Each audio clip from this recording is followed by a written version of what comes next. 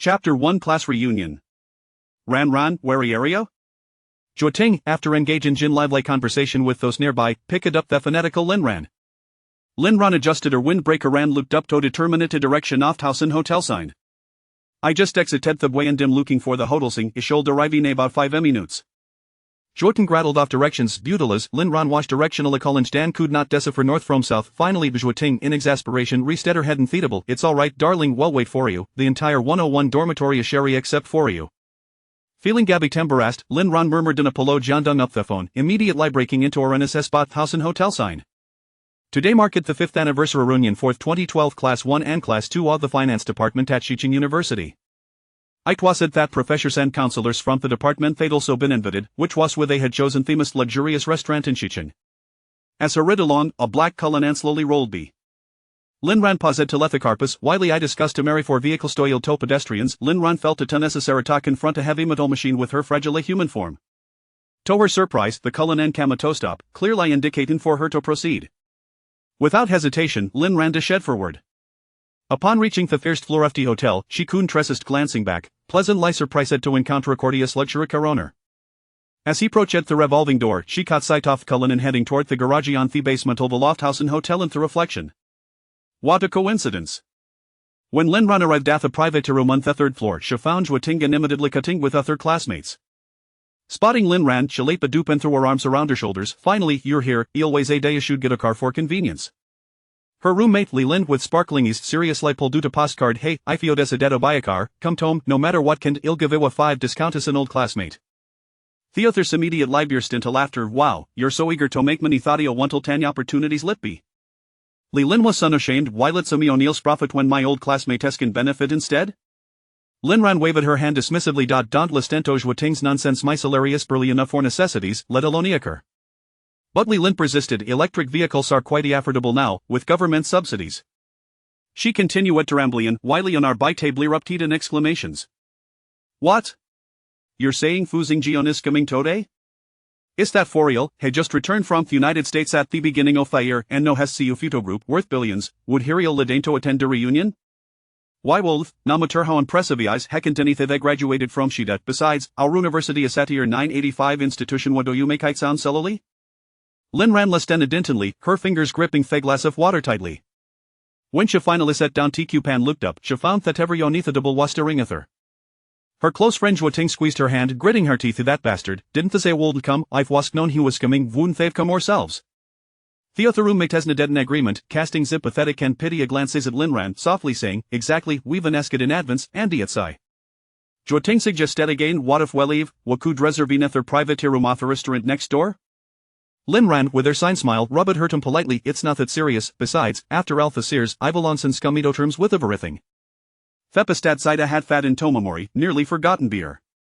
Chapter 2 A Chance Encounter. Ting, resembling a protective one, patted Lin Ran's hand. Very well, let's stay here for now. After dinner, we can find a place for afternoon tea. Lin Ran murmured merriment, managing gape and smile to reassure everyone. Just as he finished speaking, the door to the private room swung open, and Fu Xingjian entered, surrounded by professors and leaders from the academy. Hested at the center, a clear indication of his exalted status.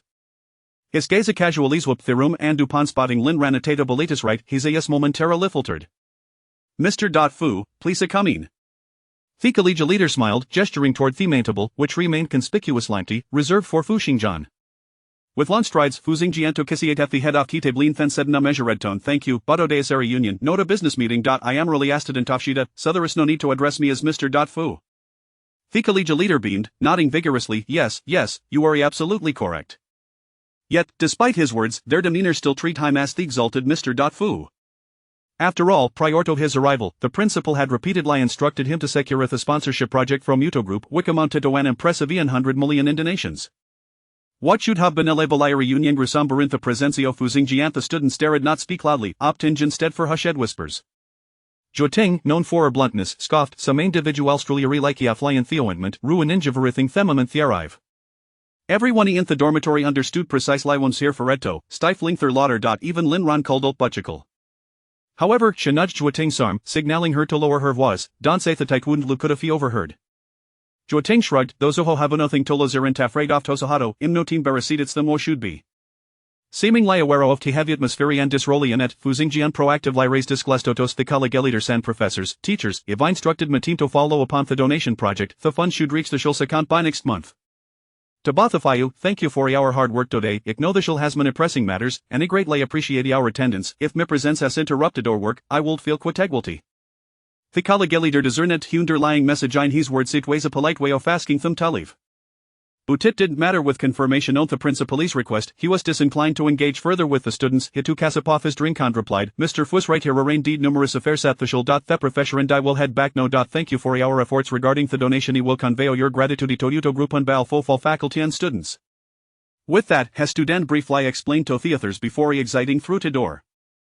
Fu Xingjian Elsaros, his voice equally at graceful. Today is a reunion. I hope everyone joins themselves. I will cover all expenses. Amalek Lasmatito on Ithilade and whistled. Mr. Fu's impressive, laughter erupted among theaters, instantly revitalizing the atmosphere. Fu Xingjian engaged in casual conversation with female students when Simeone expressed curiosity about his job. He candidly replied, yes, in CEO, butekrolize exhausting Samides Ithlake called work around Theklock. Joting scoffed, the capitalist is trying so hard to blend in with the masses. Just look at this lofty demeanor. Lin disagreed, saying, not really, Hito isn't seem Thatilov, he's right, he higher the position, the greater the responsibility. Just look at my boss, Ahmed level manager, he practically leaves in meetings, sometime as for 18 horse a day. Joatingro letteries, when Hackle Shimzel Fabi Stoff burden, it's just false modesty, wish old we, there'll be asts of burden, feel sympathy for him? Lin was momentarily silenced, lowering her head in silence. Lin Ran, exasperated, offered Joating some food. You must have eaten something spicido de your tempera squitty fierce, here, have a sama bitter melon to cool down. It's Sulforio, Joating huffed lightly. I've told ya, imperfectly fino, Lin Ran said earnestly, putting down her chopsticks. I'm working a 996 schedule every week, practically living on Setefor projects, constantly seeking favor. Sits a double burden on my mind and body. You hardly have a thinner guideri manisi about her past.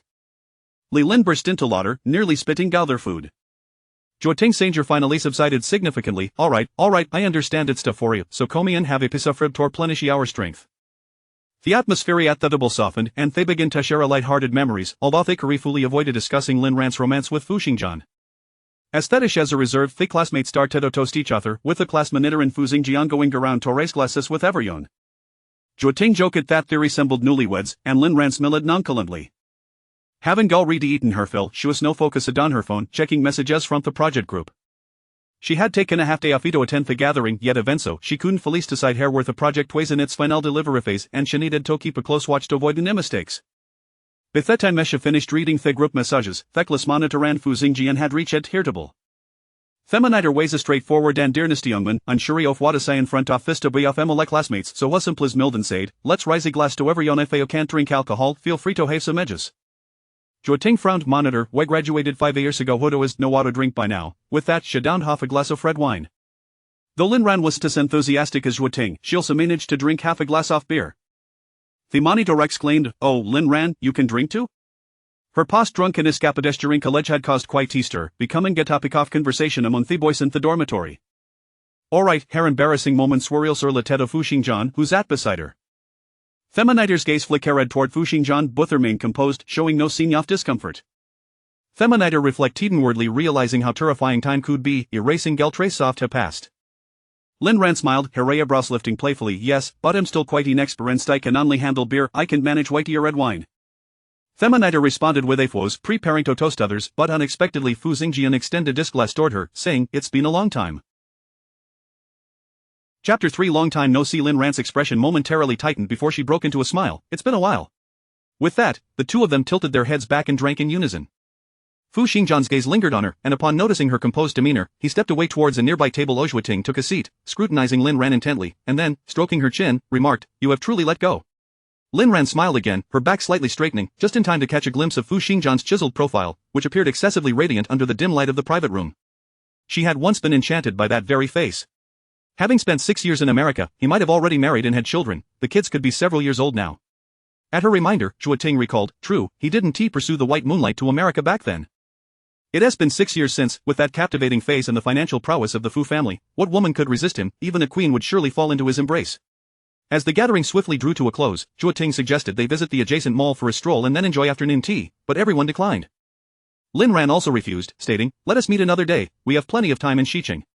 Consequently, everyone rose and began to depart. Zhuoting offered to drive Lin Ran home, but Lin Ran gestured to her phone. I need to return to the office. It's not on your way, you should go ahead, I'll take the subway. What kind of company works you to the bone? You must send me the full name of your company later. I need to avoid it, Zhuoting exclaimed. I don't want to either, it's just for the sake of money, Lin Ran sighed, lamenting the drudgery of working late nights for mere pocket change.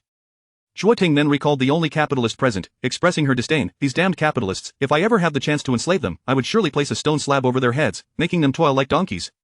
The largest slab shall be reserved for Fu Xingjian, they laughed, standing beside the elevator.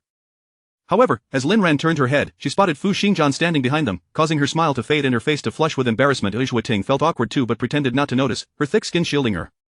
The elevator chimed and the doors slowly opened. Zhuoting, Lin Ran, and Fu Xingjian entered sequentially. The already sparse air within the elevator grew even thinner, leaving Lin Ran feeling slightly breathless.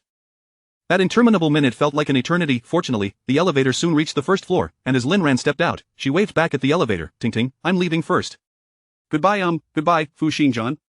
Zhuoting nodded vigorously while Fu Xingjian responded with a faint and then they both alighted on the B1 floor, each retrieving their vehicles and departing separately. Directionally challenged, Lin Ran attempted to follow the same route to the subway station but unexpectedly took a wrong turn down a narrow path. As she stared at her phone's navigation in confusion, a car horn blared behind her. It was the Cullinan she had seen earlier. Lin Ran stepped aside, only to have the vehicle halt, the window rolling down to reveal the calm, handsome face of the man seated in the back. Heading back to the office? Lin Ran, clutching her phone, was taken aback to discover that the owner of the Cullinan was none other than Fu Xingjian.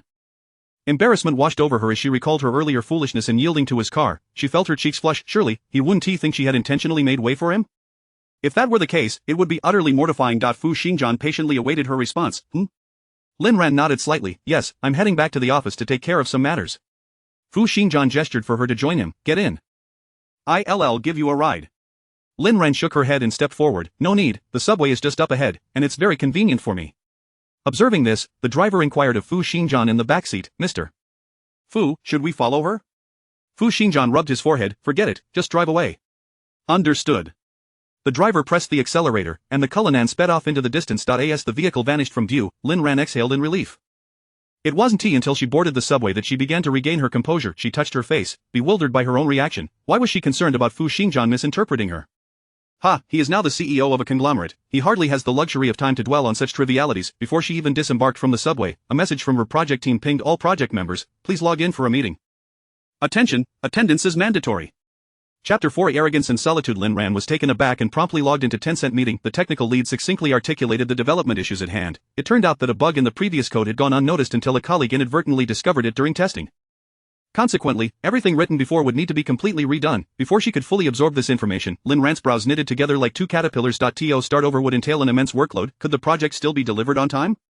The technical lead quickly provided his assessment. At least an additional 2 weeks would be required for delivery. Lin Ran's pupils dilated slightly, and her forehead pulsed with anxiety. Unable to contain herself, she activated her microphone. Engineer Zhang, I just assured the client last Friday that we would deliver within a week.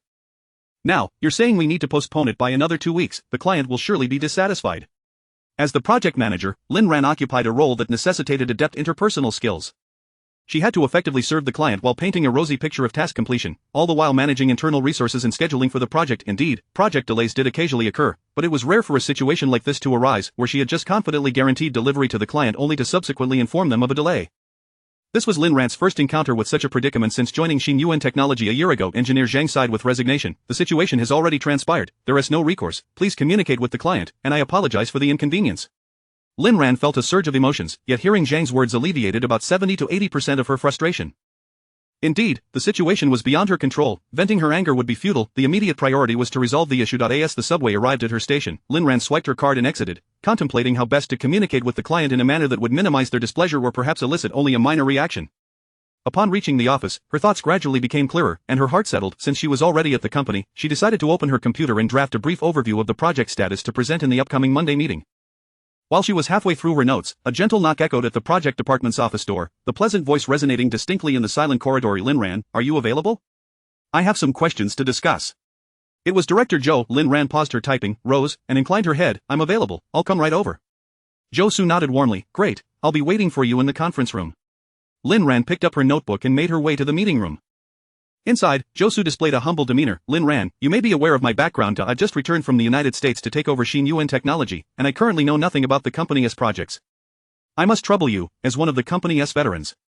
Xingjian Technology was founded by the elder Zhou over a decade ago, employing around 300 individuals, primarily engaged in financial software development, and it stood as one of the top software vendors in the country. 2 years prior, it had gone public and was currently flourishing. However, earlier this year, the elder Zhou's health had suddenly deteriorated, prompting the urgent recall of his son, Su, from America. Su resigned from his position as an engineer at a major American firm to inherit the family business, yet he was utterly unacquainted with management, leaving him with no choice but to humbly seek advice from his subordinates. Lin Ran met Su's gentle gaze and smiled softly. "You are too kind. Should you require any information, please feel free to reach out to me. I will share all that I know without reservation." Su replied, "You are far too courteous. We are of similar age, there is no need to address me as you, it makes me feel rather old." Lin Ran's cheeks flushed slightly, and she quickly replied, "All right, understood." At the same time, she inwardly mused that this young director, having returned from abroad, exuded a refreshing demeanor devoid of the decay often found in domestic managers. He embraced a flatter organizational structure and appeared quite approachable. Suddenly, she inexplicably recalled another individual who had also returned from America. How could there be such a stark contrast? 6 years had passed, yet that person still radiated an air of arrogance and solitude. Chapter 5 Good morning, Mr. Fu. On Monday morning, Lin Ran first took a taxi to the client's site, where she performed a 90-degree bow of apology, accompanied by various offers to treat them to coffee. After enduring nearly half an hour of relentless criticism, she took another taxi back to Xingjian Technology for a meeting. During the meeting, she and her colleague Su, along with other team members, updated the status of all ongoing projects. Su nodded in satisfaction after listening. "It seems that the progress on your projects is quite commendable. The remaining tasks are merely concluding ones, they can be delegated to an assistant." Lin Ran, feeling skeptical, was about to inquire what her role would be when Su, beaming with enthusiasm, announced some good news to everyone. "I've secured a new project that is currently still in the bidding process. If we succeed in obtaining it, each of you will receive double your year-end bonus by the end of the year." The room buzzed with excitement. "What project is it?" Lin Ran was equally eager. If she could indeed receive double the year-end bonus, it would ensure her grandmother's healthcare expenses for the following year, alleviating her financial worries. Su replied, "It's a project from the Yuto Group's fund company, related to quantitative analysis, with a total budget of 20 million. Gasps of astonishment filled the room. 20 million, that's the largest order we've ever received. Indeed, Yuto Group is a top-tier financial company in the country, and when they commit, they do so in grand style. Wow, if we can collaborate with Yuto, it would be like a mouse entering a rice jar, feasting it. Will it just imagine how many financial subsidiaries Yuto has, if each of them were to utilize our software, it's simply unfathomable." However, when Su turned to Lin Ran, he noticed her expression was calm, starkly contrasting the excitement of the others. He leaned closer and asked quietly, "What's wrong? Is there an issue?" With her hands folded on the table, her right thumb pressing firmly against the base of her left hand, Lin Ran pursed her lips and looked up at Su. "Mr. Zhou, it's nothing. I think it's great. It's just that I would prefer to focus on the current projects. Please assign the Yuto project to someone else." After speaking, she lowered her gaze, fixating on her closed notebook, appearing somewhat lost in thought. Su was perplexed. "Are you concerned that this project will be difficult?" he added. "Don't worry, the CEO of Yuto is a classmate of mine from graduate school. If we secure the bid, I'll give him a heads up. You won't be placed in a difficult position. Mr. Zhou." It's not that Su had already risen, tucking his notebook under his arm as he approached the meeting room door. "There is no room for discussion. You're coming with me this afternoon. We're heading to Yuto." Lin Ran's lips turned pale. "During the business phase, I don't need to attend, do I?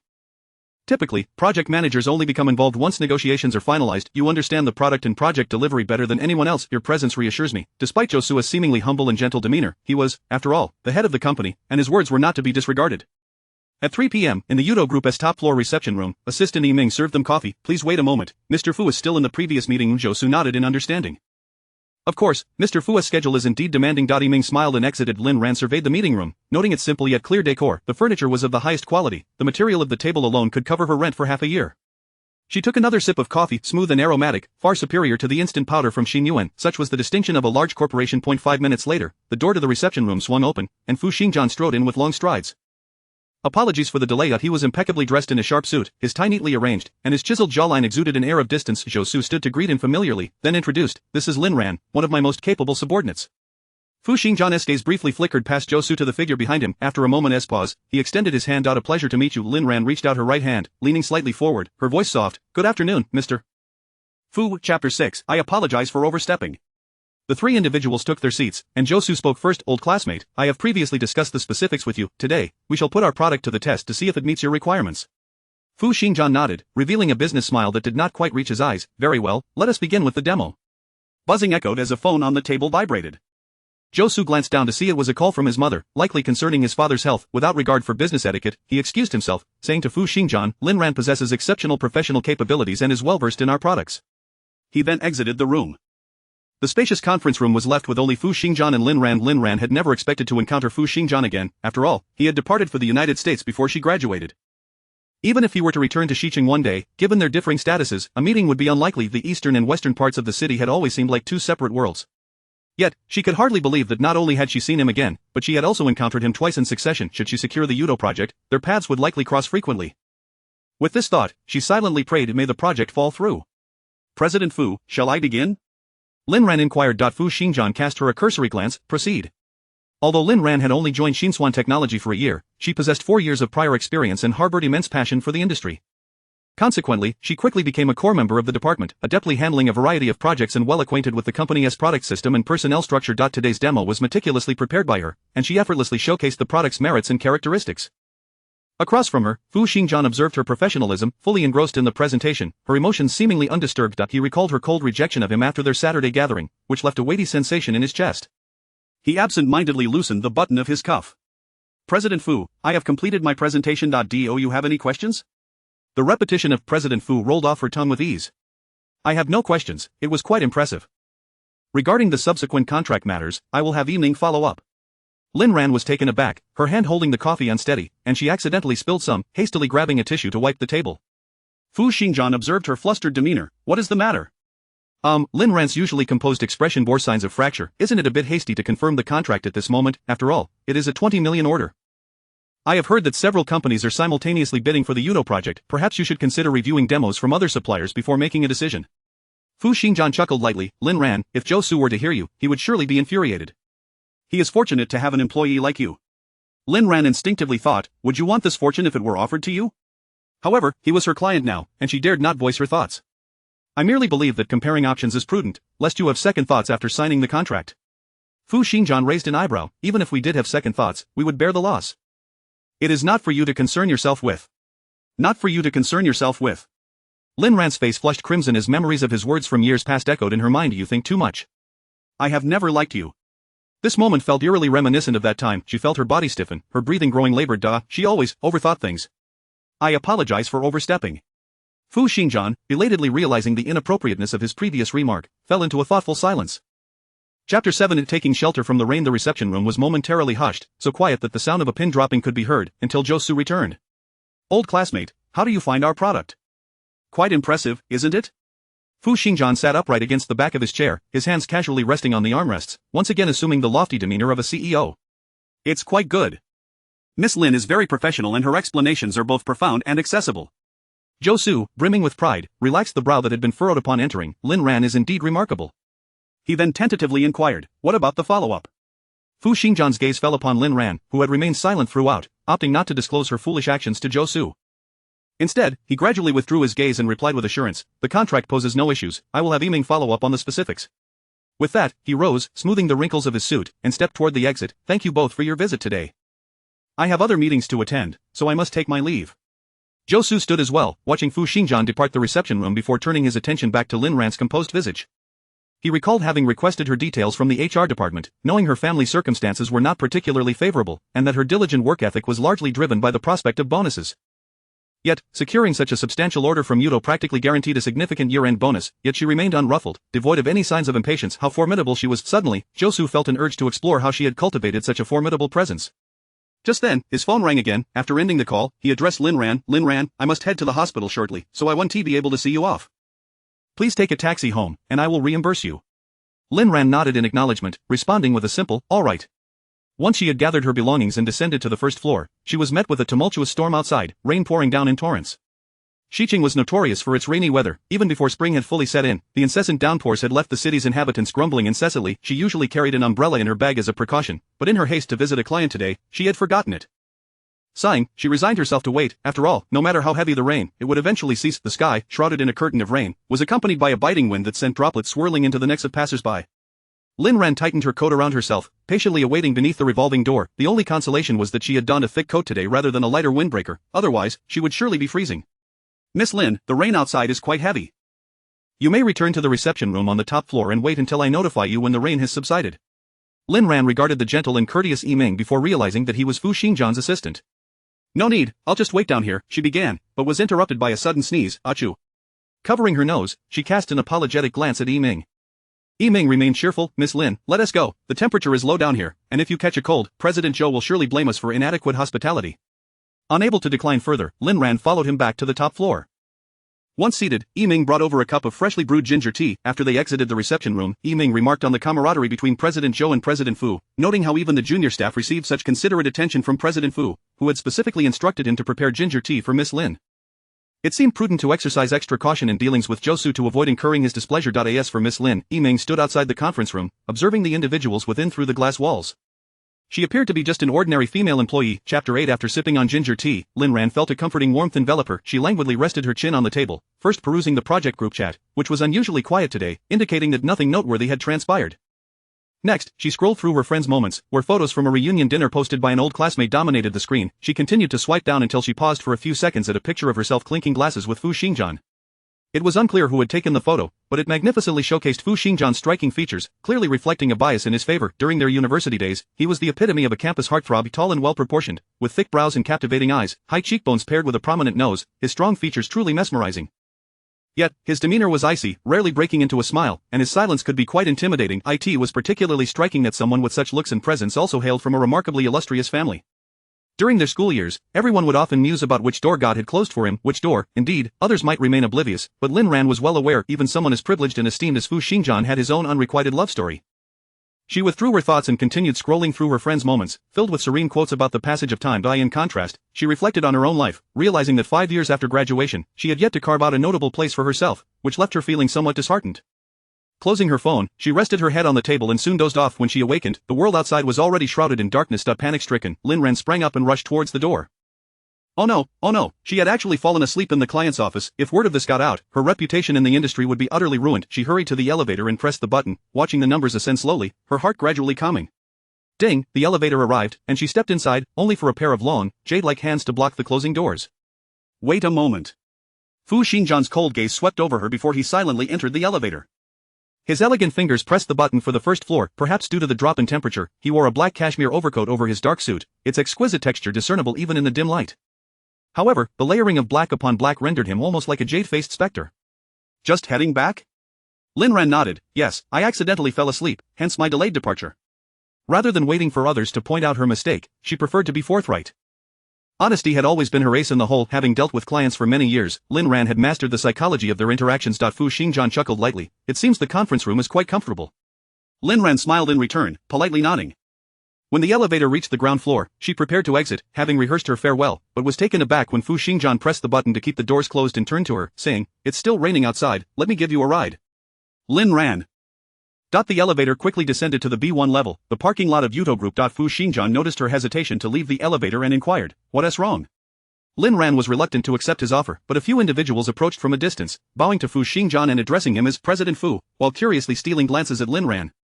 She had no choice but to step aside, almost fleeing to follow Fu Xingjian. Indeed, it was raining outside, but the downpour was light, and the fierce winds had subsided. Lin Ran pointed ahead, "Just drop me off at the subway entrance." Fu Xingjian remained silent, and she watched helplessly as the car passed the subway station. "Provide me with your home address." Lin Ran bit her lip, remaining silent. Fu Xingjian glanced at her sideways, "Not going to say, then I'll take you to my place, it's quite spacious." Lin Ran widened her eyes in disbelief, struggling for a few seconds before finally revealing the name of her neighborhood, Chengdong, Jinqiu Garden. Chapter 9.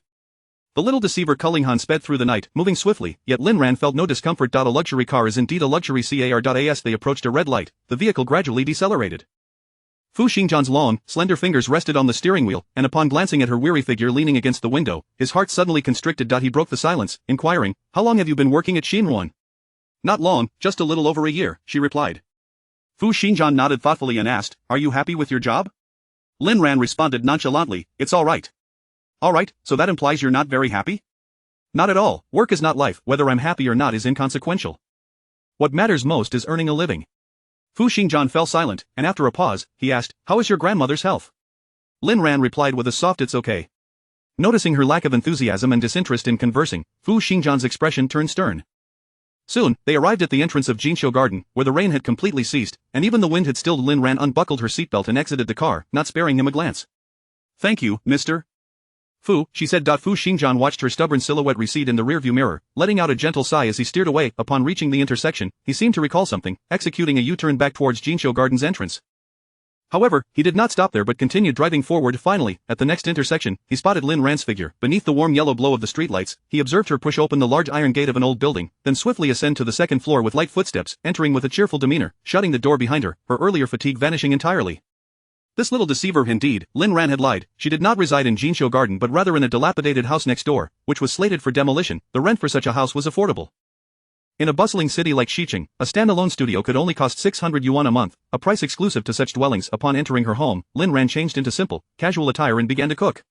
She resolved her breakfast at a convenience store and had lunch at work, leaving only dinner to her own devices. It was during dinner that she felt a fleeting sense of being human, a trace of vitality. After eating, she washed up and comfortably nestled in bed, scrolling through her phone. A friend request notification popped up on WeChat. She opened it to find it was from Fu Xingjian. Lin Ran frowned, disregarding it and returning to her book. Before sleep, she glanced at her phone again, only to find another request from Fu Xingjian, this time accompanied by a note. "Josu sent me your contact." Lin Ran ground her teeth, tossing her phone aside. She was unwilling to be coerced by her superior. The next day, Lin Ran clocked in precisely on time. No sooner had she arrived at the office than a colleague summoned her for a meeting. The Yudo project had been officially confirmed, with Josu personally overseeing this major endeavor. Consequently, he had finalized the project members the previous day and called all relevant personnel to the conference room for a meeting that morning. By the time the meeting concluded, it was nearly noon. As Josu exited the conference room, he gestured toward Lin Ran, saying, "I shared your WeChat with Mr. Fu. Remember to add him and maintain a good relationship." Lin Ran's expression stiffened as she took out her phone, noting the persistent red notification from the previous night. After a moment of hesitation, she opened the interface to add him as a friend. "I apologize, Mr. Fu, I went to bed early last night and only just saw your WeChat notification." Following this, she sent a few obsequious stickers to foster goodwill with the client. Once she completed the task, she tucked her phone into her pocket and headed downstairs for lunch. If she delayed any longer, she risked missing out on her beloved braised pork ribs. Chapter 10. Admiring the strong. During lunch, the product manager Liang Meiqi eagerly approached Lin Ran, carrying a plate and sitting down opposite her with a beaming smile. She inquired, "Sister Lin Ran, I heard you went to Yudo Group with President Zhou yesterday?" Liang Meiqi, 2 years younger than Lin Ran, graduated from a prestigious financial school in the UK and had joined Xinfang Technology immediately after graduation.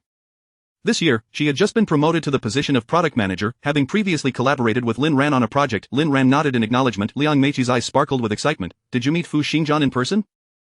They say he is incredibly handsome, true or false?" Lin Ran's lips twitched slightly. "He is indeed quite handsome, but it's not as exaggerated as they say. He is not that stunning, he is not a tofu." Liang Meiqi became even more animated. "It's rare to hear you praise a man's looks. It seems Fu Xingjian truly lives up to his reputation." Lin Ran remained silent. She poked at her rice, calmly asking, "Aren't you secretly in love with Josu? Why are you suddenly interested in another man?" "You." Liang Meiqi gasped in shock, glancing around before lowering her voice. "Did you notice?" Lin Ran smiled faintly. Everyone in the project team had noticed. She lowered her head, speaking in a subdued tone. "I did have a fondness for Josu. He comes from a good family, is decent looking, and like me, he is an overseas student." However, Lin Ran picked up a piece of vegetable with her chopsticks. "But what? What could be his fatal flaw?" Liang Meiqi put down her chopsticks and earnestly replied, "But women admire the strong. Now that a man like Fu Xingjian has appeared, if I don't pursue him, I would be letting myself down." She counted on her fingers. Fu Xingjian is top-notch in looks, temperament, family background, and wealth, 4 first-class attributes compared to an average man. Who would you choose? You would definitely choose Fu Xingjian. Lin Ran also set down her chopsticks. "No, that is merely an excuse for your lack of feelings for Josu."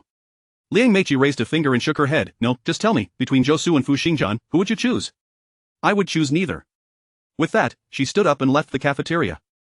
Perplexed, Liang Meiqi thought it strange. It seemed she had never seen Lin Ran have feelings for anyone. Could it be that she prefers women? Shivering at the thought, she took a few more bites before departing. On the day of the project kickoff meeting, the weather in Xiqing was dreary and rainy. Lin Ran and Liang Meiqi arrived at Yudo Group in Josu's car, followed closely by their technical colleagues. Liang Meiqi rubbed her hands together in excitement, filled with anticipation. "Sister Lin Ran, we're about to meet Fu Xingjian. I'm so nervous. Pinch my arm. This can't be a dream, right?" Lin Ran pinched her arm hard, causing Liang Meiqi to exclaim, "Ouch, ouch, ouch." Just before entering the elevator, Lin Ran couldn't help but extinguish her fantasies. Fu Xingjian won't be attending the project kickoff today. Liang Meiqi was stunned. "What?" But soon her eyes filled with tears as she comforted herself. "Even just a distant glance would satisfy me." Lin Ran was utterly speechless. What kind of enchantment did Fu Xingjian possess to captivate this young girl so thoroughly? A pang of nostalgia struck her heart, and she sighed silently. During her university days, hadn't she been just as infatuated, delivering breakfast and reserving seats for him? It was no mere crush. It was a blatant affection. Thinking back, she wished she could find a hole to bury herself in. The project kickoff meeting took place on the 25th floor, attended by managers from the subsidiary fund company, project managers, and the technology department manager. During a break in the meeting, Lin Ran carefully surveyed the conference room, noting that its decor was surprisingly different from that of the top floor. Compared to the latter, this room was decidedly warmer, albeit with materials of lesser quality. After visiting the restroom, she returned to find Fu Xingjian seated at the head of the conference table. Chapter 11 Dining. Lin Ran approached her seat only to discover that her belongings had been moved. A WeChat message soon arrived. Sister Lin Ran, I apologize, I placed your things on my seat since yours is closer to President Fu, hee.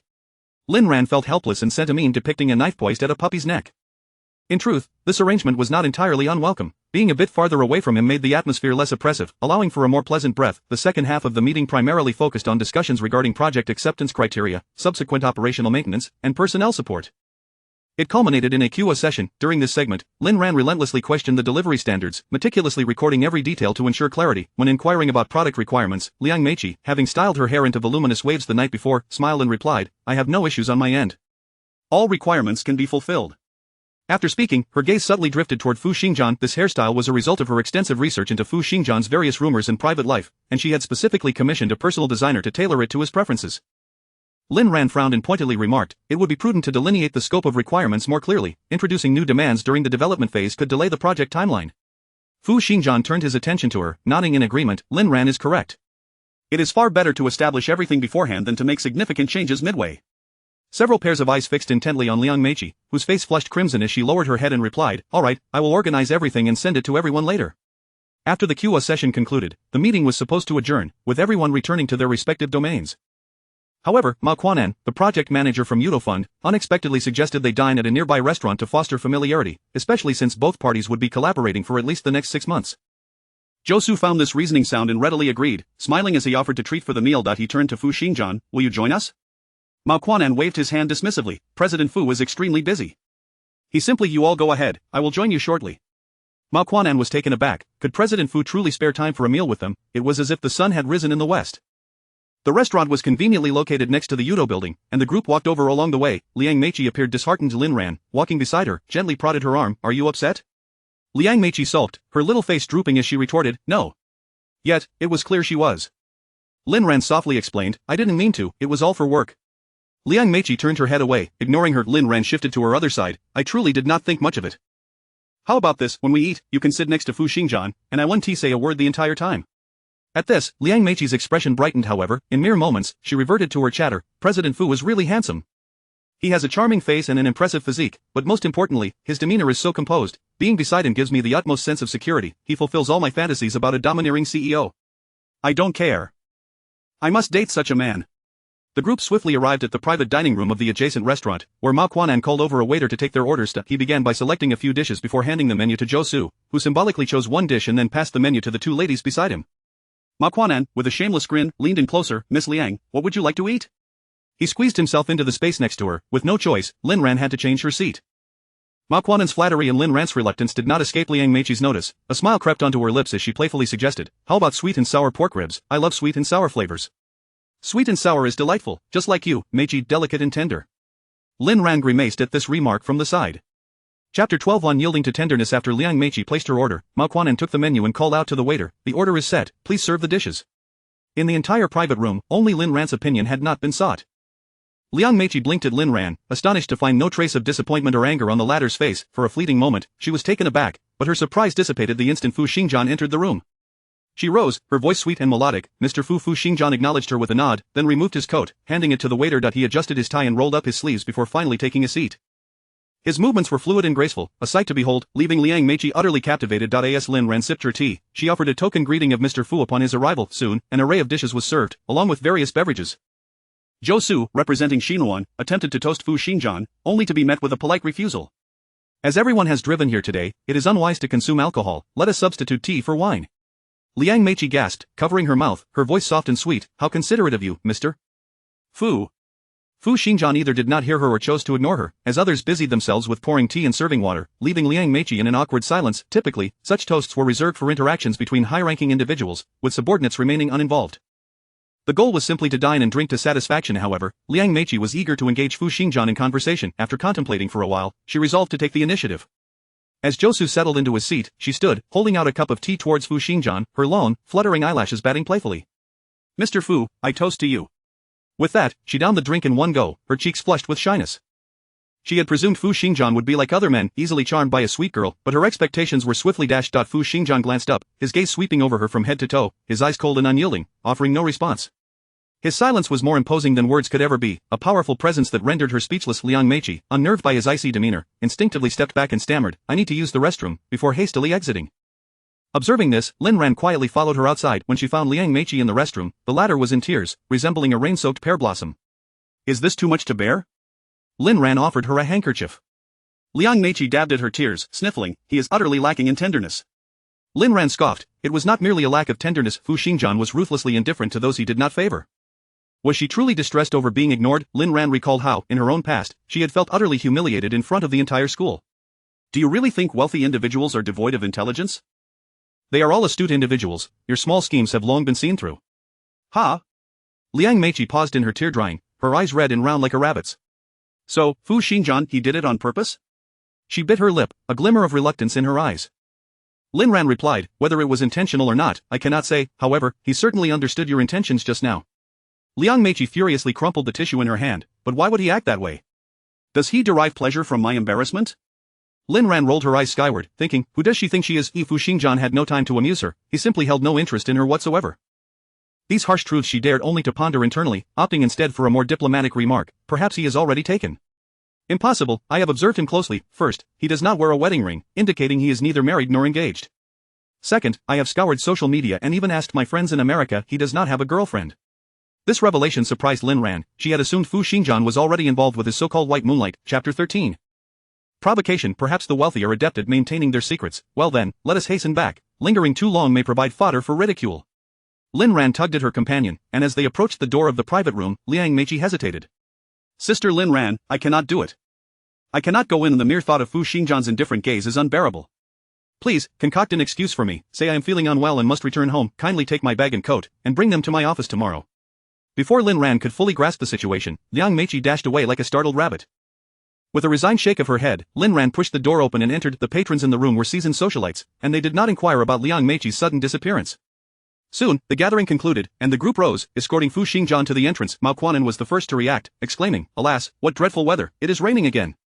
Instinctively, Lin Ran rummaged through her bag and, as expected, realized she had forgotten her umbrella yet again. Sometimes, she truly wondered if she might one day forget herself at home. Zhou Su turned to her, "It is raining. Taking the subway would be inconvenient for you. Allow me to drive you home." Fu Xingjian's deep, dark eyes also turned towards her. "Mr.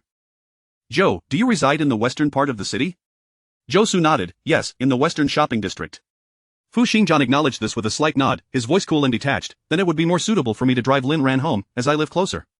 The surrounding individuals were momentarily taken aback, their gazes shifting between Fu Xingjian and Lin Ran. Just as Lin Ran was about to decline, he continued, "It is only fitting to see off an old classmate." Mao Quanan's mouth fell open in astonishment. Old classmates? Who was an old classmate of whom?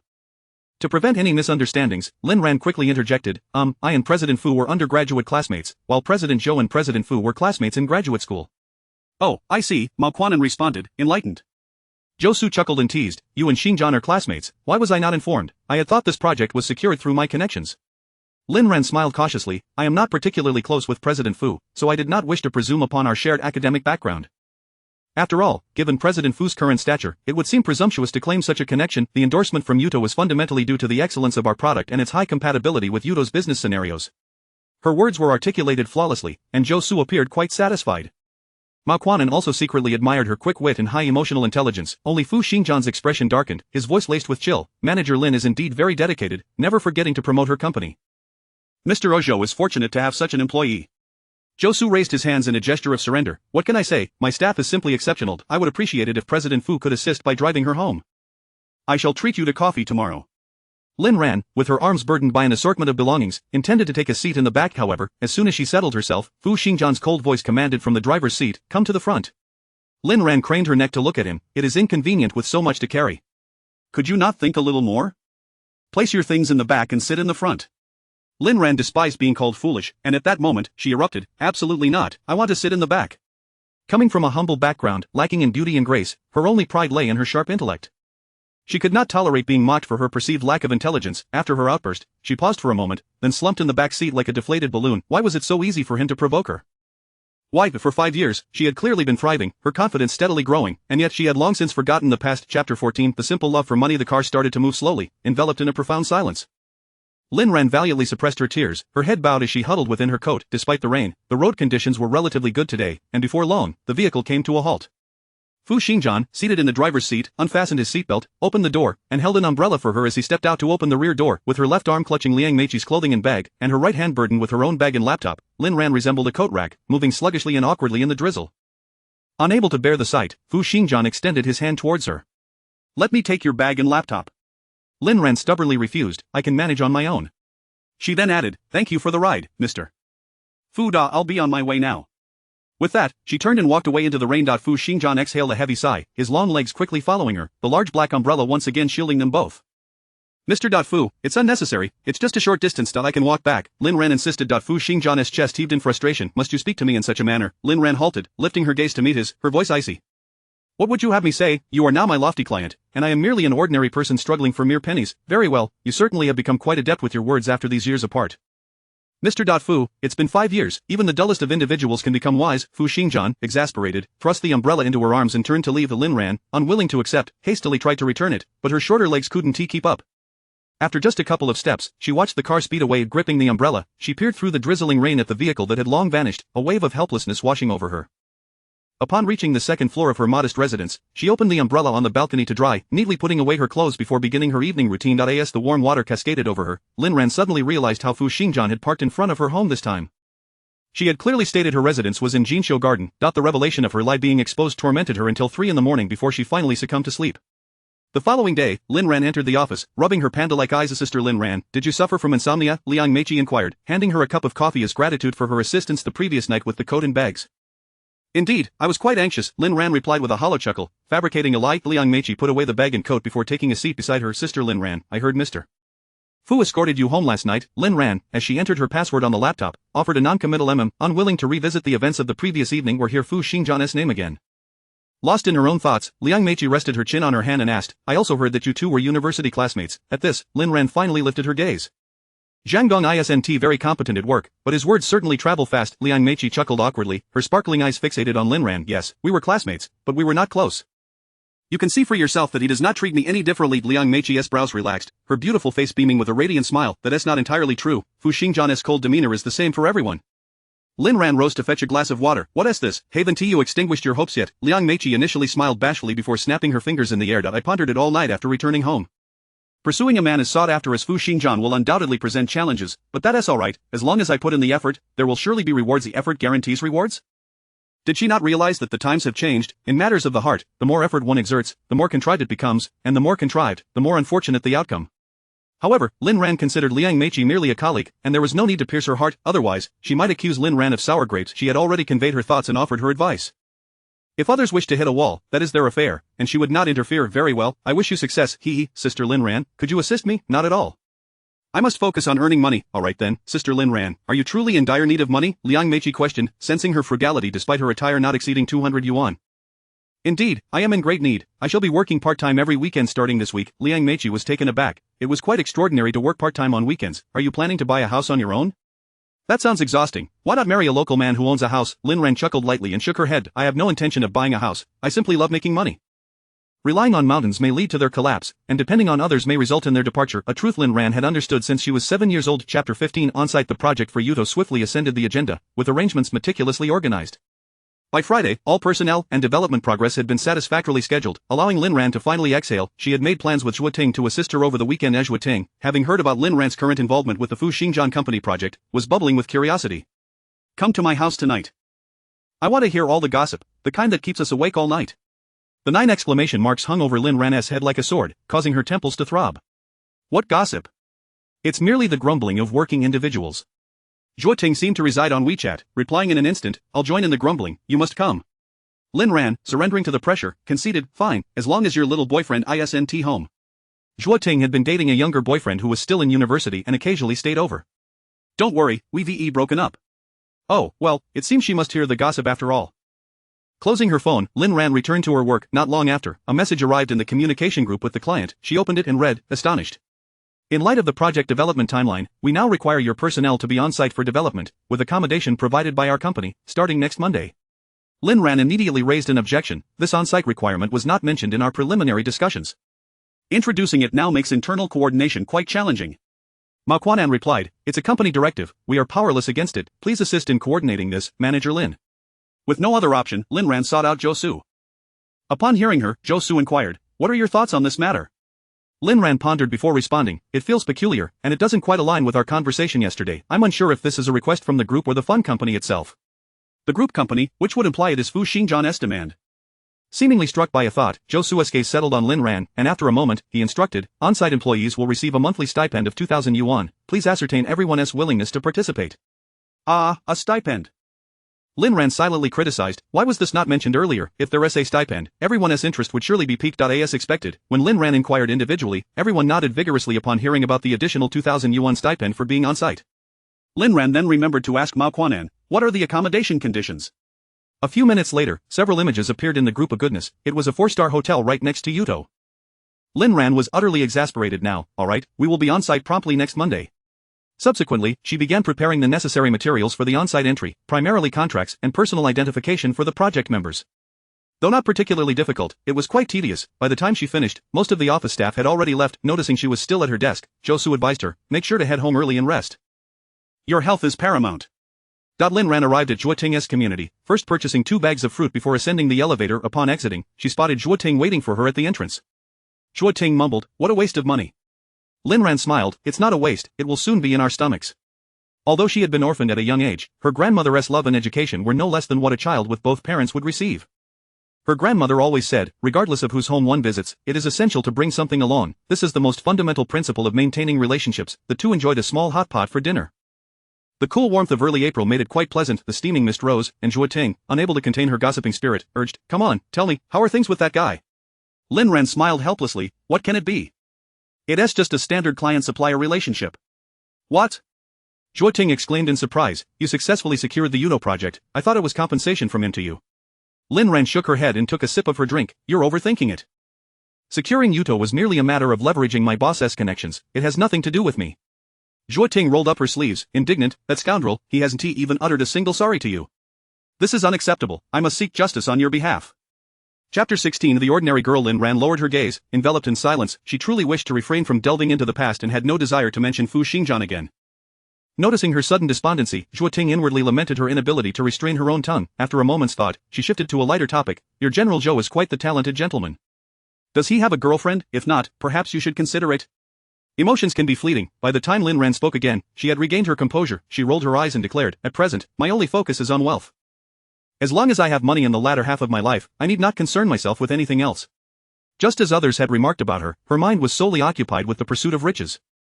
She deftly placed a piece of beef into Zhuoting's bowl, asking, what about you, how did things end with your young boyfriend? The mere mention of this brought a wave of sadness over Zhuoting. Alas, it was unavoidable. My young boyfriend was simply too energetic, and at my age, I couldn't keep up with him. Lin Ran thought to herself that she should have refrained from asking. By the way, how is the dessert shop? Is the operation going well? Last month, Zhuoting had invested her 5 years' worth of savings into a dessert shop in the city center. When Lin Ran initially heard about it, she was taken aback.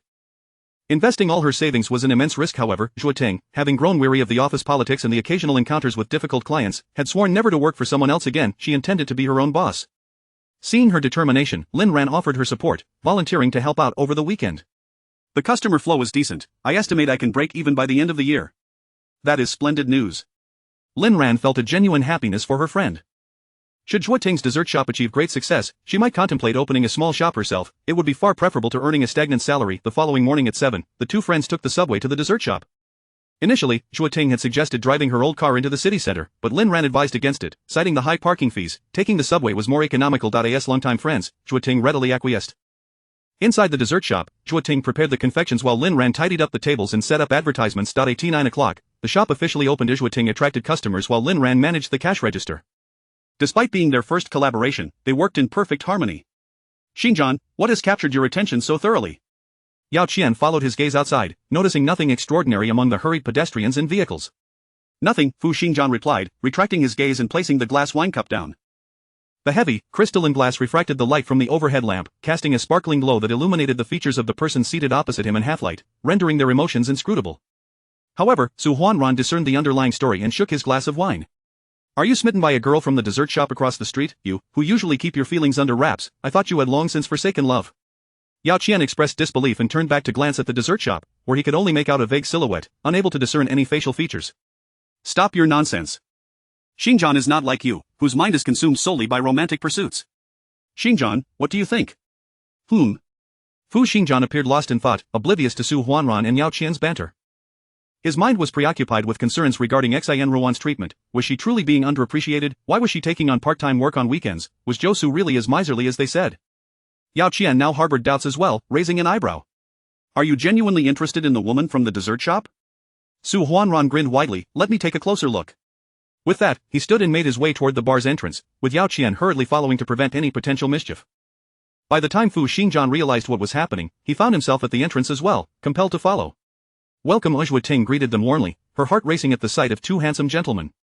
However, her expression shifted from delight to dismay upon recognizing Fu Xingjian standing at the door. Su Huanran, ever nonchalant, glanced between Zhuo Ting and Lin Ran before scoffing. What a disappointment.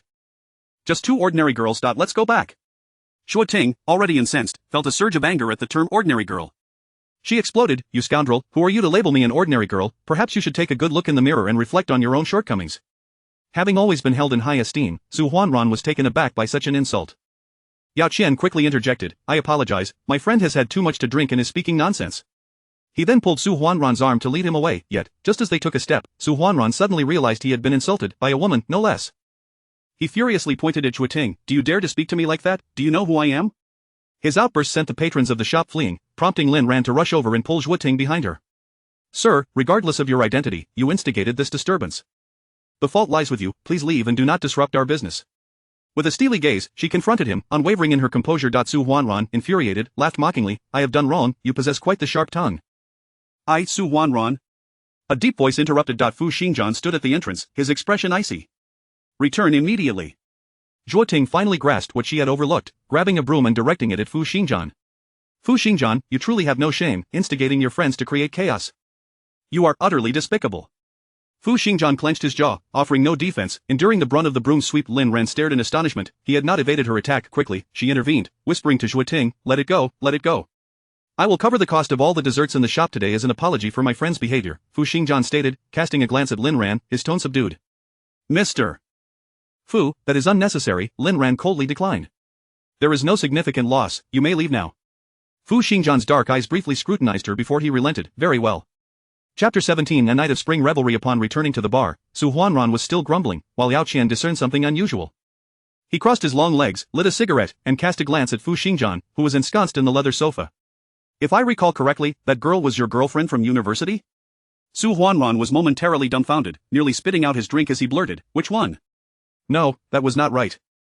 None of them could be considered worthy of such a title.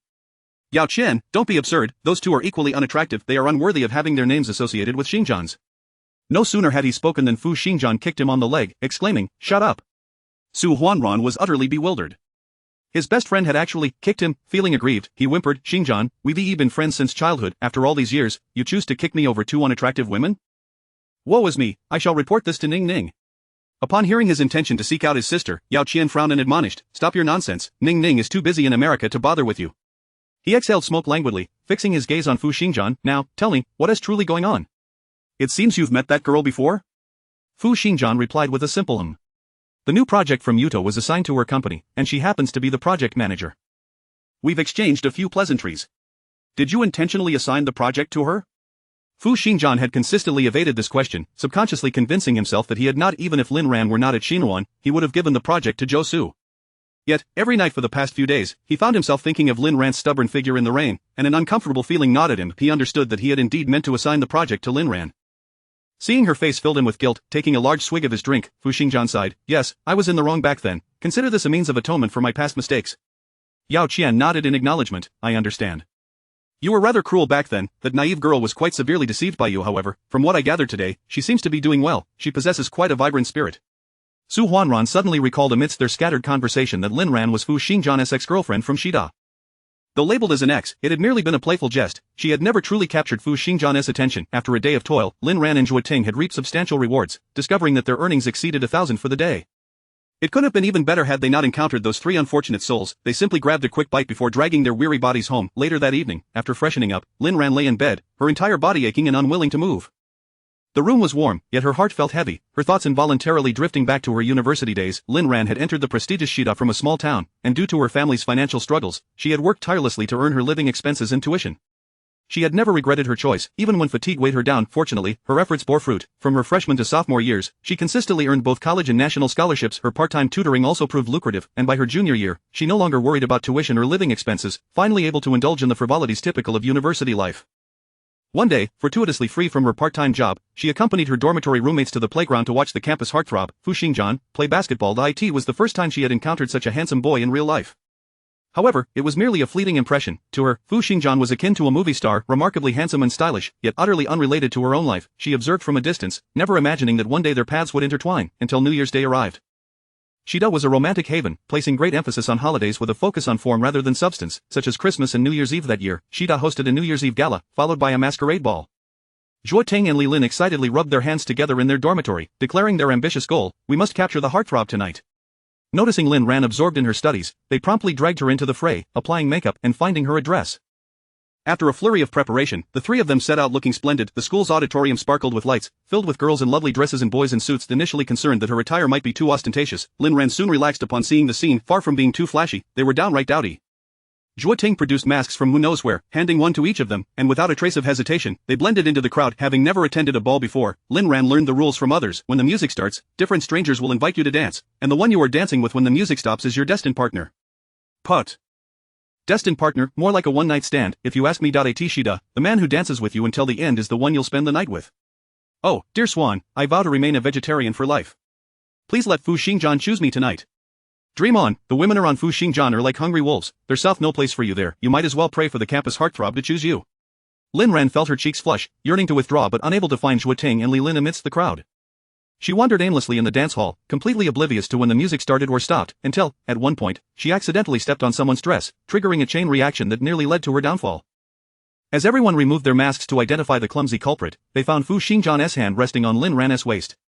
Ah, who is the girl in Fu Xingjian's embrace? Yes, quite something.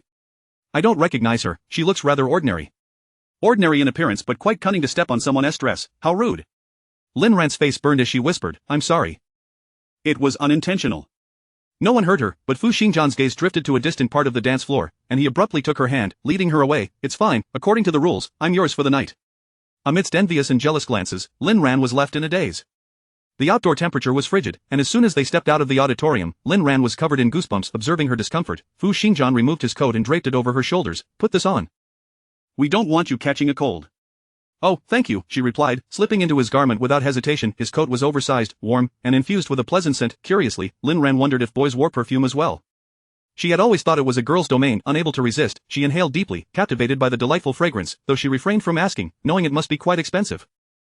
Not only the scent but the coat itself was undoubtedly pricey, and then there was the young man before her. Even under the dim streetlight, his striking facial structure was discernible.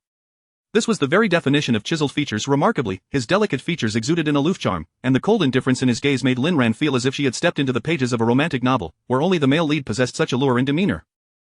Unbeknownst to her, Fu Xingjian had been awaiting news of someone. Finally, 5 minutes after exiting the auditorium, he received the message he had been longing for. Are you truly going to spend the night with that girl? TSK, that seems quite a hefty loss. Chapter 18 of the Code. Fu Xingjian clutched his phone, typing as he walked, then come and take it from me. A swift reply came from the other side, you're not without legs, stop fooling around and hurry back. His expression darkened instantaneously. He ended the call, troubled by the thought of whether the other party would seek him out. Unaware of the turmoil, Lin Ran noticed his sudden change in mood and couldn't help but inquire, what's wrong? Observing his thin shirt, she realized the inappropriateness of her surroundings. Her face reddened with embarrassment. Fu, you should take your coat back. The weather is quite chilly. Fu Xingjian halted, raising an eyebrow at her. You know me? Recalling her accidental misstep in the dance hall, he understood that the girl before him was not as innocent as she pretended to be. His cold demeanor mingled with disdain as he quickened his pace, leaving Lin Ran puzzled about his destination, prompting her to hasten her steps to keep up with him. In the frigid night, her breath formed a white mist. Of course, I know you. The campus heartthrob. She felt a twinge of awkwardness, as if she were teasing him. Fu Xingjian offered no response. In his mind, Lin Ran had been marked with shame, equated with the scheming girls he despised. After what felt like an eternity, they finally reached the school gate, with an upscale hotel across the street where Lin Ran had seen many classmates enter and exit. Noticing Fu Xingjian's silent fixation on the hotel, her heart raced, suddenly realizing the implications of the rule she had overheard at the dance. Could it be that he was serious? No, they had only just met. How could he jump to such conclusions? Fu, this isn't appropriate. Let's just head back. She tugged at his sleeve, but he furrowed his brow and subtly evaded her grasp. He retrieved his phone from his bag, only to be disheartened by the lack of new messages. With a nonchalant air, he began scrolling through his social media feed, and upon seeing the latest post from Yao Ning, his lips tightened and a weight settled in his chest. New Year, grateful for your companionship. Image. The accompanying photo depicted Yao Ning cozily leaning against a boy, whose identity he recognized as the athletic heartthrob from the sports academy, someone he had encountered on the basketball court. A wave of helplessness washed over him as he repeatedly opened and closed his phone. Meanwhile, Lin Ran, oblivious to his distress, stamped her feet to keep warm, sensing only that he was unhappy. Suddenly, he pulled her over for a photo. Lin Ran complied, snuggling into his embrace, which was warm and comforting. She felt as though she could stay there for an eternity without a hint of monotony. In retrospect, that night was merely a fleeting embellishment. He snapped the photo in just 3 seconds before declaring, "Alright, you can go back now." Lin Ran was momentarily taken aback. Was she to return alone? "Oh, then I'll return your coat." Fu Xingjian held her hand down. "Keep it for now. Just return it to me another day." The prospect of seeing him again filled her with joy, and she no longer felt cold, replying, "Okay." But after taking a couple of steps, Fu Xingjian called her back, and she gazed at him with sparkling eyes, akin to a doe. The brightness of her gaze evoked a cliché description in his mind. He rarely encountered such luminous eyes, and in that moment, his perception of Lin Ran shifted. Though her appearance was unremarkable and her figure lacked allure, her delicate skin and clear, bright eyes were undeniable charms, rendering her a modest beauty. "What's your phone number? I'll add you on WeChat." Lin Ran, grinning like a fool, fumbled for her phone to display her QR code. It was only when she noticed his bewildered expression that she realized he had merely asked for her number, not for her QR code. Embarrassed, she smiled shyly as he seemed unfazed, adding her on WeChat before turning to enter the hotel across the street. Upon returning to her dormitory, Lin Ran rushed to the bathroom. After a hot shower, she finally felt rejuvenated. Ting and Li Lin surrounded her with expressions that screamed, "Confess, or face dire consequences." Nothing happened. Lin Ran raised her hands in surrender, gulping down ginger tea to steady her shivering voice. Ting, skeptical, retrieved the gentleman's coat she had carefully placed on her bed, exclaiming, "What is this? This is Fu's coat." "I assure you, nothing happened." After we left the auditorium, he took off his coat to drape over my shoulders because he was concerned I might be cold, and we simply walked to the school gate. The school gate? Everyone knew what that implied. Lin Ran quickly shut down their unhealthy imaginings. "We merely stood at the gate for a bit, added each other on WeChat, and I returned." "What? Nothing happened?" "Of course not, we're both still students. What could happen?" Lin Ran asserted with conviction, while Ting and Li Lin exchanged disappointed glances. That night, after turning off her light, Lin Ran lay in bed, endlessly scrolling through Fu Xingjian's social media, nearly wearing it out, yet finding no updates. Finally, she took the initiative to ask, "Should I bring your coat to class tomorrow?" The response came, "Forget it, just throw it away." Lin Ran was taken aback. How could he so casually discard such an expensive item? "That's not right. I'll bring it to you tomorrow." This time, he did not reply. Fu Xingjian booked a couple's room and lay on the double bed, posting a picture on social media, image, visible only to a select few, intentionally revealing the location. He was gambling, hoping the other person would come looking for him, or at the very least, reach out on WeChat. After posting, he tossed his phone onto the bed and leisurely grabbed it again after taking a hot shower. The notifications exploded. His group chat was inundated with messages, filled with question marks from Yao Qian and Su Huanran. Su Huanran asked, "Dude, what is going on? I heard you were attacked by a plain girl at the dance." Yao Qian chimed in, "You didn't actually go to a hotel with that girl, did you?" "No way, no way. I am rushing over to witness this, remember? Get lost." Yao Qian retorted, then turned to Fu Xingjian, "Xingjian, listen to me, don't be foolish, take the girl home. You don't like her, so there's no point in doing anything." Fu Xingjian remained silent, preoccupied with the absence of one particular voice in the group. As time ticked away, deep into the night, as the new year dawned, he finally replied, "Okay." No one knew how Fu Xingjian spent that night. The following day, when Yao Qian and Su Huanran saw his prominent dark circles, they joked, "Didn't you let the girl go home last night?" Fu Xingjian offered no response, feigning nonchalance. "How did you two spend your night?" He paid no heed to their chatter, as it had merely been a casual inquiry. Ultimately, a pang of bitterness surged within him as he subtly inquired, "What about Ning Ning?" Yao Qian shook his head with a sigh. "That crazy girl has vanished. I haven't seen her return home all night." Fu Xingjian felt as if he had plunged into an ice cavern, chilled to the core. Chapter 19 Acquaintance with the sister-in-law. The following day, during the finance lecture, wherever Lin Ran went, she was met with hushed whispers and scrutinizing glances. As soon as she took her seat, she overheard a girl behind her engaging in soft conversation. She's rather unremarkable in appearance.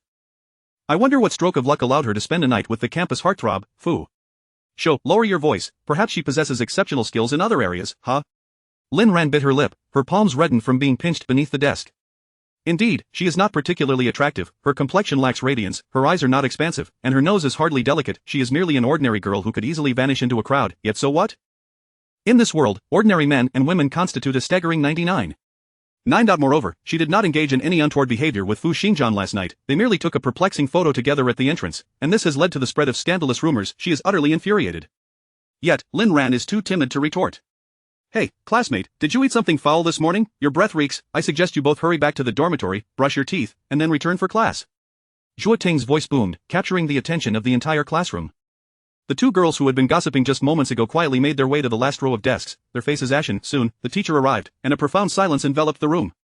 Lin Ran felt immensely grateful to Zhuo Ting and discreetly sent her a message. I'll treat you to lunch, love you. Okay, Zhuo Ting replied, embracing her shoulder and signaling playfully. Unfortunately, the lunch invitation never materialized. Lin Ran found herself momentarily dazed, gazing at the stunningly beautiful Yao Ning, who made her feel self-conscious. Numerous boys cast glances in Yao Ning's direction, yet she appeared completely unfazed. Yao Ning's smile was radiant, her large eyes curving into crescent moons, long eyelashes fluttering like delicate butterflies. So, you are Lin Ran, Fu Xingjian's girlfriend? Well, that means we shall be good friends from now on. Ha? She knows Fu Xingjian? Before she could finish her sentence, Fu Xingjian was already standing before her, creating a striking visual alongside Yao Ning. In a tone neither loud nor soft, he asked, what brings you here? Yao Ning playfully tugged at his arm. I heard you have a girlfriend, so I came to meet her, of course. Lin Ran's cheeks flushed. I am not, but when she looked up, Fu Xingjian and Yao Ning had already moved away, leaving her frozen in place, uncertain whether to follow. Had they ever invited her? Lin Ran, come along. Yao Ning waved at her, her smile dazzling. Lin Ran tightened her grip on her canvas bag and stepped forward. By the way, Lin Ran, do you have classes this afternoon? Fu Xingjian interjected, somewhat displeased. You should be asking me, why ask her? Yao Ning playfully smacked him, that's rude. Of course, we prioritize the girl, don't you agree, Lin Ran? Lin Ran felt nothing but awkwardness, as if she were a third party, the one not cherished by the benefactor. I have no classes this afternoon. Yao Ning cheered, linking arms with her, that's splendid. Let us have Xingjian treat us to a lavish meal and introduce you to his circle of friends. The venue for the feast was an upscale Western restaurant located in the city center, one Lin Ran had only seen on television. Yao Ning inquired about her culinary preferences, and Lin Ran awkwardly fidgeted with her hands. Anything is fine. Having never indulged in Western cuisine, she was uncertain of what flavors to expect, thus lacking any particular preference. Then I'll order the same as me. A medium rare steak and a pasta dish. After placing the order, she winked at Lin Ran. Their portions are quite modest, so you needn't worry about gaining weight. How considerate, yet Lin Ran had always been more concerned about not being full than about the prospect of gaining weight. Before long, Fu Xingjian's circle of friends, as Yao Ning had dubbed them, arrived, conveniently taking seats opposite Lin Ran. One of them was Yao Ning's brother, Yao Qian, who lived up to his name as a modest and courteous young gentleman, his speech as refreshing as a spring breeze. However, the other one was decidedly less amiable. Chapter 20 Valentine's Day. Su Huanran scrutinized Lin Ran from head to toe, then revealed a face reminiscent of constipation, hesitating to speak. The subsequent remarks were overheard by Lin Ran upon her return from the restroom. Xingjian, what on earth are you doing? After all this anticipation, you end up with an ugly girl. Do you even deserve your looks? Not only is she unattractive, but she also appears dreadfully shabby. I wager her tattered down jacket is worth less than 100 yuan. I don't care, you must break up with her immediately. If I see her for another second, I won't even be able to eat. Fu Xingjian neatly sliced the steak on his plate and pushed it towards Lin Ran's seat, casting him a cold glance. If you can't eat, then just leave. Yao Ning also came to Lin Ran's defense. Su Huanran, all you do is call her ugly. I say you're the ugly one. Take a moment to look in the mirror. Su Huanran was rendered speechless by the retort, and despite years of mutual banter, he could not suppress his anger. He grabbed his bag and headed for the door, only to encounter the emotionless Lin Ran at the corner. Not just him, but the others also noticed her presence. Su Huanran stiffened, his face darkening, and without uttering a word, he walked away. The atmosphere at the dining table grew tense, yet Yao Ning chirped incessantly like a cheerful bird, glancing at Fu Xingjian and Yao Qian with a look of indulgence. In that moment, Lin Ran felt a pang of regret. She should not have come. Memories of her grandmother's teachings flooded back. To be sensible, to read the room, and not to be naive when someone treats you kindly. Perhaps it was merely politeness. Indeed, both Yao Ning and Fu Xingjian had only invited her out of courtesy, and she had taken it to heart. At that moment, shame intertwined with embarrassment, making Lin Ran wish she could vanish into the ground. She barely touched her meal, and on the way back, it was Fu Xingjian who drove her to school. It was the first time Lin Ran realized that university students could drive. Before parting ways, Fu Xingjian uttered the first words of the day. Don't take it to heart, he didn't mean it. Lin Ran looked up, her eyes filled with confusion, and it took her a moment to understand that he was defending his good friend Su Huanran. He didn't mean to offend, she shouldn't be upset, she ought to remain gracious and composed. That was what Fu Xingjian wished to see, wasn't he it? All right. Then, she would comply with his wishes. Just as she was about to turn away, she suddenly remembered his jacket was still in her bag. Your jacket, I'll return it to you. Fu Xingjian frowned, casually taking it and tossing it into the trash bin. I told you I didn't want it.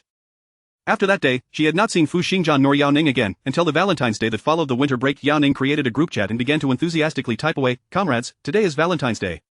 Yao Qian sent a facepalm emoji. Valentine's Day is meant to be spent quietly enjoying oneself. Why drag us single folks into the group? Did single dogs provoke you? Woof woof. Su Huanran chuckled, sorry, buddy, but you're the only single one here, I have a date tonight. Yao Ning urged him to add his girlfriend to the group, but Su Huanran replied, forget it. I'll just switch partners tomorrow, she's not worth adding. His comments sparked a wave of mockery. As they bickered in the group chat, Lin Ran found the noise overwhelming and opted for do not disturb, periodically scrolling through the chat history, eager to gauge Fu Xingjian's stance. Finally, she spotted his message. Alright, let us gather, there's a bar by the school gate, and I'll treat tonight. The group erupted in cheers and moments later, Fu Xingjian tagged Lin Ran, you should come too. We'll leave together after class. Lin Ran's heart raced like a drum, and without hesitation, she replied with an enthusiastic okay. Chapter 21 of The Woman I Adore. In the private room of a bar, Yao Ning and Yao Qian had already arrived, accompanied by a rather handsome young man.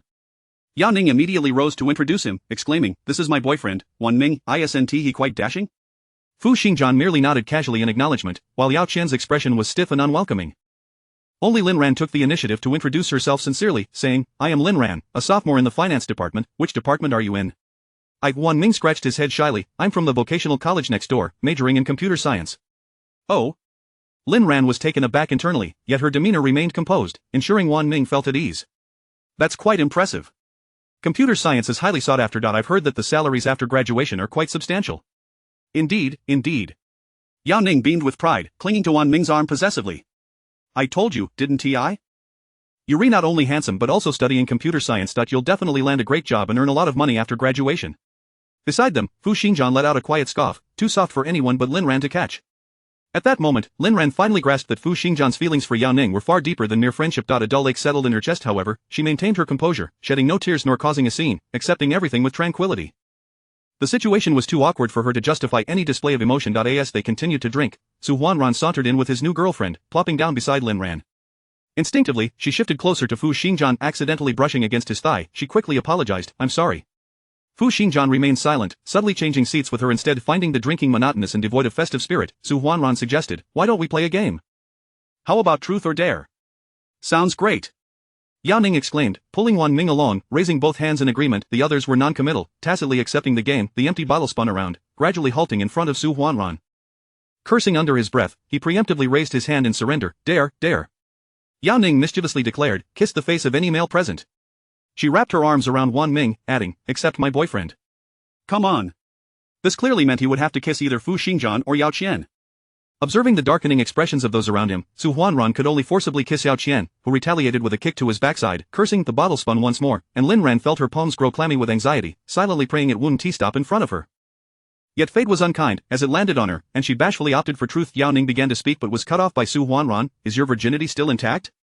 Lin Ran felt her mind explode with shock, unprepared for such an audacious question in a game of truth. Yes, of course. Ah. Yao Ning gasped, her gaze flitting between Lin Ran and Fu Xingjian. You two didn't on New Year's Eve? Lin Ran immediately understood the implication and hastily waved her hands. Of course not. We merely took a photo together, and then I went back to my dorm. The room fell silent. In the next round, the bottle pointed at Fu Xingjian. Su Huanran loudly inquired, who is the woman you love most? Is she present in this room? A mischievous smile graced his lips, hoping to intimidate Lin Ran into retreating, making her realize she was not of their ilk. Fu Xingjian, fully aware of the implications, glanced at Lin Ran to his left and replied softly, according to the rules of the game, I will only answer the first question. The woman I love most is, of course, my mother. Lin Ran sighed in relief, raising her gaze to find Yao Ning's expression dark and devoid of hope. At 10 o'clock, Lin Ran announced her intention to leave, and Fu Xingjian stood to escort her. Not drunk, he inquired. Lin Ran shook her head, no. In truth, she hadn't touched a drop of alcohol, having consumed only soft drinks. Alright, then be careful on your way. Lin Ran waved at him, goodbye. As she walked a few steps away, she heard him call after her, send me a WeChat when you arrive at the dorm, to let me know you're safe. Okay. Lin Ran nodded vigorously. She was obedient and, upon reaching the dormitory, promptly sent him a message, marking the first exchange between them. I've arrived at the dorm. Dancing, she received no immediate reply, and it wasn't until she finished washing up and returned to her desk that she noticed a lukewarm response. Chapter 22. Heartache. That night, Lin Ran lay in bed, unable to find sleep for a prolonged period. She thought to herself, Fu Xingjian was truly formidable, as addictive as opium. Despite having mentally prepared herself in the private room to sever ties with him henceforth, a mere fleeting expression of concern from him ensnared her once more, making it difficult to extricate herself. She consoled herself, thinking perhaps it would be best to continue their interactions for a while longer. After all, they would inevitably go their separate ways upon graduation. Later on, Yao Ning continued to invite her to group activities, and Lin Ran participated almost every time. Yet, she felt like a mere guest, unable to truly integrate into the group. Wan Ming shared a similar sentiment, observing the four of them engaging in playful banter and reminiscing about past antics. Wan Ming sighed and softly remarked to Lin Ran, "Do you think the matchmaker made a mistake? We seem to belong to a different realm altogether." Lin Ran did not dwell on it. She had never considered marrying Fu Xingjian, merely viewing it as a means to fulfill a youthful dream. Thus, she encouraged Wan Ming, "Why overthink it? We are still young. A little romance is enough for now. As for the future, who can predict what it holds?" Turning around, she was startled to find Fu Xingjian standing behind her. Fortunately, his expression was neutral, and he said nothing. Time passed quietly, and the relationship between her and Fu Xingjian remained lukewarm. Occasionally, Jueting would voice her discontent. "Fu, the campus heartthrob, hasn't he even acknowledged you publicly? What exactly is your relationship with him? It's all so unclear." Lin Ran viewed it with indifference. "We are merely classmates. I am captivated by his beauty, and he happens to need a tool. It's a mutual benefit." "What the heck, has the world gone mad? I can't comprehend." Lin Ran smiled gently, slinging her bag over her shoulder as she headed off to her part-time job outside of school. As May approached, Lin Ran found herself increasingly busy, even declining Yao Ning's invitations, a rare occurrence, and not just once. When Fu Xingjian sought her out, she was engrossed in a financial analysis problem at the library. "Busy lately?" he inquired unexpectedly. Lin Ran, taken aback by his question, gestured towards the book on her desk. "I'm struggling to comprehend Western economics." Fu Xingjian cast a dismissive glance. "It doesn't matter, understanding it is futile." Lin Ran was left bewildered. He gently flipped through the hefty tome of Western economics, engaging her in an extensive discourse for the first time. "This book is poorly structured, even Keynes would struggle with it. Don't waste your effort on it. Perusing financial forums would be far more beneficial." "What?" The diligent student Lin Ran was astounded by his remarks. She blinked her innocent eyes. "But we have exams. I need to secure a scholarship." "How much is the scholarship worth?" Lin Ran calculated. "If luck is on my side, I could receive over 5,000. Then I'll transfer you 5,000 right now." Lin Ran stared at the transfer notification in silence. After a prolonged pause, she finally spoke, her voice tinged with bitterness. "Are you sending me money just to prevent me from declining Yao Ning's invitations?" The person across from her held his phone, his dark eyes momentarily revealing a trace of melancholy, yet he maintained an air of elegance, like a precious stone amid jade. Lin Ran suddenly felt a pang of compassion, both for him and for herself. She nodded. "I understand now. I will do my best to accept her invitations." As for the transfer, Lin Ran resolutely refused to accept it. By the end of the term, she achieved her goal of securing a first-class scholarship and proactively suggested treating everyone to dinner. After much contemplation, she inquired of Fu Xingjian, "I've received a scholarship and wish to treat everyone to dinner. Will you join us?" Fu Xingjian responded promptly, "Congratulations, but I will not be attending." However, in the next moment, Yao Ning sent her a private message. "Where is it? I want to join." Chapter 23. The white moonlight and childhood sweetheart on the second floor of the Sichuan hot pot restaurant at the north gate of Shida. Lin Ran sat with her roommate on one side, while Yao Ning and Fu Xingjian occupied the other, enveloped in a haze of steaming heat. Jueting poked her on WeChat. "What's going on? Wasn't it said that Fu Xingjian wouldn't come?" Lin Ran's immediate reaction was to mute the group chat notifications, and then she slowly typed, "I don't know either. He is here now, and I can't just drive him away." Li Lin chimed in, "What's the relationship between him and that girl? It feels rather ambiguous." Lin Ran replied, "She is the campus belle from the nearby media school. Fu Xingjian is white moonlight and childhood sweetheart." Remarkably, as Lin Ran typed this, her emotions remained remarkably stable, and even the earlier pangs of jealousy had completely vanished. It seemed that being busy had this effect. Humans are truly fascinating creatures. Lin Ran's words undoubtedly set off a firestorm in the group chat, with an array of shocked emoji flooding in, and the atmosphere was equally vibrant, as if everyone was savoring a juicy piece of gossip. What is there to be shocked about? I've known all along. He is the one with the leading role in this drama, and I'm merely a passerby at best. Yet, being able to admire such a handsome guy up close is quite satisfying for this passerby, she mused. Jueting gave her shoulder a playful slap, exclaiming, "Girl, you're amazing." Yao Ning paused her chatter, curiosity illuminating her face as she asked, "What is happening?" Fu Xingjian also cast a rare, questioning glance in their direction. "Ah, my darling can actually earn so many scholarships. That is impressive." Jueting's eyes sparkled, effortlessly diffusing the awkwardness. Yao Ning turned to Lin Ran with an admiring gaze. Her eyes were strikingly beautiful, large and glistening in a way that could drown anyone who gazed too long. "Wow, Lin Ran, you're incredible." She then teasingly nudged Fu Xingjian's arm, her smile radiant. "You're nowhere near as impressive as her, and yet people call you a genius." Her demeanor was affectionate and her gestures unpretentious, yet Fu Xingjian did not seem to mind, acknowledging calmly, "Yes, I may not be as remarkable as others, but I'm still far superior to you." "Humph. You're just bullying me. I'm an art student. It's perfectly normal for my grades not to match yours, but if you're so brave, why don't you compete with Lin Ran instead?" Fu Xingjian suppressed a chuckle, his usual fondness evident. The waiter entered, placing platter after platter of side dishes on the table, but Lin Ran found little enjoyment in the meal, opting instead to order a few bottles of beer. Amid their casual conversation, Yao Ning revealed, "I'll be going to the United States for further studies at the start of the summer break. I won't be able to gather with you all like this anymore." I am going to miss everyone so much. Lin Ran, intrigued, inquired, you're going to the US for studies, so soon? She had thought Yao Ning would only go during her graduate studies. Fu Xingjian interjected to explain, her major requires her to study abroad in the final year. Oh, I see, Lin Ran nodded, choosing not to probe further. Deep down, she longed to ask, what about you? Are you going to America? But then she thought that it didn't matter whether he went or not, so she let it go soon. The hot pot feast concluded, and Zhuo Ting and Li Lin, rarely finding it necessary to describe the gathering as restless, quickly concocted excuses to leave. Upon returning to the dormitory, they swore never to bring their boyfriends to a gathering with the girls again. Yao Ning was also picked up by her boyfriend. Only Lin Ran and Fu Xingjian remained at the scene. Lin Ran headed to settle the bill, instructing Fu Xingjian to leave first. However, upon reaching the ground floor, she spotted Fu Xingjian leaning against the wall, hands in pockets. As Lin Ran approached, he lifted his gaze, his tone casual. How much is it? I'll transfer it to you. Lin Ran stepped outside, replying, no need, I insisted on treating. Fu Xingjian casually typed in a number, stating, I didn't come uninvited, it's my turn to treat. The notification sound of the mobile transfer chimed, and Lin Ran instinctively glanced at her phone, her eyes widening at the staggering amount, identical to the last time. Once again, she declined to accept it. Chapter 24 Breakup. A gentle breeze caressed the air, cool and pleasant. Lin Ran absent-mindedly counted the days on her fingers. Summer vacation was merely a month away, and how swiftly time had passed. She feigned nonchalance, tucking a stray strand of hair behind her ear, and inquired of Fu Xingjian, what are your plans for the summer? Fu Xingjian lowered his gaze, his expression inscrutable yet oddly vacant. I don't know. Subsequently, a silence enveloped them once more. He couldn't even muster the energy to ask her, what about you? A mere 2 words would suffice. As they continued walking, they reached an intersection where Fu Xingjian stood still with his hands in his pockets, the intention to bid farewell unmistakable. Lin Ran had already raised her hand to say goodbye when, suddenly, a surge of courage welled up within her. Let me walk with you a little longer, she proposed. They walked in silence to the entrance of the boys' dormitory. When Lin Ran glanced up, she was taken aback to see couples nestled beneath the trees, some brazenly sharing passionate kisses, causing her ears to flush with warmth. Another gust of wind swept through, yet this one felt distinctly stifling. Lin Ran lightly clenched her fingers, tilting her heated face upward. Perhaps it was the result of indulging a bit too much in hot pot the previous night, as dizziness suddenly overtook her. She blurted out a thought that had long lingered in her mind. Are you also going to America? Fu Xingjian furrowed his brow. His handsome features were striking, and every movement he made was aesthetically pleasing. Lin Ran, feeling dazed, pressed on, Yao Ning is going to America, aren't you going to follow? Her concealed feelings had been laid bare, and Fu Xingjian's expression turned icy as if he were gazing at a stranger. The air around them grew heavy with tension. Lin Ran, whether I go to America or not is none of your concern, there is no need for you to be informed. His voice was neither loud nor soft, each word articulated with clarity, like a sharp blade piercing Lin Ran's heart. She quickly attempted to clarify, no, that's not it, I didn't mean it that way, I just thought, her voice dropped to a whisper, if you like Yao Ning, you should be brave about it. Fu Xingjian scoffed lightly, that has nothing to do with you. Lin Ran felt her heart plummet, her steps faltering.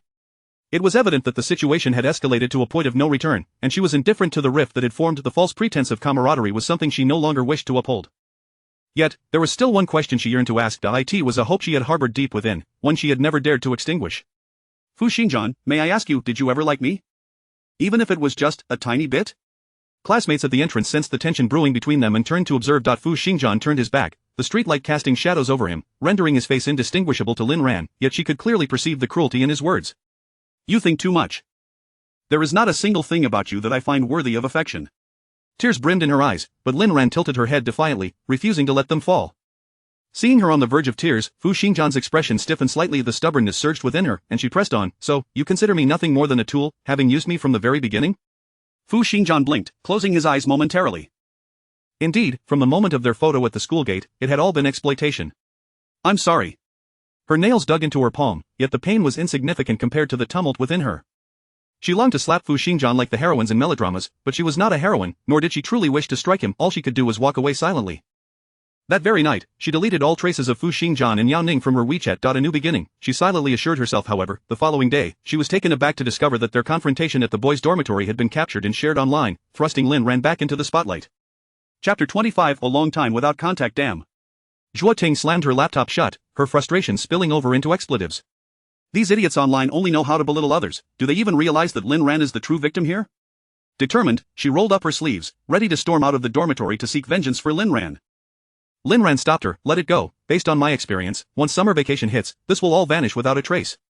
She patted the stack of review materials on the table, urging Zhuo Ting, you should focus on your studies. Exams are just around the corner. No matter how pressing other matters may seem, nothing surpassed the importance of preparing for exams. Even as a senior, Lin Ran was determined to secure a scholarship.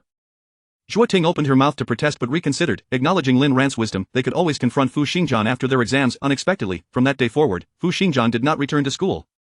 Rumors circulated, some said he was ill, others claimed he had gone abroad, while a few suggested he had returned home to take over the family business. Regardless, from that day on, Lin Ran, like her classmates, saw him only in passing during exams, and thereafter, they were never reunited. Soon enough, they entered their senior year. Many classmates were preparing for graduate school or civil service exams, while Lin Ran had a clear goal, to secure a high-paying job at a reputable company post-graduation. With her grandmother's health declining day by day, Lin Ran was concerned about leaving her grandmother alone at home. She resolved that once she graduated and earned a salary, she would send her grandmother to a nursing home in the county. During the summer, she inquired about the costs of the nursing home. With hard work, she could afford half of her salary from a major company. Consequently, upon entering her senior year, Lin Ran resigned from her tutoring job and devoted herself entirely to securing an internship. She had accumulated various certificates and school honors but still needed practical experience. Fortunately, her efforts bore fruit, and as graduation approached, she received an offer from one of the top software companies in the country. On the eve of graduation, the class monitor organized a gathering. Lin Ran sat at a table with Ting and Lin Dai. In recent months, the three had been interning at different companies, often leaving early and returning late, and had yet to find time to gather properly. Ting raised a glass of beer. Ran, have you found a place to rent? If not, you can share an apartment with me.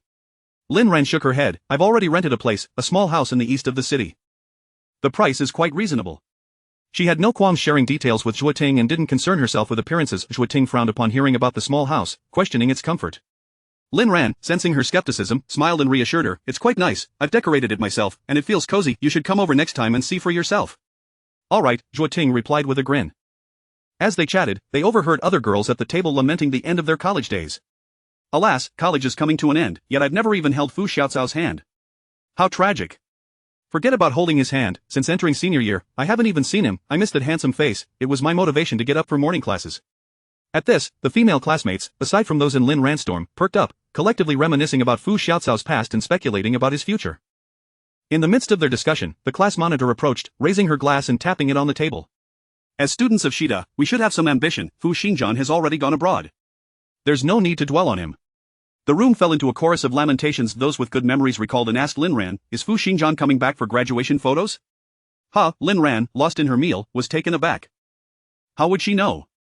It's been a long time since we've been in touch, Lin Ran replied honestly, her expression calm, devoid of any ripple of emotion. Chapter 26 Social Compatibility. After the gathering concluded, Ting could no longer contain her frustration and unleashed a tirade against Fu Xingjian on the road. That loathsome man actually went abroad.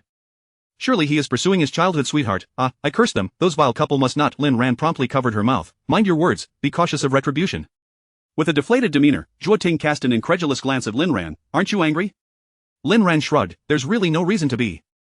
I had long anticipated he would chase after Yao Ning to the United States. She had previously encountered Wan Ming and was aware that Yao Ning had ended her relationship with him during the summer of their junior year, making Fu Xingjian's pursuit of Yao Ning to America seem quite natural.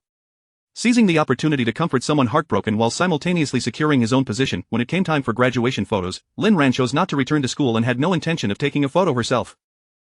Ting took the initiative to have the class leader digitally insert her picture into the group shot. Upon receiving the graduation photo later, Lin Ran found herself juxtaposed with Fu Xingjian's image, and beside the collective portrait, she could not help but smile wryly. After entering the workforce, she had briefly dated a local from Xiqing, whose family was relatively well off with both parents being civil servants. Unfortunately, when he brought her home after 6 months of dating, his parents strongly opposed their relationship, leading to its quiet demise. From that point onward, Lin Ran devoted all her energies to her career, fully aware that modern marriages often hinge on social standing. Affluent individuals pair with the affluent, and those in power align with their equals. As for her, an orphan with no family but a perceived burden to others, she resolved to remain childless and unmarried. On Sunday, Lin Ran assisted Ting with the cash register, though only for half a day before returning home. She planned to move her luggage to the hotel a night in advance, ensuring she could head straight to work on Monday morning. Opening her wardrobe, Lin Ran casually selected a few changes of clothes, packed her daily toiletries, and brought along 3 pairs of shoes, all fitting neatly into a single suitcase. Before leaving, she deliberately took Fu Xingjian's umbrella with the intention of returning it to him on Monday. Upon arriving at the hotel front desk, Lin Ran confirmed her reservation under the name U2 for a long-term stay and then dragged her luggage to the designated room. Being one of the only 2 women in the project, she naturally shared accommodations with Liang Meiqi. True to its 4-star rating, the hotel boasted spaciousness, well-appointed facilities, and excellent soundproofing. Lin Ran comfortably reclined on the bed to assure Ting of her safety. Once she had organized her belongings, darkness had enveloped the sky. Lin Ran stepped outside and randomly sought a small restaurant for a quick meal. The moonlight was exceptionally bright that night, prompting her to find a stone platform to sit upon as she initiated a video call with her grandmother. When the call connected, Aunt Zhang, a caregiver at the nursing home, greeted Lin Ran before passing the phone to her grandmother. As Lin Ran gazed at her increasingly frail grandmother on the screen, her eyes grew moist. "Grandma, have you been eating well and sleeping soundly lately?" Her grandmother appeared dazed, staring at her granddaughter with unfocused eyes, unable to utter a single word for a long moment. Something felt amiss. What was wrong with her grandmother? The last time they spoke via video, she was vibrant and her voice resonant. How could such a drastic change occur in merely half a month? Worrying, Lin Ran immediately inquired of Aunt Zhang about what had transpired. Aunt Zhang, with a warm smile, reassured her, "Nothing has happened, Ran, rest assured, your grandmother still seems to have gained some weight. But I feel like grandma looks quite fatigued." "She didn't even recognize me," Lin Ran replied, concern etching her features. Aunt Zhang sighed softly, Ran, you know your grandmother's condition better than I do. She is deteriorating daily. It's becoming increasingly difficult for us caregivers to assist her. Her grandmother suffered from Alzheimer's disease, commonly referred to as senile dementia. Although several years prior, her condition hadn't been as severe and she was still able to recognize Lin Ran and comprehend conversations. However, since the new year, her health had plummeted, now to the point where she could no longer even recognize her granddaughter. Lin Ran lowered her gaze in silence, understanding that Aunt Zhang had her own burdens. She managed to utter, "Thank you for your hard work, Aunt Zhang, please feel free to contact me if any issues arise," before ending the call. Wiping away her tears with the back of her hand, she turned to head back towards the hotel. Just as she turned around, she unexpectedly encountered Fu Xingjian, clad not in a suit but rather a black shirt paired with grey casual trousers, and topped with an over-the-knee black trench coat. His tall and imposing figure exuded an undeniable presence. She wondered how long he had been standing there and if he had overheard her conversation with Aunt Zhang. In truth, Fu Xingjian had just finished working overtime and emerged from the office seeking a bite to eat, only to stumble upon Lin Ran at the corner. Noticing the tears glistening on her lashes, he frowned, taken aback. Even a fierce tiger could shed tears. Just yesterday, she had been fiercely cursing with her friend, and now here she was, quietly weeping in solitude. You moved to the hotel early?" Lin Ran, feeling despondent, was not in the mood for conversation and merely replied with a brief Fu Xingjian, perceptive enough, pointed ahead and said, "I'm going to grab some dinner." As they brushed past each other, Lin Ran suddenly recalled something and turned back to call out to Fu Xingjian. "Mr. Fu, your umbrella is upstairs, shall I bring it down for you?" However, just then, Fu Xingjian's phone rang, prompting him to gesture for her to wait a moment. As the evening breeze wafted through, Lin Ran caught the softening of Fu Xingjian's usually cold voice. "Hello, Ning Ning?" Chapter 27. The iron rooster loses its feathers. Lin Ran, sensing the atmosphere, discreetly took a few steps back until the sounds faded away. She sat idly on a stone stool, her mind unable to resist pondering the nature of the relationship between Fu Xingjian and Yao Ning. Are they merely boyfriend and girlfriend, or are they a married couple? If they are married, something seems amiss. What could it be? It was only when Fu Xingjian stood before her once more that she recalled Liang Meiqi's earlier remark. If they were indeed married, Fu Xingjian's hands ought not to be bare. Yao Ning is the type of girl who values ceremony above all. If they were engaged or wed, she would surely insist that Fu Xingjian wear a wedding ring. Yet, if one were to argue that they have yet to be together, Lin Ran found that hard to believe. Having grown up together as childhood friends and spending many years in a foreign land, how could they possibly remain apart? "I'll leave the umbrella in your hands. I have several more in my office," Fu Xingjian stated. Lin Ran paused. Actually, I can be down in just 2 minutes." Fu Xingjian's deep-set eyes regarded her with a hint of disapproval towards her stubbornness. Under that gaze, Lin Ran felt a twinge of embarrassment and chose not to persist. After all, it was merely an umbrella, insisting further would seem rather petty. "Then tomorrow it shall be. I'll bring it to you," she conceded. Fu Xingjian glanced at his watch. "I'm off to dinner now. Have you eaten? Would you like to join me?" "No, thank you, I've already eaten." "Very well then, I shall take my leave." "Goodbye," Lin Ran waved as they parted ways, each heading in opposite directions. On Monday morning, Lin Ran sat at her desk on the 25th floor of the Yudo building, occasionally glancing at the various chat records in the Yudo Fund project group. Finally, at 9:30, the project team members had arrived. After counting heads, she proceeded to the front desk of the Yudo Fund, smiling as she handed a cup of coffee to the receptionist. "Apologies for the interruption, but our numbers are complete now. Could you kindly assist us with the access control? Thank you very much." From Lin Ran's previous on-site experience, she understood that in the territory of the client, even the receptionist or the cleaning staff could pose challenges. Thus, she had developed the habit of ensuring she won over the front desk, cleaning staff, and security upon each visit to the client's premises. Indeed, upon seeing the exquisite coffee, the receptionist's eyes lit up, and she promptly handed Lin Ran the prepared access card, explaining, "This card only grants access to the first-floor lobby in the 23rd floor. It cannot be used elsewhere." Lin Ran nodded, "Understood. We won't be venturing to other areas." With Lin Ran's assistance, the on-site procedures were completed smoothly, allowing the project team members to transition seamlessly. On the first day of the on-site work, the atmosphere was quite jovial, filled with laughter until 8 in the evening. Noticing the time, Lin Ran decided to treat everyone to a late-night snack. Liang Meiqi teased her, "Oh dear, has the iron rooster finally lost its feathers?" Her words implied that Lin Ran was usually quite frugal, as if she had never treated her colleagues. In truth, as the project manager, Lin Ran often dipped into her own pockets to treat her co-workers to meals and afternoon tea. Although her motives were not entirely altruistic, hoping for early project deliveries in order to secure bonuses, the funds spent were nonetheless hard-earned. "Indeed, I have lost my feathers. Do eat heartily, for such opportunities to pluck my wool are rare," Lin Ran replied with a smile, choosing not to take offense as she headed to the first floor to fetch the takeout. Unexpectedly, the elevator was quite congested at this hour, with waves of people flooding in, forcing Lin Ran into a corner. Alas, it seemed depression was ubiquitous. She sighed in resignation. As more people entered, a gentleman in leather shoes accidentally stepped on her foot, causing Lin Ran to grimace in pain. "I'm so sorry," he quickly apologized. Lin Ran waved her hand dismissively, not even catching a glimpse of the man's face. "It's nothing, really." There was no one to blame. If anything, it was the fault of those wretched capitalists who insisted on keeping them at work so late. Upon reaching the first floor, the throng of people dispersed, yet the man in front of her remained still. Lin Ran looked up and found his face somewhat familiar. He, with a tinge of bitterness, forced a smile and asked, "What is the matter? Can you not recognize me after just 3 years apart?" Chapter 28. The ex-boyfriend. As he spoke, Lin Ran recalled He Ping, her former boyfriend, with a new hairstyle and attire. She initially failed to recognize him. 3 years had passed since their breakup, shortly after which He Ping had left his job. Lin Ran had quietly deleted his contact information, and this was their first encounter in 3 years. Just before the elevator doors closed, they stepped out, and Lin Ran, astonished, asked, "What a coincidence, you work at Yudo now?" "Yes, I joined Yudo shortly after leaving my previous job, and I've been here ever since," He Ping replied, his gaze fixed on Lin Ran, stirring an inexplicable flutter in his heart. He had thought he had forgotten her, yet seeing her again ignited feelings he thought had long faded. Compared to before, she had gained a bit of fullness, her skin was notably fairer, and up close, she was a striking beauty.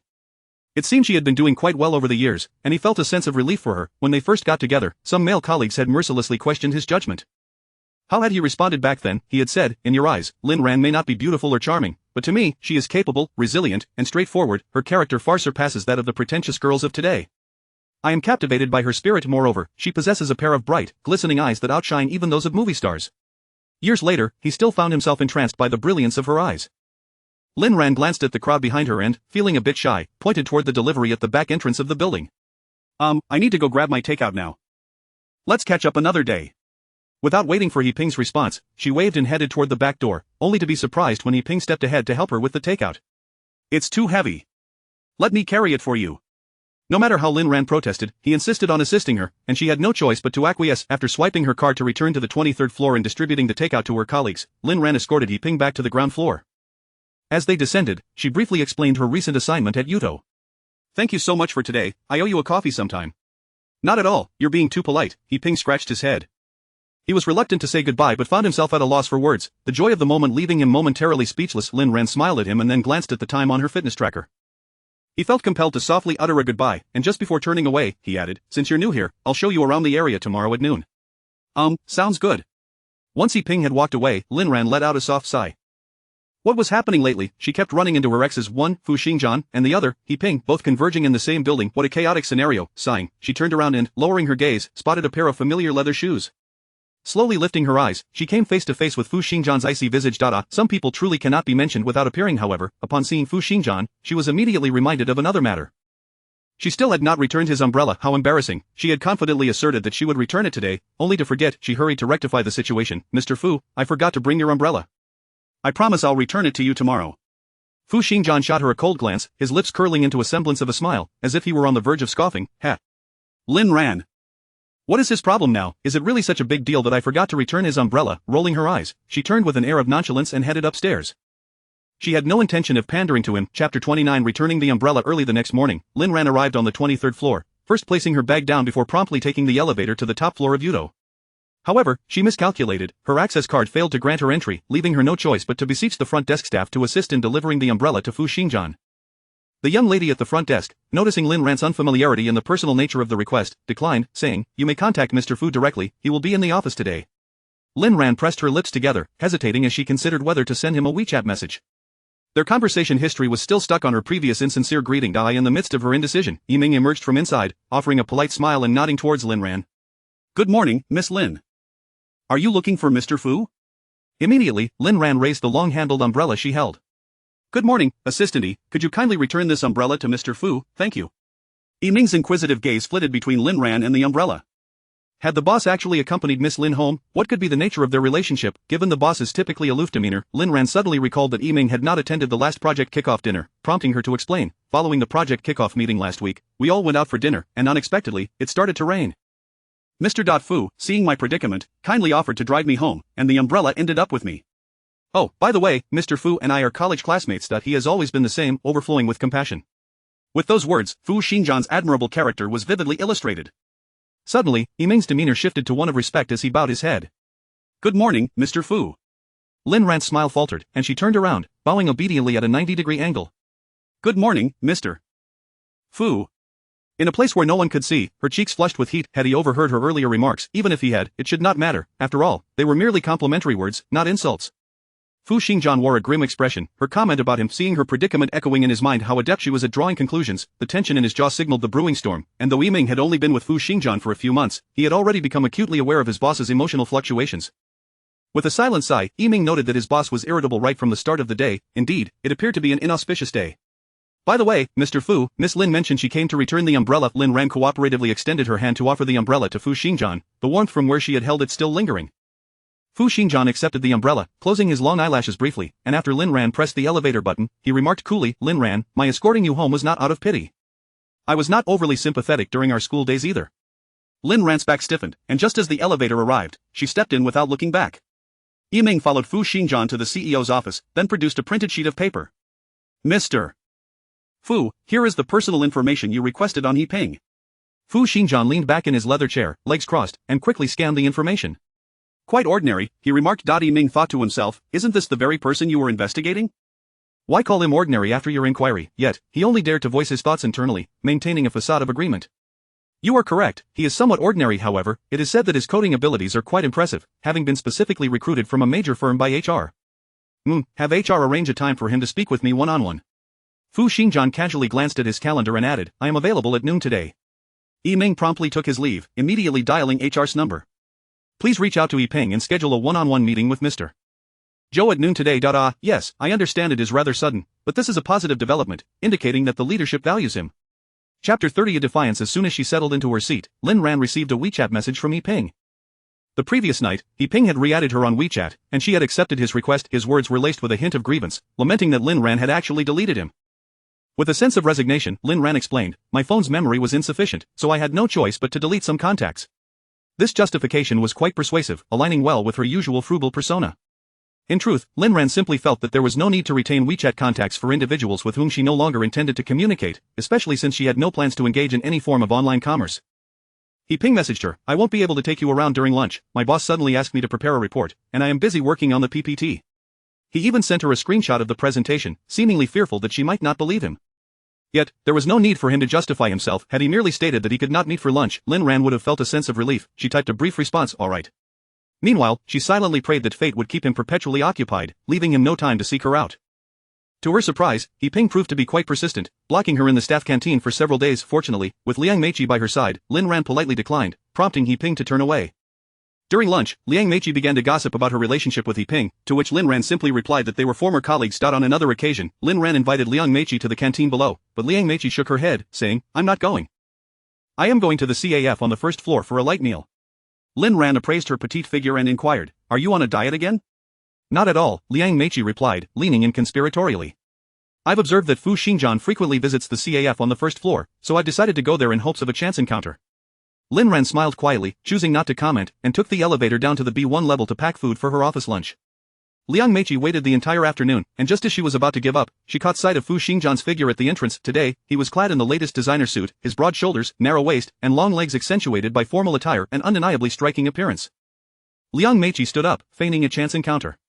"Ah, Mr. Fu, what a coincidence to run into you again." She covered her mouth in surprise, appearing innocent and sweetly endearing. Fu Xingjian raised an eyebrow. He remembered Liang Meiqi, albeit not fondly.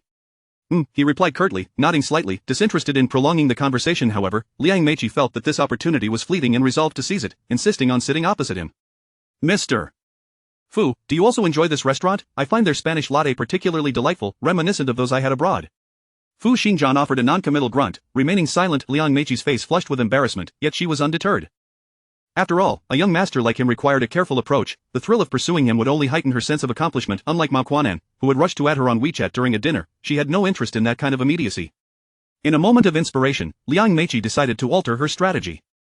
"Mr. Fu, our current development is progressing smoothly. I have constructed the overall demand framework. If you require it, I am always available to report to you."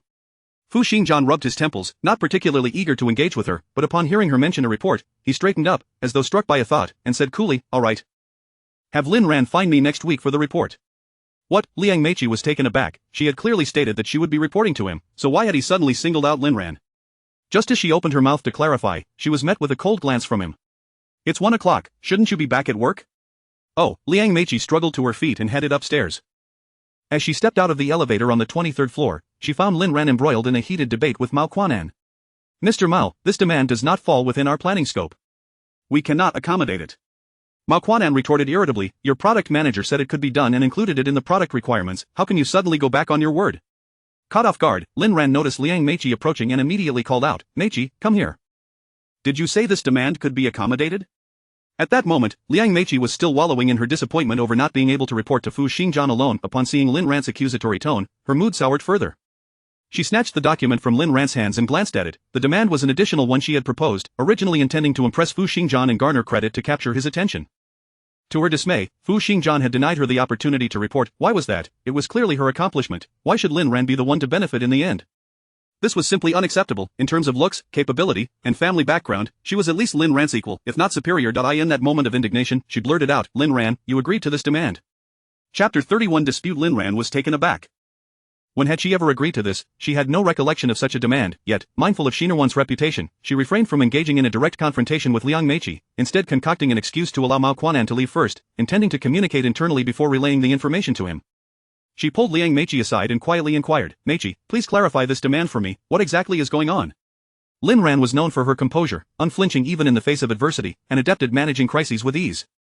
Regardless of the magnitude of the issue, she never lost her temper, always opting for gentle and reasoned discourse with her colleagues. However, Liang Meiqi was unmoved by her demeanor, feeling a sense of injustice and indignation. Why should she bear the brunt of this? Growing increasingly disrespectful towards Lin Ran, she shrugged off Lin Ran's hand and retorted, Lin Ran, you verbally stated that this demand could be fulfilled, which is why I included it in the documentation. Lin Ran's expression turned icy. It appeared that the other party was intent on shifting the blame entirely onto her. I never made such a verbal agreement. Do not misrepresent my words, unless you can provide written evidence or chat records to substantiate your claim. I have no evidence.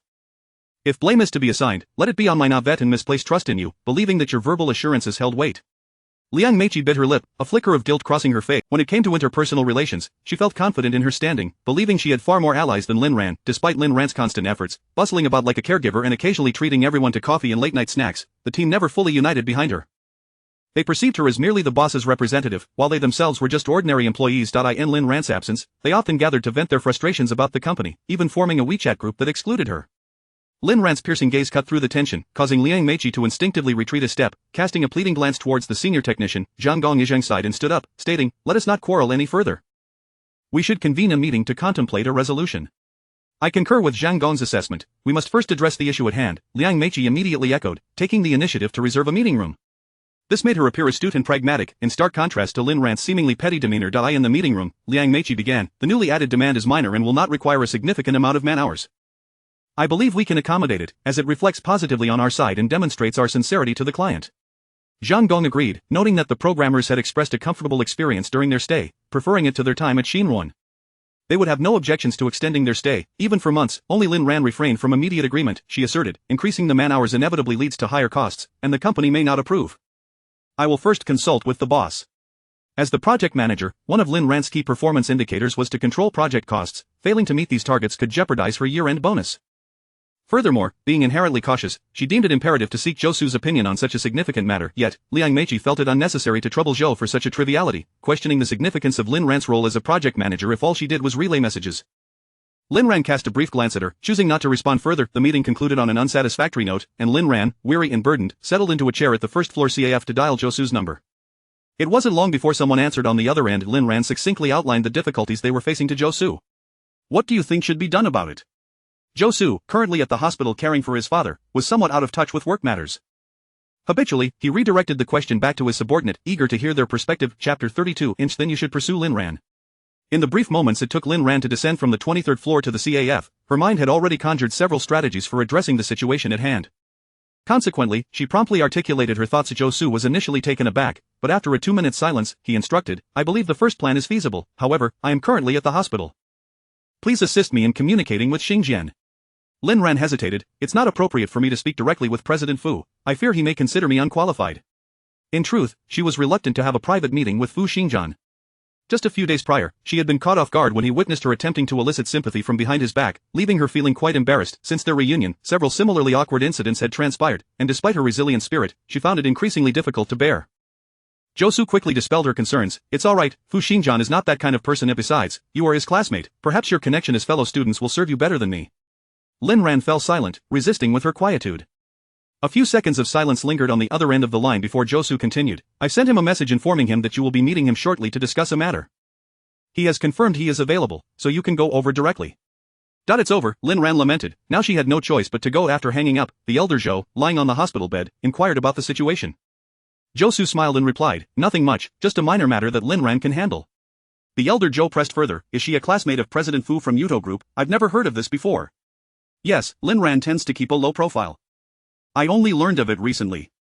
The elder Zhou nodded with satisfaction. Lin Ran is truly a remarkable girl, you can rest assured in employing her, she will not disappoint. Zhou acknowledged with a hum. After several months of collaboration, he had complete faith in Lin Ran. He hardly worried about the progress of tasks entrusted to her. She was adept at preemptively identifying potential issues and devising corresponding solutions, her capabilities evident for all to see.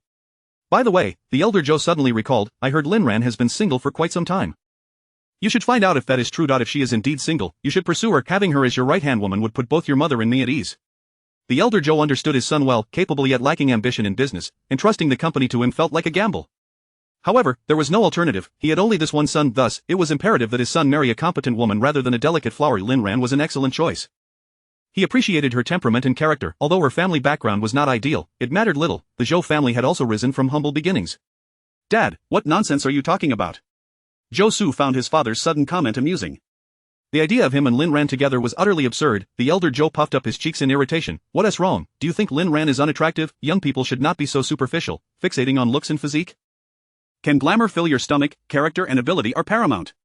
Zhou, exasperated, found the conversation utterly nonsensical. I don't think she is unattractive. While she may not be a stunning beauty, she is certainly a graceful and charming woman. How could I possibly disdain her appearance? Then what do you find objectionable? Her family background. Zhou, I have no objections to her. Very well, then you should pursue Lin Ran. Zhou. But just then, Zhou's mother entered, carrying a plate of freshly washed fruit. Zhou seized the opportunity as if he had found a lifeline, crafting a ready-made excuse. I haven't yet met the blind date my mother introduced to me.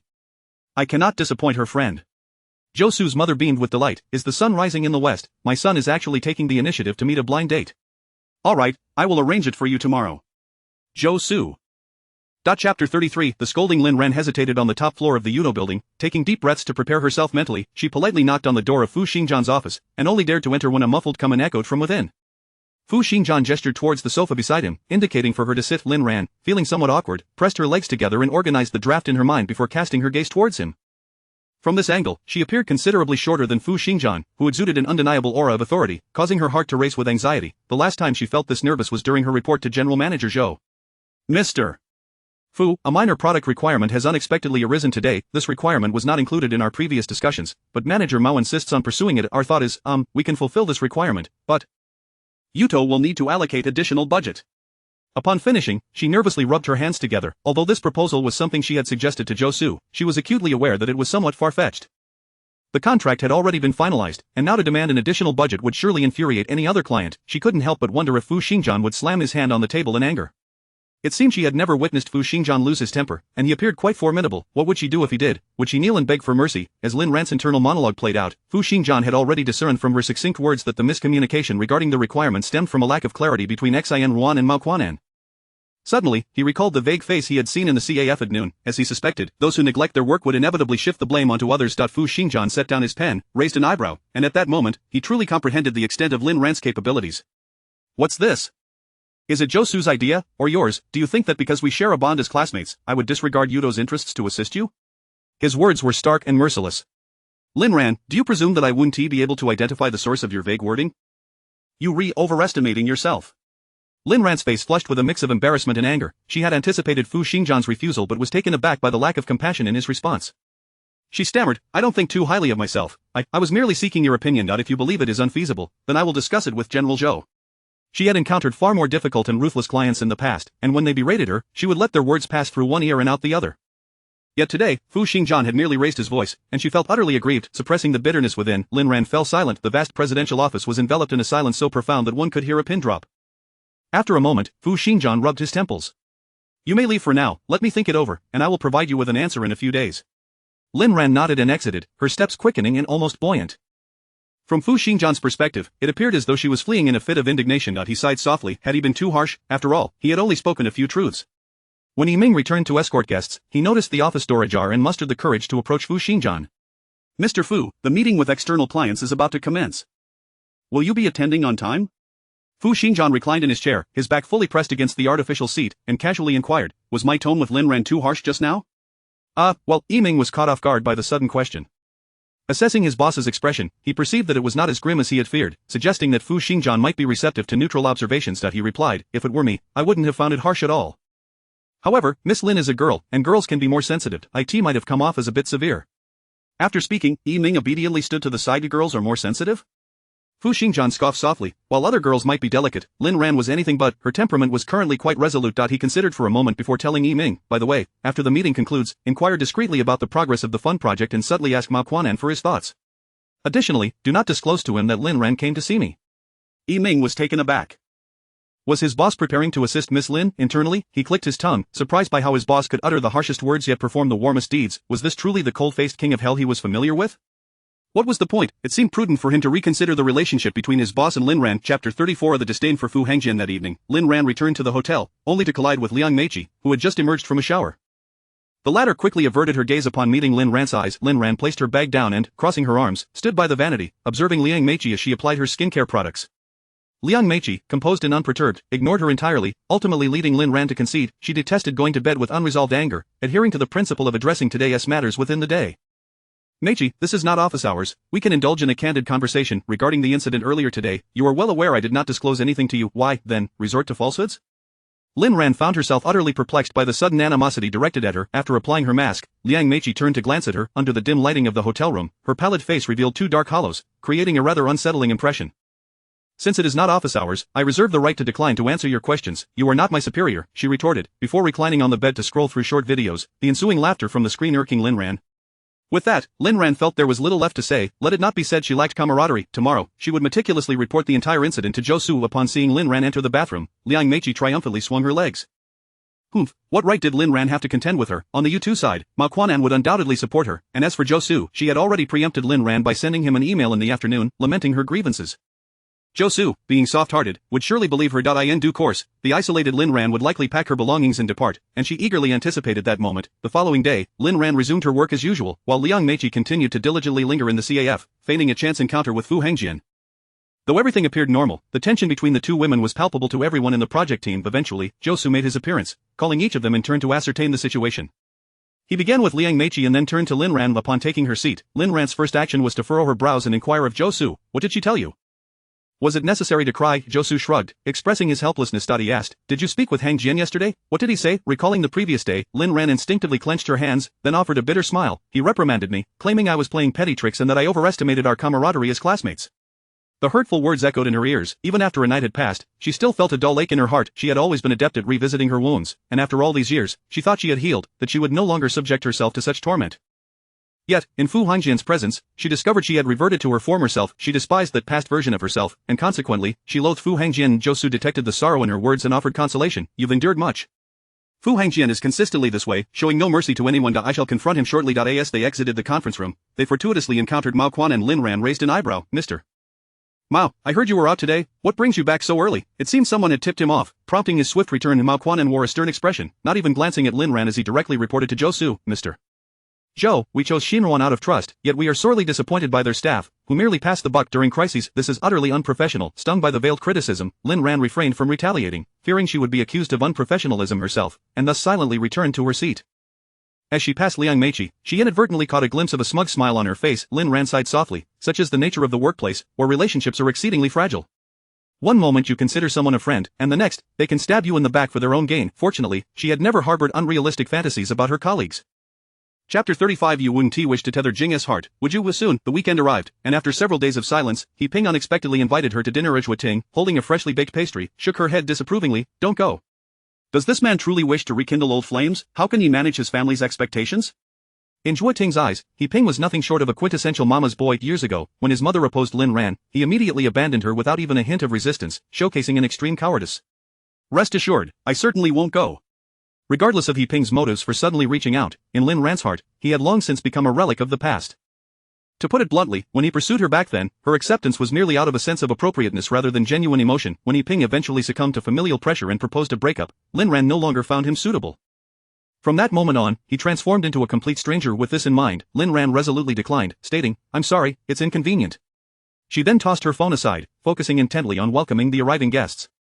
The phone on the table vibrated, and He Ping's eyes lit up as he swiftly unlocked the screen, only to find a message that extinguished the spark in his gaze.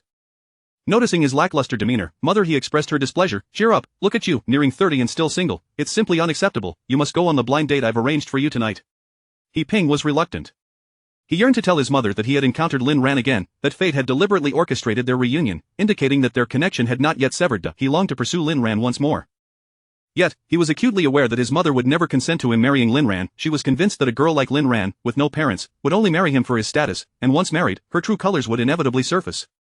After weighing his options, he capitulated. "All right, I will attend the blind date tonight." However, he intended only to go through the motions, planning to inform his mother afterward that he found the match unappealing. Resolute in his decision, He Ping messaged Lin Ran again. "No worries, just let me know when it's convenient for you, and I'll treat you to dinner, as a way to make up for not being able to familiarize you with the company environment." They had initially agreed that he would take Lin Ran around the park to help her acclimate, but unexpectedly, the president had summoned him for a report, specifically choosing lunchtime for the meeting. Once he finished, Lin Ran informed him that she had already explored the area and didn't want to trouble him. Thus, he found himself unable to devise an excuse to engage more with Lin Ran and was reluctantly left to think of inviting her out over the weekend. He Ping spent the entire afternoon distracted, unable to immerse himself in his favorite games, repeatedly unlocking and locking his phone, only to receive no response from Lin Ran by evening. His messages seemed to vanish into the ether, leaving him feeling somewhat defeated.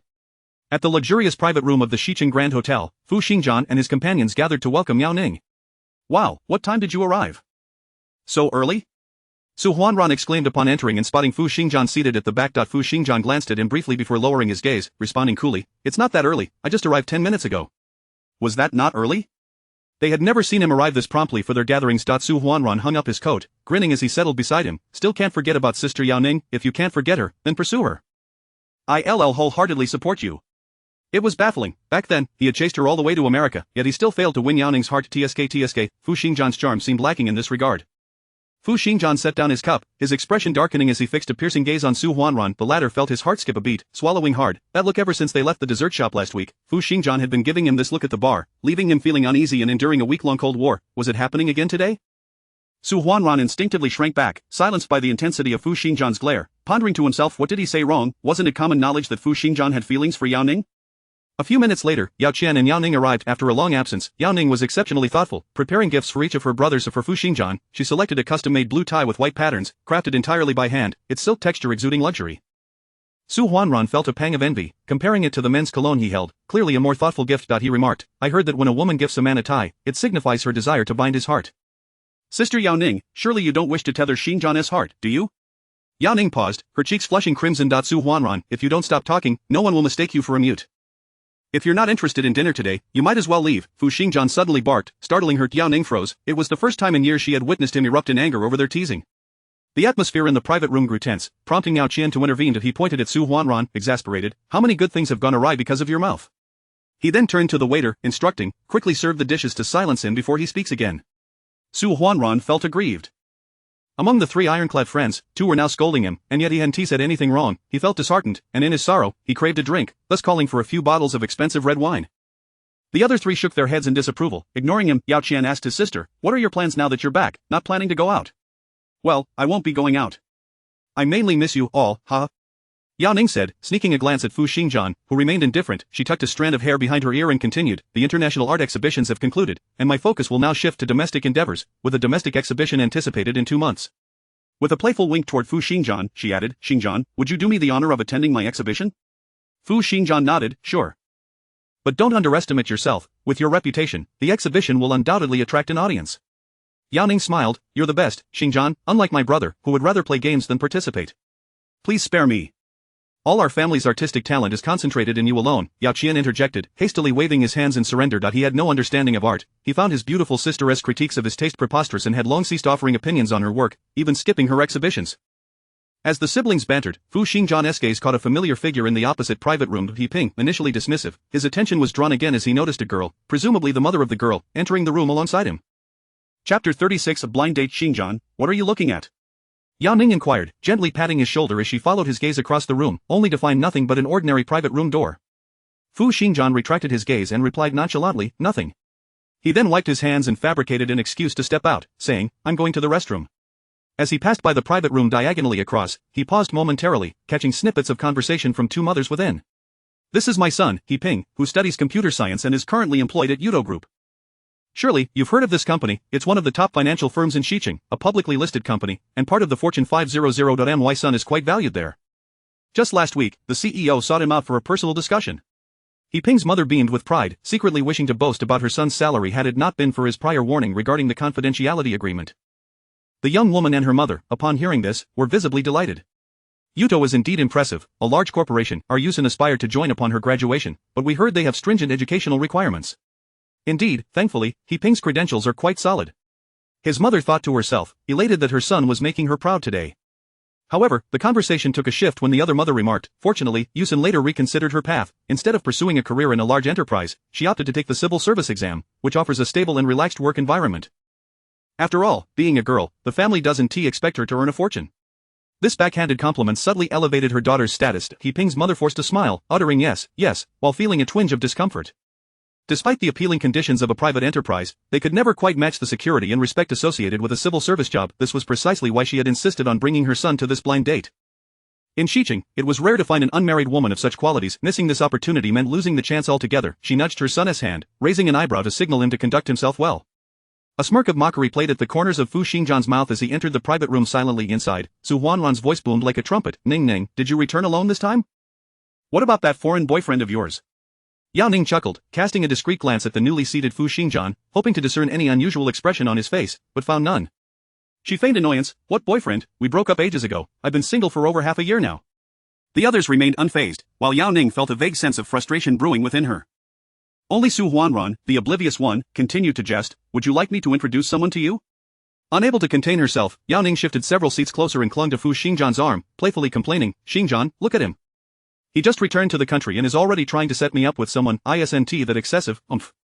Fu Xingjian seemed to awaken from a daze, rubbing his temples. Yao Ning was exasperated by his inattentiveness, particularly since this gathering was meant to welcome her. It was baffling how he had once always centered his world around her. Xingjian, what is wrong with you? Even Yao Qian sensed that something was amiss with Fu Xingjian's demeanor. Is it work stress? I heard Yudo is planning to acquire Huajin Fund? Yes, it is a bit, Fu Xingjian replied absently, his mind preoccupied with whether to inform Lin Ran about He Ping's blind date. Pursuing her while simultaneously engaging in blind dates, she would surely be repulsed by such a man, wouldn't she? What would her reaction be if he shared this with her? Would she express gratitude? Perhaps not. She might even scold him, considering her current unpredictable temperament. Fu Xingjian shook his head, deciding against mentioning it for now. Chapter 37. Some people are reluctant to ride in my car after finishing their meal. Yao Ning expressed her dissatisfaction with the evening and insisted on dragging the three of them to a bar. Although the bar was a bit of a distance from the restaurant, it was fortunate that Fu Xingjian, Yao Qian, and Su Huanran all had their own cars. Yao Ning had arrived in her brother's vehicle, but now she suddenly wanted to switch to Fu Xingjian's car for the bar outing. Xingjian drives steadily. I feel at ease with him. She winked at Fu Xingjian. Fu Xingjian chuckled softly, yet his mind wandered back to Lin Ran's repeated refusals to ride in his car, leading him to self-deprecate. Thank you for the compliment. Some people are still unwilling to ride with me. Who is so ungrateful? Nothing much, let's go. On the way, Yao Ning, sitting in the front passenger seat, casually turned on the sound system and expertly opened the storage compartment beside her, retrieving a luxury brand pair of sunglasses to shield herself from the sun. As she rummaged through the compartment, she glanced at its contents, which included various snacks, small dolls, and sun protection items. Yao Ning felt elated. Even after all these years, Fu Xingjian had preserved her old habits, indicating that she still held a special place in his heart. You've been back in the country for a while. Hasn't your mother introduced anyone to you? Yao Ning directly inquired, seeking to validate her suspicion. A look of confusion crossed Fu Xingjian's face. Introduced what? Introduced prospective partners. Of course, you're 27 this year, and in 3 years, you'll reach your 30s. Isn't your mother anxious? Unlike her brother, whose mother was extremely eager, even arranging 5 matchmaking gatherings in a week during peak times, which left him quite exasperated. No, she hasn't. What? That can't be true. My brother and Su Huanran are constantly being lectured by the elders in our family. Perhaps my mother has come to terms with it. After all, no amount of urging seems to work. Oh, is that so? Yao Ning felt genuinely pleased. That's rather good. Even though we're approaching 30, I still see myself as a little girl, completely detached from the notion of marriage. Indeed, Fu Xingjian replied succinctly, focused on driving. Before long, they arrived at the bar.as. Fu Xingjian parked the car. Su Huanran had already sent the private room number to their group chat. Upon seeing this, Yao Ning exclaimed in dismay. Going to a bar and drinking in a private room is akin to a date where the couple merely holds hands. How utterly dull. Su Huanran immediately understood and promptly acquiesced. I'll switch to a booth right away. On weekends, bars were often crowded, and typically, booths required advance reservations. However, the bar owner was astute and promptly arranged an impressive booth for the four of them. Not wanting to disappoint the owner, they ordered drinks worth tens of thousands, much to the owner's delight as he left with a broad smile, instructing the staff to attend to them meticulously. Nearby, the group engaged in playful banter, especially Su Huanran and Yao Ning, one flirting with the ladies while the other admired the handsome men, both thoroughly enjoying themselves. Fu Xingjian casually sipped from his glass when he suddenly heard his name mentioned. Initially thinking he had misheard, he turned to locate the source of the voice. Raising an eyebrow, he leaned in to listen. Ting, having heard Lin Ran mention that Fu Xingjian had scolded her, slammed her palm on the table, startling the unfamiliar man across from her, causing him to choke on his drink. Damn, Fu Xingjian really has a sharp tongue. Let us curse him to eat instant noodles without the seasoning packet, order takeout without chopsticks, and drink beer without a bottle opener. Lin Ran chuckled softly. He is the president of Yudo Group. He neither eats instant noodles nor takeout, and he certainly doesn't drink beer. None of your curses are applicable. Ting insisted on finding a different way to curse him, but Lin Ran stopped her. She tilted her head back and took a sip of her drink, which was sweet and surprisingly enjoyable. To be fair, this situation isn't entirely Fu Xingjian's fault. To Fu Xingjian's surprise, he crossed his legs, unable to resist straightening his back and leaning slightly to hear more. Chapter 38. The lingering spirits. Lin Ran set down her wineglass, cradling her chin in her hands as she continued. Indeed, it was my fault. I deliberately obfuscated the issue, thinking, after all, it's merely a matter of a few $100,000. With Fu Xingjian's wealth, an additional budget of several $100,000 should be a triviality for him. I never anticipated that he would be so astute, swiftly uncovering my cunning scheme. Fu Xingjian chuckled softly, exhibiting a clear self-awareness. His long, elegant fingers swirled the transparent wineglass, causing the liquid within to shimmer and dance with the motion. Ting, still seething with indignation, remarked, he hurt you so deeply back then. Upon his return, he neither apologized nor sought to make amends. I truly cannot abide by that. However, it was not entirely as Ting perceived. Lin Ran's gaze drifted, revealing her innermost thoughts. I believe it is quite the opposite. It was precisely because he wished to atone that he entrusted the foundation project to Xin. Furthermore, he has escorted me home on 2 occasions and even left an umbrella with me, which could also be seen as a form of compensation. In recent days, Lin Ran had reflected upon her feelings and began to think she may have misjudged Fu Xingjian. Although he had expressed anger towards her, he had not complained to Josu nor imposed any substantial punitive measures. Moreover, despite her deception regarding his residence, he appeared to be fully aware yet chose not to expose her. In summary, Fu Xingjian was not as despicable as she had initially believed. Ting was taken aback. You are actually defending him? She grasped Lin Ran's shoulder, exclaiming, you cannot possibly still hold feelings for that guy? Fu Xingjian tightened his grip on the wineglass, his gaze inadvertently drifting towards Lin Ran. What nonsense are you spouting? How could I ever like him? He is, without a doubt, the person I despise the most in this world. Fu Xingjian cast a fleeting glance at the woman who spoke, quickly averting his gaze to conceal the chill within his dark eyes, continuing to sway the wineglass absent-mindedly. Unbeknownst to him, a group of young women had gathered nearby, their faces flushed as they whispered among themselves, captivated by his nonchalant demeanor. Su Huanran was not pleased, he couldn't help but feel somewhat overlooked. Clearly, he had been the one to attract these young ladies, yet they all seemed to have their eyes solely on Fu Xingjian, which was rather vexing. What frustrated him further was that Fu Xingjian seemed utterly indifferent, not sparing a glance at the girls. Yao Ning chuckled, her laughter shaking her frame, and discreetly messaged Su Huanran. I have to ask, are you irritated? Su Huanran shot back in frustration, absolutely furious, absolutely furious, absolutely furious. He snatched the wineglass from Fu Xingjian's hand and slammed it down onto the glass table, jealousy lacing his tone as he addressed Fu Xingjian, buddy, stop charming the ladies. At this rate, you'll have them all bewitched. His voice was alarmingly loud, drawing the attention of nearly everyone in the bar, including Lin Ran and Ting. Fu Xingjian suppressed his anger as he directed his gaze towards Su Huanran, who remained blissfully unaware of the chaos he had instigated, grinning as he approached the young women one by one to exchange WeChat details. Fu Xingjian let out a heavy sigh, and when he turned his head again, Lin Ran's figure had already vanished from sight. He retracted his long legs, declaring, you all continue drinking. Noticing his sudden departure, Yao Ning instinctively inquired, where are you going? Yao Qian gently patted her head, where could he possibly go? Obviously to the restroom. Yao Ning stuck out her tongue, alright then, off you go. Fu Xingjian offered no explanation, scanning the surroundings for the silhouette that lingered in his mind, finally spotting it at the entrance of the bar. As Ting called for a ride, Lin Ran leaned against the bar's entrance, silently lamenting her recent misfortunes. It seemed she could encounter Fu Xingjian's presence anywhere, like a persistent specter.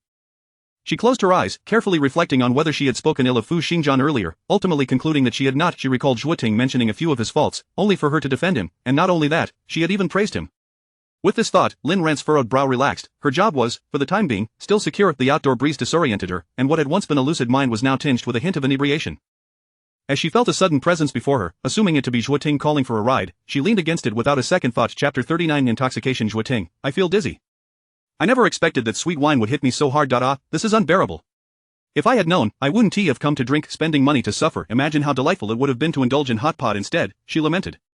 Fu Xingjian chuckled softly, extending his hand to feign support at her lower back. She remained as she always was, fixated on the cost-benefit ratio of every endeavor. Wasn't that exhausting? To Fu Xingjian, as long as he relished something, he was willing to pay any sum for it. Life is already fraught with challenges, why not seek a bit of joy? Zhuoting, it seems you've grown taller and more robust, you've even developed abs. Goodness, you've been secretly working on your physique behind my back. Fu Xingjian looked down to see her hands roaming over his body, even slipping beneath the hem of his jacket to feel his abdominal muscles. His brow furrowed, uncertain if he should put an end to her antics. Reason urged him to seize her hands immediately, yet he hesitated. Oh Zhuoting, why are you silent? Have you finally become mute? Ha ha ha, how long have I waited for this day? Fu Xingjian's brow knitted in confusion. Wasn't their relationship amicable? Why would she wish for her friend to become mute? Absurd. Zhuoting? Lin Ran, thoroughly inebriated, called out her best friend's name repeatedly, while at that moment, her dear friend stood nearby, utterly dazed, disheveled by the wind. What was this horrifying scene? After a moment of shock, Zhuoting regained her composure. Sir, could you please return Lin Ran to me? How utterly unworthy of her, to address him as sir when she was not even his subordinate. Ignoring the outstretched hands before him, Fu Xingjian's sturdy arms enveloped Lin Ran securely, turning his head to Zhuoting. Have you called for a ride? No. It's rush hour, and it's difficult to hail a cab. Zhuoting scratched her head, casting a helpless glance at the woman in his embrace, who continued her unabashed exploration. Help, why was she still reaching lower? Well then, don't bother calling, just take my car, I'll arrange for a chauffeur, he replied, pulling out his phone without loosening his grip on Lin Ran in the slightest. Overwhelmed by the shock, Zhuoting could only stand frozen beside them, contemplating whether Lin Ran would regret her flirtation with Fu Xingjian if she were to reveal it come morning. Before long, Fu Xingjian located a chauffeur, slightly bending to lift Lin Ran with ease, and spoke to Zhuoting in a calm tone. My car is parked over there. Oh, Zhuoting followed him numbly, her expression one of bewilderment, as if pondering, who am I? Where am I? What am I doing? After a considerable effort, they finally made it to the car, and just as the chauffeur arrived, Lin Ran began to wail, my head hurts so much, it's unbearable, I feel like I'm going to vomit. As she was fastening her seatbelt, Zhuoting hesitated before turning back to Fu Xingjian. Sir, I apologize for the trouble, but perhaps you should take the front seat. I can look after Lin Ran. She was genuinely concerned that Lin Ran might vomit in such an expensive car, with such a distinguished person. If she were to accidentally spew, the scene would be too exquisite to contemplate. However, Fu Xingjian seemed to have not heard her. He lowered the rear window and instructed the chauffeur to drive slowly. After navigating through the congested city center, Fu Xingjian instructed the driver to halt. Zhuoting caught sight of Fu Xingjian settling Lin Ran comfortably before stepping out of the car, returning moments later with a plastic bag in hand. Curiosity piqued, she wondered what he had purchased, as a delightful aroma wafted through the air. Chapter 40 Coffee is worthless, please invite me to dinner. The car came to a halt beneath the apartment complex where Zhuoting resided. With remarkable agility, Zhuoting unfastened her seatbelt and alighted, hastily moving to support Lin Ran, whose feet dangled as if suspended in midair, resembling an octopus clinging to her. Thank you, Mr. Fu, she expressed, acknowledging that despite her lack of fondness for Fu Xingjian, she was a person of principle. It was only right to extend her gratitude for his assistance this time. Here, take this, he said, handing her a plastic bag that emanated a rich aroma. Meeting Zhuoting's curious gaze, Fu Xingjian replied in a calm tone, this is a hangover remedy, it works wonders. Oh, I see, Zhuoting responded, her demeanor shifting to one of understanding as she politely expressed her thanks once more. She was pleasantly surprised by Fu Xingjian's thoughtfulness. Even a wealthy young master had taken the initiative to procure a hangover soup for Lin Ran, a gesture she had not anticipated as her close friend. The brief encounter left Zhuoting pondering whether Lin Ran's assessment of Fu Xingjian was indeed accurate. Perhaps he was not as dreadful as they had imagined. The hangover remedy proved exceptionally effective, as Lin Ran's headache dissipated within 2 hours after consumption. Once she had refreshed herself, she appeared remarkably rejuvenated. Turning her gaze to the sofa where Zhuoting lay exhausted, Lin Ran felt a pang of guilt and offered, shall I give you a massage? You must be quite worn out from driving me home today. Zhuoting merely turned over, scrolling through short videos with a lackluster expression. Not really, I didn't find it tiring at all. I suspect Fu Xingjian is the one feeling quite drained. Lin Ran was bewildered. What did this have to do with Fu Xingjian? She shook her head, trying to recall the events of the afternoon. She remembered sharing drinks with Zhuoting and then catching sight of Fu Xingjian, after which they had simply left together. Lin Ran, please don't tell me you've forgotten everything you did to Fu Xingjian. Zhuoting exclaimed, sitting up in alarm, causing Lin Ran's heart to skip a beat. What did I do to him? Panic set in as Lin Ran tightened her grip on Zhuoting's hand. I didn't lose my temper at him, did I? No, nothing of the sort. Lin Ran felt a wave of relief wash over her. You merely took liberties with him, Zhuoting emphasized the phrase with a teasing lilt. Lin Ran furrowed her brow. What do you mean? The literal interpretation, you were rather indiscreet with your hands, exploring him from head to toe. Lin Ran, by the way, Fu Xingjian even bought you a hangover remedy. Lin Ran. After resting her hands against her forehead for over 10 minutes in contemplation, fragments of memory began to resurface, leading her to confirm that she had indeed engaged in some rather uncouth behavior towards Fu Xingjian. Hesitant, she pondered whether to extend an apology to him. Ultimately, she searched for his name on WeChat and decided to formally express her regret and gratitude. Mr. Fu, I sincerely apologize for this afternoon. I was quite inebriated and my mind was clouded. I am truly sorry. Additionally, thank you for driving us home and for the hangover remedy. I am immensely grateful. After reviewing her message to ensure it conveyed the appropriate level of sincerity, she hit send. A prompt reply arrived. Is that all? Just apologies and thanks. Anyone can manage a mere exchange of pleasantries. It was evident that Fu Xingjian was dissatisfied with her superficial response. Lin Ran, feeling quite small, replied, then may I treat you to coffee on Monday? Coffee is of little value. Let us have dinner instead. Lin Ran's lips twitched. Was he truly so concerned over such trivialities despite his wealth? Her heart ached, and her wallet protested, yet she could only acquiesce. Very well, you may choose the time and place. To prevent any underhanded tactics, let us meet Monday evening at the Four Seasons Pavilion. Lin Ran lamented inwardly, fully aware that treating him to dinner would come at a substantial cost, but she hadn't anticipated the exorbitant price tag. For Seasons Pavilion's average cost per person was over 2,000. Her heart ached. Chapter 41. Is it possible that I might treat him to dinner? On Monday morning, Lin Ran appeared rather unwell as she made her way to the coffee shop. The moment she stepped inside, her gaze fell upon Fu Xingjian, leisurely sipping his coffee in a corner. Instinctively, Lin Ran moved to the side to scan the code and place her order, striving to diminish her presence, hoping to remain unnoticed by Fu Xingjian. However, fate had other plans. The sweet-voiced waitress addressed her. Excuse me, dear customer, I'm afraid we can't prepare the oat latte today as we've run out of oat milk. Would you like to opt for a regular latte instead? That is fine, Lin Ran replied, instinctively shielding her profile with her hand, as if trying to obscure herself from view. She furtively glanced towards the corner, only to inadvertently lock eyes with Fu Xingjian's curious gaze. Reluctantly, Lin Ran steeled herself and approached him to offer a greeting. Good morning, Mr. Fu, here for coffee, I see. Came his customary lukewarm response. Having exchanged pleasantries, Lin Ran had no intention of engaging in further small talk, nodding slightly. My coffee will be ready soon, I'll go queue up. Glancing at her order number, she noted there were still 8 cups ahead of hers, estimating a wait of 10 minutes, and pondered whether she should return to the office first. Hey, Lin Ran, what a coincidence. Do you also enjoy this coffee shop? He Ching called out to her. Lin Ran managed a strained smile. It's alright. She was reluctant to converse further with He Ching. As the saying goes, the best ex is an ex that has passed away. By the way, Lin Ran, I invited you to dinner over the weekend, but you said you were busy. What about tonight? I just received my year-end bonus, and I'd love to treat you to a splendid meal. Naturally, Lin Ran declined, for she had already made plans with Fu Xingjian that evening. Yet, He Ching seemed oblivious to her desire to maintain distance, moving closer, so much so that from Fu Xingjian's perspective, they appeared nearly inseparable. Lin Ran, do you still resent me? I know I was in the wrong before. Can we? He Ching suddenly murmured to her. Before he could finish his sentence, the waitress's voice rang out loudly. Number 39, is customer number 39 present? Realizing she was the one being called, Lin Ran looked down at He Ching. I'm sorry, my coffee is ready, I'll go fetch it. Once she retrieved her coffee, Lin Ran hurriedly made her way out, not glancing back, while He Ching hurriedly followed. Lin Ran, wait for me. The elevator arrived promptly, and Lin Ran pressed the button in a rush, but fate was not done with her. He Ching followed her inside, and to her surprise, Fu Xingjian trailed closely behind. The elevator was crowded due to peak office hours, yet strangely, Lin Ran found herself with ample space around her. Fu Xingjian glanced sideways, only to discover that He Ching had created a little bubble of space with his hand. A mere trick, he scoffed inwardly, a hint of disdain flickering in his eyes. As the floors ascended, the number of passengers dwindled, and upon reaching the 23rd floor, Lin Ran intended to step out, but He Ching continued to murmur in her ear, I'll send you a WeChat message later. Taken aback, Lin Ran felt a twinge of exasperation, and once the elevator came to a halt, she strode out purposefully. Just as the doors were closing, Fu Xingjian, who had remained silent until then, suddenly addressed her. Lin Ran, do not forget about dinner tonight.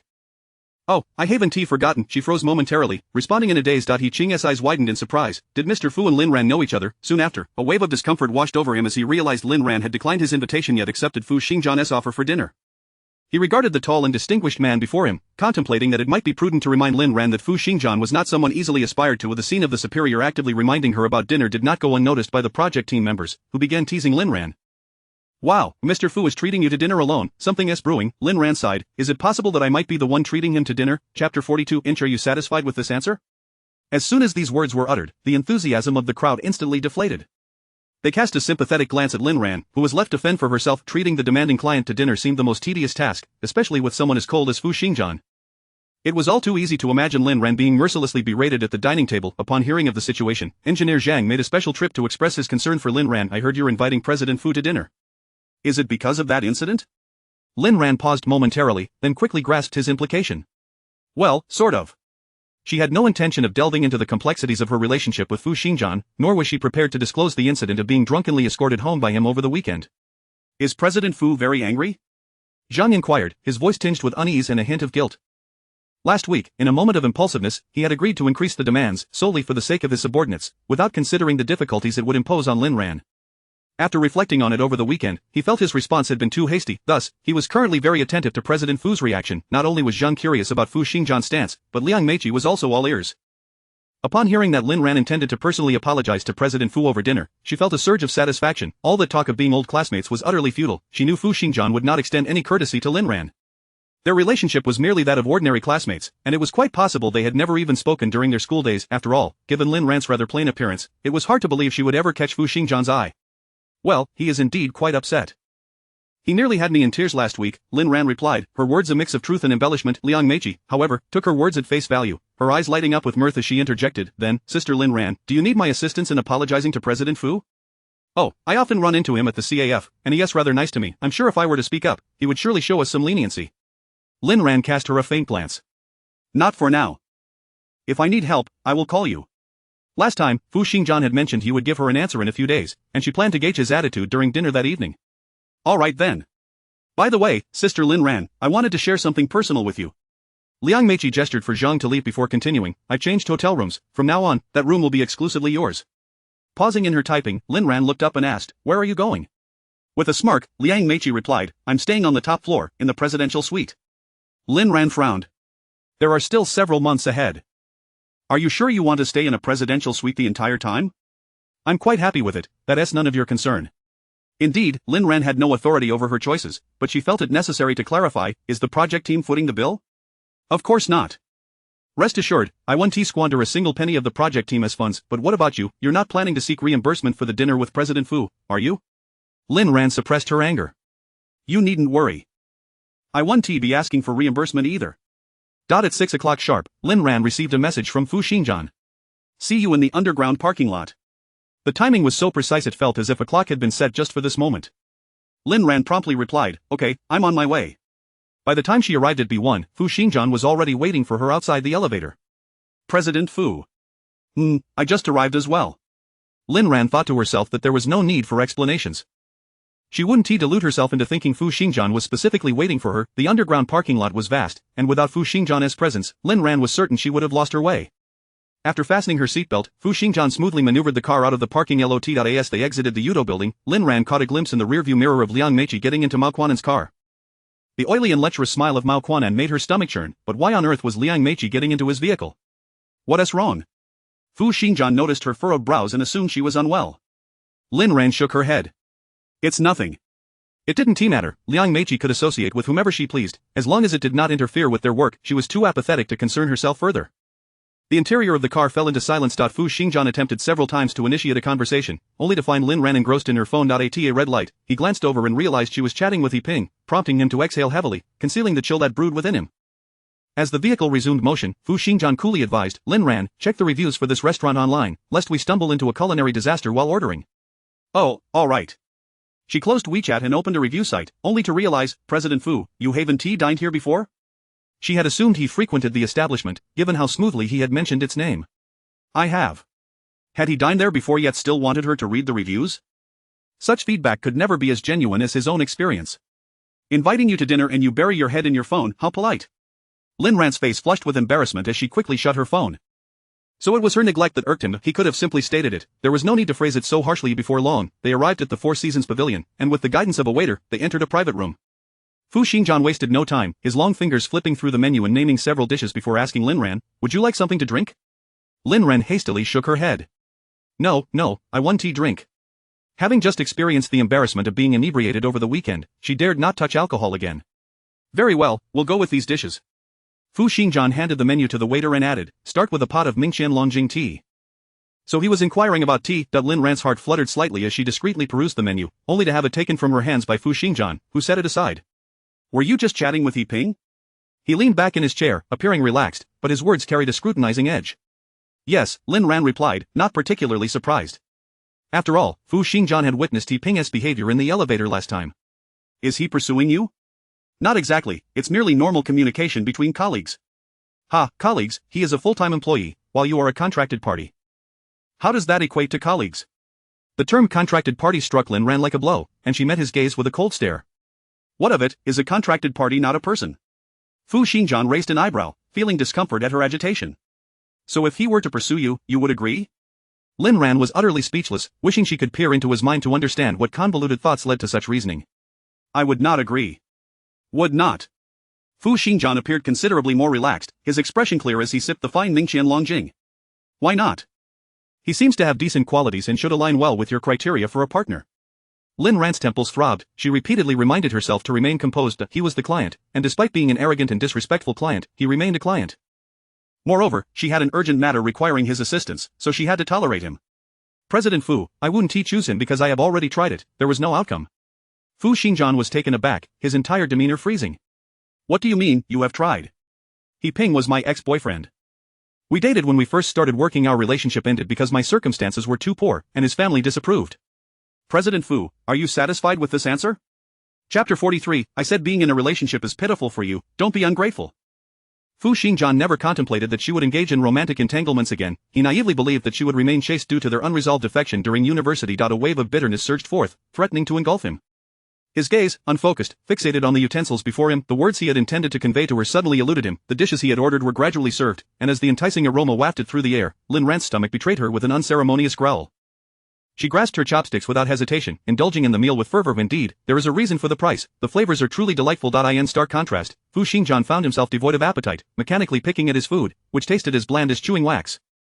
Before long, their meal concluded. Lin Ran excused herself under the pretense of using the restroom, but in reality, she headed to the front desk to settle the bill, only to be informed that it had already been paid.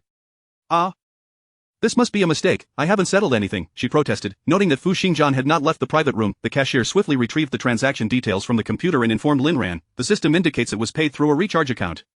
Realization dawned upon Lin Ran. Fu Xingjian must have instructed the waiter to charge the bill to his account. After placing the order, she requested to see the total amount, expressed her gratitude, and returned to the private room. Fu Xingjian was in the midst of putting on his jacket, heading for the exit, when Lin Ran pulled out her phone, saying, as agreed, tonight's treat is on me, I've transferred the money to you via WeChat. As she focused on adjusting her attire, she remained blissfully unaware of the storm brewing on Fu Xingjian's face. The two walked out in silence, but Lin Ran suddenly recalled a question she had yet to ask and cautiously glanced at the person beside her, only to find his expression quite unwell. Instinctively, she reflected on whether her tone during dinner had been too harsh. Feeling aggrieved, she thought to herself that it was Fu Xingjian who had been more inappropriate, looking down on her and insinuating that her pursuit of a boyfriend was solely based on conditions. It was undoubtedly his fault, she had merely resisted in a humble manner. Was that too much to ask? Angry women possess formidable imaginations, and Lin Ran was no exception. Memories of being manipulated by Fu Xingjian during their university days flooded back, including the humiliation he had caused her before graduation in front of the entire school. The more she thought about it, the angrier she became. Lin Ran resolved to be willful for once, forget the pretentiousness of the so-called a party, forget the insipid job, she was determined to stand her ground today. As they exited the private room, Fu Xingjian's anger began to dissipate. He self-deprecatingly acknowledged that it was perfectly normal for her to be in a relationship, even if she were to marry at this juncture, considering they had graduated 5 years ago. He understood the rationale, yet still felt profoundly uncomfortable. This sensation mirrored the unease he felt upon inadvertently hearing her name while abroad. Even he couldn't fathom the source of his anger or discomfort. He longed to clarify matters with Lin Ran, to warn her that He Bing was no good and to keep her distance, but to his surprise, he found himself unable to spot her when he looked up. Panicked, he recalled her poor sense of direction and promptly retraced his steps, yet came up empty-handed. Ultimately, with the assistance of the doorman, he learned that Lin Ran had already taken a taxi home. Frustration peaked within him, prompting Fu Xingjian to accelerate his car towards a nearby bar. By the time Yao Qian arrived, Fu Xingjian had already consumed half a bottle of liquor, his tie loosened haphazardly, exuding an air of reckless abandon. It had been many years since Yao Qian had witnessed him in such a disheveled state. Seizing the glass from Fu Xingjian's hand, Yao Qian crossed his legs, inquiring, is the acquisition of Huajin Fund not going smoothly? Fu Xingjian shook his head, reaching for another glass, but Yao Qian was quicker, turning and confiscating all the glasses. Has your mother once again set you up on blind dates? Fu Xingjian continued to shake his head, closing his eyes and leaning back against the sofa. It can't be because an answer danced on the tip of Yao Qian's tongue. Though he found it improbable, it seemed the most plausible. It can't be because of Lin Ran, can it? He had only just learned that this past weekend, Fu Xingjian had taken the initiative to escort Lin Ran home. Something was amiss, very amiss. Would Fu Xingjian really take it upon himself to see a girl home for no reason? Clearly, that was not his style. As Yao Qian observed Fu Xingjian in silence, he noted that although the latter's eyes were closed, his eyelashes quivered, and his brows furrowed slightly. His guess had proven correct. What do you actually feel for Lin Ran? Do you like her? Fu Xingjian opened his eyes, replying, no. Then do you feel pity for her, wishing to make amends? Neither. An inexplicable irritation flared within Fu Xingjian as he fumbled for a cigarette, lighting it with a sense of restlessness. Instantly, the room filled with smoke, prompting Yao Qian to express his disbelief. You can brood all you like, sooner or later, you will end up ensnaring yourself. While Fu Xingjian's mind was still somewhat clear, Yao Qian said, at the end of the month, the three of us are having dinner together. I'll make the reservation, remember to keep your schedule clear. Among the three, Fu Xingjian was the busiest, requiring prior notice a days past, and Lin Ran had not seen Fu Xingjian again, nor had he made any effort to contact her. In contrast, He Bing was incessantly waiting for her at the restaurant, holding a takeout box in her hands. Lin Ran apologized, I'm sorry, I've been so busy lately that I have to eat lunch while working. He Bing was taken aback. How can your company be more daunting than Yuto? Alas, there's no choice. The environment is such that we must keep up with the competition, Lin Ran replied, her tone laced with melancholy, which tugged at He Bing's heartstrings that he couldn't help but say, why do you, as a girl, work so hard? Just find a good husband to support you. Rely on a man to sustain her. Lin Ran couldn't stifle a laugh. In this day and age, who could one truly rely on? With my circumstances, I wouldn't want to burden anyone. She deliberately made this statement for He Bing's benefit, hoping he would grasp her disinterest in marriage. Yet, He Bing misinterpreted her words, believing she was hinting at him, and he felt an overwhelming surge of joy. Lin Ran, he exclaimed, pulling her aside, his expression a mix of excitement and sincerity. Let's get back together. This time, I will certainly convince my mother. She won't look down on you because of your background anymore. Lin Ran's expression turned inscrutable as she withdrew her hand from his grasp, silently creating distance between them. He Bing, we are incompatible. There is no need for reconciliation. What is it that makes us incompatible? He Bing stood there, bewildered, unable to comprehend her sudden coldness. Lin Ran felt a headache coming on and resolved to clarify everything once and for all. First, your mother will never change her opinion of me. You know this deep down. Second, you lack the courage to stand up to her. You're a quintessential mama's boy. Third, I don't like you now. I have no feelings for you. Let's just be ordinary colleagues. He Bing attempted to persist, but Lin Ran forcefully pushed him away. If you continue like this, we won't even be able to remain ordinary colleagues. Unexpectedly, her words shattered He Bing's defenses. Somehow, he was reminded of her dinner with Fu Xingjian, and he shouted in a low voice, Lin Ran, don't even think about climbing that high branch known as Fu Xingjian. That's beyond your reach. Just look at your own conditions, nearing 30 with no house, no car, no savings, and only a spendthrift grandmother at home. With such circumstances, you'll never get married. I said proposing a reconciliation is out of pity for you, so don't be ungrateful. Ah, yet another who feels pity for her, she scoffed, glaring at He Bing. You should first concern yourself with whether you can even find a wife. After all, with the current gender ratio, if a man hasn't married by 30, he'll be single for life, and with a mama's boy like you, even if you do marry, divorce is a real possibility. You'd best prepare for multiple marriages. With that, she turned on her heel and ascended the stairs, leaving He Bing standing alone, both infuriated and embarrassed, subject to the judgmental gazes of onlookers. Once He Bing departed, Liang Meiqi peeked out from a corner. Chapter 44 Liquidation. It turns out that He Bing is Lin Ran's ex-boyfriend. Ah, how amusing, he had previously lied about being a former colleague. In stark contrast to Fu Xingjian, this man is quite beneath notice, and it is no wonder Lin Ran felt compelled to fabricate a story. She herself would rather not mention him. Oh, but then again, her standards for a partner have always been exceedingly high. Only someone of Josu's caliber could catch her eye. Alas, Lin Ran, with her less than stellar conditions, can only settle for a man like He Bing. Moreover, it seems that Lin Ran harbors inappropriate feelings towards General Manager Fu, as even her ex-boyfriend has noticed how brazen she is, daring to entertain such thoughts without a moment's self-reflection. Regarding the matter of the additional requirement, it appears to have vanished into thin air. Mao Quanan has not pressed her for updates, nor has Josu, and even Lin Ran herself is beginning to doubt whether this issue ever truly existed. Yet, Liang Meiqi's targeted remarks have firmly reminded her that this matter did, in fact, occur. Liang Meiqi has been in high spirits lately, especially since Lin Ran's attempt to invite General Manager Fu to dinner was in vain, and she has also acquired a little secret about Lin Ran that gives her great delight in provoking her further. Seizing the opportune moment, she pretended to be in a bind. Lin Ran, could you please confirm whether we will proceed with this requirement? If we are, I will prioritize it. If not, the project team members cast concerned glances in Liang Meiqi's direction, mirroring her sentiments. Lin Ran remained silent, and Mao Quanan, seemingly out of nowhere, emerged with a fierce glare. As the project manager, you can't even handle this. I am seriously questioning your capabilities. I am beginning to wonder whether you should continue serving Yuto. The underlying implication was clear. He wished to replace Lin Ran as the project manager. In truth, Lin Ran has also sensed her own decline in performance lately. Ever since she took on the Yuto project, misfortune has befallen her with alarming frequency, leading her to question whether the project's aura is somehow cursed. Mao manager, I completely understand your feelings. How about this? I will consult with Zhou General's opinion, and if necessary, I can step down. In an unprecedented turn of events, Lin Ran displayed a nonchalant attitude, exuding a sense of resignation that seemed to say, go ahead and replace me. I have no desire to continue. The project team was left in stunned silence, including Mao Quanan and Liang Meiqi, who were equally astonished. 2 minutes passed, and Mao Quanan erupted in fury. Are you threatening me? You think I won't dare? I will call Josu right now. I want to know if he still wants this project. However, before he could dial, Yiming respectfully stood at the door. Good day, everyone. May I trouble Manager Lin, Manager Mao, Engineer Zhang, and Miss Meichi to meet in the top floor conference room in 10 minutes. By the way, Zhou General has arrived and is currently with General Manager Fu. Lin Ran was the first to react, sensing that a decision was imminent. She nodded at Yiming in acknowledgement and gratitude, then joined the others in the elevator. In the top floor conference room, Lin Ran sat across from Liang Meichi, who could hardly contain her glee. Soon, Fu Xingjian and Zhou entered, taking their seats at the head of the table. The positioning of Lin Ran and Fu Xingjian formed a diagonal line, allowing her to observe the subtle expressions playing across his face. Compared to their last encounter, he appeared somewhat weary today, with dark circles under his eyes. Nonetheless, his attire remained impeccable, clad in a tailored gray suit paired with a white shirt, notably without a tie, exuding simplicity and elegance that did not detract from his demeanor. Their gazes accidentally met, and Lin Ran instinctively looked away as Zhou began to outline the sequence of events, but Liang Meichi, feeling uncomfortable, interjected. Zhou General, I had explained that this was not a sudden addition. It was Lin Ran who verbally agreed to take it on, which is why I included it.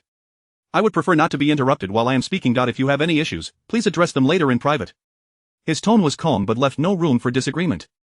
Liang Meichi, taken aback by Zhou unexpected anger, quickly lowered her head. Catching sight of Lin Ran's composed face across the table, she inwardly rolled her eyes, gritting her teeth, and thought, just wait. I'll make you pay. I have discussed this with General Manager Fu, and the additional requirement is indeed necessary. However, considering the prior oversight on Xinjian's part, which failed to account for it during the planning phase, both parties have agreed to compromise, with Yudo increasing the budget for this requirement by half. Does anyone have any objections?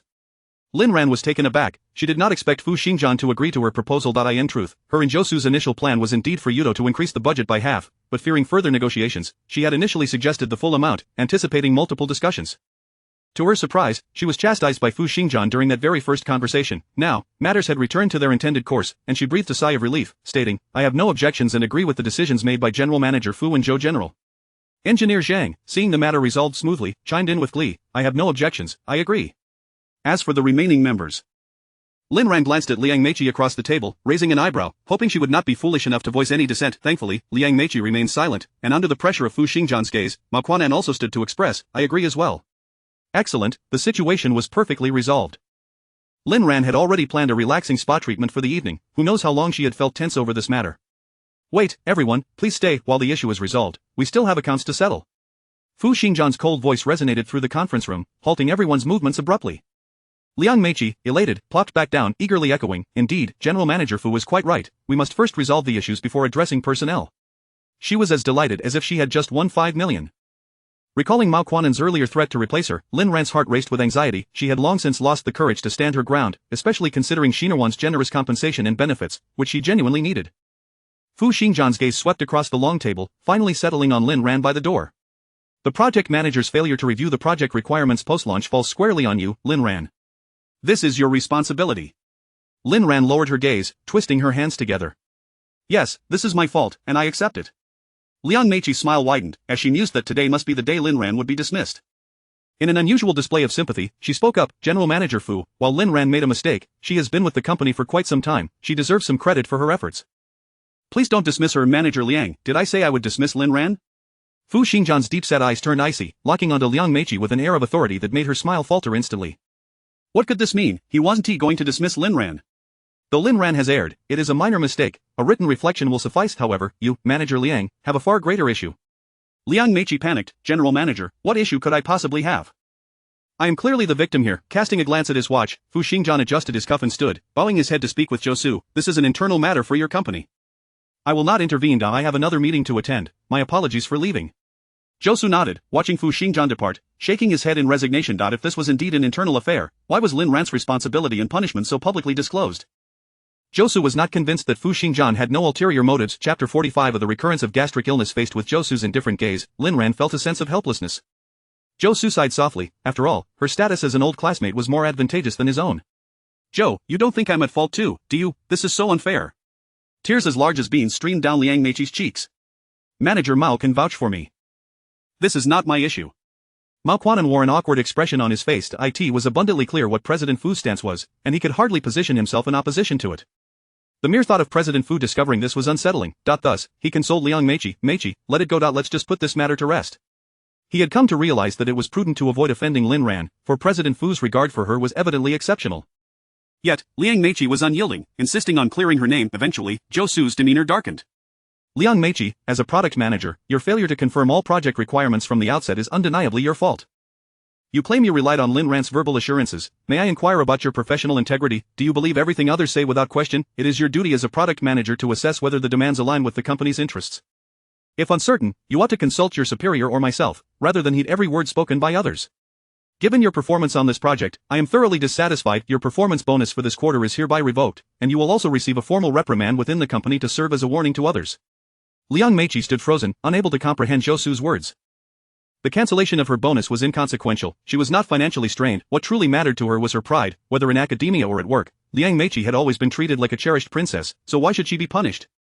Moreover, this was occurring in the office building of Yuto. How would she ever face Fu Xingjian again? Such a man, esteemed and flawless, would surely not want a woman who had been publicly reprimanded for a professional error. No, she could not accept this. It was utterly unjust. She had done nothing wrong. At least, she did not deserve this punishment. Liang Meiqi had briefly harbored a crush on Zhou Su, knowing he was more receptive to gentler approaches. She softened her tone. I can accept the cancellation of my performance bonus, but could we perhaps avoid a formal reprimand? In the future, I promise I won't make such mistakes again. Mao Quanan, feeling sympathetic, added his support. Indeed, Zhou, there's no need to escalate this further. The issue has been resolved. A verbal reprimand would suffice. But Zhou Su remained resolute. No one could sway his conviction. Not expelling you is already a considerable act of compassion. I hope you will take this time to reflect and focus more on your work rather than on trivial matters. With that, he turned and exited the conference room. Lin Ran, come here for a moment. I need to discuss something with you. Still in a daze, Lin Ran snapped to attention at the sound of Zhou Su's voice die in the CAF downstairs. Zhou Su took a sip of coffee, fingers tapping rhythmically on the table. President Fu wishes to understand the project's progress better. Please prepare a PowerPoint presentation for him. We will report to him on Friday. Okay, got it. Noticing her distracted demeanor, Zhou Su's gentle eyes bore into her. What is troubling you? Do you think my punishment was too harsh? Lin Ran shook her head. She was not a novice and would not allow personal feelings to cloud her judgment. I simply did not expect you to make such a decision. Zhou Su chuckled softly. This is not my decision. It is Fu Xingjian's. Lin Ran was perplexed. A vague suspicion flickered in her mind, but she dismissed it. How could Fu Xingjian possibly defend her? He was the type who relished her misfortunes. Zhou Su pursed his lips and inquired further. Lin Ran, is your relationship with Fu Xingjian truly just that of ordinary classmates? He had sensed an unusual connection between Fu Xingjian and Lin Ran, and today, he was almost certain that Fu Xingjian's feelings for her were indeed special, though he could not ascertain whether it stemmed from camaraderie or something more profound. Not exactly. Zhou Su's heart tightened abruptly. What do you mean by that? It is a relationship that is even less than that of ordinary classmates. You know, he is so lofty, like a prince. Someone like me must seem like an insignificant insect in his eyes. Lin Ran shrugged dismissively. Zhou Su leaned back in his chair, chuckling lightly. Fu Xingjian can indeed be quite insufferable at times, but among the wealthy elite, he is relatively decent. Some people, well, it's simply appalling. He shook his head, choosing not to elaborate. He recalled the shocking tales he'd heard at gatherings about the disgraceful behavior of the affluent. The prevalence of rogues among the rich was astonishing. In contrast, Fu Xingjian was truly commendable, though somewhat aloof. He remained polite and respectful, wielding influence without ever resorting to wrongdoing. Lin Ran, however, held a different perspective. Society is far too lenient on the wealthy. Ordinary people like me are burdened with endless demands, while the rich are praised merely for refraining from malfeasance. It is utterly unjust. Her indignation drew a smile from Zhou Su. Indeed, it is quite challenging for us ordinary folks. Wait, Lin Ran, you are not an ordinary person. Zhou Su exclaimed. Zhou Su, that seemed wrong. It sounded like an insult to Zhou Su. Lin Ran, unfazed, scratched her head and concocted an excuse to head upstairs. As she stepped onto the 23rd floor, the entire project team fell into a hushed silence, each member feigning busyness. Liang Meiqi shot her a dark glare, but Lin Ran paid it no mind, opening her computer to continue her work. By the time she finished, night had fallen. Yawning and stretching her arms, she glanced at the clock, noting it was past 7 p.m. She shut her computer down. While waiting for the elevator, Lin Ran suddenly remembered that she had yet to thank Fu Xingjian, her mind racing as her finger automatically pressed the up button.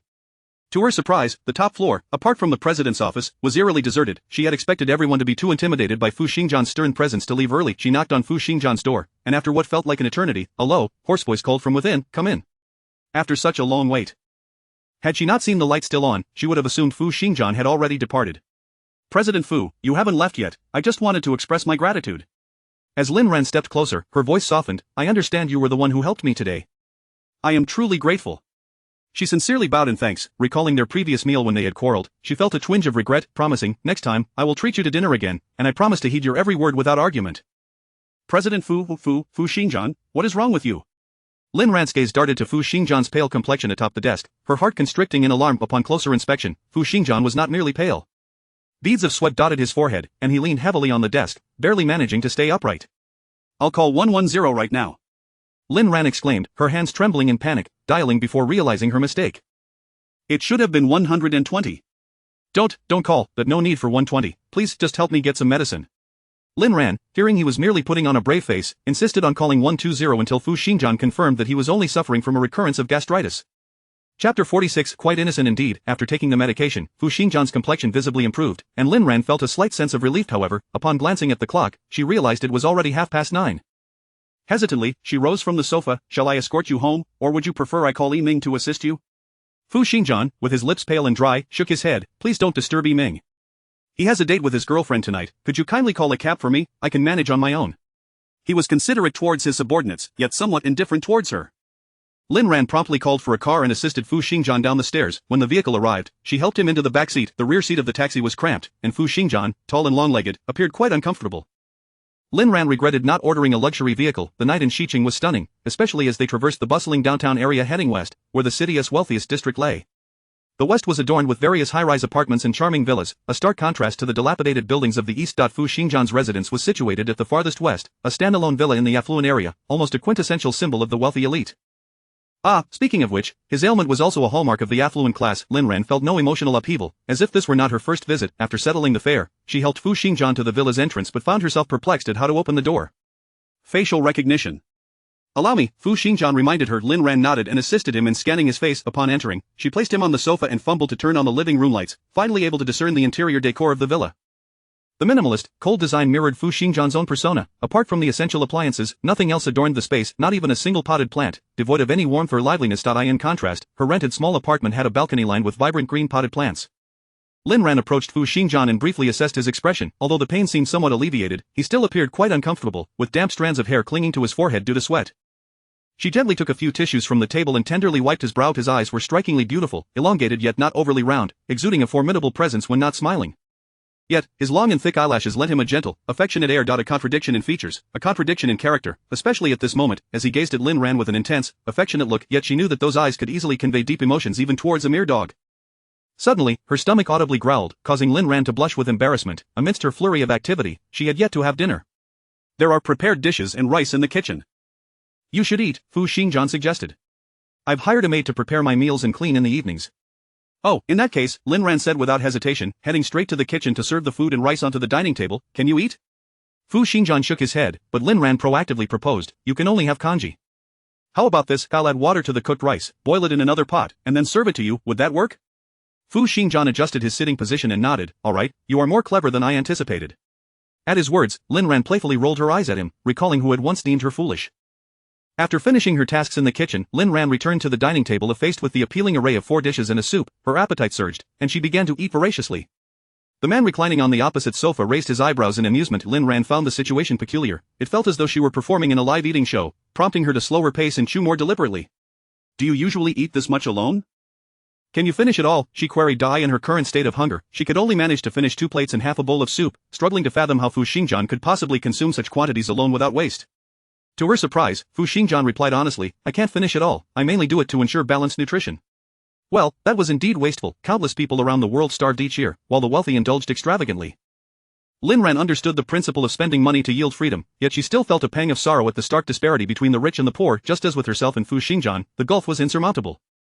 Once she finished her meal, the porridge in the kitchen was also ready. Lin Ran brought the steaming bowl to the table, contemplating whether to blow on it to cool it down, but then reconsidered, fearing Fu Xingjian would be put off by saliva, and instead opted to fan it with her hand. All right, it's no longer hot. Come and eat, she said, assisting Fu Xingjian to sit up. However, as she took a step, he suddenly pressed her back onto the sofa and weakly murmured, help me untie my tie. Lin Ran was momentarily taken aback, and Fu Xingjian clarified, it's uncomfortable to eat while wearing a tie. I need to take off my jacket as well.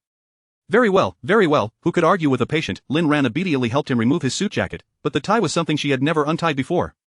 How does one untie a tie? She asked, her voice barely audible. Hadn't she dated before? Hadn't she ever untied a tie for a boyfriend? The thought of Ming crossed Fu Xingjian's mind, and he instinctively frowned. The lad seemed to have never donned formal attire. He felt a sense of balance return. I'll teach you. He gently placed Lin Ran's hand on the knot of the tie. Here, untie this, then gently pull. Like a keen, eager learner, Lin Ran quickly mastered the skill and proudly held up the undone tie, looking up at Fu Xingjian. Look, I've learned. Fu Xingjian lightly patted her head and smiled. Well done. At that moment, both were momentarily stunned. The gesture felt somewhat intimate. Unlike Lin Ran's hasty eating, Fu Xingjian savored his meal with deliberate grace, leaving her feeling embarrassed and shaking her head, reminding herself not to compare. Fu Xingjian, I should head back now. If I stay any longer, I might miss my ride. The area was affluent, with fewer drivers willing to take on fares at this late hour, making it quite difficult for her to return. Yet, Fu Xingjian, ever the pampered heir, suddenly asked, wiping his mouth with a rather shameless demeanor, I just broke a sweat, I'd like to take a shower, but I'm afraid I might slip in the bathroom. Could you wait for me to finish? His tone was pitifully pleading. Heavens, what kind of sentiment prompted him to utter such a request? Lin Ran felt somewhat speechless, but, recalling how he had just assisted her, found it hard to refuse and begrudgingly agreed. She helped him to the master bedroom on the second floor, retrieved a set of pajamas for him, and handed them over. Fu Xingjian, with his eyelids slightly drooping, obediently accepted the pajamas and quietly reminded her, don't forget the underwear. Lin Ran. Very well, as they say, to deliver a Buddha to the West. She followed Fu Xingjian's indication and casually picked out a pair of underwear, turning her face to the side, avoiding his gaze. Here. As he entered the bathroom, Fu Xingjian curiously inquired, haven't you lived with a boyfriend while dating? Underwear seemed an odd thing to feel shy about. Of course not. We were quite busy with work back then, only able to meet up on weekends, Lin Ran mumbled, but Fu Xingjian heard every word clearly. Quite innocent, he remarked with a smirk before turning to enter the bathroom. To Lin Ran, his words felt mocking, and she vented her frustration by kicking the air outside the bathroom door. Chapter 47. Have neither girlfriend nor fiancé. Lin Ran, you forgot the bath towel. It's on the balcony. Lin Ran rolled her eyes dramatically at the empty air and obediently retrieved the towel from the balcony to hand it to him. After more than 10 minutes had passed, the young master finally emerged. One could not fathom what took a man so long in the shower. She opened the ride-hailing app, contemplating the safety of ordering a car, only to discover that there wasn't a single vehicle available in the vicinity. The man, with damp hair, raised an eyebrow in feigned ignorance, asking, what's the matter? I can't get a car. Lin Ran lamented, her heart heavy with despair, even entertaining thoughts of harpooning Fu Xingjian. Oh, what shall we do then? The man replied with an air of innocence, tossing the dilemma back to her, adding, there are no hotels within a 3-kilometer radius. Lin Ran exhaled a deep sigh, murmuring, do you have a guest room where I can stay? Yes, I do. The guest room is right next door, I'll take you there. Compared to the master bedroom, the guest room was considerably smaller, yet it was well furnished and immaculate. However, upon catching sight of the feminine skincare products in the guest bathroom, she hesitated. Will my staying here cause you any inconvenience? Fu Xingjian looked puzzled. What kind of inconvenience could it bring? Would she harass him? I mean, what if your girlfriend or fiancé misunderstands the situation? Lin Ran's gaze fell to the ground, lost in thought. He must have been engaged to Yao Ning by now, or at least they should be dating. Girls tend to be sensitive, and she was no exception. If she were to discover that her boyfriend spent the night with another woman in a villa, she could only imagine the turmoil it would cause. You're overthinking it.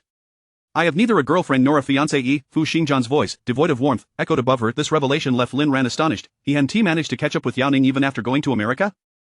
How utterly ineffective. Why the surprise? Are you astonished that I have no girlfriend? Fu Xingjian leaned against the guest room desk, exuding a languid, almost alluring demeanor, a stark contrast to his usual self. Lin Ran wished to change the subject. His personal life was of no concern to her. After all, once they completed the U2 project, they would return to being strangers, unlikely to meet again. After a moment's contemplation, she softly stated, Mr. Fu, we are even now. You have assisted me in my work, and I have helped you in life. From now on, neither of us owes anything to the other.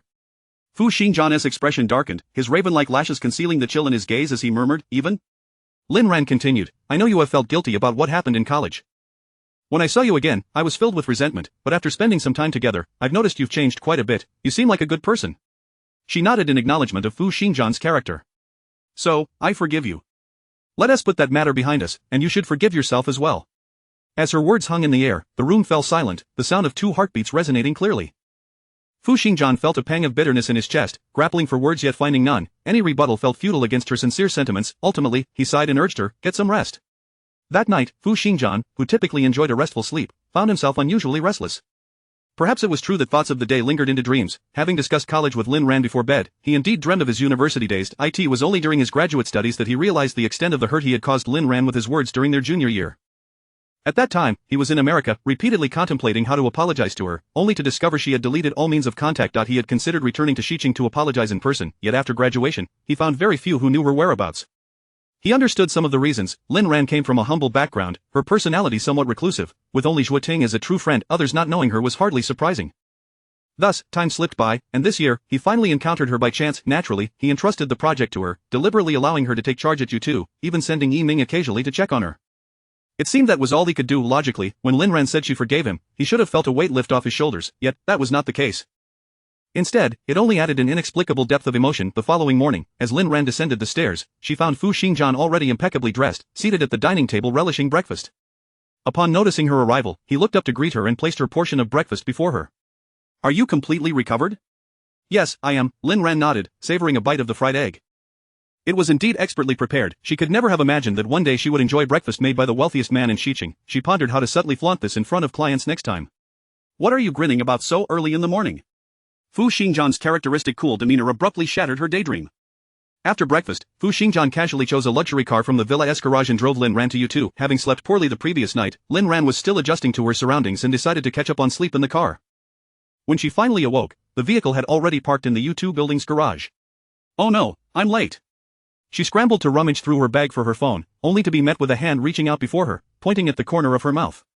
How mortifying. Did she drool while sleeping? Instinctively, Lin Ran wiped her mouth, realizing there was nothing there, and, comprehending she had been teased, shot a glare at the driver. He, however, feigned innocence. I was merely reminding you not to rush, there's plenty of time. How ridiculous. Did he think she was a 3-year-old child? She wasn't about to fall for his antics. Goodbye, I'm heading upstairs first. Lin Ran slammed the car door shut and dashed to the elevator, not even waiting for Fu Xingjian. She pressed the button to open the door and held it down until the elevator ascended. Fu Xingjian, unfazed, continued to the first floor to buy coffee. Once the vast parking garage fell quiet, a furious face emerged from behind the car. Liang Meiqi could hardly believe her eyes. Lin Ran had just stepped out of Fu Xingjian's car early in the morning, the two of them last night. No, this wasn't right.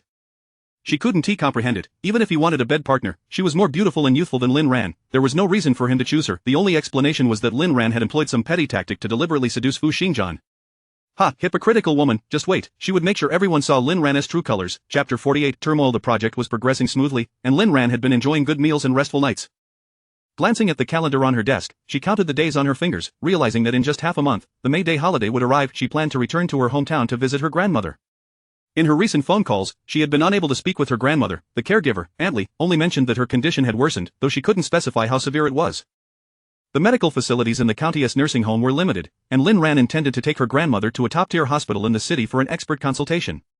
After setting an alarm for the train ticket sale, Lin Ran temporarily set this matter aside and turned her attention to preparing a report. PPT. Zhou Su had warned her that Fu Xingjian was quite particular, not only holding high expectations for the content but also being meticulous about the layout, design, and style of the PPT.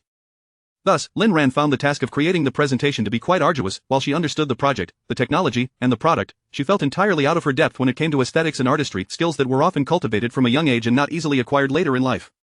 After numerous revisions and having Zhou Su review her work, she finally felt ready to schedule a time for the report with Fu Xingjian. At 4 o'clock on Friday afternoon, Lin Ran knocked on Fu Xingjian's office door. A deep voice called out, "Come in," prompting her to enter. "Mr. Fu, shall we move to the conference room? It would be easier to project the screen," she suggested kindly. Fu Xingjian raised an eyebrow, responding, "No need. Just sit here and we can look at your computer together." Lin Ran felt bewildered and hesitantly asked, "You mean I should sit beside you?"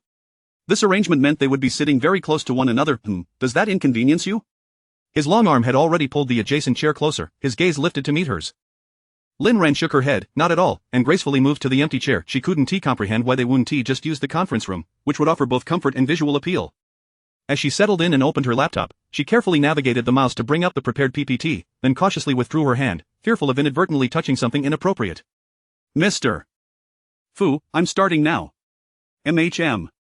His tall figure loomed over her. The proximity was overwhelming. She could distinctly smell the pleasant scent of his shower gel and hear the subtle cadence of his breathing. Lin Ran's ears flushed a deep red, her heart racing uncontrollably. She gently shook her head, attempting to dispel the chaotic thoughts swirling in her mind, and focused intently on her presentation. As she delved deeper into her report, she became so engrossed that she forgot her nervousness, failing to notice the increasingly intense gaze directed at her. Fu Xingjian's eyes subtly traced the lines of her tailored white suit, rising to her delicate chin and smooth jawline. In truth, she possessed a refined beauty that aligned well with contemporary aesthetics. However, her frail and somewhat darker appearance during her university days had led to the initial impression of her being akin to a beansprout. Back then, Su Huanran had often mocked Lin Ran in front of him, but regrettably, he had been too preoccupied with someone else to defend her. "Mr. Fu, Mr. Fu?" Lin Ran blinked, incredulous. Had he zoned out? Fu Xingjian cleared his throat, straightening up and crossing his legs, commenting, "Overall, it's quite good." Having occupied the CEO position for a considerable time, Fu Xingjian had honed the ability to fabricate details after presenting a single chart. "This Gantt chart is well done." "Oh, thank you, Mr. Fu." She had anticipated a more elaborate compliment but was taken aback by his praise for the chart, which was merely a standard Excel template, an essential skill for any project manager. "If there is nothing else, I'll take my leave," she indicated towards the door, preparing to retreat. However, Fu Xingjian suddenly fell back into his critical demeanor. "The interface design still needs improvement. Here and here, you could simplify it, extracting the keywords and summarizing it in one concise sentence." He stood up, leaning over her, half of his body enveloping hers, creating a dangerously intimate atmosphere. "All right, thank you for your guidance, Mr. Fu, Lin Ran murmured, her gaze lowered, avoiding his. Meanwhile, she felt her heart race even faster. Then, I'll take my leave now, she stated, rising to depart, but before she could utter another word, a hurried knock echoed through the door. Entering was Yiming, who appeared surprised to see Lin Ran. What's going on?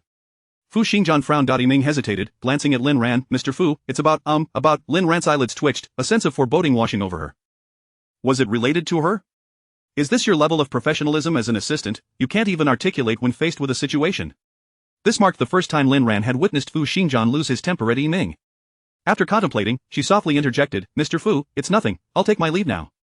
Not so fast, stay until we hear the full story, Fu Xingjian insisted. Yiming's earlier behavior had been decidedly odd, indicating that the matter was likely linked to Lin Ran. As if finally emboldened, Yiming revealed, there's a middle-aged woman causing a scene in the lobby, loudly demanding the company to fire. He glanced at Lin Ran, to fire Miss Lin. Fu Xingjian's expression darkened, his voice low and commanding, what nonsense is this? Before Yiming could elaborate, Lin Ran had already stepped out, with Fu Xingjian hastily following her. Upon reaching the first floor, Lin Ran instantly recognized the commotion as source. It was Yiming's mother. Upon spotting Lin Ran, his mother's wailing abruptly ceased, and she stormed towards Lin Ran, delivering a sharp slap across her face. You vixen, here to seduce my son again. You're poor and ugly, what gives you the right to pursue him? Go die. With that, she lunged towards Lin Ran again, but thankfully, Fu Xingjian intervened, pulling Lin Ran behind him. His broad, forceful hand pushed his mother away as he coldly admonished, who do you think you are, making such a ruckus at you too? Stumbling from the shove, his mother paused for a moment before advancing again, her words laced with venom, dressed in a suit, you must be this BTCH's lover. I can't believe you, poor girl, dare to play both sides, clinging to my son while seeking out another man. Enough. The sudden roar from the man in front startled his mother. She attempted to retort, but his voice was icy, if you utter another word, I'll have you being fired immediately. Dumbfounded, his mother finally grasped the gravity of Fu Xingjian's identity. Yiming, disperse the crowd and escort this lady to the reception room. We need to clarify the situation. Once he had given his orders, Fu Xingjian turned to Lin Ran, observing the 5 red marks on her left cheek, her body trembling, and her eyes reddened as she bit her lip, desperately suppressing her tears. It's all right now, come with me, he said soothingly, gently stroking her back before taking her hand and leading her towards the underground parking lot. Once in the car, Lin Ran leaned against the window, her eyes filled with sorrow. Fu Xingjian, I didn't she trailed off, but Fu Xingjian understood her unspoken words and naturally replied, Machem, I certainly believe you. Lin Ran gazed at him, her expression one of disbelief. Chapter 49 No intention to report to the police. Have a sip of water. A slender hand extended a cup of warm water, which Lin Ran graciously accepted and downed in one go. Would you like more? No, thank you. The sofa beside her sank as Fu Xingjian settled down next to her, scanning her face and noting that apart from a slight redness on her left cheek and around her eyes, she appeared otherwise unscathed. He was astonished by Lin Ran's speed of recovery. If such public humiliation had befallen Yao Ning, she would likely have succumbed to tears and fainted by now. In contrast, Lin Ran seemed capable of bearing even the heaviest grievances. Fu Xingjian understood that it was the disparity in their family backgrounds that accounted for this. Someone like Lin Ran, who had no one to rely on, could depend solely on herself, and tears were the least effective weapon. Contemplating this, he couldn't help but furrow his brow in slight distress. Just then, the phone rang. It was a call from Yiming. Please wait here, I'll take a call in the study upstairs. Lin Ran acknowledged with a hum, having seen the caller ID. It was likely Yiming reporting on Yimu's sudden outburst. She had initially considered asking to listen in but decided against it, trusting that Fu Xingjian would relay the information accurately. As soon as the study door on the second floor closed, a woman entered the living room on the first floor. The newcomer's attire clearly indicated she was the housekeeper Fu Xingjian had previously mentioned. May I ask who you are? Adley appraised Lin Ran with some surprise. She had been working here for half a year and had never encountered anyone else in the villa, especially not a young woman. So, Fu sir does have a girlfriend after all. That is good to know. It would have been unfortunate if such a handsome man preferred men. Hello, auntie, I am Lin Ran. Lin Ran inclined her head slightly, appearing both polite and reserved. Greetings, Miss Lin. I am Adley, responsible for preparing dinner and cleaning for Mr. Fu. Lin Ran nodded in understanding. I've heard about you. Adley entered the kitchen with a bag of groceries and, noticing Lin Ran following her, inquired, Miss Lin, do you have any dietary preferences or restrictions? I'll keep them in mind for future grocery shopping. Future? Adley, I believe this is my only visit, there won't be a future. She smiled, tucking a loose strand of hair behind her ear, then assisted Adley in washing the vegetables. Ah! Adley exclaimed, was she not Mr. Fu's girlfriend, merely a companion, perhaps a fleeting one, though taken aback, Adley could understand. After all, Mr. Fu was in his prime, full of vigor, and it was not uncommon for him to indulge occasionally without bringing other women home. It was just a pity. Miss Lin appeared so gentle and compliant, even offering to help. She seemed like a good girl. Such a wonderful young lady would be perfect as a wife. She comfortingly patted Lin Ran's hand. It's all right, Mr. Fu is a good man even if it is just for one night, he wouldn't treat you poorly. Lin Ran felt a peculiar sensation at those words. Given Fu Xingjian's wealth, he surely wouldn't skimp on meals for her. While Adley busied herself with cooking, Lin Ran helped wash the vegetables, ginger, and garlic. Once everything was cleaned, she turned to see Fu Xingjian leaning against the kitchen door. Mr. Fu, President Fu. The two voices in the kitchen echoed in unison. Suddenly, Aunt Li's eyes widened in disbelief. What, Miss Lin was actually Mr. Fu's subordinate? Oh dear, was Mr. Fu actually dating someone from his own workplace, someone he sees every day? Her tendency to feel second-hand embarrassment kicked in once again. Fu Xingjian's gaze shifted away from Lin Ran, his voice calm as he stated, I've clarified the situation. If convenient, let us proceed to the study.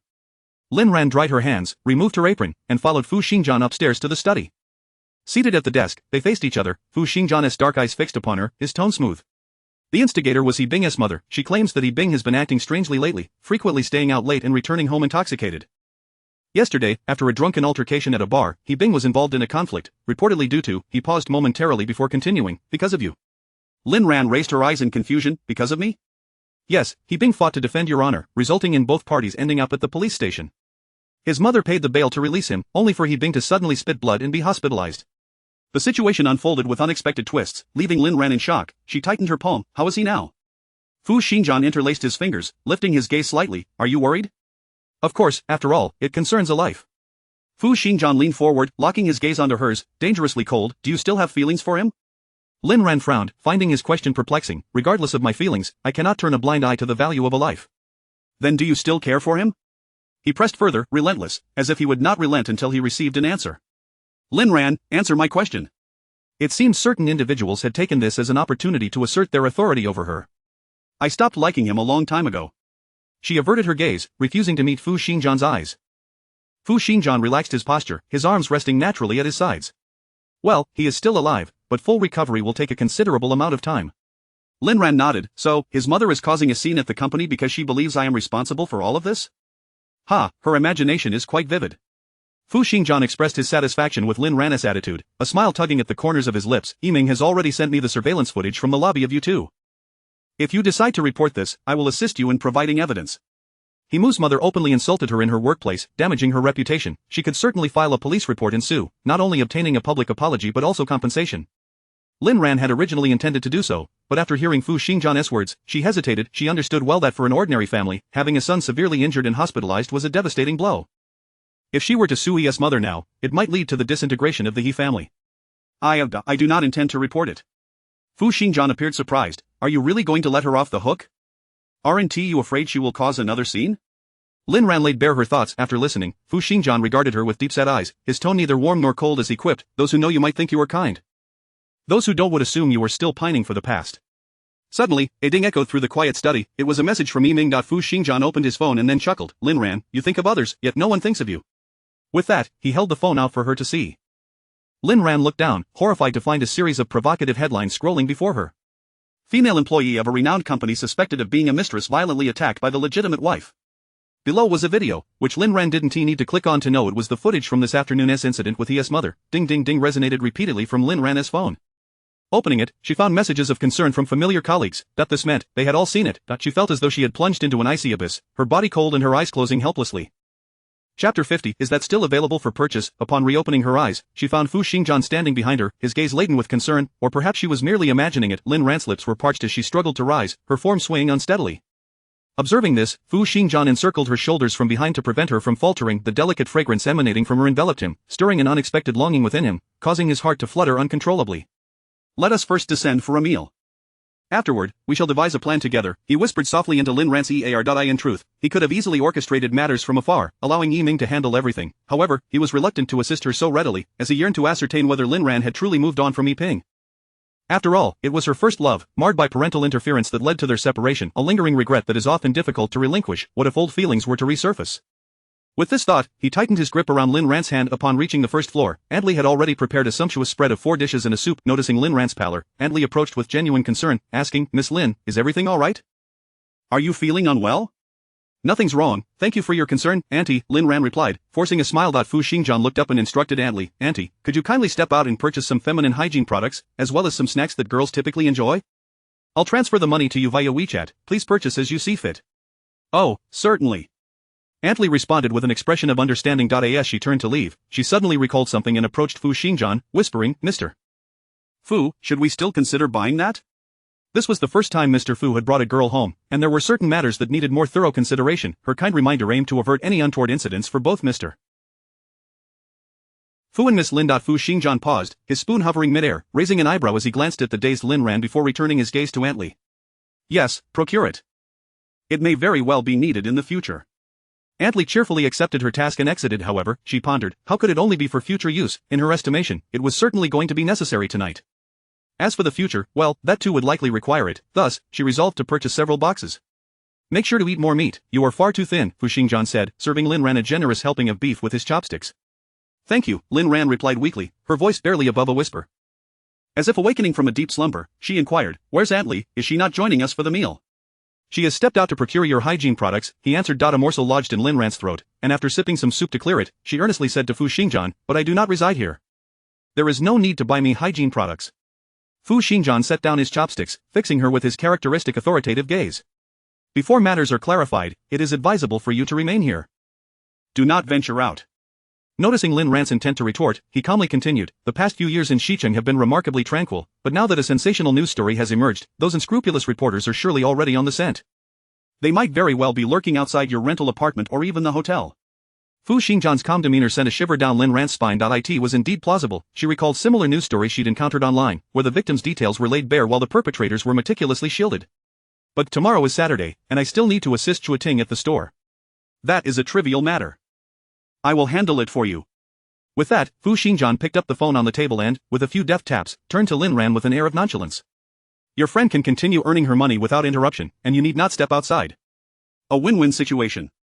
In a club pulsating with deafening music, Su Huanran was in the midst of dancing and flirting with a girl when he suddenly felt a vibration in his pocket. Fu Xingjian had sent him a WeChat message. He released the girl and strode purposefully towards the booth, where siblings Yao Ning and Yao Qian were engaged in lively conversation over drinks. What does this message from Xingjian mean? He directed his phone towards Yao Qian, but upon hearing it was from Fu Xingjian, Yao Ning snatched the phone from him, exclaiming, let me see. Chapter 51. She lost her spirit. You lost your wealth. The information was pronounced aloud by her. Call the owner of the dessert shop from last time tonight and tell him you wish to order 100 servings of desserts. This is for the dessert payment. I'll transfer the money to you. She returned the phone to Su Huanran, her voice tinged with bitterness. What dessert shop is worth his while, requiring you to assist him? It was evident that Fu Xingjian intended to aid the owner of the dessert shop in boosting sales, yet he wished to keep his identity concealed, thus entrusting the funds to his good friend to facilitate the arrangement. Such convoluted machinations suggested that the shop owner must be quite a beauty, thought Yao Ning with a tinge of jealousy. I just remembered, it's that ordinary girl.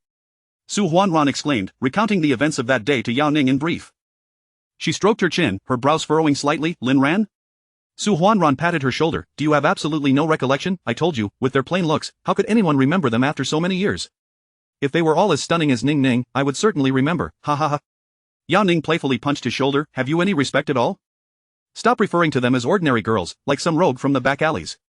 Yao Qian shook his head in exasperation, giving Su Huanran a light kick. Shouldn't you hurry and make that call? Ha? Are we really buying? Su Huanran exclaimed, his voice rising. No way, I'm not purchasing anything, even if I'm not paying, I refuse to buy. 100 servings, who's going to eat all that? Exactly, it's easy to buy, but the question is, who will eat it? Surely, we aren't going to toss it all in the trash. Yao Ning reluctantly agreed with Su Huanran's point, yet Yao Qian was left with no choice. His good friend had just messaged him to keep an eye on Su Huanran, forbidding him to leave without making the call. Yao Ning seized her brother's phone, smirking, he seems quite invested. With no other option, Su Huanran braced himself and dialed the dessert shop's number, putting it on speaker so all three could hear. Upon hearing him request 100 servings of desserts, the shop manager was clearly taken aback, pausing before responding. Sir, did I hear you correctly? 100 servings of desserts? Are you hosting a gathering? Which kind-hearted soul treats 100 servings of desserts? The more Chuating listened, the more she suspected this person was a rival trying to create trouble. However, she was taken aback when the customer became irate. Cut the nonsense, if I say 100 servings, then it's 100 servings. What I do with them is none of your concern. Ah, quite brazen indeed. There was no doubt she was facing a rival detractor. Chuating rolled her eyes at the phone. I'm sorry, but I cannot accept this order. My establishment is too modest to accommodate such a grand request. Please seek someone more fitting. Su Huanran found it amusing. Who refuses orders in the name of business? He had never seen such a thing. I'll pay you a 50 deposit. Will you sell or not? It was merely a matter of money. He had plenty. While most would typically pay a 10 deposit, he was offering 50. Quite generous, wouldn't you agree? Unfortunately, Chuating was not swayed by such tactics. Her dessert shop thrived on low margins and high volume. Even with a 50 upfront payment, if the balance was not settled the next day, she would still incur a loss. It simply did not make sense. Forget it. I won't engage in this discussion. I will not do business with you. If initially, she had been concerned about Su Huanran reneging on the order, now it felt like a blatant personal affront, and Su Huanran could no longer tolerate it. He pressed against his throbbing temples. I will add you on WeChat now and transfer 100,000 yuan, will you proceed? 100,000, Zhuoting fell silent, unashamedly taken aback. Since opening her shop, she had yet to earn that much. Ha, are you tempted now? Then accept this order and do a good job for me. Su Huanran hung up the call, promptly added Zhuoting on WeChat, and transferred the funds. After completing the transaction, he sprawled on the sofa, triumphantly raising his feet in glee. Ha, all it took was 100,000 yuan, I thought she had some principles. Yao Qian, bemused, remarked, indeed, she lost her principles, and you lost your money. You are both equally matched, so neither of you should mock the other. His friend transferred 20,000 yuan, yet this person insisted on paying an additional 80,000 just to secure her business. Was there something amiss with his reasoning? Sighing, he idly scrolled through his phone, only to be suddenly captivated by a piece of local news. Chapter 52. It turns out that regardless of the past or present, Fu Xingjian has always looked down upon her. That evening, after taking a shower, Lin Ran quietly lay down in the guest room. Compared to the afternoon, her emotions had calmed considerably. Once she regained her composure, she decided to return Zhuoting's call. Before she could utter the words "I'm sorry," she was met with an explosive cheer from the other end of the line. Ah, Ran, I received a major order from a client this afternoon, worth 100,000 yuan for 100 desserts. The money has already been transferred to me. Oh my goodness, this is the first time I've seen a 3-digit order since opening my shop. Lin Ran was taken aback. 100,000 yuan? Yes. The client seems a bit out of their mind, but I won't let that come between me and the money. You don't need to come to the shop tomorrow. I've decided to close for a day and focus solely on preparing desserts for this generous client. As long as it doesn't interfere with your business, her worries dissipated instantly. After Zhuoting's excitement subsided, she asked, by the way, what was the reason you couldn't come to the shop? Earlier, when Lin Ran messaged that she couldn't help out tomorrow due to it being Saturday, Zhuoting hadn't had the chance to delve into the reason, as it was peak hours bustling with customers. Zhuoting, being loyal and protective, feared that upon hearing the truth, Lin Ran might rush over to Yiping's house to cause a scene. Lin Ran had no choice but to conjure a vague excuse. Oh, I have to work overtime tomorrow. The project is urgently due. Humph, those greedy capitalists, none of them are good. Lin Ran chuckled in response, indeed, not a single good one among them. As she raised her gaze, her smile froze on her lips. Ting, I have to hang up now. She covered her mouth and spoke softly into the receiver. Then she stood up, cleared her throat lightly, and bowed her head respectfully to the tall man at the door, President Fu. What it means to be caught red-handed for every misdeed, that was her predicament. Every time she spoke ill of Fu Xingjian, he always seemed to overhear. It was hard not to suspect that the cold and aloof President Fu had installed a surveillance camera on her, considering how accurately he could catch her in the act. Are you quite pleased to criticize me? Fu Xingjian stood before her, hands in his pockets, his towering height sending a shiver down her spine. Not really. It's not a criticism, it's more of a jest. She fumbled for words, like those online jests where workers say they are like cattle, and the boss is the capitalist who exploits them. As she spoke, her voice dwindled to a whisper, her confidence waning. Ha! To Lin Ran's astonishment, Fu Xingjian actually laughed, a genuine smile illuminating his features, akin to witnessing a ghost. As long as it brings you joy, feel free to criticize without the need for justification. The corners of his mouth lifted, and the chilling aura surrounding him dissipated, replaced by an inexplicable warmth. Lin Ran found herself momentarily stunned, nodding and then shaking her head in disbelief. Fu Xingjian's smile deepened, yet, even in laughter, his handsome features remained unblemished, transforming from the icy demeanor of a young master to that of a gentle gentleman. Her ears flushed crimson as she lowered her gaze, murmuring, President Fu, we agreed to discuss a solution together. Are you available now? Yes, I'm available. Let's go to the study, Fu Xingjian replied as he turned.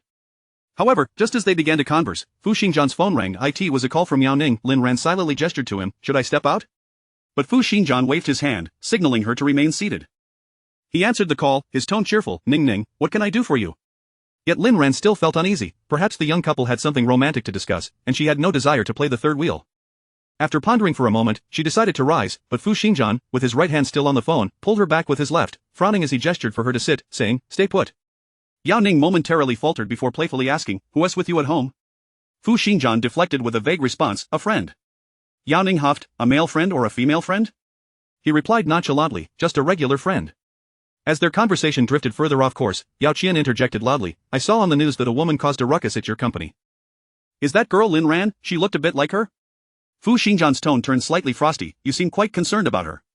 Yao Qian stroked his chin, contemplating whether Fu Xingjian was complimenting or belittling him. Something about his tone fell off. Is that really her? The poor girl looked so pitiful, her eyes were red even through the screen. Now even Yao Ning sensed something amiss. Brother, you're being quite observant. Yao Qian sighed softly, I'm merely trying to make amends for the both of you. The way you two acted back then aside, it was truly excessive. He rubbed his forehead and advised, Xingjian, if you can help her, please do. It's just a simple task for you. A brief silence followed, and Fu Xingjian replied calmly, I know what to do. After the call ended, Yao Ning glanced at her brother with dissatisfaction. What did you mean by that during the call? How were Xingjian and I excessive back then? Ning, do not play the fool.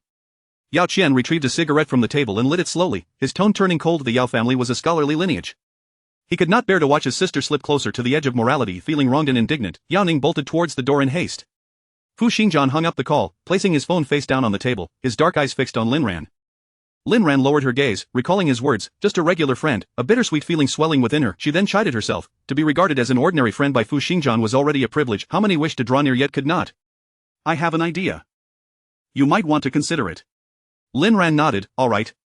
Contact He Ping directly and have her mother publicly explain the situation and apologize to you. If her mother refuses, you should report it to the authorities. After all, you possess the surveillance footage from Yudo building. If this escalates, her mother could find herself in custody, and He Ping would likely be dismissed from his company. Lin Ran's brows furrowed, her hands clasped together. He Ping has suffered a head injury. I am not sure if he can withstand such a threat. Lin Ran, being soft-hearted towards your enemy is being cruel to yourself. Fu Xingjian's lips curled in mockery, or do you still harbor feelings for He Ping? Enough. She stood up, utterly detesting his cold, sarcastic demeanor. Her chest heaved with each breath as she pointed at Fu Xingjian, her voice icy. President Fu, I appreciate your assistance, but if you think you can trample on my dignity while doing so, you are sorely mistaken. I would rather forego your help. Fu Xingjian was momentarily taken aback. When had he ever trampled on her dignity? He grasped her wrist tightly, his breath somewhat ragged, mentioning He Ping equates to trampling your dignity? Let me tell you, your dignity has long been worthless. His grip was so firm that Lin Ran winced in pain, prompting Fu Xingjian to release her wrist, only to seize her shoulders tightly. He Ping has been dating someone behind your back, an official, with a better family background, career, and looks.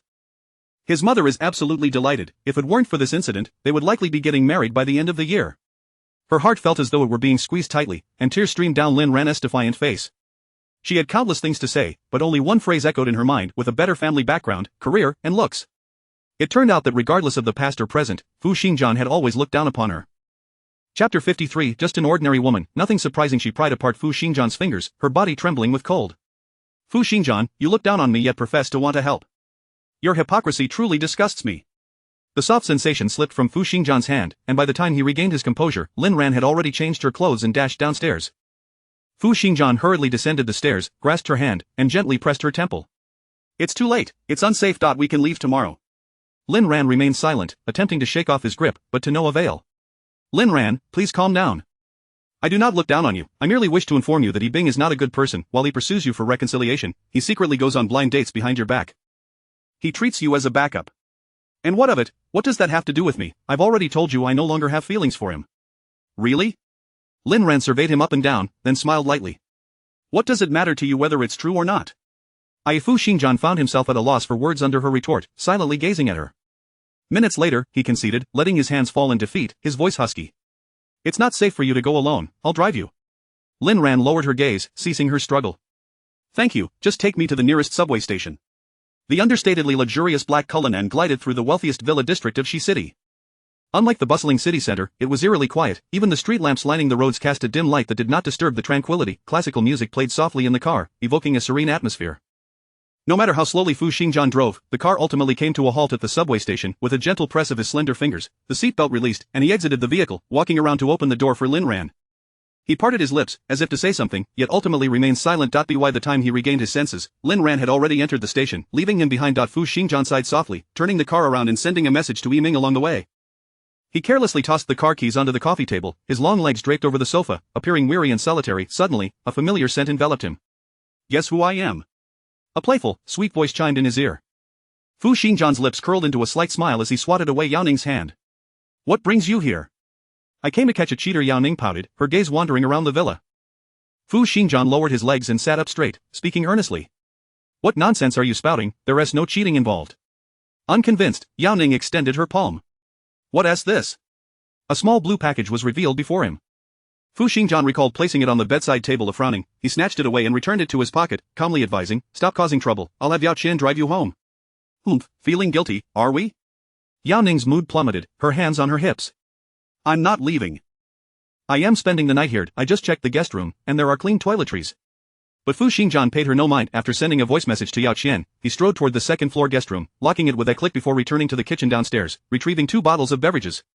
Have some water. Yao Ning clutched the icy drink, feeling her palms and heart cool inch by inch. She understood that Fu Xingjian, like any man, needed the company of women. Just as his brother occasionally brought female companions back to the apartment, she also recognized that those companions posed no real threat. They were merely tools for fulfilling desires. Yet, Yao Ning sat on the sofa, her legs unconsciously swinging, reassuring herself that she was overthinking it. He was just an unremarkable ordinary man, and as long as she confirmed that he valued her above all else, that was enough. Hastening before the last subway train ceased operations, Lin Ran found a chain hotel. Just as she completed the check-in process, she received a call from Josu. Lin Ran, I'm sorry. I've been at the hospital taking care of my dad and just saw the news. Are you alright? His voice carried a hint of breathlessness, likely from rushing down the stairs to make the call. Thank you for your concern, Zhou. I am fine, rest assured. I can handle this matter without causing trouble for the company. Lin Ran, Josu slightly closed his eyes. I'm not worried about you causing trouble for the company. I genuinely care about you, like a regular friend would. Lin Ran was momentarily taken aback. Some people brought warmth when she needed help the most, while others only offered mockery. Josu was evidently among the former. She smiled. Thank you, Zhou. Josu acknowledged her, then added, I have a friend who can help remove the video from the news shortly. As for anything else, if you need me, feel free to reach out. My phone is on 24/7. His words warmed Lin Ran's heart. Aside from Zhuo Ting, it had been a long time since anyone had shown her such concern. Alright, Zhou, there is a small matter I need your assistance with. The following morning, Lin Ran took a taxi to the hospital where He Bing was located. She recognized the hospital's name from a short video she had seen the day before, uncertain of its veracity, yet she decided to take a chance. To prevent being photographed by unscrupulous media, she purchased a hat and mask to conceal her head and face. Upon reaching the inquiry desk, she asked several nurses before finally locating He Bing's ward. Lin Ran couldn't help but feel relieved to have found the right place. As she pushed the door open, she found He Bing weakly leaning against the bed receiving in 4 drip. His mother, who was tucking him in, glanced over and, upon recognizing Lin Ran, her face immediately flushed with anger. Although He Bing was unable to move, he still grasped his mother's arm and shook his head at her. Lin Ran placed the fruit basket she was holding on the table and softly inquired, How is your health? Are you feeling alright? The doctor said it's nothing serious. I should be able to leave in 2 weeks after some rest. He Bing forced a pale smile, attempting to reassure her. He was pleasantly surprised to see Lin Ran. He had been too harsh during their last encounter, uttering hurtful words to her. Lin Ran was a girl who valued her pride above all else, yet he had trampled her dignity into the ground, leaving He Bing consumed by guilt. Ever since the day he had spoken harshly to her, he had been in a daze, avoiding the cafeteria and even work, drowning himself in alcohol at bars to numb his feelings. Until he encountered a former colleague at the bar, that loathsome guy had the audacity to bring drinks to celebrate his escape from a Phoenix girl, uttering words that made him feel nauseous. He immediately punched the man, and a brawl ensued, leading to their arrest. After waking up in the hospital, he felt increasingly guilty towards Lin Ran and wished to apologize, only to find that she had deleted him from WeChat. Thus, seeing Lin Ran come to the hospital today filled him with immense joy. That's good to hear. Lin Ran pulled up a chair and sat down, her calm gaze fixed on He Bing. He Bing, I've come today to clarify something with you and your mother. What is it?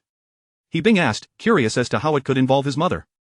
Chapter 54. The one who should help you is someone else. Lin Ran had already formed a judgment in her heart. It appeared that He Bing had not yet learned of her mother's recent breakdown at Yudo during his days in the hospital. She cast a discreet glance toward his mother, who looked uneasy and instinctively wanted to flee. Lin Ran called out to her, Auntie, it would be best if we sat down calmly to clarify things, lest we create a scene that ends up in the police station, giving people online something to laugh about. What do you think? Reluctantly, his mother dragged a chair over to sit down. Lin Ran continued, Yesterday, Auntie came to Yudo building to confront me, accusing me of seducing your son, claiming I am poor and ugly and unworthy of him. The latter I can concede, but the former is difficult for me to accept. He Bing, it was you who approached me about wanting to reconcile. After I rejected you, you disparaged me, saying I was nearly 30 with no house, no car, and no savings, only a burdensome grandmother, and that with such conditions, I would never marry. How did this suddenly turn into me seducing you? I fail to comprehend the logic behind this. You. Her voice, neither too loud nor too soft, detonated like a bomb throughout the entire hospital room. Mom, did you create a scene at my company? He Bing exclaimed, a mix of urgency and anger in his tone. Why did you confront Lin Ran? I told you I have nothing to do with her. His mother, worried for her son and fearful of aggravating his injury, immediately stood up. I was just startled. I checked your phone and found you still entangled with Lin Ran, and I heard from the police that you got into a fight because of your ex-girlfriend, so Mom, you were wrong. Please don't get agitated, watch your wound. She then glared fiercely at Lin Ran, my son has just undergone surgery and cannot handle any stress. If there's an issue, direct it at me. Lin Ran replied, Auntie, I understand. That is why I suggested we clarify the sequence of events before making any decisions. Is everything clear now? It wasn't I who clung to your son, rather, he sought to reconcile with me and, upon rejection, resorted to disrespecting me. With each word she spoke, He Bing felt increasingly ashamed. You wicked woman, what on earth do you intend to achieve? His mother, witnessing her son's torment, could no longer contain her anguish and cried out. Auntie! I respect you as an elder, which is why I have spoken to you so civilly. If you feel this setting is inappropriate, we can go to the police station. After all, I possess the surveillance footage from Udo building. At that point, we might find ourselves in the roles of plaintiff and defendant. His mother paused, and upon realizing she could potentially face legal action, quickly silenced herself. Observing her reaction, Lin Ran gently added, initially, I intended to report this incident to the police and consult a lawyer for a lawsuit. However, upon hearing about Ping's injury and hospitalization, my conscience would not allow it. I know how difficult family life can be. I grew up without parents, and I often envied Ping for having your care and his father's protection. He is far happier than I am, and I do not wish to shatter that. What I seek is merely a public apology letter to clarify the circumstances and restore my reputation. Is that too much to ask? Not at all, I swear, I will never pursue you again. Ping stared blankly at Lin Ran, unilaterally deciding for his mother. Lin Ran wiped away the tears at the corners of her eyes and nodded, all right. She then sent a drafted letter to Ping and asked his mother to record a video publicly apologizing to Lin Ran, restoring the truth of the matter. Lin Ran deftly steered the content toward a mother's anxiety for her son, effectively mitigating the potential for online harassment directed at his mother. Ping felt an even greater sense of guilt. Even at this moment, she was still assisting him and his mother, while he had previously hurled insults at such a kind and beautiful girl that he found himself utterly despicable. The pain in his heart was unbearable, yet he felt powerless. He had promised her he would no longer pursue her. Once the video and the letter were published, Lin Ran sought assistance from Zhou Su, asking him to enlist the help of his influential friends to amplify the message. Soon, the news spread rapidly across various platforms. Having completed all her tasks, Lin Ran returned to her long-neglected rental apartment and indulged in a deep sleep. Upon waking, she found an overwhelming number of missed calls. When she called back, it was Ping. Lin Ran, my mom only told me after you left that she was prompted by someone to cause a scene at the company. She doesn't know who it was, and when I called back, it turned out to be a disconnected number. I mentioned this not to absolve my mother, but to caution you. There may be someone deliberately targeting you. After hanging up, Lin Ran collapsed onto her bed, her back chilled with apprehension. The situation was more complex than she had anticipated, and human malice was darker than she had imagined. Who could be out to harm her? Lin Ran had a vague suspicion, but the thought made her skin crawl. Was it truly possible for someone to inflict such harm over a trivial work matter? After a restful afternoon, Lin Ran recalled the significant order from Zhuo Ting and messaged her on WeChat. Have you managed to finalize it? I'm currently free and ready to assist. Zhuo Ting replied, did you finalize your matter? Yes, it's all sorted. With that, she logged into various major news websites to check for her video, only to discover that the original footage had vanished without a trace, yet the public statement and apology letter remained prominently displayed. Requests for the original video in the comments section were met with responses indicating its unavailability. Suddenly, she remembered Zhou Su's offer for help, and she sent him a message of gratitude. The original video has been taken down. Thank you, Mr. Zhou, and your friends. If convenient, I'd like to treat you and your friends to dinner tomorrow. Minutes later, Zhou Su responded, laughing and crying emoji. My friends didn't even have the chance to intervene. The one who helped you must be someone else. Lin Ran suppressed her surprise. No worries, I appreciate your help with the Big V reposting, and treating you to dinner is only right. Zhou Su chuckled, my Big V friend isn't as influential as the official Yuto account. Understanding the implication in his words, Lin Ran quickly checked several major social media platforms and was astonished to find that the official Yuto account had pinned the public statement and video at the top. She sighed inwardly, recalling her conversation with Zhou Su, and softly said, in any case, thank you. Don't be so formal with me, you've been through a lot these past few days. Make sure to rest well. By the way, with the May Day holiday approaching, take the opportunity to go home and spend time with your grandmother. I'll keep an eye on work matters. His words were sincere, and Lin Ran felt it inappropriate to remain overly formal. She quickly agreed to bring him some local specialties upon her return. After finishing her polite exchange with Zhou Su, she attempted to message Zhuo Ting again but received no response. Lin Ran speculated that she must be delivering a cake to a major client. She pulled the blanket over herself, drowsily pondering who this someone else might be, and unknowingly drifted off to sleep again, only to be awakened by the ringing of her phone. This was absurd. It felt like she had stumbled into a dream world. Hello? Lin Ran, do you know who my major client is? Lin Ran rolled over, her head still foggy. Who is it? Ha, you'd never guess even if you tried. It is Su Huanran, a good friend of Fu Xingjian. Don't worry, I didn't give him a pleasant reception. I tossed the cake at him and scolded him, so consider it payback for the last time he caused a ruckus at my shop. Lin Ran rubbed her sleepy eyes. Is that really how you treat a major client? What if he gets upset and demands a refund? Who cares, I'll enjoy myself first. My sister is treating you to a feast, so hurry to the city center, I'll reimburse your taxi fare. As she settled into the car, Lin Ran suddenly recalled the connections between the events. Leaning against the back seat, gazing out at the bustling nightscape, she pondered why Fu Xingjian, who looked down upon her, would choose to help her. If he was willing to assist her, how could he possibly regard her with disdain? These two questions seemed to form a cyclical conundrum akin to the age-old chicken or egg dilemma, and Lin Ran tugged at her hair in frustration. Forget it, she decided. After all, a certain balance had been established between her and Fu Xingjian. She would not dwell on his mockery, nor would she express gratitude for his assistance, thus restoring equilibrium once more. Chapter 55. Still, Xingjian treats me better than my own brother. Zhuoting had ordered hot pot, specifically a seafood hot pot, at an extravagant cost of 1,500 yuan per person. With a flourish, she tossed the menu to Lin Ran, exclaiming, "Order whatever you like, don't mind the price, today is a day of double happiness." Double happiness? What do you mean? Lin Ran leisurely perused the menu, smiling as she inquired. "I've made a fortune, and you've cleared your name, surely that's double happiness." Lin Ran chuckled softly, selected a few of her favorite dishes, and returned the menu to Zhuoting. Seizing the opportunity before the dishes arrived, she excused herself to the restroom. Unlike typical hot pot establishments, this one was adorned in understated luxury. One might mistake it for a Western restaurant if unaware. After meandering through a labyrinth of corridors, Lin Ran finally located the restroom sign. Upon entering, she was taken aback by the opulent decor, resembling a palace rather than a mere restroom. "Hello, General Mao, where are you?" Lin Ran was about to push the door open when she heard a familiar female voice from the adjacent room. Liang Meiqi. It was evident that the General Mao she spoke of was Mao Quanan. Contemplating her next move, Lin Ran remained still, waiting for the sound of footsteps to confirm the other person had exited before hurriedly washing her hands and trailing behind Liang Meiqi. Hiding in a corner across the hallway, Lin Ran watched as Mao Quanan entered room 202, and in that fleeting moment, she witnessed Liang Meiqi affectionately drape her arms around his neck. Lin Ran's pupils dilated in shock, her hand instinctively covering her mouth, since when had these two become involved? Wasn't Liang Meiqi pursuing Fu Xingjian? Pressing herself against the wall, she stood frozen for a full minute, grappling with the revelation. From her interactions with Liang Meiqi, Lin Ran was acutely aware of her relentless determination to achieve her goals. While such tenacity could be admirable, it became troubling when their interests clashed. Lin Ran understood that Liang Meiqi was now targeting her. She suspected that Liang Meiqi and Mao Quanan had forged some sort of agreement, one that undoubtedly implicated her. A chill coursed through Lin Ran as she inhaled sharply, her thoughts in disarray. It wasn't until a third person blocked her path that she was jolted back to reality, prompting her to look up. "Not watching where you're going is quite unbecoming," Yao Qian remarked teasingly, raising an eyebrow. Lin Ran nodded apologetically, muttering, "I'm sorry," before politely inquiring, "Are you also here for hot pot, Mr. Yao?" "Indeed, just the two of you?" "Yes, we're in the private room around the corner." Lin Ran forced a smile, her mind too cluttered to engage in further conversation. "Well then, why not join us?" "Our room is quite spacious," Yao Qian suggested, making his way to the corner. Lin Ran, caught off guard, followed him reluctantly. As he opened the door, they found that the broth had yet to be prepared. Yao Qian promptly summoned a nearby waiter, stating, "Please remove everything from this room." He turned to Zhuoting, extending his right hand. "Hello, I'm Yao Qian, we met this afternoon." Zhuoting's face flushed with embarrassment as she awkwardly shook his hand. Had it been a rude lout like Su Huanran, she would have undoubtedly scolded him fiercely, but Yao Qian had been courteous earlier, presenting himself as a refined gentleman, which made her unable to voice her irritation. Thus, Lin Ran and Zhuoting found themselves inexplicably accompanying Yao Qian into the largest private room on the floor. Su Huanran was also present. Upon seeing the women accompanying Yao Qian, his eyes widened in disbelief, his finger pointing, you, she, what else with the stuttering? How rude.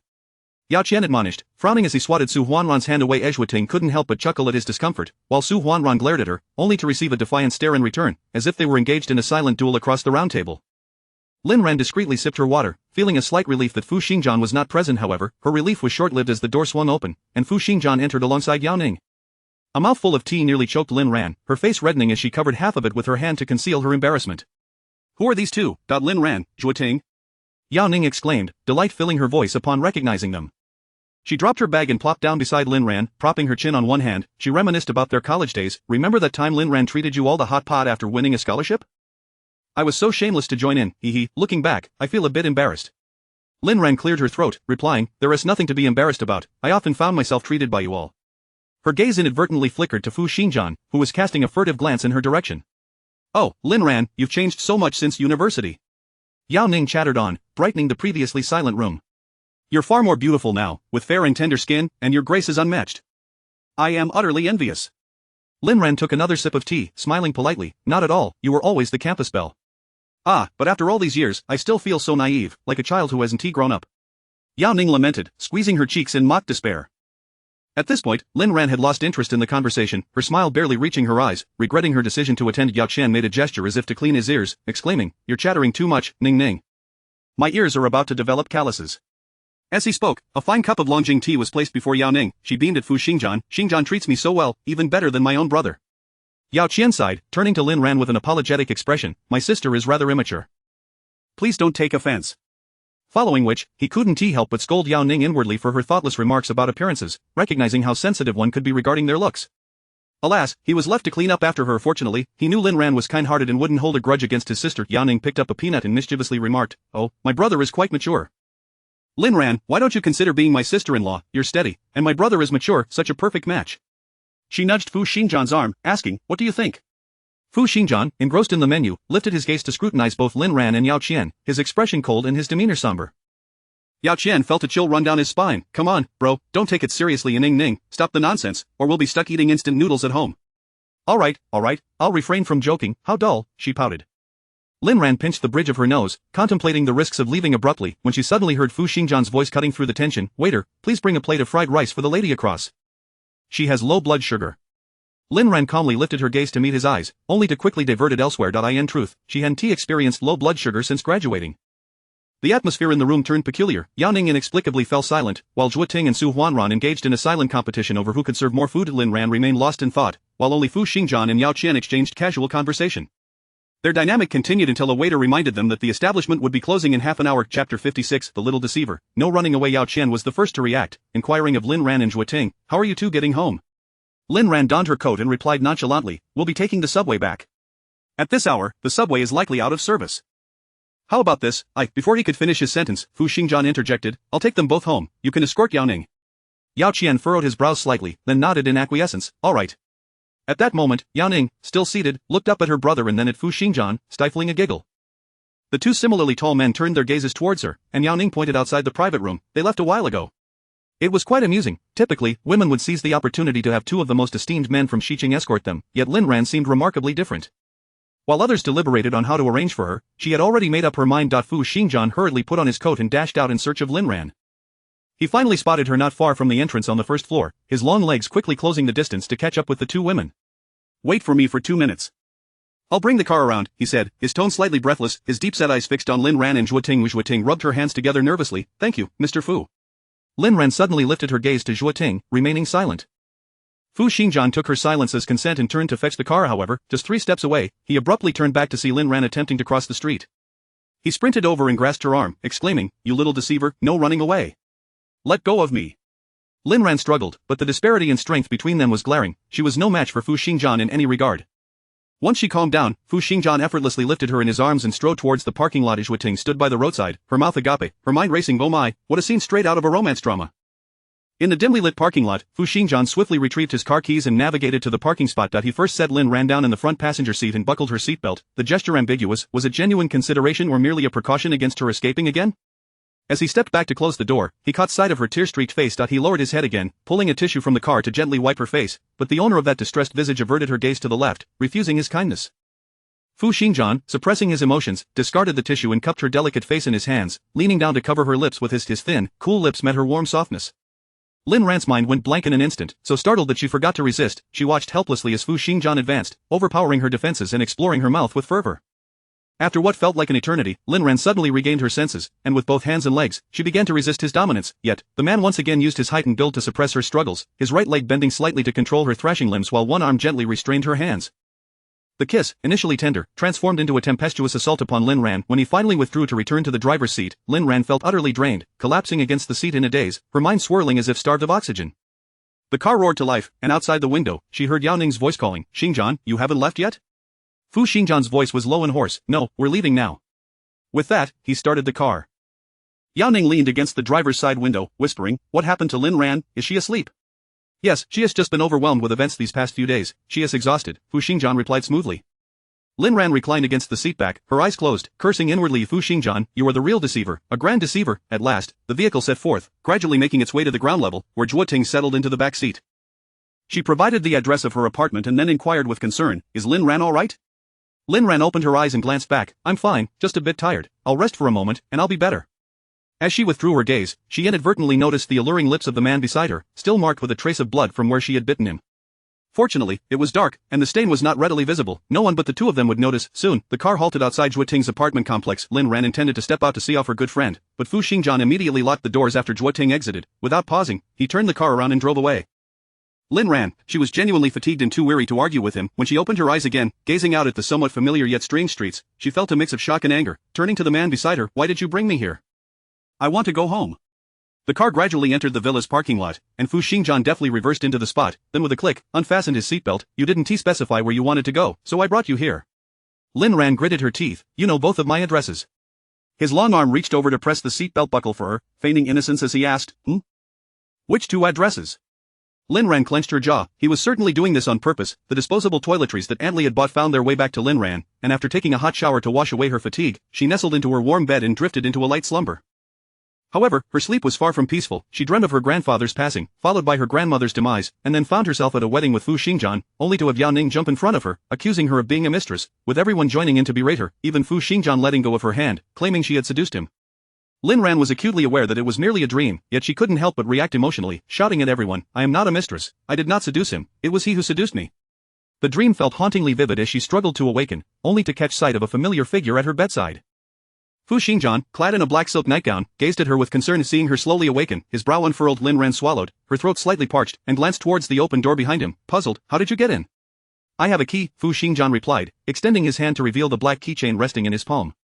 Lin Ran pulled the blanket over her head, momentarily forgetting that this was his home, and it was perfectly normal for him to have a key. The bed sank slightly as Fu Xingjian's deep voice reached her ears. You were just shouting, I did not seduce him. It was he who seduced me. Who is this he you were referring to? After a long pause, a muffled voice emerged from the blanket, a pig.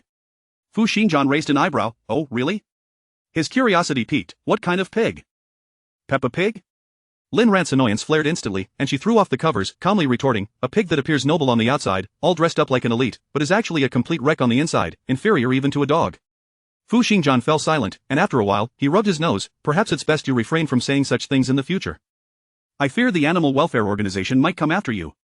What a politically incorrect statement, insulting both pigs and dogs alike. Chapter 57. A reluctance. As the May Day holiday approached, the enthusiasm of the project team members waned, their conversations now filled with light-hearted discussions about potential outings.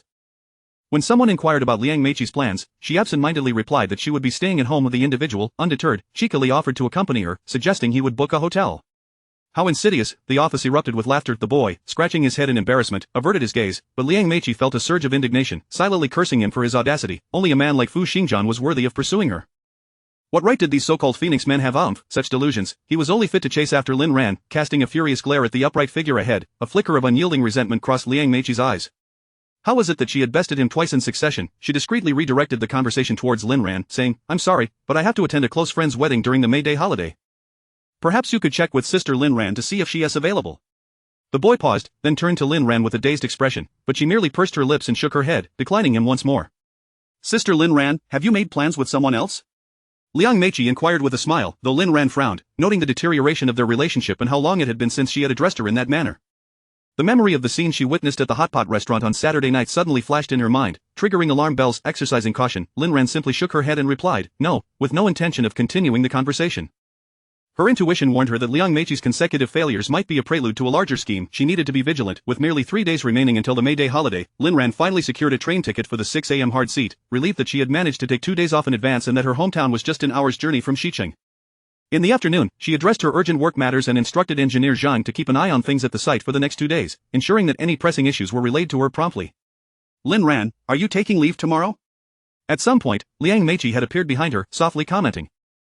Lin Ran jumped in surprise, taking a moment to steady herself before responding with a nonchalant and then ignoring her.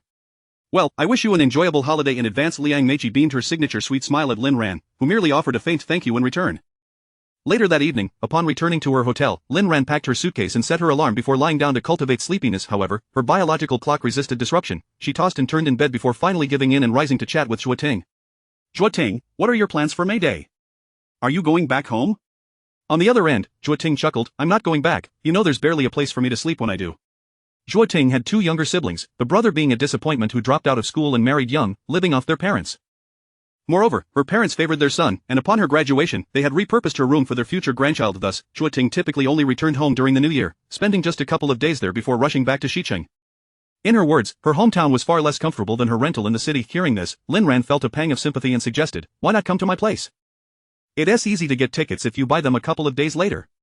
Zhuoting laughed heartily in response, sure, I'd love for you to show me the local culture of Run City.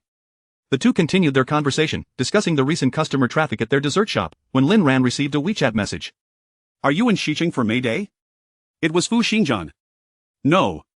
He quickly followed up with another question, where are you going? This man. Does he not have to work overtime? Back home. Where's home? Instinctively, Lin Ran was reluctant to divulge the details, offering a vague response, a small place. After a few moments, Fu Xingjian replied, found it, Run City, XX County. This man, sigh. She remembered having submitted her resume to U2 prior to her deployment. Just when she thought he would bombard her with a plethora of irrelevant inquiries, Fu Xingjian abruptly ceased questioning. Lin Ran tossed her phone aside, attempting once more to fall asleep, but just as she began to drift, there was a knock at the door. Who is it? Lin Ran murmured, half-lidded, as she approached the door. It's me, Sister Lin Ran. Liang Meiqi? Lin Ran halted her hand mid-motion, pondering what business she had at this late hour. Once again, alarm bells rang in her mind. Chapter 58. Taking responsibility from behind the door, Lin Ran spoke to the outside. I've fallen asleep. Let's discuss work matters after the May Day holiday. Lin Ran, yeah, a tremulous voice swept from beyond the door, and Lin Ran was suddenly jolted awake. She hurriedly inquired what had transpired. I'm scared. I feel too embarrassed to speak. Lin Ran contemplated for a moment, then gently twisted the doorknob, saying, Come in. Liang Meiqi, with reddened eyes, whispered her thanks before sitting down and recounting everything that had occurred over this period. Mao Quanan has been persistently harassing me, sending me all sorts of indecent messages. Just now, he called and said he would come to my room shortly. Lin Ran, yeah, I am truly frightened. However, Lin Ran frowned. She abruptly recalled the scene in the hot pot restaurant where Liang Meiqi had embraced Mao Quanan, and then coldly glared at her opposite. Why didn't you report him? I'm afraid that reporting him would provoke him and jeopardize our project. If the project gets cancelled, she took a deep breath and raised her tear-streaked face. Lin Ran, yeah, he also coerced me to alter the requirements. He said he had long harbored resentment towards you and wanted to find an excuse to replace you, thus forcing me to lie. I'm so sorry, it's my fault. I was too cowardly, sob. I truly apologize. Upon hearing Liang Meiqi take the initiative to admit her wrongdoing, Lin Ran was momentarily taken aback. Then, were you also the one who instigated trouble at the company and spread rumors? Liang Meiqi's eyes widened in surprise, then she bit her lip tightly, eager to dissociate herself. That incident was not my doing. It was Mao Quanan's. However, she appeared on the verge of tears, looking pitiful. I did know in advance, but I was threatened by him and dared not tell you. Lin Ran, yeah, I'm so sorry. Lin Ran fell silent, her heart torn as she grappled with whether to trust her words. She pondered seriously. Was Liang Meiqi truly someone willing to sacrifice herself for the company's interests? But if she were lying, what could her motive be? Lin Ran found herself at a loss and could only comfort her. You can sleep here tonight. Tomorrow, remembering the next day, she rubbed her forehead in exasperation. She would have to catch a train and could not afford to dwell on this matter. Perhaps it would be best to let Josu handle it. Lin Ran, yeah, I'm scared. Could you accompany me upstairs to fetch my pajamas and toiletries? I can't sleep without them. Liang Meiqi clung to her arm, pleading earnestly. Feeling a moment of compassion, Lin Ran, despite their conflicts, understood the struggles women face in the workplace. She thought, better safe than sorry. If something were to happen to Liang Meiqi and she remained a bystander, she would feel an overwhelming sense of guilt. All right, I'll accompany you. As the elevator reached the top floor, the opulence of the presidential suite enveloped them. Even the carpets on this floor were of exquisite quality. Liang Meiqi's room was extraordinarily lavish, featuring 3 bedrooms and 2 living areas, with a space exceeding 200 square meters. Remarkably, opening the window revealed a breathtaking view of the entire city of Xi, offering an unparalleled panorama. Lin Ran, yeah, please have a glass of water. I have quite a bit to pack, so it may take a while. I'm truly sorry. Lin Ran took the cup and placed it on the table. Do you need my help? No, my bathroom is quite a mess. I wouldn't want you to see it. Lin Ran nodded and settled onto the sofa to wait in silence. After 5 minutes, she noticed Liang Meiqi was still busy in the bathroom. Feeling somewhat bored, she opened a bottle of water from the table and took a few sips. Lin Ran, yeah, I'm ready, let us go. Liang Meiqi approached her with a small suitcase, smiling, and appeared much more composed than before. Upon closer inspection, one could hardly discern any traces of her earlier tears. A strange feeling flickered in Lin Ran's heart, but she dismissed it and softly replied, all right.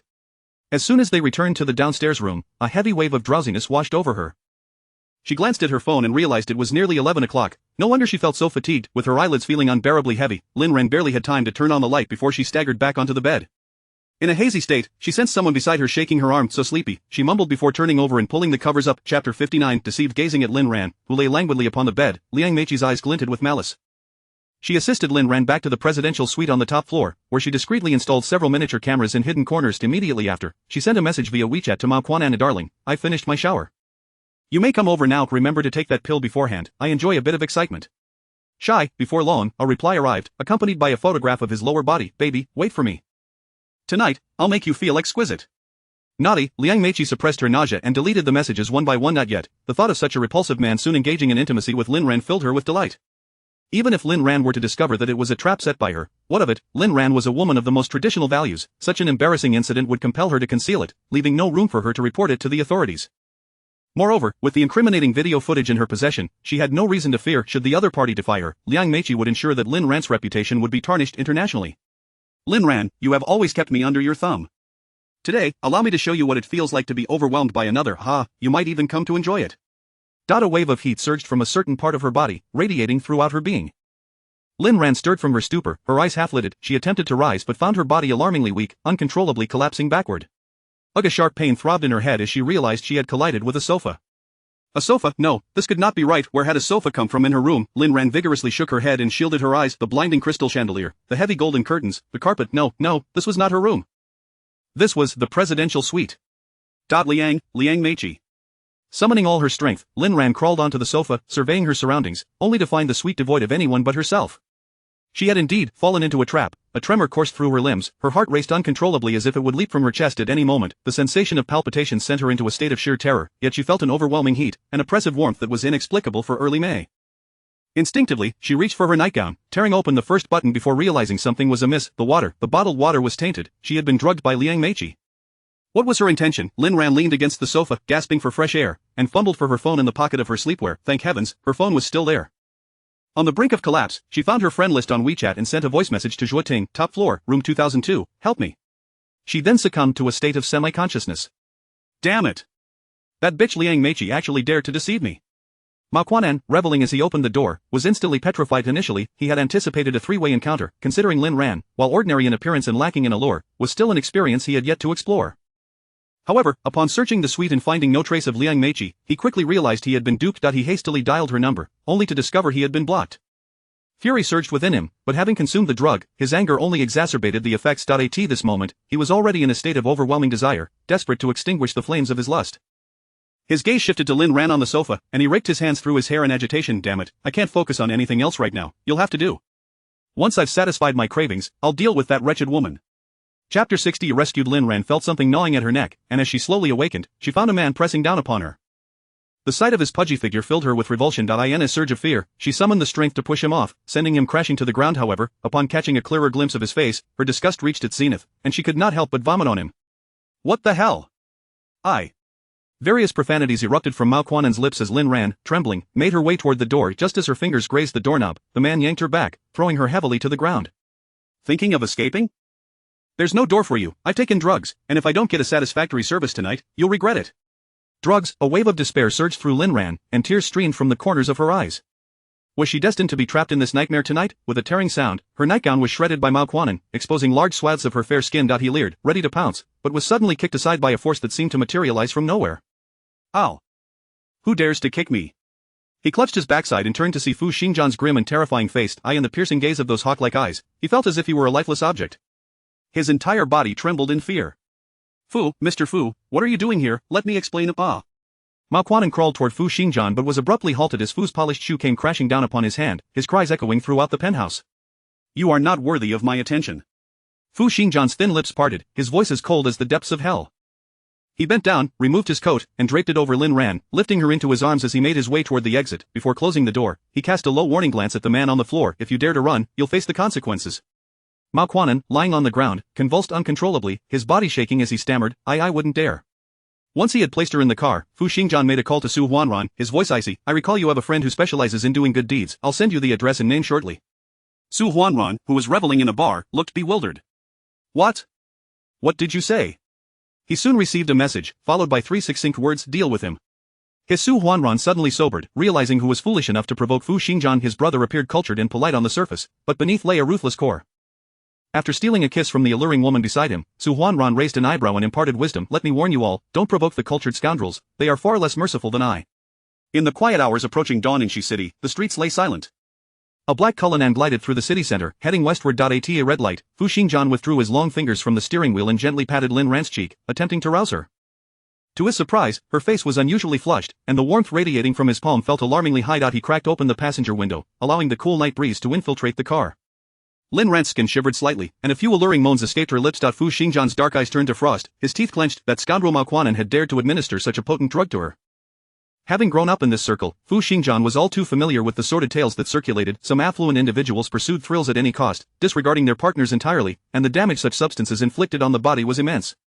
As the green light illuminated, Fu Xingjian's mind was a whirlwind of chaos. The car pulled into a villa area, and he alighted, carrying Lin Ran to the master bedroom. He tucked her under the covers before rising to the study to search for an antidote.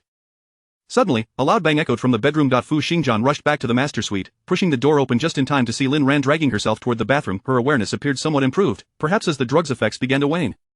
Chapter 61. In no other way. Lin Ran's darkened gaze lifted slightly, and upon recognizing the person before her, her tense body began to relax. The waves of heartache surged within her, as if she were on the brink of death.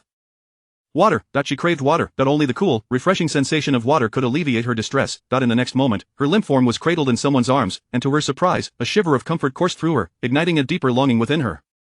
Her mind was a cacophony, and she suddenly comprehended the nature of the drug that had ensnared her. Fu Xingjian, cold shower. Desperation clawed at her as she grasped Fu Xingjian's sleeve, struggling to articulate her fragmented thoughts. Fu Xingjian instantly grasped her meaning. A prolonged cold shower would provide relief, yet he gently wiped the fine beads of sweat from her forehead and deftly tucked her damp bangs behind her ear. This is too taxing on your body. Lin Ran pinched her thigh fiercely, trying to maintain her lucidity, shaking her head. No, it's fine. I'm not afraid. She was unafraid of the toll on her body. Her sole desire was to swiftly counteract the drug and escape this place. In her hazy state, she remembered she would need to catch a train early the next morning. In a moment of urgency, she felt the heat within her surge again, a desperate need to expel it from her very being. Lin Ran struggled to roll out of Fu Xingjian's embrace, attempting to crawl toward the bathroom. However, Fu Xingjian's long legs carried him into the bathroom first, where he soaked a cold towel and placed it upon her forehead, then asked with genuine concern, "Are you feeling better?" Lin Ran nodded, a faint smile barely gracing her lips. Fu Xingjian exhaled in relief, sensing that his method was effective. Yet, after exchanging towels 4 or 5 times, the flush on Lin Ran's face showed no signs of abating. More alarmingly, he noticed her arms were marred with bloodied scratches, a testament to her suffering. Seeing Lin Ran surge to bite her tongue again, Fu Xingjian decisively scooped her up and rushed into the bathroom, turning on the shower and enveloping her in a cascade of cold water. Though it was nearly May, the chill of the water was far more intense than he had anticipated. He gritted his teeth, bracing himself to shield Lin Ran's head and abdomen while directing the cold water onto her back. Thus, they stood beneath the freezing water for half an hour, and Fu Xingjian's body grew numb from the cold. He closed his eyes for a moment, then turned Lin Ran's body to face him, gripping her chin as he inquired, "Lin Ran, how do you feel? Is it easing?" Lin Ran had slipped into unconsciousness, her head resting on his shoulder, causing Fu Xingjian's heart to race. He quickly removed their heavy, wet nightclothes, dried her off, and carried her to bed, gently patting her cheeks, his voice trembling. Lin Ran, wake up, don't frighten me." Suddenly, a pair of delicate hands emerged from the covers, slithering like a serpent up his abdomen, then slowly wrapping around his neck. So comfortable. Fu Xingjian was momentarily taken aback. Struggling to suppress the desire surging within his chest and abdomen, fury igniting within him. Damn it, what kind of cursed drug is this? In the brief seconds he was lost in thought, Lin Ran had kicked off the covers, her legs entwined around his waist, fresh from the bathroom, their bare bodies were now tightly entwined. With his long arms encircling her slender waist, they both sank heavily into the soft embrace of the blankets. His icy lips tenderly caressed Lin Ran's soft mouth, trailing down to her delicate neck, then to her petite collarbone, and further down. He whispered between kisses, "Lin Ran, there is no other way, don't hate me." The night unfolded as an interminably long and weary ordeal. Lin Ran hazily recalled first feeling the chill of cold, then the heat of fire, and finally, the soothing touch of warm water, her entire being caught in a tumultuous tug-of-war between extremes. Chapter 62. The perils of asceticism. As the faint light of dawn began to creep into the room, Lin Ran awoke with a furrowed brow, her body feeling as though it had been pulverized, and a throbbing headache threatening to shatter her consciousness. Her gaze inadvertently fell upon several blue wrappers strewn across the floor, remnants of the previous night's indulgences. Shivering slightly, she turned over only to be startled by the sharp contours of Fu Xingjian's prominent nose and chiseled jawline. The events of the night before stealthily infiltrated her mind. Lin Ran managed a bitter smile, uncertain whether to feel gratitude or resentment towards him. Supporting her aching back, she cautiously descended from the bed and made her way to the bathroom, splashing her face with water. When she raised her eyes to the mirror, she was confronted by the multitude of suggestive marks adorning her skin, her face aflame with embarrassment. Lowering her gaze in search of clothing, she instead spotted her soiled and damp nightgown from the previous evening. With a soft sigh, she discarded the garment into the trash before quietly opening the bathroom door. Fortunately, the man on the bed remained asleep. She opened the adjacent walk-in closet and hastily donned a casual outfit, swiftly closing the door behind her as she exited. It was only when she boarded the bus back to her hometown that she finally exhaled in relief, allowing her heavy eyelids to close as she sought to catch up on sleep amidst the bus's swaying motion. Fu Xingjian slumbered until the afternoon, abruptly roused by the jarring sound of his phone ringing. "Hello, Xingjian, don't forget about the dinner gathering tonight at 3 Families. I'll send you the address via WeChat. Make sure to leave work early to join us." After hanging up, he frowned and opened WeChat, greeted by a flurry of red notifications. At the top was a message from Yao Qian regarding the dinner, sent 2 hours prior, likely prompted by his unread status, hence the reminder call following that were messages from his father and mother, concluding with a note from Yiming. "Mr. Fu, considering your late overtime last night, I've rescheduled today's meeting for after the holiday, please be informed." Fu Xingjian pinched the bridge of his nose, replying, "Understood, well considered." In truth, his absence from work was not solely due to his late hours. Rather, Fu Xingjian's gaze swept around the room as he tossed aside the covers, hastily securing a towel around his waist before venturing downstairs to the living room and kitchen, searching for Lin Ran, yet finding no trace of her. Defeated, he sank onto the sofa, reopening his phone and locating Lin Ran's desperate message from the night before. How ungrateful, he sighed softly, deftly typing, did you catch your train? However, after a lengthy pause, no response materialized. After completing his morning routine and hastily consuming a few bites of bread, he still received no word from her. Frustrated, Fu Xingjian tucked his phone away, choosing not to check again. That evening, the gathering took place at the luxurious Poly Hotel in the city center, where three families reunited to celebrate Yao Ning's return. Fu Xingjian had discreetly informed Su Huanran of his early arrival, as he had yet to inquire about the events of the previous night. Upon pushing open the door to the private room, he found Su Huanran and Yao Ning's gazes locked intently upon him. What is going on? Fu Xingjian inquired, stroking his chin. Goodness, Xingjian, what kind of indulgence did you partake in last night? Those dark circles under your eyes look like national treasures. Su Huanran exclaimed, as though he had stumbled upon a new discovery. Even the typically composed Yao Qian raised an eyebrow in mockery. Oh dear, it appears your asceticism has taken its toll. Fu Xingjian removed his jacket and shot a cold glare at both men before seating himself, crossing his long legs and lighting a cigarette. How did you fare with the task I assigned you last night? He directed at Su Huanran. Rest assured, my friend, it was executed flawlessly. Su Huanran declared, puffing out his chest in pride, before adding with a knowing click of his tongue, that fellow is effectively finished. He won't be enjoying any human comforts for the rest of his life. And the other one? Fu Xingjian exhaled a cloud of smoke, glancing at Su Huanran. The other one is a girl, and I found it difficult to proceed. However, I did manage to bring her here. Will you interrogate her face to face after dinner? Very well. In the brief exchange, Yao Qian had already pieced together much of the situation. His curiosity piqued as he asked, who has wronged you? Fu Xingjian extinguished his cigarette and rose, it's nothing. I am just going to wash my face. He harbored no desire to publicly disclose the complexities of his relationship with Lin Ran just yet. Chapter 63. At the family gathering. Before long, the three families had gathered. The Yao family had a pair of children, while both the Su and Fu families had only one child. Each of the four children had grown up together and studied side by side, their bonds remaining remarkably strong even now, which brought genuine comfort to the six elders. However, to claim that there were no worries at all would be utterly unrealistic. The eternal topic of discussion among the parents was their lamentation regarding their children's reluctance to marry. Su Huanran muttered, I'm still just a kid, why would I think about marriage? Besides, our family isn't like the Xing family that has a sprawling estate requiring an heir. Our family temple is small. I can just maintain it. Su's mother smacked his head, glaring at him with disapproval. You lazy boy, of the four, you are the least ambitious. You were always at the bottom of your class, and now that you're working, you still lounge about. What girl would dare marry you?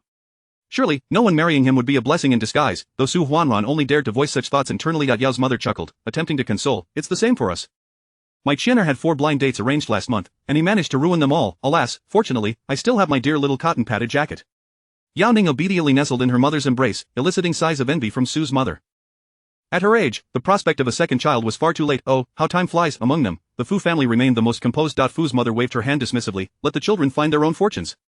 They will marry when the time is right. Yao's mother echoed her sentiments, indeed, if all else fails, let my Ningning be your bride. I recall that Xingjian once said he adored Ningning. Chuckling, Fu's mother offered no reply but turned to him. Are you busy with work? Fu Xingjian straightened slightly, replying, yes, I'm following up on a project. After saying this, he turned his phone face down on the table. The IT had been a while without a response. Was something amiss? He regretted not having called to confirm things earlier instead of letting his temper flare. Now, he was left wondering when this gathering would conclude. The work will always be there. Your health is paramount, Fu's father admonished, his tone carrying an air of authority from years of holding high positions. Fu Xingjian had long grown accustomed to this, nodding in agreement. After listening for a while longer, he found it increasingly difficult to concentrate and sought an excuse to leave the private room, making his way to a corner to call Lin Ran. At that moment, Lin Ran had already returned home, preparing noodles in her modest, dilapidated house. Upon seeing his call, she set her phone down without answering. She had seen his message on WeChat too but had chosen not to reply. Ultimately, she was uncertain how to confront the events of the previous night. When the ringing ceased, a new message arrived, reply to me, or I will call the police. A typical move for Fu Xingjian, Lin Ran steeled herself to respond, I have arrived home safely. She watched the screen as it displayed, the other party is typing, and soon received a response, good, you should rest. Fu Xingjian relaxed his brow and turned to return to the private room but noticed Yao Ning standing behind him. Xingjian, what's wrong today? You seem a bit distracted, Yao Ning said, stepping forward to wrap her arms around his. It felt reminiscent of their school days, yet Fu Xingjian coolly brushed her off. I've been working extra hours lately. You should head back. With that, he walked alone in the direction of the private room. Yao Ning felt a twinge of grievance, her eyes welling up. He had never been like this before. He used to be the one who took the initiative to embrace her. The meal concluded, and as the clock approached 10, the elders, mindful of health, hastily settled the bill and began to disperse. Yao Ning was coaxed into taking her parents' car home by Yao Qian, though she sensed something was amiss with the three of them. However, feeling despondent, she chose not to investigate further and merely nodded in acquiescence as she left. At the top of the Boli Hotel, a woman knelt before 2 men in black suits, her hands bound behind her back and tape over her mouth, her eyes filled with terror as she whimpered incessantly. Suddenly, the door swung open, and Liang Meiqi's eyes lit up. Finally, someone was coming to rescue her. 3 men seated themselves on the sofa opposite her, but Liang Meiqi froze for a few seconds. One of the bodyguards ripped the tape from her mouth, and she scrambled towards the man in the center of the sofa. Fu, Mr. Fu, save me, please. Fu Xingjian's expression darkened, a mocking smirk curling his lips. Save you from what? I don't know. They kidnapped me, please save me. Though Liang Meiqi felt a pang of guilt, she had not connected her abduction to the events of the previous night. She was confident that her meticulous planning had left no traces. Is that so? Then it seems someone needs to help you recall, Fu Xingjian said coolly, disdainfully kicking her away while signaling to the bodyguard to bring water. Liang Meiqi's pupils dilated in shock. The bottle of water was identical to what Lin Ran had consumed the night before. To prevent her plan from failing, she had drugged all the water in the cups and on the table. Lin Ran had only opened one bottle. Where could the rest be if not in the hotel? The crystal-clear bottle was gripped tightly in Fu Xingjian's hand. The very hands Liang Meiqi had once praised now became a source of chilling dread. Desperate tears streamed down her face as realization dawned upon her. The person who had kidnapped her was Fu Xingjian. Unwilling to accept her fate, she screamed. Are you seeking revenge for her? Why, I'm prettier than her, my family is better than hers, I'm superior in every way, yet you ignore me at every turn. I refuse to accept this. Fu Xingjian rose, still clutching the bottle of water, his dark eyes cast downwards as he sneered. You, with such malice, dare to compare yourself to her?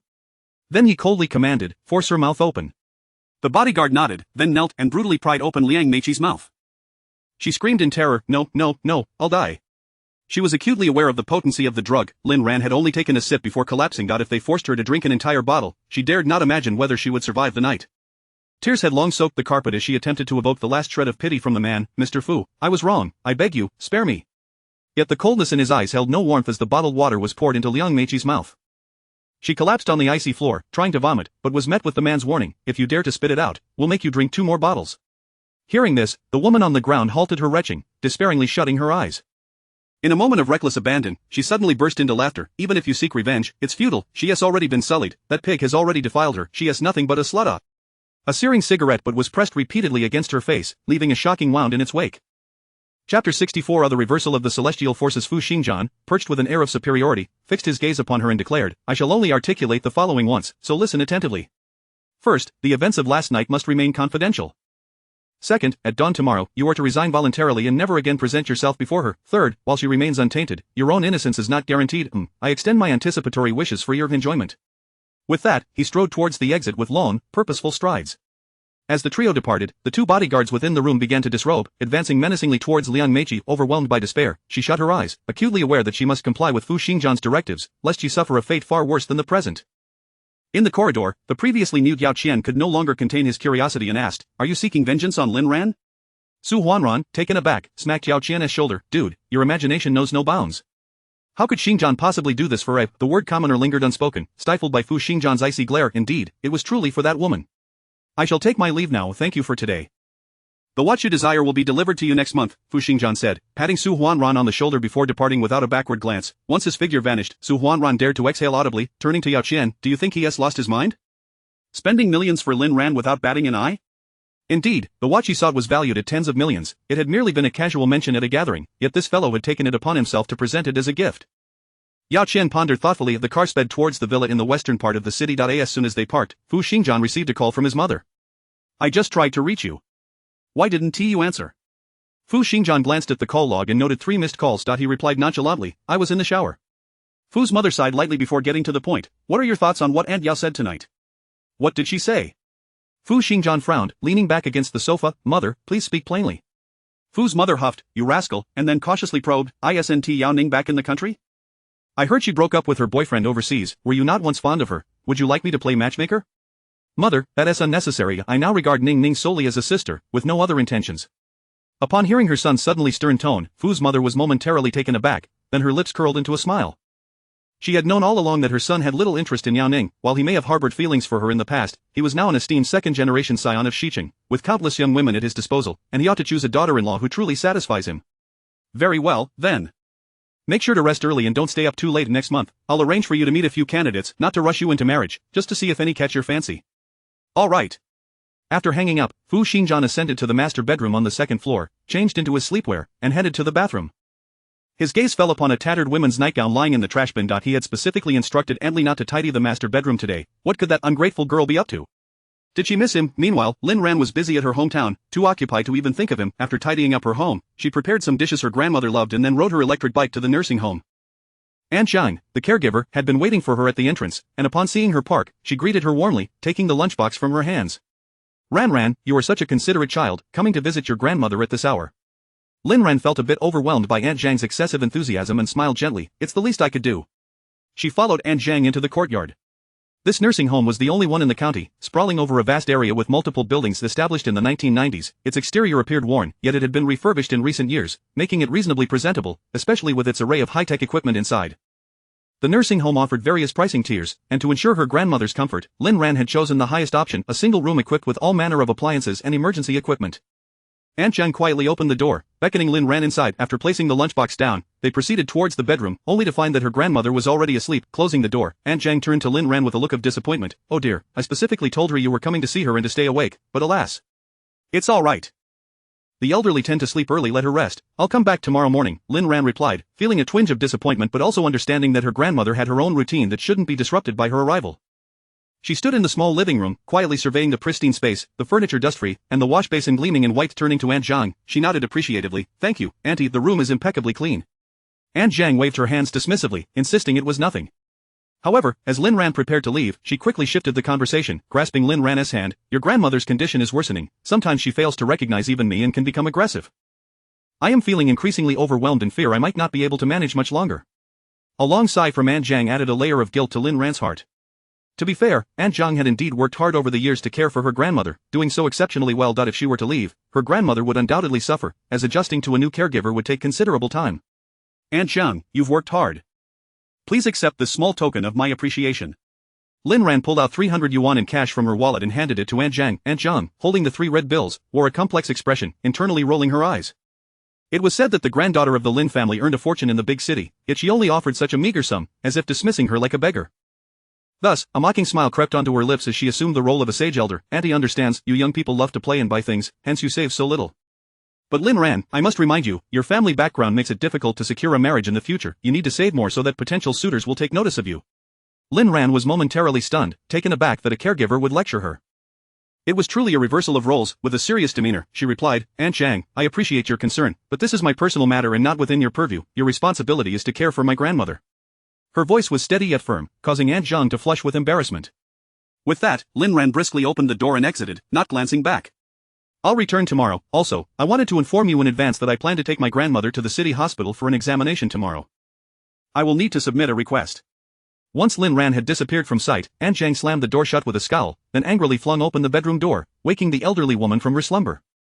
Chapter 65 of The Purely Instrumental Person. On her way home, Lin Ran contemplated how to visit the hospital the next day. Her grandmother's health was poor, making it impossible for her to take public transport.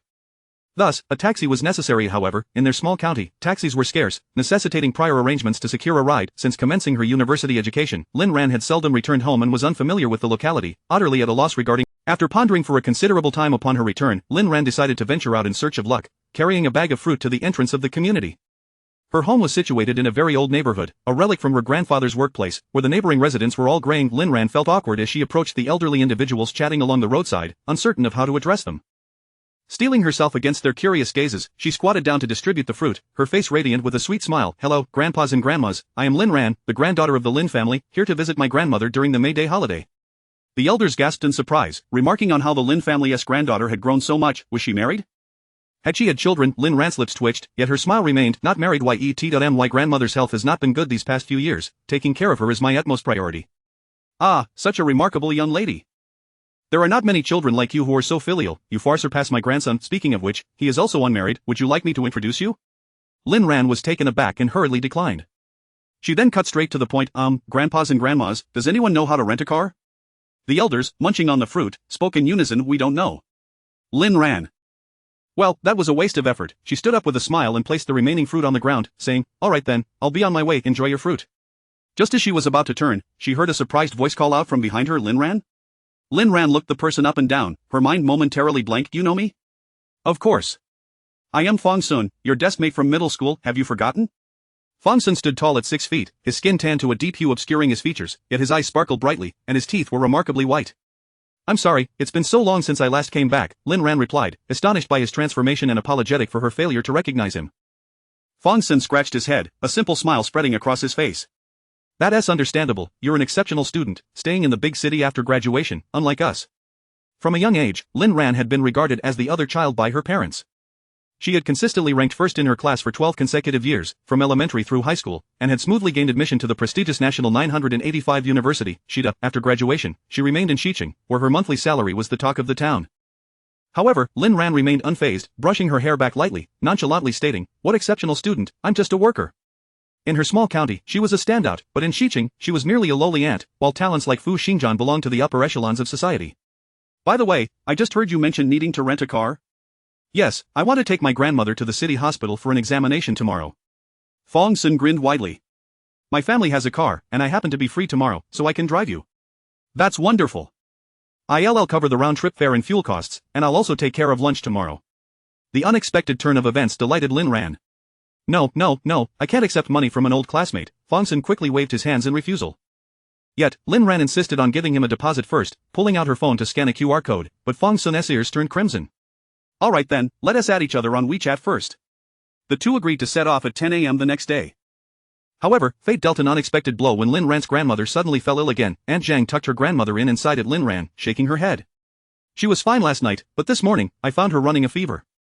She just took some medicine, we'll have to see how she is this afternoon. Lin Ran furrowed her brows. With the temperatures rising, how could she catch a cold and develop a fever? Upon hearing the doubt in her voice, Aunt Zhang immediately retorted, elderly individuals have weak immune systems, and it's easy for them to catch a chill if they're not careful with their clothing. She then huffed, Miss Lin, if you think I'm not doing a good job, feel free to find someone else. I've had enough. Aunt Zhang, that is not what I meant, I was just worried. Lin Ran sighed softly, quickly explaining and then retrieving a red envelope from her bag. You've certainly put in a lot of effort caring for my grandmother. I am sorry about last night, please don't take it to heart. Although Aunt Zhang's attitude was less than ideal, Lin Ran weighed the pros and cons and chose to compromise. As her grandmother's health was paramount, everything else was secondary. If it took money to ensure her grandmother's well-being, she wouldn't mind spending a little, even if it meant giving Aunt Zhang a few hundred each year to secure her grandmother's health. Aunt Zhang, having received the money, discreetly pinched the thickness of the envelope, feeling pleased, and grasped Lin Ran's hand to reassure her, don't worry, I promise she'll be better tomorrow. Lin Ran nodded, then texted Fong Sun to inform him that she wouldn't need the car today and would reschedule for tomorrow. Yet, unexpectedly, the following day, her grandmother's condition improved, but Fong Sun had to drive to the train station to pick up relatives.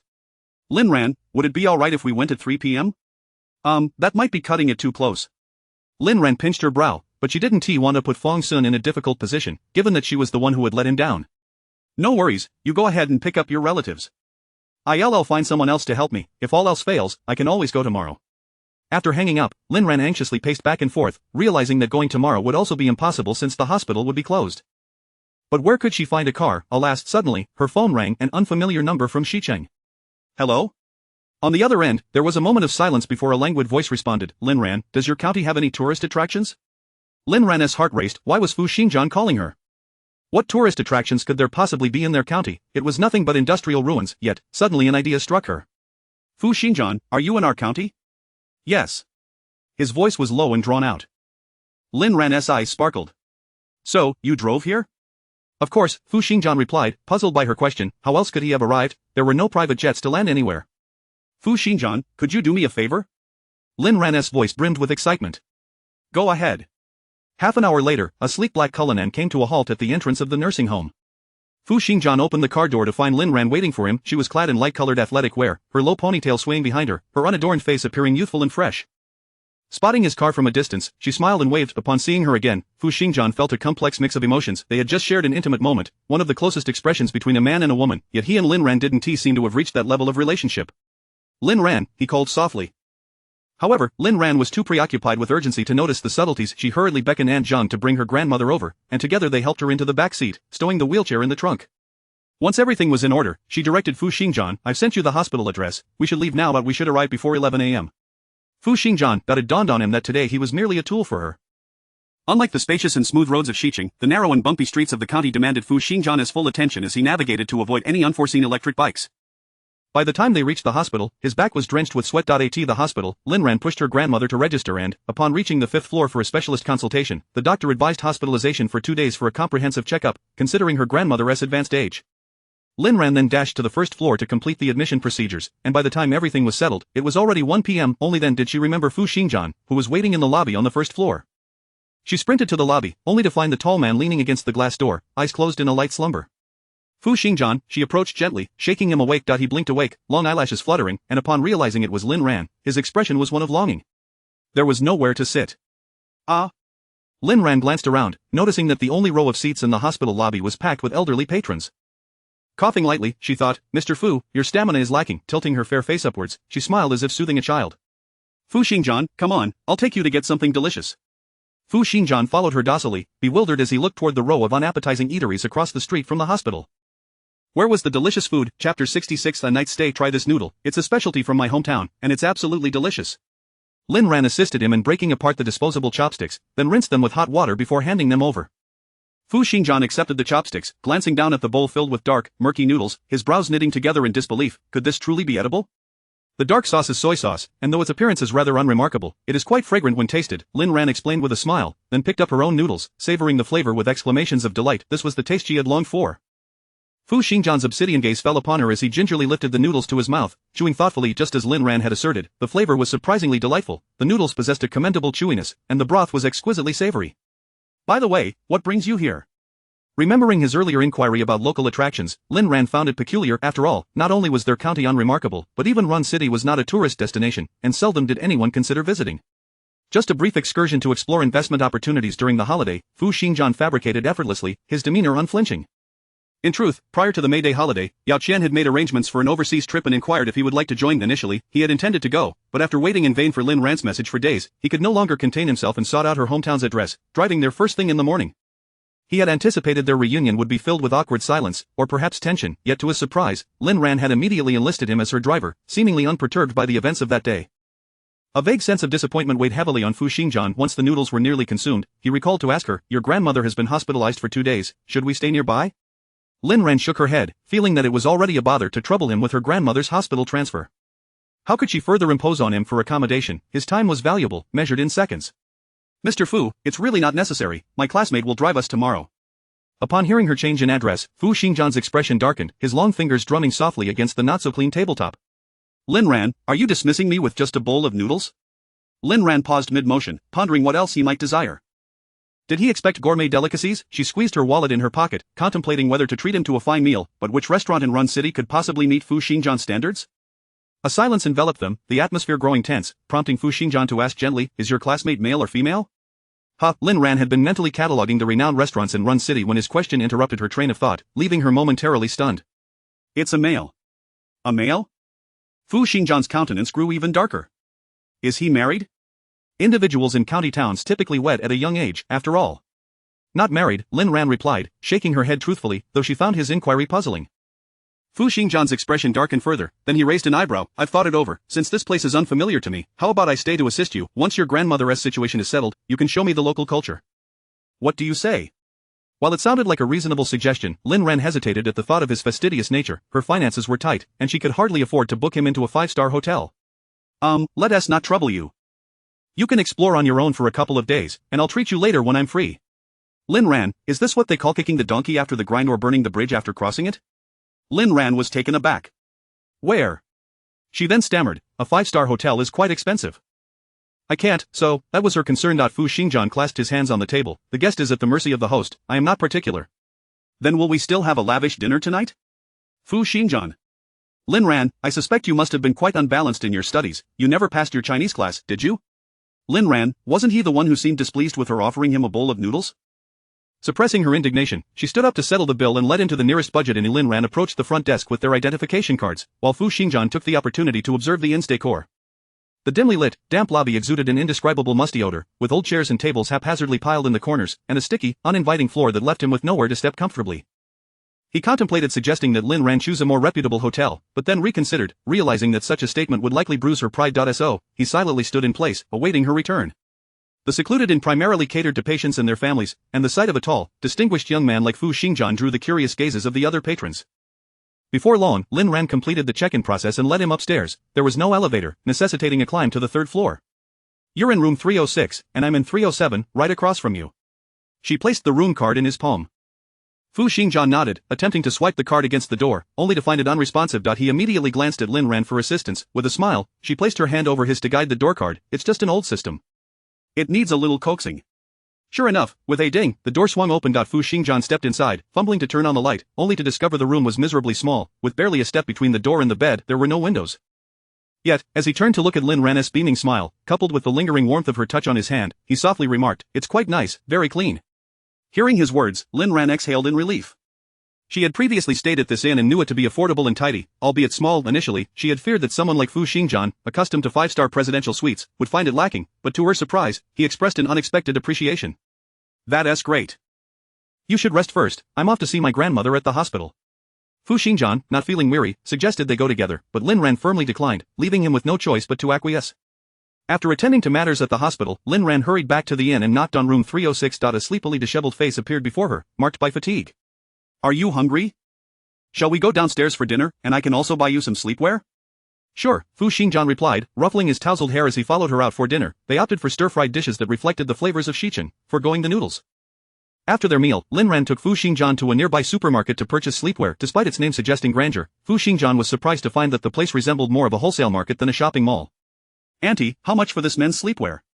Lin Ran immediately spotted a stall selling sleepwear upon entering. 100 yuan, the auntie quipped, glancing at the man beside Lin Ran, deeming him unlikely to be impoverished and thus quoting a high price.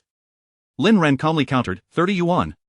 Fu Xingjian, 30 yuan, your bargaining skills are outrageous. Who prices something at more than half off? Not selling, not selling, not selling. The auntie exaggeratedly waved them away. How about 35 yuan? If not, we'll leave. Lin Ran examined the fabric, finding it satisfactory, and decided to increase her offer. Fu Xingjian, with a sigh, the auntie relented, raising her hand, all right, since you're young, 35 yuan it is. I'll wrap it up for you. Lin Ran cheerfully paid, thank you, and gestured for Fu Xingjian to follow her with a nod of her chin. Fu Xingjian remained utterly bewildered throughout the entire experience, trailing behind Lin Ran like a bemused little spouse. Chapter 67. Never seen a cockroach. Upon returning to the hotel, he emerged from the bathroom and gazed at the grey sleepwear laid out on the bed, a feeling of indescribable reluctance washing over him. After much internal struggle, he finally donned the attire. It felt slightly itchy, though he couldn't discern whether it was due to the poor water quality or the substandard fabric. Letting out a sigh, he turned over, only to catch a glimpse of something crawling beneath the bed in the dim light of the room. Turning on the flashlight of his phone, the creature suddenly took flight, sending Fu Xingjian into a panic as he called out Lin Ran's name repeatedly. Lin Ran, who had just finished showering with her hair still damp, rushed over, stepping right onto it. What is that? Fu Xingjian stood at the head of the bed, frowning, his heart still racing. You don't know what this is? Lin Ran was equally astonished. Was there truly a divide between the world of the domineering and that of the ordinary? Suddenly, a mischievous thought struck her, and she picked up the lifeless body of the creature, inching closer to Fu Xingjian. President Fu, you wouldn't have encountered a cockroach carcass before, would you? She lunged forward, causing Fu Xingjian to tremble in fright, his lips turning pale. Lin Ran. He gritted his teeth and shot a glare at the instigator, who was now laughing uncontrollably. All right, you should sleep now. Lin Ran quickly suppressed her laughter, aware that Fu Xingjian's gaze could pierce through her.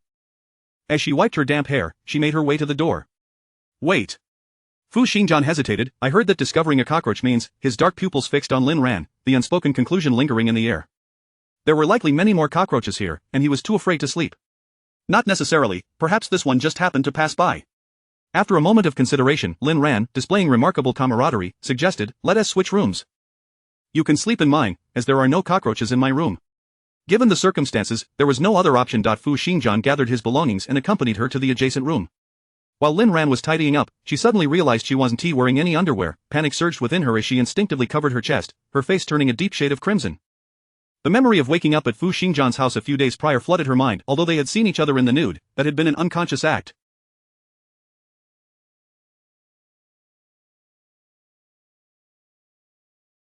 Now, her lack of undergarments made her feel exposed and ashamed. What's wrong? Fu Xingjian noticed her prolonged stillness and approached with concern. It's nothing. Lin Ran, her heart racing, maintained an appearance of calmness, only rising once he stepped aside.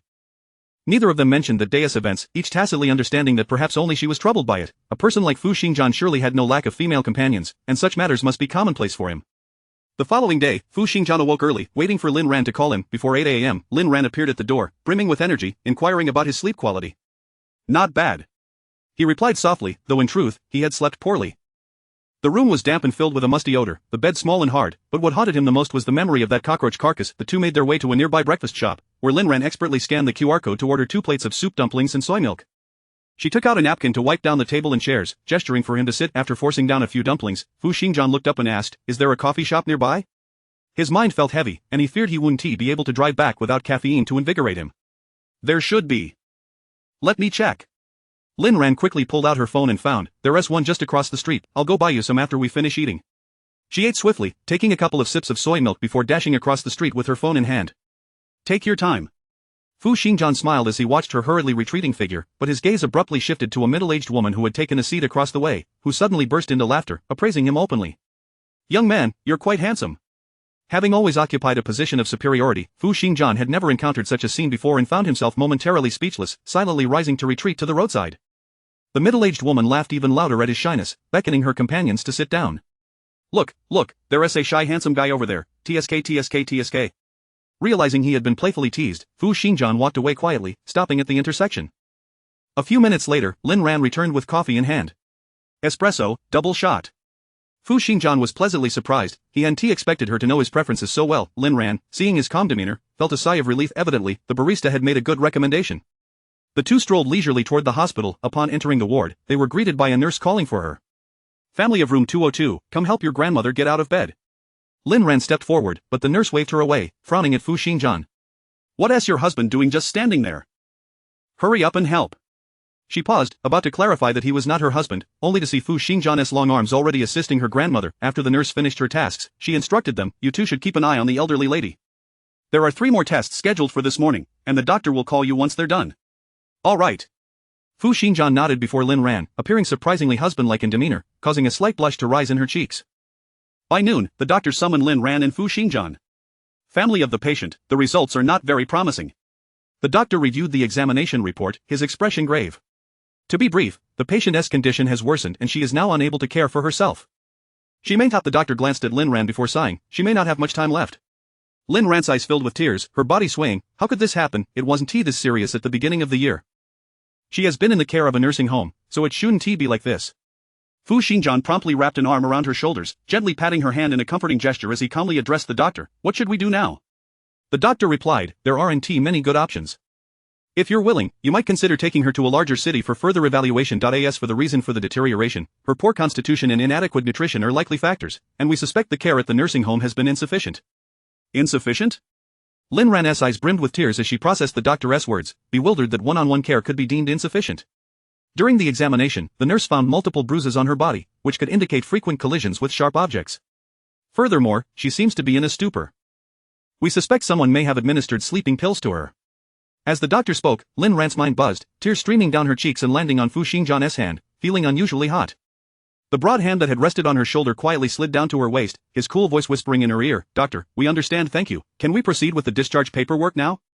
The doctor nodded, and Fu Xingjian half-embraced Lin Ran as they retreated to a bench in the corridor. "You rest here. I'll take care of the discharge procedures." Lin Ran leaned against the wall, watching him bustle about until she finally snapped back to reality, wiping away her tears. "How much is it?" "I'll transfer you the money." The man frowned, seemingly dissatisfied with her meticulousness. "It's not much, you just need to push your grandmother to the back door of the hospital, and I'll bring the car around to wait for you." His broad figure soon disappeared around the corner of the corridor, leaving Lin Ran feeling both guilty and warm. He was truly kinder than she had anticipated. Once in the car, Fu Xingjian glanced at her. "Where to?" Lin Ran replied calmly, "To the nursing home. I need to seek an explanation." Chapter 68 Confrontation. Upon arriving at the entrance of the nursing home, Lin Ran entrusted Fu Xingjian to keep an eye on her grandmother while she ventured off alone to find Aunt Zhang. As the door creaked open, a chorus of laughter echoed from within. Noticing Lin Ran's presence, Aunt Zhang lifted her head momentarily before returning her gaze to her phone, engrossed in short videos. "Ha, this person is simply hilarious," she chuckled. Lin Ran, unperturbed, turned on her heel and made her way to her grandmother's bedroom. After a thorough search, she ultimately discovered a box of sleeping pills tucked away in the bottom drawer of the bedside table. To her dismay, only 2 pills remained in what had once been a full container, leaving no doubt as to where the rest had vanished. Gripping the box, Lin Ran's hands trembled as her heart twisted in agony. The signs had been evident. The unusual behavior during video calls over the past few months should have alerted her, but she had failed to notice. She cursed herself for her negligence. Wiping away the tears that threatened to spill, Lin Ran steadied herself and, with a sudden motion, hurled the box of pills at Aunt Zhang's face. Initially startled, Aunt Zhang's expression morphed into one of anger, but it quickly shifted to horror upon seeing the pills scattered on the floor. "Lin Ran, let me explain. These aren't for your grandmother, they're for me. I sometimes suffer from insomnia and need sleeping pills to rest," she stammered. Lin Ran's cold laughter echoed. "Did I ever imply they were for my grandmother?" Aunt Zhang, embarrassed, forced a smile. "I feared you might misunderstand. Aunt Zhang, may I pose a question? If you require sleeping pills to rest at night, how do you manage to care for my grandmother? Surely, you wouldn't neglect her well-being." "Of course not, I would never abandon your grandmother. I merely take them occasionally." Occasionally, then how do you explain the fact that only 2 pills remain, the expiration date is 2 months ago, your occasional use has emptied the box, do you take me for a fool? Lin Ran's voice rose as she pressed her point.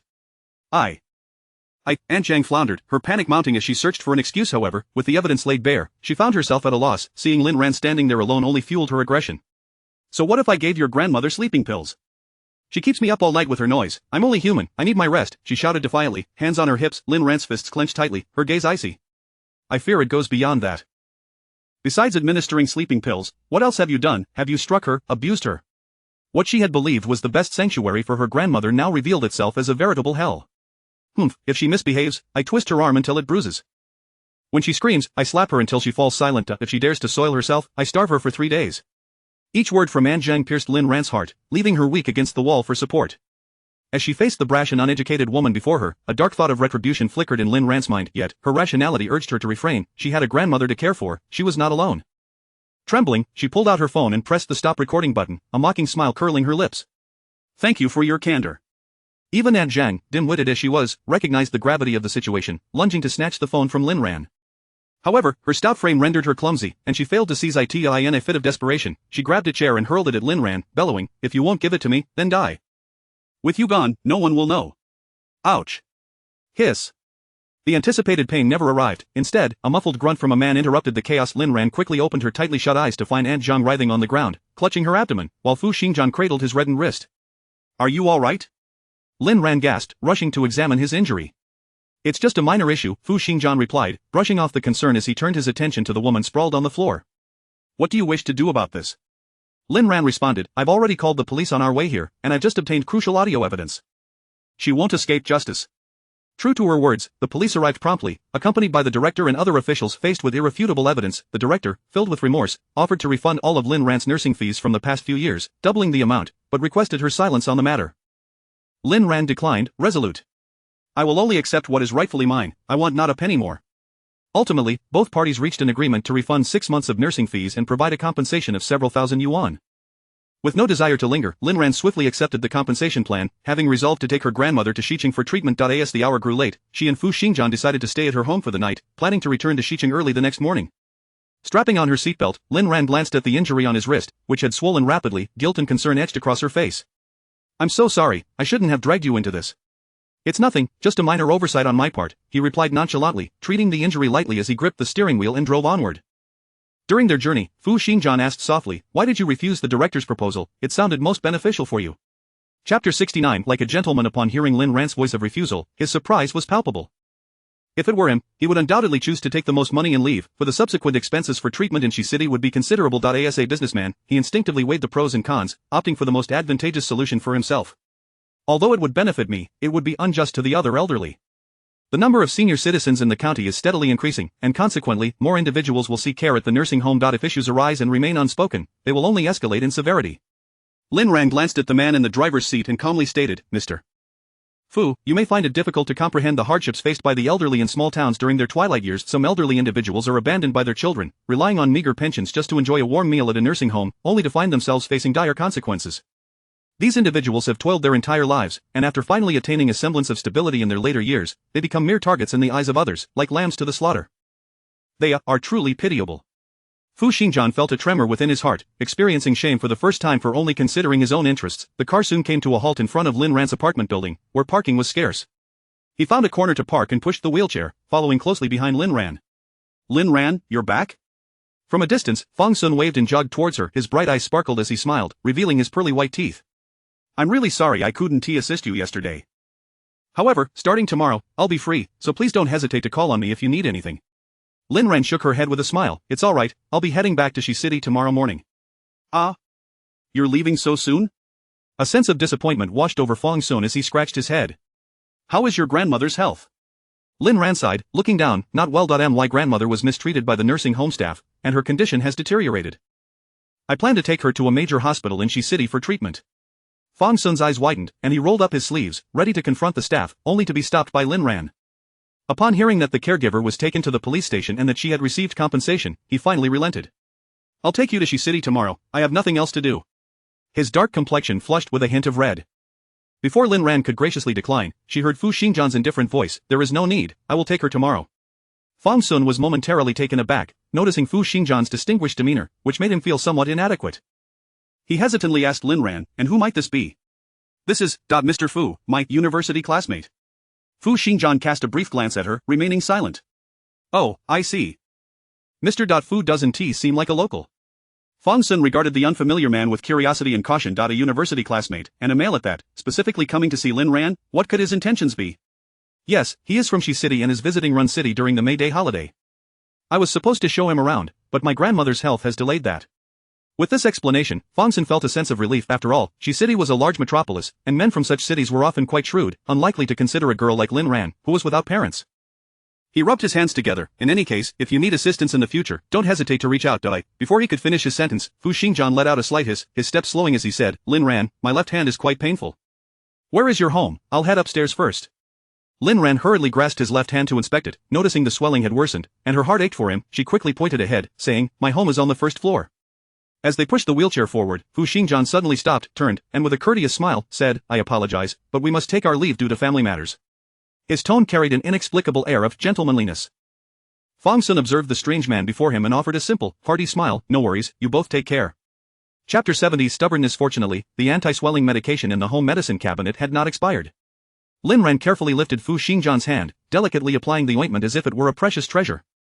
Does it hurt? She asked, her petite face slightly tilted up to meet the handsome visage of the man, her heart racing like a drum. It hurt quite a bit earlier, but it feels much better now. Though the medication had done its work, Fu Xingjian showed no intention of withdrawing his hand. Lin Ran felt awkward about pulling her left hand away, especially since this injury was due to her actions. She could only hold on, feeling the warmth and strength of his palm, along with a slight electric thrill. After a lengthy moment, Fu Xingjian finally withdrew his left hand with an inscrutable expression, allowing Lin Ran to breathe a sigh of relief as she began to prepare dinner. After they had dined, Fu Xingjian inquired, how will you rest tonight? While she was busy cooking, he had already discerned the layout of the small one-bedroom apartment, which contained only one bedroom and a single bed. Lin Ran scratched her head, feeling guilty. I'm sorry, but the bedroom has to be reserved for my grandmother. You'll have to make do with the sofa bed. With that, she bent down to reveal the only green sofa in the living room, which surprisingly turned out to be a foldable bed. Fu Xingjian raised an eyebrow, and you? Lin Ran clapped her hands and dragged over 2 yoga mats to lay on the floor. I'll sleep on the floor. Fu Xingjian. The nights in the small county town were particularly tranquil, and by 9 p.m., the entire community had plunged into darkness. Tossing and turning, Fu Xingjian turned to face Lin Ran on the makeshift bedding. Are you cold? Although it was already May, the daytime warmth did not extend into the cooler nights. I'm not cold, Lin Ran replied, shivering despite her stubbornness. No sooner had the words left her lips than she found herself lifted into a broad embrace. Instinctively, she wrapped her arms around his neck, her face flushing in the pitch-black night. Only when she was placed on the sofa bed did she stiffly utter, Fu Xingjian, what are you doing? The man turned to face her directly, with merely a hand's breadth separating them. Lin Ran could clearly see his pronounced brow, striking nose, and those captivating eyes that could easily ensnare one's heart. Lin Ran, you are quite the stubborn one. Despite the evident chill, she insisted otherwise. He pulled the blanket from his shoulders to cover her, closing his eyes as he softly advised, get some rest. Yet, sleep eluded Lin Ran. The proximity was too intimate, allowing her to hear the rhythm of his breath and catch the faint scent of his shower gel.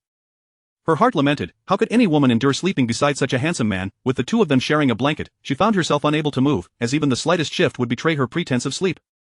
It was only when the gentle sound of his breathing indicated he had drifted off that she dared to sneak a glance at him. He was indeed extraordinarily handsome, and quite a decent person, but what a pity that he was born in Rome while she was but a humble creature, their starkly different stations in life sealing their fates of being destined yet unattainable. In the early hours of the morning, Lin Ran could no longer stave off slumber, though her sleep remained restless, and her heart seemed to nurture a forbidden yearning for someone she ought not to desire. The following morning, Lin Ran was roused by Fu Xingjian shaking her awake. Squinting, she protested, stop shaking me, if you keep this up, I'll fall apart. Fu Xingjian, unfazed, gestured lazily with his chin towards the distance, if I don't wake you, I might just fall apart myself. Startled, Lin Ran sat upright, only to discover that a significant portion of her body was sprawled across Fu Xingjian. Alarmed, she jumped up and hastily donned her clothes, exclaiming, I'm so sorry, I'm so sorry. Fu Xingjian said nothing, smoothly folding the blanket with ease before glancing at Lin Ran, remarking in a low tone, I didn't realize you were such an unsteady sleeper. Chapter 71 Awakening from a dream. Lin Ran felt her cheeks flush with warmth and her heart race with anxiety. She hastily excused herself to check on her grandmother in the bedroom. Upon entering, she found her grandmother already awake and dressed. Overwhelmed with joy, Lin Ran nearly shed tears. Grandma, do you still recognize me? A gentle smile illuminated Grandma Lin's face. Of course, I know you. You are my dear granddaughter, Ran Ran. Fu Xingjian, having heard their exchange, approached, sharing in Lin Ran's happiness. It seems that Grandma's consciousness has fully returned. The two speculated that her previous state of confusion was likely due to prolonged sedative use, and that her clarity had improved following a couple of days without medication. After a simple breakfast, the trio took a car back to Xiqing. During the journey, Lin Ran occupied the back seat, engaging her grandmother in conversation to prevent her from feeling nauseous. Every so often, Grandma Lin would glance at the handsome Fu Xingjian in the driver's seat, a smile playing on her lips, and she quietly inquired of Lin Ran, "That young man looks quite charming. Is he your boyfriend?" Lin Ran's heart raced, and she tugged at her grandmother's sleeve to signal her to refrain from such comments. She felt a wave of nervousness wash over her, aware that the confined space of the car meant that even the slightest increase in volume could be heard clearly by the front passengers. Once she confirmed that Fu Xingjian was focused on driving and could not overhear them, she leaned closer to her grandmother and whispered, "He is my classmate from university, and he has someone he likes." Upon hearing this, Grandma Lin displayed a fleeting look of disappointment and gently patted Lin Ran's hand, offering comfort. "It's all right. With your excellent academic performance in school, you can find any man you desire." Lin Ran felt a mix of amusement and sorrow. The realities of the world beyond academia were far more complex. Without familial support, both men and women faced considerable challenges in society, yet, Grandma remained blissfully unaware of these harsh truths. Lin Ran chose not to elaborate further, wanting to spare her grandmother any distress, and simply nodded in agreement, murmuring, "Yes, yes." 2 hours later, they finally arrived in Xiqing. Lin Ran had initially planned to have her grandmother stay in a hotel for a few days until she could arrange for her long-term treatment at a hospital, but unexpectedly, Fu Xingjian had already taken the initiative to make arrangements. When the car came to a halt in front of the most renowned tertiary hospital in Xiqing, Lin Ran looked at his handsome face, feeling at a loss. "Everything has been arranged. Your grandmother can be admitted today. You might consider hiring a caregiver for her as well. Additionally, this location is conveniently close to Yudo, making it easy for you to visit after work." Lin Ran was overwhelmed with gratitude, struggling to find the words to express her deep appreciation.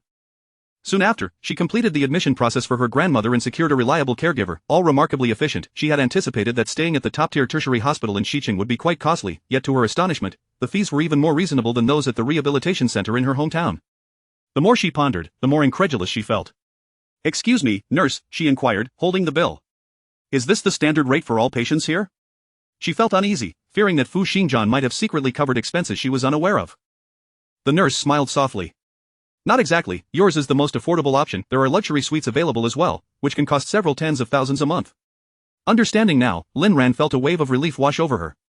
Though it was the most economical choice, she found the environment quite pleasant, and the presence of professional and capable nurses reassured her. After a long day of travel, her grandmother had a light meal and soon drifted into a deep sleep. Lin Ran accompanied Fu Xingjian to the parking lot. A gentle breeze tousled her hair as she lowered her head and smiled lightly.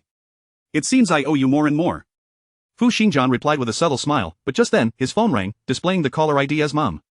He excused himself with a quiet apology and stepped away to answer. "Mom, what's up?" "Xingjian, I've arranged a blind date for you tonight. I'll send the address to your phone, and you absolutely must attend." "Blind date?" Lin Ran froze, a chill coursing through her, as if awakening from a deep slumber. Chapter 72. No further entanglements. Fu Xingjian furrowed his brow lightly, casting a glance at Lin Ran before taking a few steps to the side. "Didn't they say arrangements would be made after the festival? By a stroke of coincidence, the other party just returned from abroad and landed in Xiqing today. In any case, you should come over as soon as possible."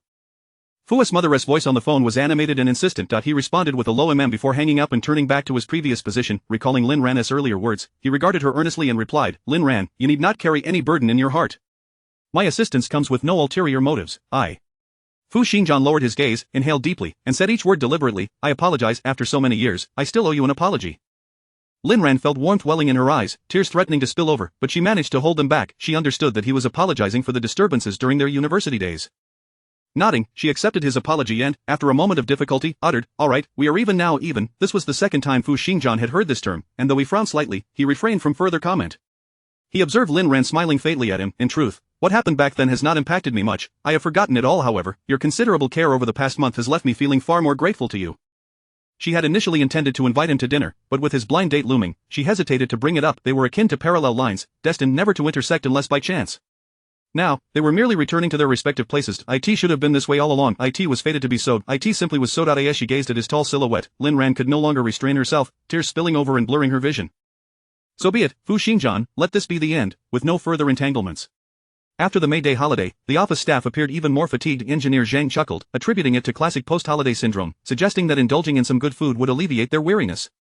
Lin Ran laughed at this, realizing it was merely an elaborate way for them to coax her into treating them. "I'll take care of afternoon tea and tonight's supper," she declared with a flourish, prompting a cacophony of cheers from her colleagues.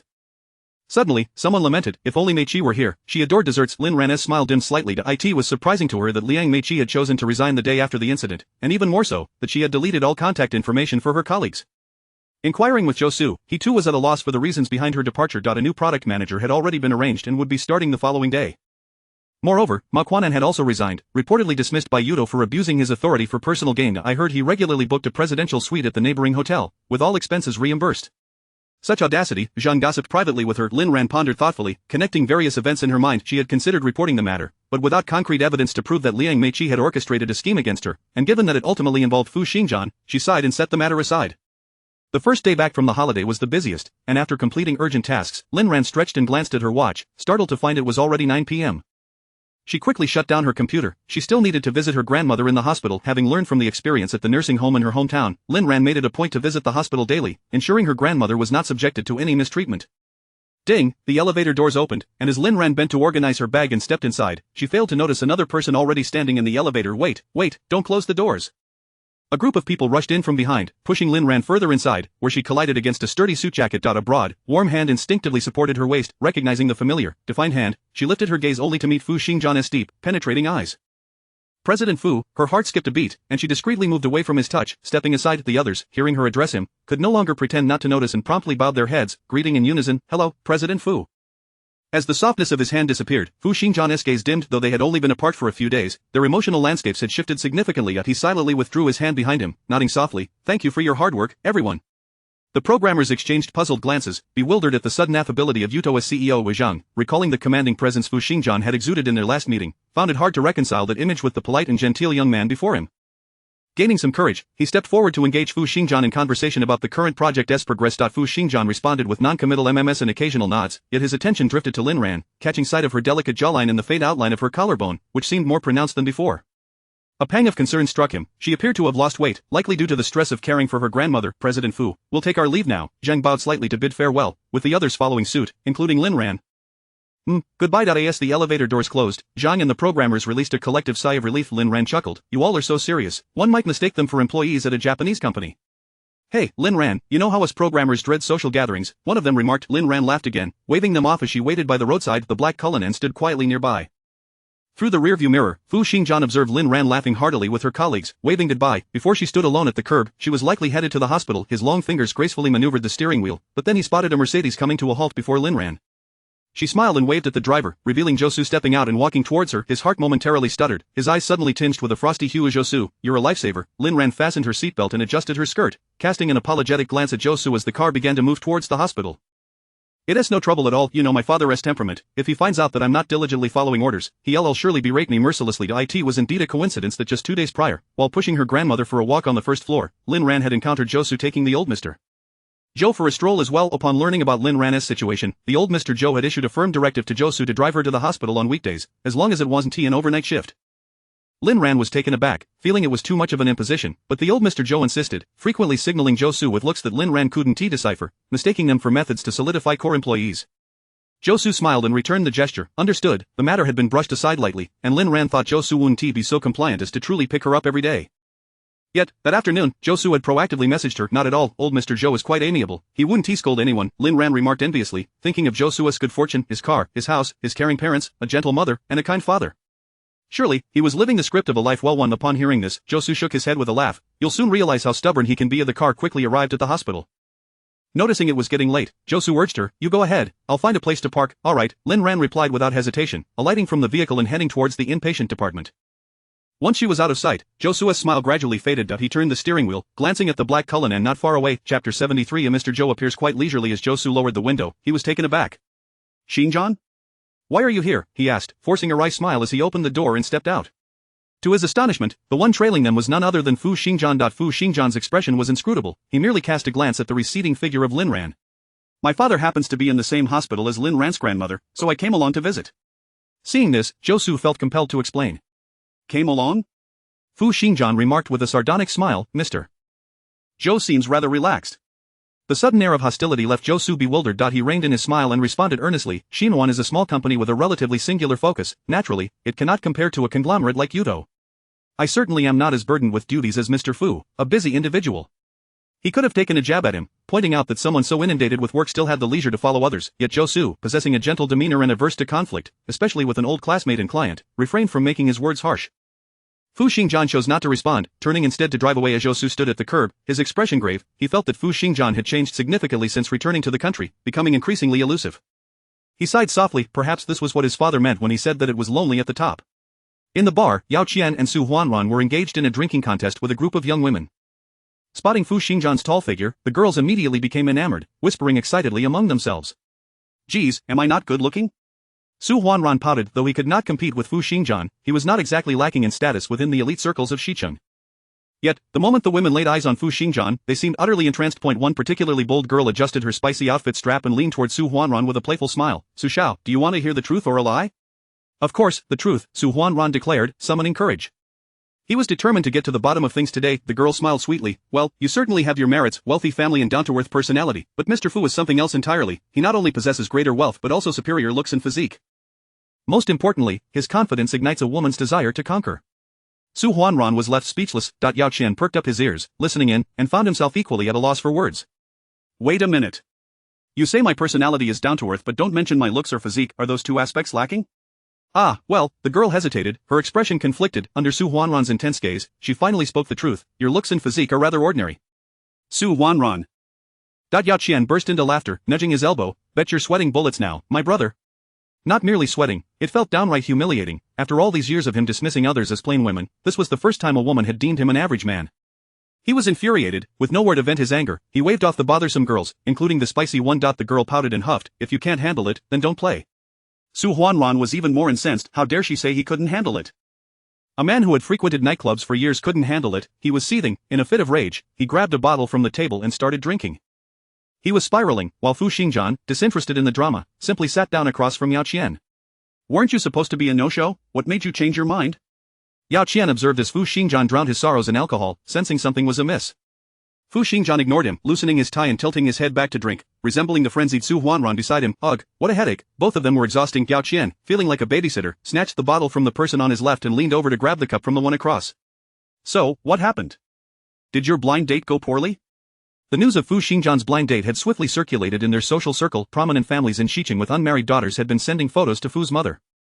Naturally, the Yao family had heard of it as well, and they had privately debated whether to send Yao Ning's photo over, though Yao Ning, with red-rimmed eyes, firmly opposed the idea. Poorly? That's an understatement. It was infuriating. Before Fu Xingjian could respond, Su Huanran erupted in laughter. Yao Qian raised an eyebrow. You know? Of course. Su Huanran's gaze darted about, his mind still somewhat clear as he recalled the ludicrous rumors that made him chuckle uncontrollably. The girl he went on a blind date with is the youngest daughter of the Hua family. She's stunningly beautiful. Yet, Fu Xingjian managed to send her away with just a few words, criticizing her makeup and saying she looked like a wannabe influencer, advising her to stop watching Douyin. Hiss, is that true? Yao Qian squinted at him. If he disliked her so much, why agree to the blind date? Wasn't that just cruel? It didn't seem like Fu Xingjian's style at all. Fu Xingjian nodded, reclining against the sofa, his face weary. I know my mother too well. If I don't go, she'll nag me incessantly. Oh, so it was just to placate his mother. No wonder, after such a notorious experience, which family would dare to set up a blind date with him? Even if Fu's mother wanted to urge him, she would be powerless to do so. What a clever tactic. It was no wonder he could lead a conglomerate at such a young age. He was simply sharper than the rest of them, Yao Qian shamelessly declared. I've learned something today, I'll do the same next time. Wait a minute, he added, logically, after rejecting an undesirable blind date, you should be happy, yet you look like you're heartbroken. Fu Xingjian rubbed his temples in silence. Yao Qian, cigarette in mouth, quipped, don't tell me this has to do with Miss Lin? The man opposite him paused, casting a knowing glance. He guessed right again, a smile crept across his lips, warm as spring. What do you mean?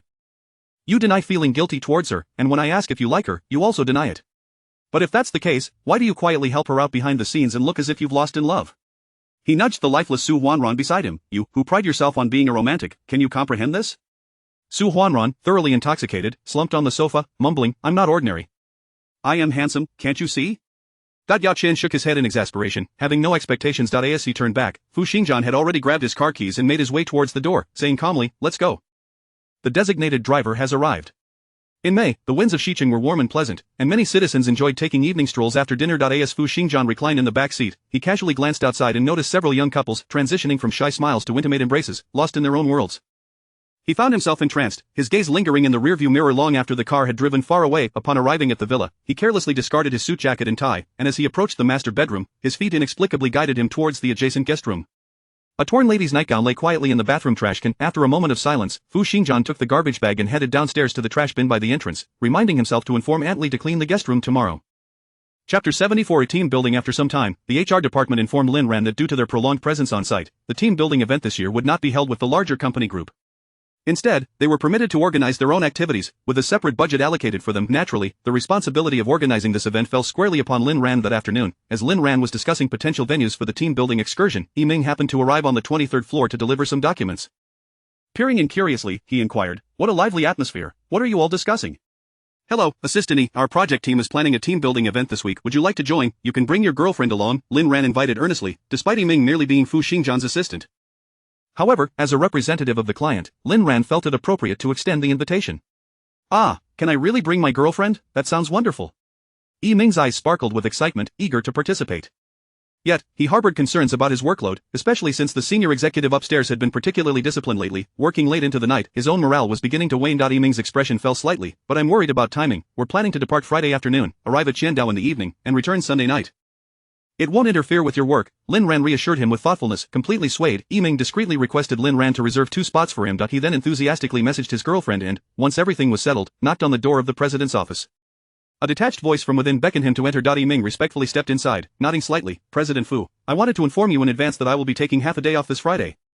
Fu Xingjian pinched the bridge of his nose, casually inquiring, "Going out with your girlfriend?"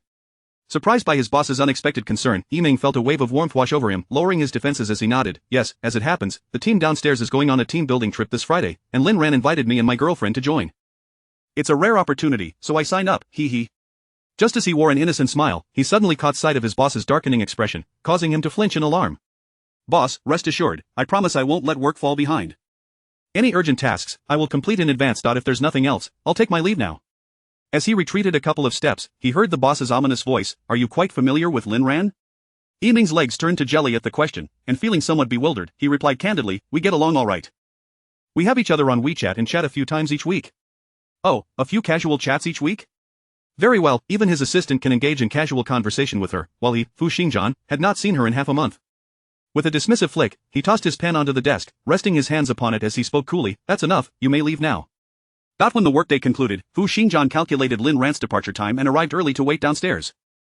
As anticipated, he soon spotted her and Zhou on the first floor. Ku Lin appeared like a gust of wind, swiftly coming to Lin Ran and Zhou's side, as the car window descended slowly.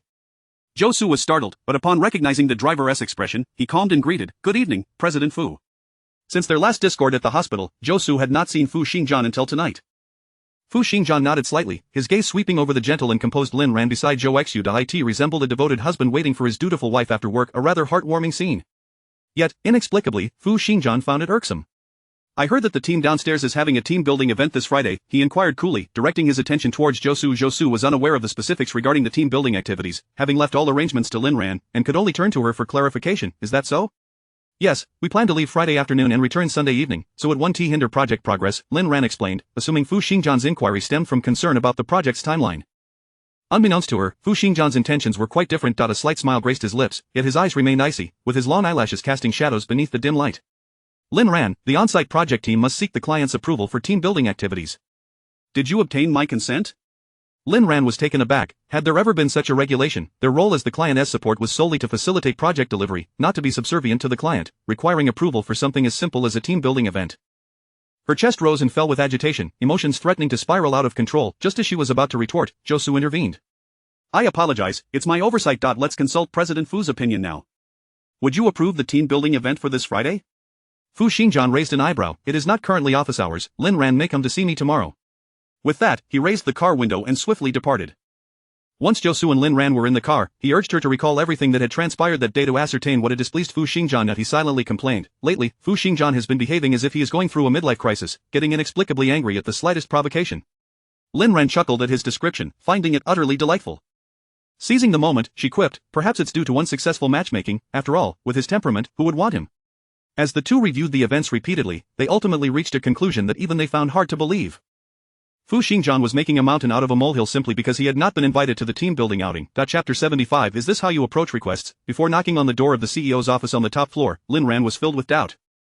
Could it be that Fu Xingjian would truly be upset for not being invited to the team-building event? It seemed as absurd as suggesting that their shared order from Mishuai City would leave the big boss feeling hurt. Did he even care about such trivialities? Yet, Josu insisted she should extend the invitation, just in case he agreed. However, Lin Ran felt there was no possibility of that. The words "please coming" jolted Lin Ran back to reality. She entered, settled herself on the sofa, and adjusted her long hair behind her ears. With her thoughts already composed, she spoke without hesitation. Mr. Fu, our project team plans to depart for the team-building event on Friday afternoon, lasting a total of 2.5 days over the weekend. We assure you this will not hinder the project delivery timeline, and we seek your approval. Today, she wore a white dress of cotton and linen, loose-fitting, which accentuated her elegantly long neck as she lowered her head, but her expression was colder than the night before.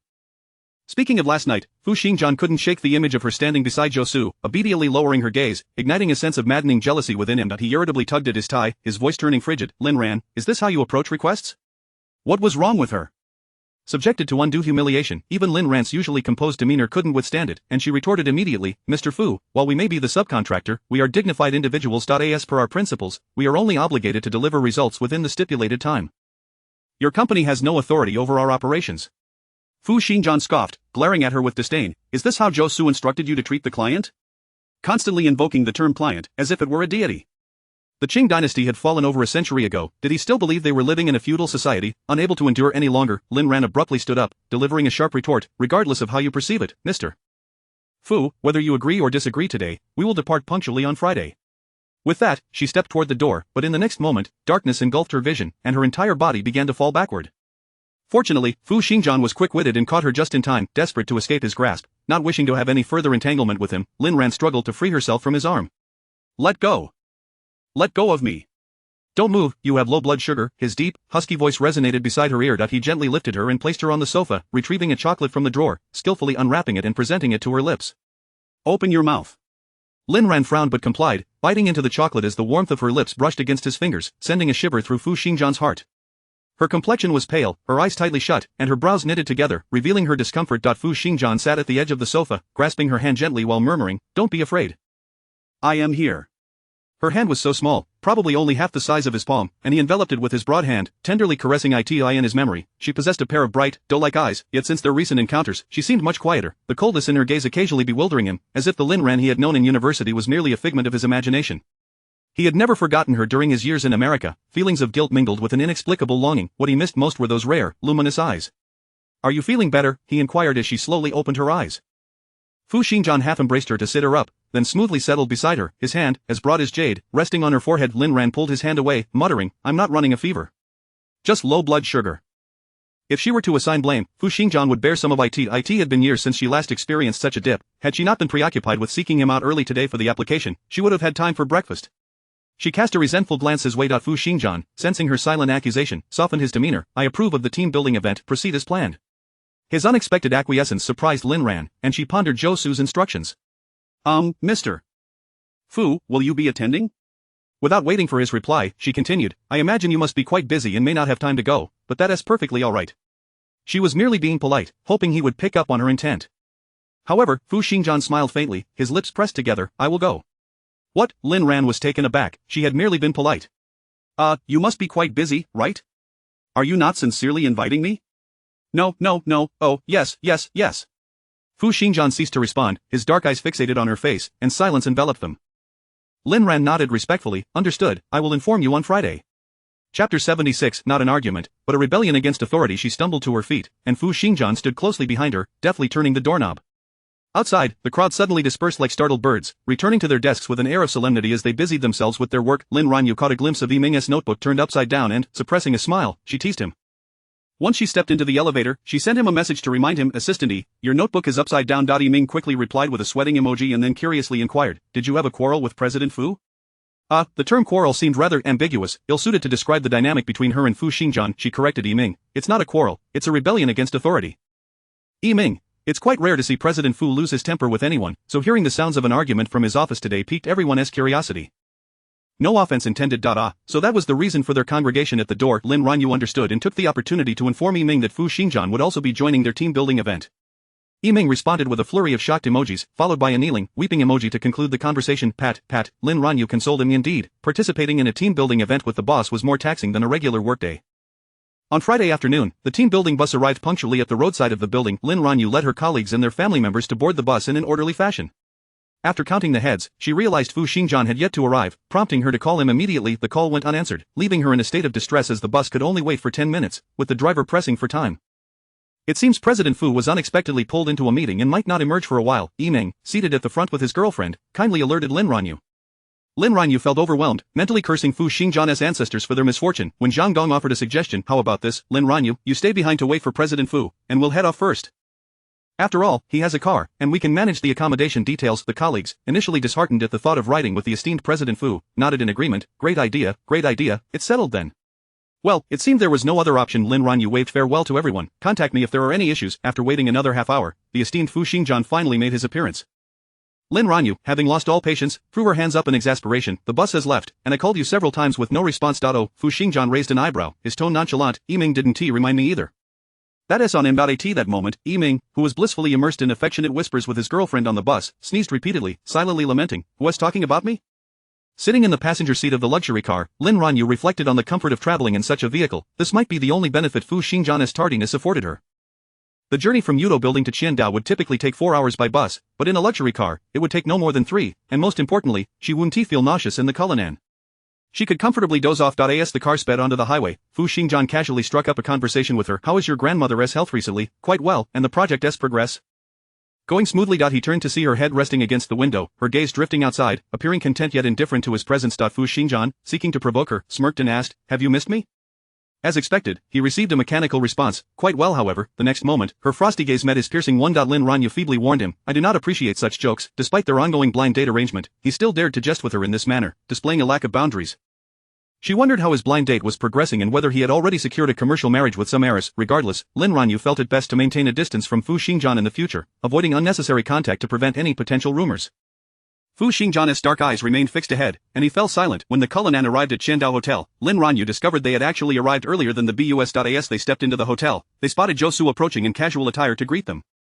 Zhou Su had also driven himself to the venue. Chapter 77. The youthful charm. Lin Ran seldom encountered Zhou Su in such a casual attire, his white short-sleeved shirt paired with black leisure pants, a baseball cap perched atop his head, and his feet clad in white sneakers. He exuded an unmistakable youthful charm. Wow, President Zhou, you look incredibly handsome like this, absolutely brimming with youthful appeal. Lin Ran exclaimed, utterly astonished. She had never anticipated that Zhou Su's formidable weapon was, in fact, his youthful demeanor. How unexpected. Seeing her infatuated expression, Fu Xingjian let out a cold snort through his nose. I'll head off to check in first. Oh, right. Lin Ran swallowed her excitement and hurried after him. The hotel reservation was made collectively under her name, so her cooperation was essential for the check-in process. Once the three of them completed the check-in and rested in their room for over 10 minutes, the rest of the group arrived. Lin Ran hurried downstairs to assist everyone with the check-in procedures and contacted the barbecue restaurant to confirm the private room. Upon reaching the private room, Zhou Su gestured for Fu Xingjian to take the seat of honor. Fu Xingjian, without hesitation, strode over to it. Wow, both President Fu and President Zhou are dressed so casually yet so aesthetically pleasing. Lin Ran, you're in for a treat. The newly appointed product manager, an older sister named Dong Xiaojun, who was a bit older than Lin Ran, exclaimed. Everyone affectionately referred to her as Sister June. After instructing the waiter to serve the dishes, Lin Ran had barely settled into her seat when she heard her excited whisper. Following Sister June's gaze, Lin Ran finally noticed Fu Xingjian's attire. Clad in a black short-sleeved shirt and black cotton linen trousers, he exuded a cool, austere vibe, contrasting sharply with Zhou Su's youthful charm. Yet, she couldn't deny that Fu Xingjian, in terms of appearance, physique, and style, undeniably captured more attention. Noticing that someone at the door was staring intently at him, Fu Xingjian's lips curled into a slight smirk. Just a touch of youthful charm, easily managed. The meal was sumptuous, overflowing with seafood and accompanied by crates of beer delivered to the room. Aside from Lin Ran and Sister June, the rest of the attendees indulged in a few drinks. As the atmosphere grew lively, the project team members felt emboldened to engage Fu Xingjian directly. President Fu, may I ask you a question? Fu Xingjian nodded, signaling him to proceed. Is there any trouble you experience in your position? A chorus of curious gazes from a dozen pairs of eyes fixed on Fu Xingjian. Most attendees were experiencing their first close encounter with the richest man in Xiqing, and they couldn't help but wonder how someone like Fu Xingjian, who seemingly had no financial or work-related worries, could possibly have troubles. Fu Xingjian took a sip of his drink, setting the glass down gently on the table. His elongated gaze instinctively fell on the person by the door. She was quietly eating, not exhibiting the same curiosity as the others, mirroring her indifference from earlier that afternoon. He raised his index finger slightly. Lin Ran, what do you think? Do I have troubles? The others paused, casting puzzled looks at Lin Ran, their expressions a mix of confusion and intrigue at Fu Xingjian's sudden inquiry directed towards her. Did Manager Lin know President Fu that well? Lin Ran, who was attempting to peel a particularly tricky shrimp, noticed the collective gaze and momentarily halted her chopsticks. She pinched her temples, cleared her throat softly, and replied, President Fu is human too. Everyone has their worries. His troubles aren't vastly different from those of ordinary people. Fu Xingjian nodded lightly, visibly pleased with her response. It's merely that I've had repeated failures in blind dates. It's hardly a significant issue. As her words hung in the air, the room fell silent except for Lin Ran continuing her meal, Zhou stifling a laugh, and Fu Xingjian wearing a grim expression. The rest were left dumbfounded. Yiming was so shocked that the grilled eggplant in his mouth fell onto the table. What? The domineering CEO is also looking for a match? What? President Fu can also be picky about his blind dates. This world is truly surreal. On their way back to the hotel, Lin Ran was walking alongside Zhou when Fu Xingjian ahead called out, Lin Ran, come here, I need to ask you something. Lin Ran's smile faded, and she apologized to Zhou before jogging to catch up with Fu Xingjian. What is it? What is it? You know full well, he retorted, his dark eyes as impenetrable as the island's night. Lin Ran felt a pang of guilt, thinking him rather petty. It was merely a joke after all, nothing of great consequence. It was just a jest. Few would take it seriously. She chuckled, how could someone like you, a celestial being, experience failures in blind dates? Surely, you'd hit the mark on the first try. What lady would dare to be critical of you? That would be akin to not recognizing a mountain of greatness. While her words were flattering, they felt oddly off, tinged with sarcasm. Fu Xingjian discerned the mockery in Lin Ran's tone and fixated his gaze on her, cold and piercing. After a moment, he spoke, seemingly addressing Lin Ran yet also explaining himself to others, his voice firm yet measured. I have indeed been on blind dates, but only one, merely to appease my family. Having said that, he strode toward the hotel, leaving no room for Lin Ran to respond. Zhou halted, his gentle gaze lingering on Fu Xingjian's retreating figure, lost in thought. Chapter 78. Who was Vivian? The following morning, after everyone had enjoyed breakfast at the hotel, they hurried to the lakeside. The day's activity was a fishing trip, and the fish they caught would serve as their lunch. The rental for each boat is $1,200. Everyone, let's put in our best effort to make it worthwhile. Lin Ran rallied the teens with encouragement. Their numbers were few, and 3 boats were more than sufficient. As the organizer, Lin Ran always allowed others to choose first, waiting patiently for her turn. 10 minutes later, Lin Ran glanced at the 2 clearly overloaded boats ahead and felt somewhat speechless. She tugged at Yiming's sleeve. Assistant, why not join our boat? It wouldn't be as enjoyable with so many people. Yiming, looking at his girlfriend whose face was etched with refusal, shrugged helplessly. It's not that I don't want to go. It's just, my family doesn't approve. Lin Ran then turned to Sister June. Sister June, let us share a boat. Look how crowded that one is. It's unsafe. What if something were to happen? Oh dear, Dong June gazed at the 2 tall, handsome men behind her with a look of regret. If only I weren't married, I would definitely accompany you. And thus, Lin Ran watched helplessly as they set sail, leaving her behind. These heartless individuals, they didn't wish to share a boat with their leader. Did she desire that? With tears welling in her eyes, Lin Ran turned away, only to see the 2 men behind her had boarded their boat and were deep in conversation. She could only jog over to her own boat and took a seat at the stern. Xingjian, do you remember when we participated in similar activities back in university? Zhou leaned against the railing with a radiant smile, reminiscing with Fu Xingjian. Indeed, we caught a multitude of Asian carp, but alas, the American carp are inedible. For every one we caught, we released just as many. Ha, that's true, those carp were quite plump. Zhou's eyes glimmered as he nudged Fu Xingjian with his elbow. I recall you brought along a girl, another resident of Shi City. I wonder if she has returned to the country. Fu Xingjian raised an eyebrow at him before glancing back at Lin Ran, who was indeed peering over in their direction. It seemed the honest fellow had learned to be a bit cunning. A subtle smile graced Fu Xingjian's lips. She has returned recently. She is my childhood friend. If you're interested, I could introduce you. Oh, that's unnecessary. It just crossed my mind you 2 were quite a match back then. I thought you were a couple. Zhou chuckled, waving to Lin Ran to join them for a breath of fresh air, generously offering her the best vantage point. The view is splendid from here. Watching Zhou fawn over Lin Ran, Fu Xingjian's expression turned icy in an instant as he remarked nonchalantly, I recall you brought your girlfriend along too. What was her name? Oh yes, Vivian, if I'm not mistaken. How is she faring now? Zhou froze momentarily, his demeanor shifting to one of discomfort. Leaning against the railing, his hair tousled by the wind, he fell silent for a moment before responding, she should still be in America. We haven't been in touch for quite a while. The last sentence was clearly directed at Lin Ran. She merely nodded in agreement, her expression devoid of any further curiosity. She did not inquire about how Zhou and Vivian had begun or ended their relationship, nor did she ask what Vivian looked like. Instead, she gazed at the distant verdant mountains and the azure sky, feeling an unprecedented sense of tranquility. If only she could escape work and reside here indefinitely. 2 hours later, everyone returned to the dock to tally their catch. Each boat had managed to reel in a few fish and shrimp, yet the meager haul paled in comparison to the 1,200 spent. Lin Ran felt a pang of heartbreak, but was gently patted on the head by Fu Xingjian. Constantly calculating costs will only lead to discontent. Lin Ran rolled her eyes, thinking, what do you know, you corporate president? Do you understand the struggles of ordinary people living from day to day? Observing the intimate and natural interactions between the 2 from behind, Zhou's expression became inscrutable. While waiting for the kitchen to process the fish and shrimp, he invited Lin Ran to explore the surroundings. Life on this island is truly magnificent. Upon opening my eyes, I'm greeted by blue skies, white clouds, and sandy beaches. If I could live here, I can only imagine how cheerful I would become. Lin Ran exclaimed, spreading her arms wide and shouting joyfully, embracing her freedom. Su had never seen her this way before and found himself joining in her exuberance. Lin Ran paused, their gazes met, and their laughter grew louder. They continued their stroll until the others faded from sight. The island was lush with vegetation, and every corner revealed trees Lin Ran had never encountered. She curiously examined a towering tree before pulling out her phone to photograph it and look up its scientific name, when she suddenly heard Su assert, "You and Xingjian must share a bond that extends beyond mere classmates, don't you think?" Chapter 79. Confession. Su offered a gentle smile, attempting to ease her defenses. "I harbor no ulterior motives, I simply feel that the bond between you and him transcends mere camaraderie. At the very least, his demeanor suggests otherwise." It resembled more a reunion of estranged lovers, with Fu Xingjian still yearning for reconciliation. "You may be mistaken," Lin Ran replied, suppressing a smile as she casually took a seat on a nearby bench. "I have already conveyed the nature of my relationship with him to you." Su recalled Lin Ran's earlier words, where she described her connection with Fu Xingjian as less than that of ordinary classmates, likening him to a lofty prince and herself to an insignificant ant. Su managed a wry smile. "I assumed you were jesting." "Not at all, Su, I was being entirely serious." A sudden sorrow clouded Lin Ran's gaze as she leaned back against the bench, her entire being relaxing as she recounted the events of her university days.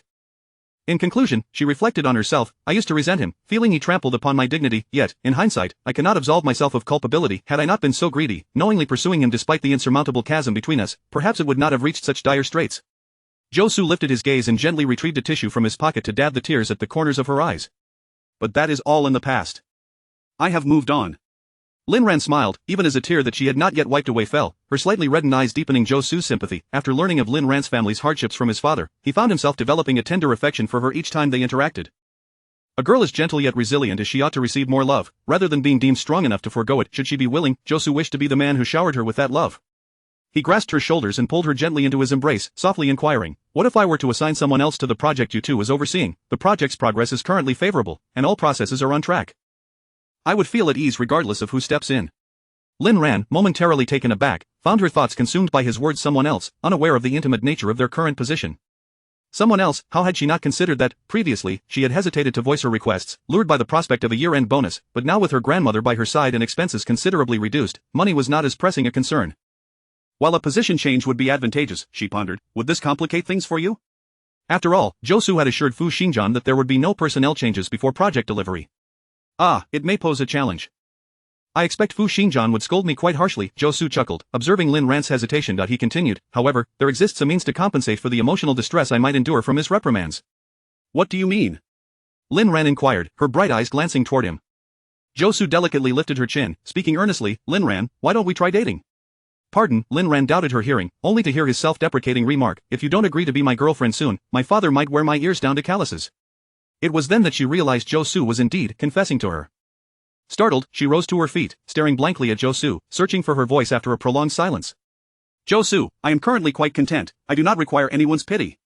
She was adamant that Su did not truly harbor feelings for her.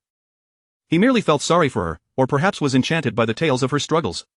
Lin Ran, I can discern the difference between affection and pity. I admit that my feelings for you are currently only of a fond nature.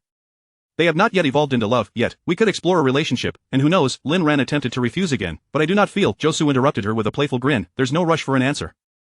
Take your time to consider it seriously, you may discover that I am rather agreeable. Chapter 80. Good brothers, affectionate and cherished. On their way back, Lin Ran observed Su's expression, noting the clarity on his face, devoid of any shadows. She couldn't help but feel envious. Despite having been slighted, his demeanor remained unperturbed, his emotions stable. In truth, there were countless aspects of Su that she found herself envying. In stark contrast to her own life, Su hailed from a loving and affluent family, his parents both enlightened and supportive. He himself was exceptionally accomplished and esteemed returnee from a prestigious institution, seamlessly taking over the family business upon his return, his path seemingly effortless, and his personality radiating with optimism. As for Lin Ran, her journey had been fraught with challenges. She had endured numerous hardships and faced many obstacles, struggling just to share the same office space with him. As they walked the last 10 meters to the restaurant, the tantalizing aroma of seafood infiltrated Lin Ran's senses, prompting her to jest with Su, I'm so hungry I could eat a whole cow. Go ahead and eat. You might still grow, Su teased, ruffling her hair. Lin Ran rolled her eyes in response, are you implying I should grow horizontally? She glanced down at her midsection, attributing her slight weight gain to the cafeteria's delectable offerings, which were far superior to those at any restaurant in the mall. Not at all. You're perfectly proportioned as you are, Su chuckled, attempting to tousle her hair again, only to be deftly avoided by Lin Ran. A faint blush crept onto her cheeks, and Su, instantly understanding, lowered his arm and leaned closer, whispering, I hope one day I can openly and affectionately mess with your hair. Lin Ran's heart raced. This seemingly serious young man had an unexpectedly playful side. I'll go check on the meal preparations, Josu declared, halting his steps and nodding toward Lin Ran, puzzled. She wondered why they were taking turns entering the restaurant when they were already at the door. Was he trying to avoid any implications? As she distanced herself from Josu, a tall figure obscured from view came into her line of sight. Fu Xingjian, leaning against the wall and lost in thought, was startled by the familiar sound of laughter ahead. He instinctively turned to see Lin Ran smiling radiantly at Josu, appearing utterly carefree. He had seen that same expression directed at him many years ago. Then, Fu Xingjian noticed Josu casually ruffling Lin Ran's hair, and his heart tightened.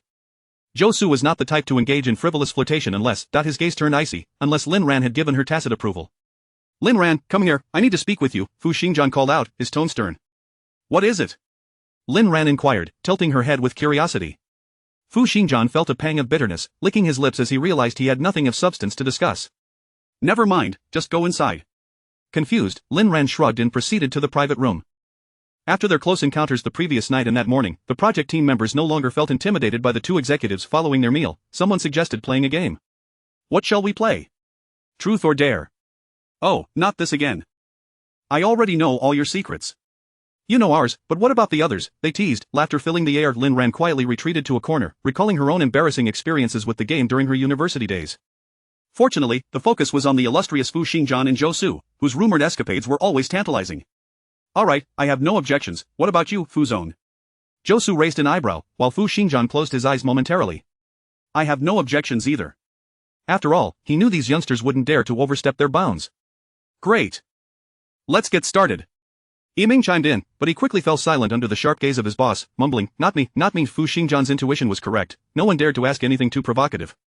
After several rounds, the questions posed were quite mundane, lacking any sensationalism. How did Fu Zong and Zhou Zong meet? Fu Zong, could you share your growth experience? The most audacious inquiry came from Xiao Junjie, who asked, does Fu Zong have a girlfriend? This drew laughter from the male colleagues, who teased, Xiao Junjie, you're married. Why are you still gossiping? Fu Zong would never take an interest in you. Xiao Junjie chuckled awkwardly, I was asking for Lin Ran, she's still single. Cough, cough. Lin Ran nearly choked on her drink, her face flushing crimson. I dare not presume. I know my place. Josu, quick on the draw, handed her a tissue. She is just temporarily single. Wow, there is something brewing. Everyone turned to Lin Ran, who wished she could vanish into thin air. Little Josu, where have your modesty, humility, gentleness, thoughtfulness, and chivalry gone? She felt on the verge of tears. No, there is nothing happening, don't get the wrong idea. Josu was merely being kind and preserving my dignity. Lin Ran laughed nervously and retreated further into the corner. The others were merely caught up in the playful atmosphere and didn't take it to heart. After all, the disparity between Lin Ran and Josu was too vast. Thus, the round concluded. In the next round, it was Josu's turn to be questioned. He promptly raised both hands in surrender. I choose dare. How about giving Sister Ran a kiss? The room erupted in laughter, clearly amused by the suggestion. Josu sat upright, appearing nonchalant, as if to say, sure, I'm game. He cast a sidelong glance at Fu Xingjian, who noticeably darkened in expression. Josu raised an eyebrow, his mood lifting.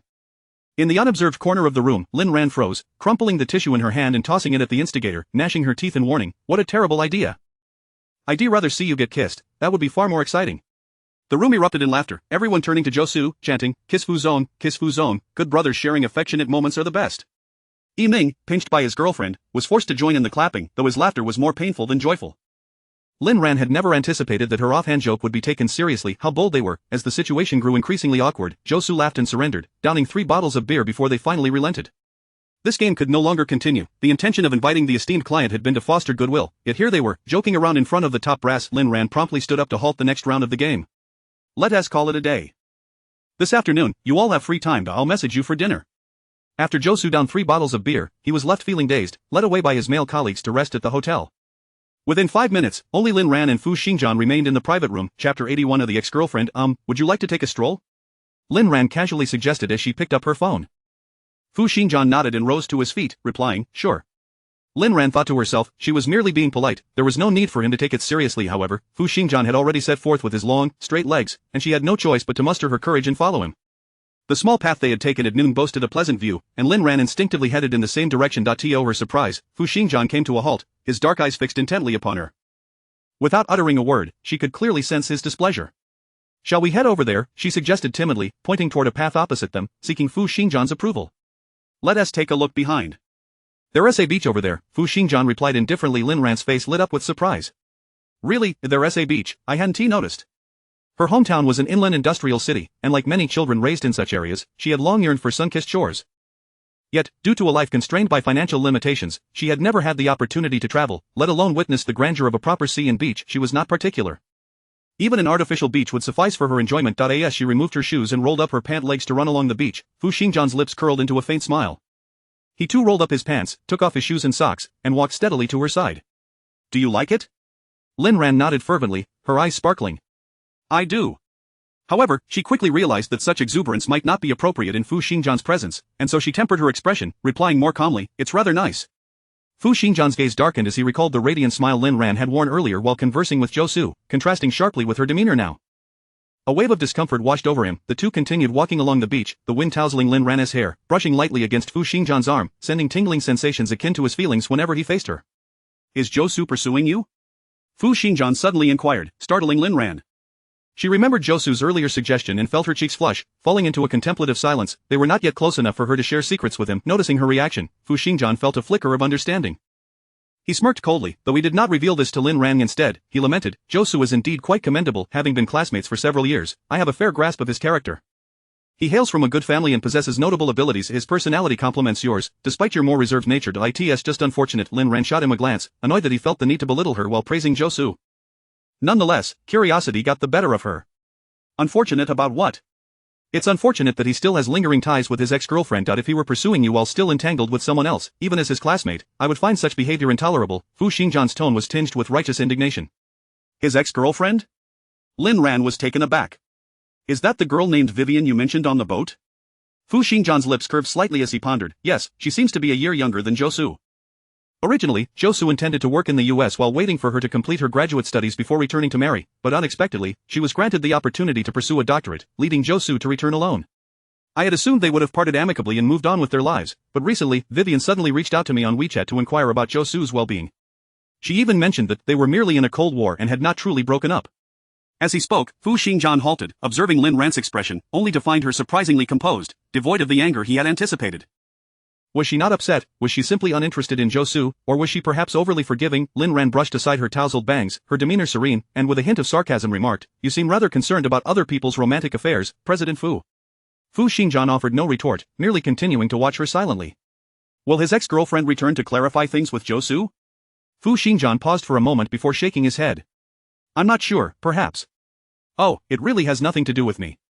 This is Zhou Su's private matter. Does it truly have nothing to do with you? Fu Xingjian scrutinized her face with a discerning gaze. As the sun began to set and the wind turned chilly, a bone-deep coldness enveloped Lin Ran. She turned back, saying, Shall we head back? All right. Once they reached the shore and donned their shoes, Fu Xingjian looked up only to spot familiar figures in the distance. Before they could approach, one of them was already waving at him.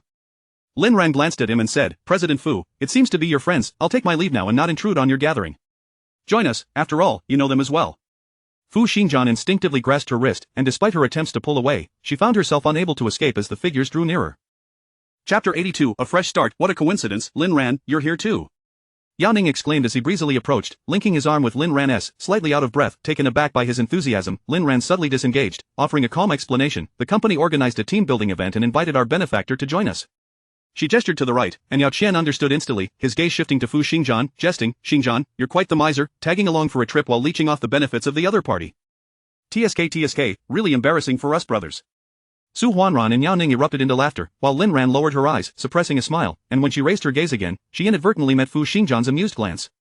Oh, by the way, there's a lovely farmhouse on the island. Shall we go explore?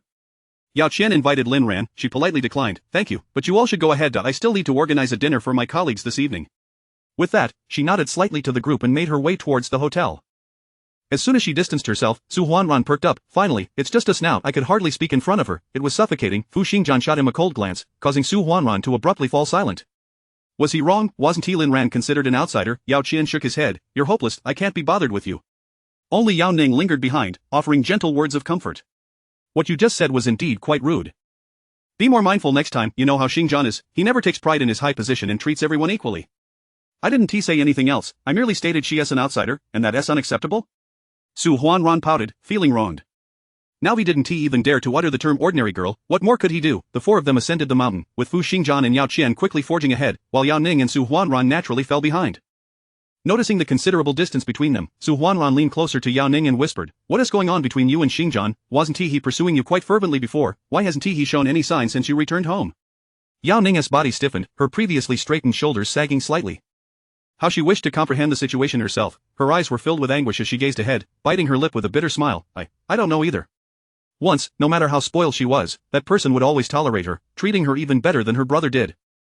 He had once promised to marry her, but now, gazing at the tall figure ahead, Yao Ning felt an overwhelming sense of regret, lamenting her past failure to cherish the most suitable man for her. So, how do you feel about him? Su Huanran ventured cautiously. Yao Ning replied matter-of-factly, of course I like him, I was too young to appreciate him before, but now I wish to start anew with him. Su Huanran nodded, casting his eyes down, don't worry. That Lin Ran is no threat, my buddies will definitely stand by you. Lin Ran, Yao Ning furrowed her brow, pondering the connection with Lin Ran, she smiled and shook her head, you're mistaken. Xingjian could never possibly have feelings for Lin Ran.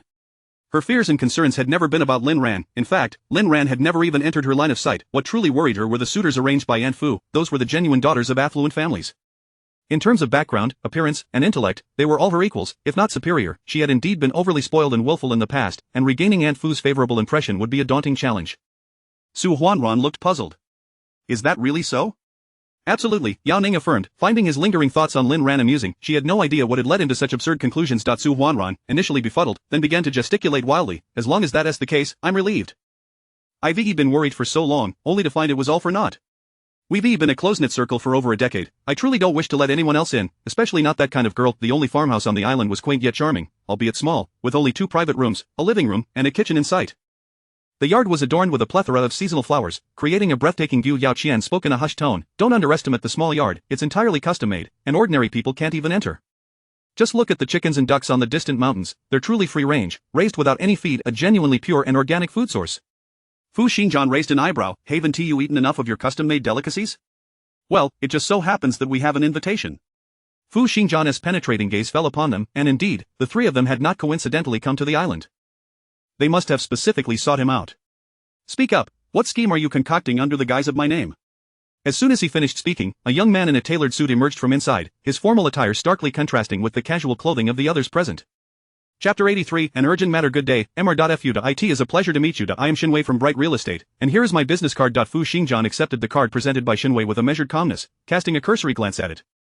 Bright Real Estate, Xinwei, his expression remained impassive as he donned a polite business smile and nodded graciously. Good to meet you, Mr. Xin. I am Fu Xingjian. Mr. Fu, Mr. Yao, please come inside, the dishes are ready. We have been awaiting your arrival. Xinwei noted the acknowledgement from Fu Xingjian with a flicker of surprise in his eyes. It was said that the scion of the Fu family displayed no visible emotions and had no particular interests, leading Xinwei to believe that approaching him would require considerable effort. However, a fortunate encounter with young Master Yao 2 days prior had resulted in this dinner invitation, as Yao had confidently declared that he would handle the matter. Yao Qian found it curious as well. He had anticipated that Xingjian would reproach him for making promises while intoxicated, yet he appeared rather as if he had been expecting this all along. It must be a misperception. It certainly was a misperception. Once seated, an array of rustic dishes was presented, yet Fu Xingjian refrained from touching his chopsticks, patiently waiting for Xinwei to initiate the conversation. This gathering was certainly not merely a meal, nor could it be considered a simple matter of friendship. As expected, Xinwei poured a glass of wine and offered it to Fu Xingjian, candidly expressing the difficulties faced by his real estate company and seeking financial assistance. Fu Xingjian accepted the wineglass but did not drink, his penetrating gaze exuding an air of authority as his elegant fingers gently tapped the table. Xinwei's heart raced with anxiety, a chill creeping down his spine. In the current real estate climate, with a scarcity of funds plaguing many companies, it was rare to find financial institutions willing to invest. Were it not for his desperate circumstances, he would not have dared to approach Fu Xingjian.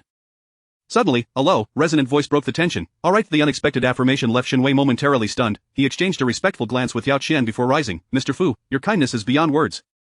I shall drink to that. As he sat back down, he cautiously loosened his tie, exhaling a heavy sigh of relief. Fu Xingjian took a symbolic sip of his wine and then nonchalantly mentioned, my younger sister, Xinlan, is acquainted with me.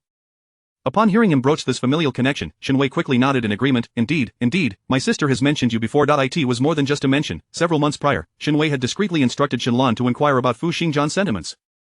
At that time, Fu Xingjian had no investment intentions regarding Bright Real Estate, prompting Xinwei to abandon the pursuit. Who could have predicted that circumstances would take such a turn, leading to today's agreement? He momentarily pondered Fu Xingjian's sudden reference to his sister and questioned his intentions. Could it be? A pleasant surprise surged within him as he leaned closer. My sister once mentioned that you two often enjoyed each other's company during your time in the United States, expressing her admiration for you and frequently seeking your guidance in her studies. I would say this is fate. Fu Xingjian coolly lifted his gaze, causing Xinwei to instinctively retract his neck, refraining from further comment. I have heard that your sister is returning to the country? Yes, indeed, she will be back next week. Is she not pursuing a doctorate? For a girl, higher education may not hold much value. In truth, she should have returned immediately after completing her master's degree to assist me in managing the family business. However, she is quite headstrong and insisted on pursuing her doctorate. Thankfully, she has come to her senses and is returning, though I wonder if her age will pose challenges in finding a suitable match. As he spoke, he discreetly observed Fu Xingjian's expression. According to his sister, their acquaintance was limited to a few meetings, with merely a contact number exchanged for occasional assistance, yet Fu Xingjian displayed a notable interest in her, frequently mentioning her throughout their conversation. This troublesome girl must have embellished the truth, failing to invest genuine effort into her relationship with Fu Xingjian. If they could forge a connection with the Fu family, their Shin family would ascend to new heights.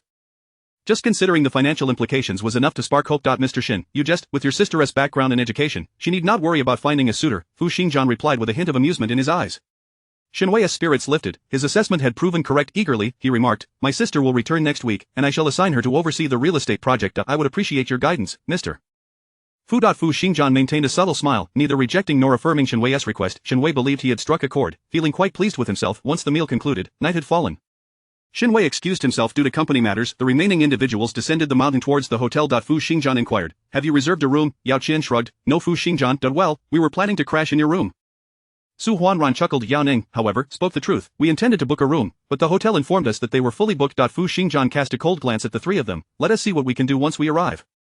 The men would manage. Worst case scenario, Yao Qian and Su Huanran could share a floor, yet, arranging accommodations for Yao Ning, a young lady, posed a challenge. He would need to check with Lin Ran regarding her availability. Upon arriving at the hotel entrance, they fortuitously encountered Lin Ran, who was exiting with a bag slung over her shoulder. Yao Qian greeted her with a smile. Lin Ran, good to see you again. Are you heading home this late? Yes, I have an urgent matter to attend to, she replied. As her gaze met Fu Xingjian's, it seemed both explanatory and instructional. I will return now. The subsequent schedule will be handled by Mr. Zhou, who will ensure everything is well arranged. Should you need anything, feel free to reach out to him. Fu Xingjian furrowed his brow, his expression contemplative. What urgent matter? Lin Ran ignored his inquiry, brushing past him as she exited. Fu Xingjian instructed Yao Qian and the others to check in first before promptly pursuing her. Yao Ning wished to follow but was pulled back by Su Huanran, who jovially remarked, perfect timing. Just in time to clear a space for you. I'll squeeze in with your brother and Fu Xingjian on one bed, while you, my little princess, deserve better accommodations. His playful quip about her being a little princess elicited laughter, dispelling Yao Ning's desire to chase after them, as she knew Fu Xingjian would return shortly. After completing the check-in and freshening up, Yao Ning leaned against the headboard, retrieving her phone to poke at the group chat with Fu Xingjian. Are you done? Want to join us for a game of cards tonight? After a considerable wait, a response finally came through. No, I'm heading back to Xiqing. Enjoy your game. You can join Mr. Zhou's team tomorrow. I've arranged everything. Yao Ning's heart skipped a beat, prompting her to inquire, what could possibly necessitate your immediate return? Her heart sank incrementally, fingers clenched into her palm. Surely it is not because of Lin Ran, yet, it was too coincidental that Lin Ran mentioned an urgent matter requiring her return just as he did. No, it must be mere coincidence. She swiftly typed a message. Is it about uncle and aunt? Before she could send it, a new message appeared in the group chat. Grandma Lin Ran's condition has worsened suddenly. I am taking her to the hospital. Chapter 84. No, not that the car sped along the highway, and as Fu Xingjian glanced at the speedometer, it had already reached the upper limit of the speed. He then turned to comfort Lin Ran, saying, Grandma will surely be fine, do not worry. Lin Ran leaned against the car window, softly murmuring in acknowledgement, then quietly raised the back of her hand to wipe away the moisture gathering in her eyes. You should rest for a bit. I will wake you when we arrive. Seeing her distress made Fu Xingjian's heart ache even more. He longed to pull over and hold her tightly to offer solace. However, stopping on the highway was not an option, leaving only feeble words of reassurance. No need, I still have to wait for Zhuoting's news, Lin Ran replied, her voice hoarse, tinged with an underlying sob. She had come to the island for a team-building retreat, asking Zhuoting for assistance in visiting her grandmother. Everything had seemed normal yesterday, but today, her grandmother had suddenly fallen into a coma. Fortunately, the caregiver had acted promptly, and by the time Zhuoting sent her a message, her grandmother was already in the emergency room. Fu Xingjian did not press further and silently nodded, allowing her to be. Perhaps it was the exhaustion of the day, or maybe Fu Xingjian's luxurious car was too comfortable. Lin Ran gradually fell into a deep sleep amidst the tranquil atmosphere. Once she was asleep, Fu Xingjian subtly shook his head, thinking how stubborn she was. Soon, the car exited the highway and entered the elevated road of Xiqing. Lin Ran awoke, her eyes still bleary, her voice raspy. Where are we now? Fu Xingjian glanced at her, responding in a low voice, just entered Xiqing. We will reach the hospital in about 40 minutes. Go back to sleep. Lin Ran adjusted her sitting position, rubbed her stiff shoulders, and checked her phone for messages. Her grandmother had already stabilized and was transferred to a general ward. She sighed with relief, sharing the news with Fu Xingjian. That's wonderful. As soon as the words left her lips, Fu Xingjian let out a soft yawn. It was then that Lin Ran felt a pang of guilt. Her team-building trip had been delayed because of her family matters, and he was personally driving her back so late. It was indeed considerate of him. She recalled the scene earlier at the hotel when Fu Xingjian had chased after her. I have arranged for a vehicle on the island. I will leave shortly. Fu Xingjian grasped her arm firmly, insisting, cancel it, I will take you. No need, it's too late, you should go back and rest, Lin Ran firmly declined, continuing to walk outside. Lin Ran, listen to me, cancel it. I will take you to ITS dark, and the road is long, do you truly dare to ride in a stranger's car? Fu Xingjian's grip on her hand tightened, his tone turning more assertive.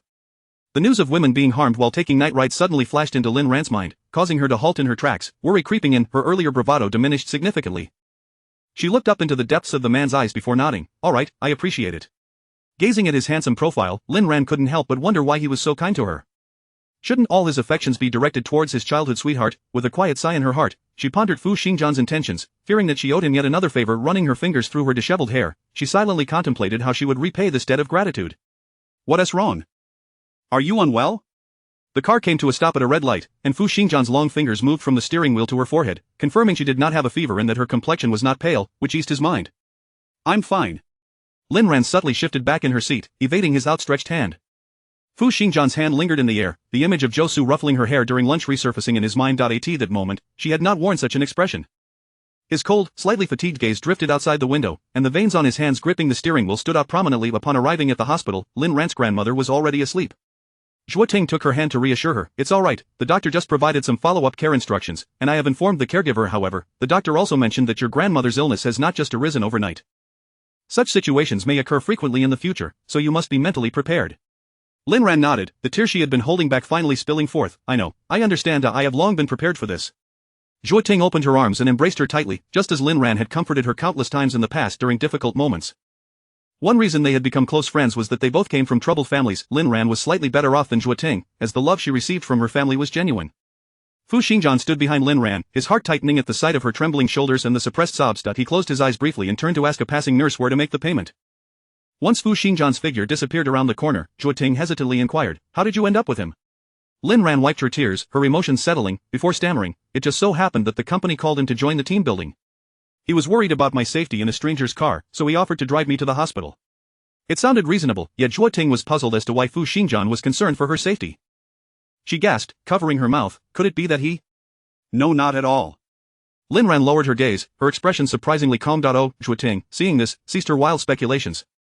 It was good that there was nothing between them. If there truly were, she would have to counsel her friend to maintain her composure. Chapter 85. At the discovery of an affair during this period, Lin Ran seldom left work on time, and her colleagues often teased her, suggesting that she had finally realized that work is not the sole purpose of life. Most of the time, Lin Ran merely smiled and refrained from offering an explanation. The joys and sorrows of humanity are not universally understood. Her explanations would be futile. In truth, she arrived early each morning, striving to complete her tasks during daylight hours in exchange for not working overtime at night. As a result, she appeared to leave punctually, yet she had never once neglected her responsibilities. Since her grandmother's last visit to the emergency room, the doctor had privately approached her twice, gravely hinting that her grandmother's health was deteriorating, and no one could predict how much longer she could endure. He subtly urged her to prepare herself mentally. As for the nature of that preparation, the doctor did not elaborate, but they both understood what was implied. Lin Ran's eyes brimmed with tears. She wished to carve out as much time as possible to be with her grandmother. At 5 in the afternoon, Lin Ran took the elevator to the top floor to deliver a set of documents to Yiming. The documents were originally meant for Fu Xingjian, but she wished to minimize her interactions with him, so she asked Yiming for assistance in passing them along. The recent team-building trip had strengthened the professional camaraderie between her and Yiming, and he was always willing to lend a hand whenever possible in matters pertaining to Xinhuan's work. Lin Ran, hand me the documents. I'll deliver them to President Fu shortly. Thank you for your hard work. Lin Ran smiled and nodded, placing a cup of coffee on his desk as a token of appreciation. Suddenly, the door to the neighboring president's office swung open, and Fu Xingjian's deep, melodious voice resonated from within. Yiming, escort President Shen downstairs. Instinctively, Lin Ran stepped aside to make way for President Shen. Anyone who could warrant Fu Xingjian's personal attention undoubtedly held a prestigious position, and she dared not obstruct their path. President Fu, you're too kind, I'll take my leave now, I shall visit again next time. What a beautiful voice. She raised her gaze and discovered that President Shen was not only blessed with an enchanting voice but also possessed stunning beauty and an exquisite figure. Her delicate oval face, complemented by striking features, created a visually impactful combination. Her long, wavy hair cascaded down her back, accentuating her slender neck. Although she wore minimal makeup, it was enough to capture attention, making her a noticeable presence in any crowd. Her demeanor was subtly refined, resembling that of a scholar rather than a businessperson. It was one thing to be exceptionally attractive, but her figure was equally remarkable. Standing at 165 centimeters, Lin Ran estimated that this woman towered over her by at least a head, likely measuring over 170 centimeters, with long limbs and a slender waist. Truly a masterpiece of beauty. The last time Lin Ran encountered such striking looks was when she first met Fu Xingjian. Years had passed, and she had not seen anyone with such captivating features until today. Is she beautiful? A cold, deep voice unexpectedly echoed beside Lin Ran's ear. She turned her gaze to the side, her cheeks flushing slightly thankfully. It was merely her being caught admiring a beautiful woman. Had it been a handsome man, that would have been quite embarrassing. Ahem, President Fu, she greeted obediently with a nod. You still haven't answered my question. Fu Xingjian crossed his arms, a semblance of a smile playing on his lips, which sent shivers down Lin Ran's spine. Did he really need to ask? Obviously, she was extraordinarily beautiful, far exceeding her own looks. Lin Ran had a rather low standard for beauty. Anyone with a more attractive face or figure than hers could easily be classified as a beauty or handsome. Yet, why was Fu Xingjian inquiring about such an evident fact?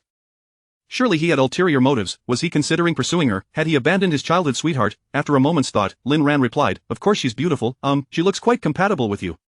Fu Xingjian's expression abruptly shifted, his voice turning flat as he remarked, I had no idea you possessed the potential to play matchmaker. Wait, you asked me if the other party was attractive, was it not simply to boast? Shouldn't he have responded differently? Lin Ran shook her head internally, then furrowed her brow and respectfully said, President Fu, if there's nothing else, I shall take my leave. As she exited, she happened to run into Yiming, and they exchanged a brief wave and a goodbye. Fu Xingjian withdrew his gaze and turned with poise, but in that fleeting moment, he caught sight of a cup of coffee resting on the desk to his left. This coffee was from a recently popular CAF in Xiqing, known for its lengthy queues that typically required a 2-hour wait. It was merely a cup of coffee, he paid it no mind, but what piqued his curiosity was the note affixed atop the cup, bearing Lin's name followed by 4 digits. Yiming, grinning, returned to his seat, and noticing his boss lingering at his desk, casually handed over the documents Lin Ran had entrusted him along with some other files. President Fu, these documents require your review. Fu Xingjian shot him a cold glance. Are you quite familiar with Lin Ran? Yiming's smile faltered. Somewhat, you are my assistant yet assist Lin Ran with her tasks. Yiming, you certainly have quite the audacity. Fu Xingjian's tone was leisurely, even with a hint of a smile, yet Yiming felt a chill run down his spine, his legs trembling. President Fu, before he could finish, Fu Xingjian's elegantly defined hand grasped the coffee on the table. So this is the result of taking advantage of others' kindness. I see this coffee is quite nice, a very trendy brand at the moment, do give it a try out if you find it enjoyable, I shall purchase it next time as well. His smile remained, but it only heightened Yiming's anxiety. His boss could be quite intimidating, but with a loud bang, the door to the president's office slammed shut. Yiming slumped back into his chair, gasping for breath. He couldn't even bring himself to drink the coffee on his desk and instead turned to offer it to the receptionist. After a while, he messaged Lin Ran. Oh no, it seems President Fu has discovered our affair. Lin Ran's lips twitched. Was affair truly the appropriate term here? Still frowning, she then received a lengthy message from him. In the future, I may not be able to assist you with some tasks. You'll have to liaise directly with President Fu. However, I can still help with minor issues that don't require his attention. By the way, it seems President Fu was quite eager to drink that cup of coffee you bought but is too shy to do so. Perhaps you should buy him another next time. What if Fu Xingjian wanted to drink coffee but was too bashful to do so? Is this truly a description of Fu Xingjian, the top-tier heir of Xiqing? Lin Ran refrained from asking further questions and expressed her gratitude for Yiming's assistance during this time. A few days later, Lin Ran took a morning off to visit the hospital, preparing to head to the office in the afternoon. Zhou Su had scheduled a project progress report with Fu Xingjian for that afternoon. Upon exiting the hospital, she inexplicably recalled Yiming's earlier reminder. It seems President Fu was quite eager to drink that cup of coffee you bought but is too shy to do so. Perhaps you should buy him another next time. After some contemplation, she realized that the trendy coffee shop was quite close to the hospital, and since it was a weekday, the queue wouldn't be too long. So she decided to fetch a few cups. Upon arriving at the top-floor conference room of Yudo with 3 cups of coffee, Lin Ran was astonished to find that the beautiful woman with the delicate face was also present. Chapter 86. As Shinlan approached, Zhou Su rose to greet her, while Lin Ran awkwardly glanced at the paper bag in her right hand. 3 cups of coffee for 4 people, how were they to be divided? The humorous anecdote she had read online suddenly materialized into reality, leaving her feeling somewhat helpless, her smile stiff as she explained, I specifically bought this coffee for you all. Oh, me? No need to worry about me, I've already had some on my way here, the elegantly featured beauty replied lightly. Thank you, but I can't indulge any further today, my caloric intake would exceed the limit. After saying this, she extended her slender hand, I am Shinlan, pleased to make your acquaintance, Miss Lin. Lin Ran was taken aback that the beauty knew her name, and she reciprocated the handshake, hello, I am Lin Ran. After distributing the coffee, she casually took a seat beside Zhou Su, her eyes silently inquiring, what is the situation? Wasn't this meeting meant to report on the project progress to Fu Xingjian? Why has an extra person suddenly appeared? Zhou Su cast a brief glance at Shinlan across the table and calmly introduced, Shinlan is the project leader for Guangming Real Estate. We met during our studies abroad, and coincidentally, she is here today for a chat. Oh, Lin Ran nodded in acknowledgement, yet she couldn't shake the feeling that it was somewhat awkward for her to join a gathering of classmates. She stroked her chin and softly suggested to Zhou Su, perhaps we should reschedule the report, it seems you haven't seen your classmates in a long while, you could catch up a bit. Zhou Su regarded her with an inscrutable gaze, decisively rejecting her proposal, no need, we will proceed with the regular report. In that case. Lin Ran opened her laptop and glanced toward Shinlan. All project details were confidential. Even if Shinlan was their classmate, she was still an outsider and, by protocol, should not partake in today's meeting. She hesitated, contemplating whether to voice her concerns. Mr. Fu, you may start the meeting. I shall wait for you in the adjacent reception room. Lin rose gracefully, giving a slight nod to Fu Xingjian, then lowered her gaze to Zhou Su before pushing the glass door open to exit. Fu Xingjian, seated in the higher position with his long legs crossed, observed Zhou Su's reaction in silence, a faint smile gracing his lips. Let's begin. After the report concluded, Lin Ran quietly shifted her gaze to the superior, Mr. Fu, do you have any further questions? Fu Xingjian had no significant inquiries and remarked meaningfully, quite good, this project is of great importance to the company. If everything proceeds smoothly, we will consider acquiring additional electronic trading systems next year. Logically, any secondary party would be elated to hear such news, yet Zhou Su and Lin Ran displayed no signs of excitement. Lin Ran pondered, what, coming back next year? She had originally planned to have Zhou Su transfer her to another position when the project entered the acceptance phase in 2 months, distancing herself from the Yudo project. However, with Fu Xingjian presenting such a tempting prospect, she wondered whether Zhou Su might suddenly change his mind. Stealing a glance at Zhou Su, she noted that he too seemed unfazed. Perhaps he had grown tired of empty promises and was no longer tempted by them, which relieved her somewhat. Just before leaving, Fu Xingjian casually mentioned, tonight, the three of us will gather next door. Lin Ran, you should join us. Lin Ran was taken aback. Why invite her to a reunion of classmates? She politely declined. No need, Mr. Fu, I have to go to the hospital after work. Come on, it won't take too long. After dinner, I'll drive you to the hospital. Fu Xingjian insisted, his tone leaving no room for refusal. Zhou Su also looked at her and encouraged, don't feel awkward, we're all friends, let's go together. All right then. Lin Ran closed her eyes briefly and sighed softly in acquiescence. However, Fu Xingjian's expression grew colder. He found it exasperating that she disregarded his words, while Zhou Su's mere suggestion elicited immediate compliance. How obedient. The dinner venue was situated in the restaurant adjacent to Yudo, a place Lin Ran had visited before during the project kickoff meeting, so she was somewhat familiar with it.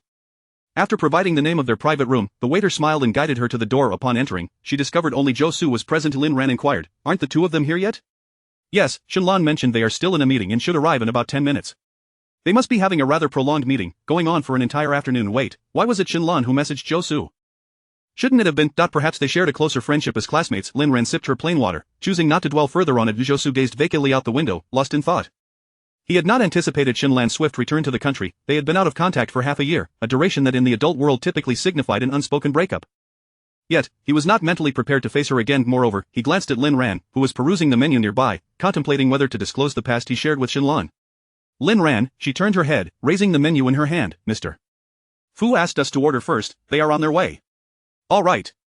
Chapter 87. So, who was Vivian? When the door to the private room was pushed open once more, Fu Xingjian and Lin took their seats in succession, both bearing the marks of fatigue after a meeting. Lin Ran instructed the waiter at the entrance to serve the dishes and requested an additional pot of hot tea. Upon its arrival, Lin Ran naturally accepted the teapot and poured a cup for Lin across from her and another for Fu Xingjian beside her. As Fu Xingjian's deep-set eyes turned towards her, Lin Ran suddenly realized the impropriety of her actions. After all, it was a gathering of classmates. Why was she being so overly attentive? She had become so accustomed to the role of a subordinate that she instinctively felt the need to serve others. How absurd. Lin Ran silently placed the teapot on the revolving table. Miss Lin, you are truly considerate, Lin remarked with a smile as she set down her cup, gazing at Lin Ran. You flatter me. Just call me Lin Ran, she replied, having always been the one to humbly address her superiors as Mr. XX, Ms. XX, or Director XX. It was her first time being treated with such formality, which inevitably endeared Lin to her a little more. The dishes were served one after another, and Lin Ran buried herself in her meal, for the topics of conversation between the three, either amusing anecdotes from their studies in the United States or discussions on macroeconomic trends and investment opportunities, were beyond her ability to contribute. It was far better to indulge in the delightful cuisine. Earlier, Fu Xingjian had messaged her to order in advance, adding that she could choose whatever she liked without concern for others. Reluctant to attend this gathering from the start, Lin Ran seized the opportunity to order freely, selecting all her favorite dishes. Before long, the table was adorned with an array of delectable foods that set her taste buds tingling. Among them, her favorite dish was the abalone braised pork. The abalone was delightfully springy, while the braised pork was tender and melted in her mouth, offering an exquisite taste. Unfortunately, the dish was positioned too far away.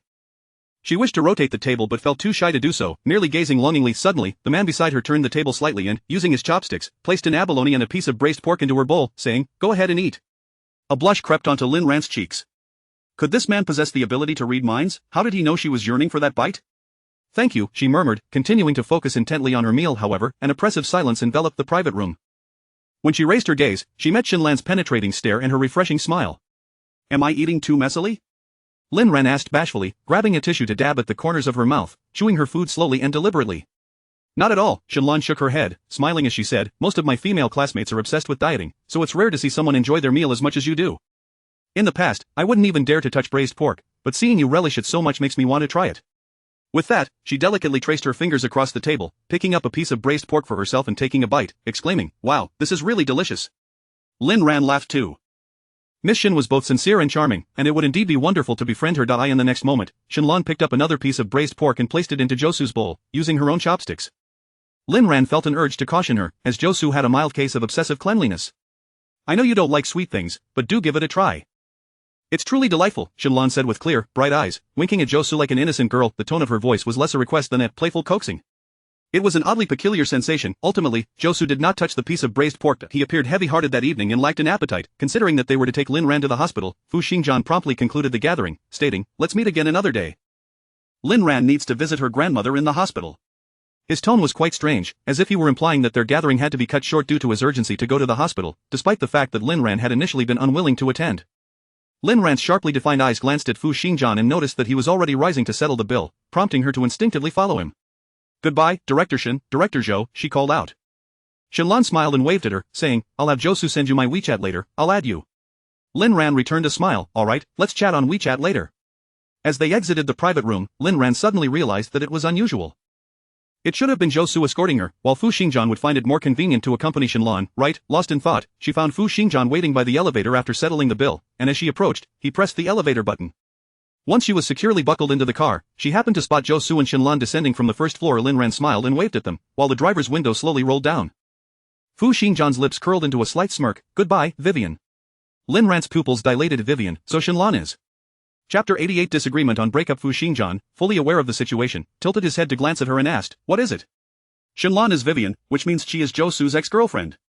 Lin Ran sought confirmation from him. She was certain she had not misremembered that English name. Indeed, Fu Xingjian waved his hands, and the car began to move. "Yes, that's correct." Lin Ran cast him a peculiar glance. "Did you not say she was pursuing a doctorate?" Silence enveloped the car for a few seconds. "I am not entirely sure what transpired. All I know is that she returned to the country to address a crisis facing her family's real estate company." Seemingly apprehensive that Lin Ran might doubt him, he added, "Initially, it was her brother who sought my assistance, but somehow it transformed into her personally taking charge." Once in the car, Josu inquired of Shinlan, "Where are we headed? I'll drive you."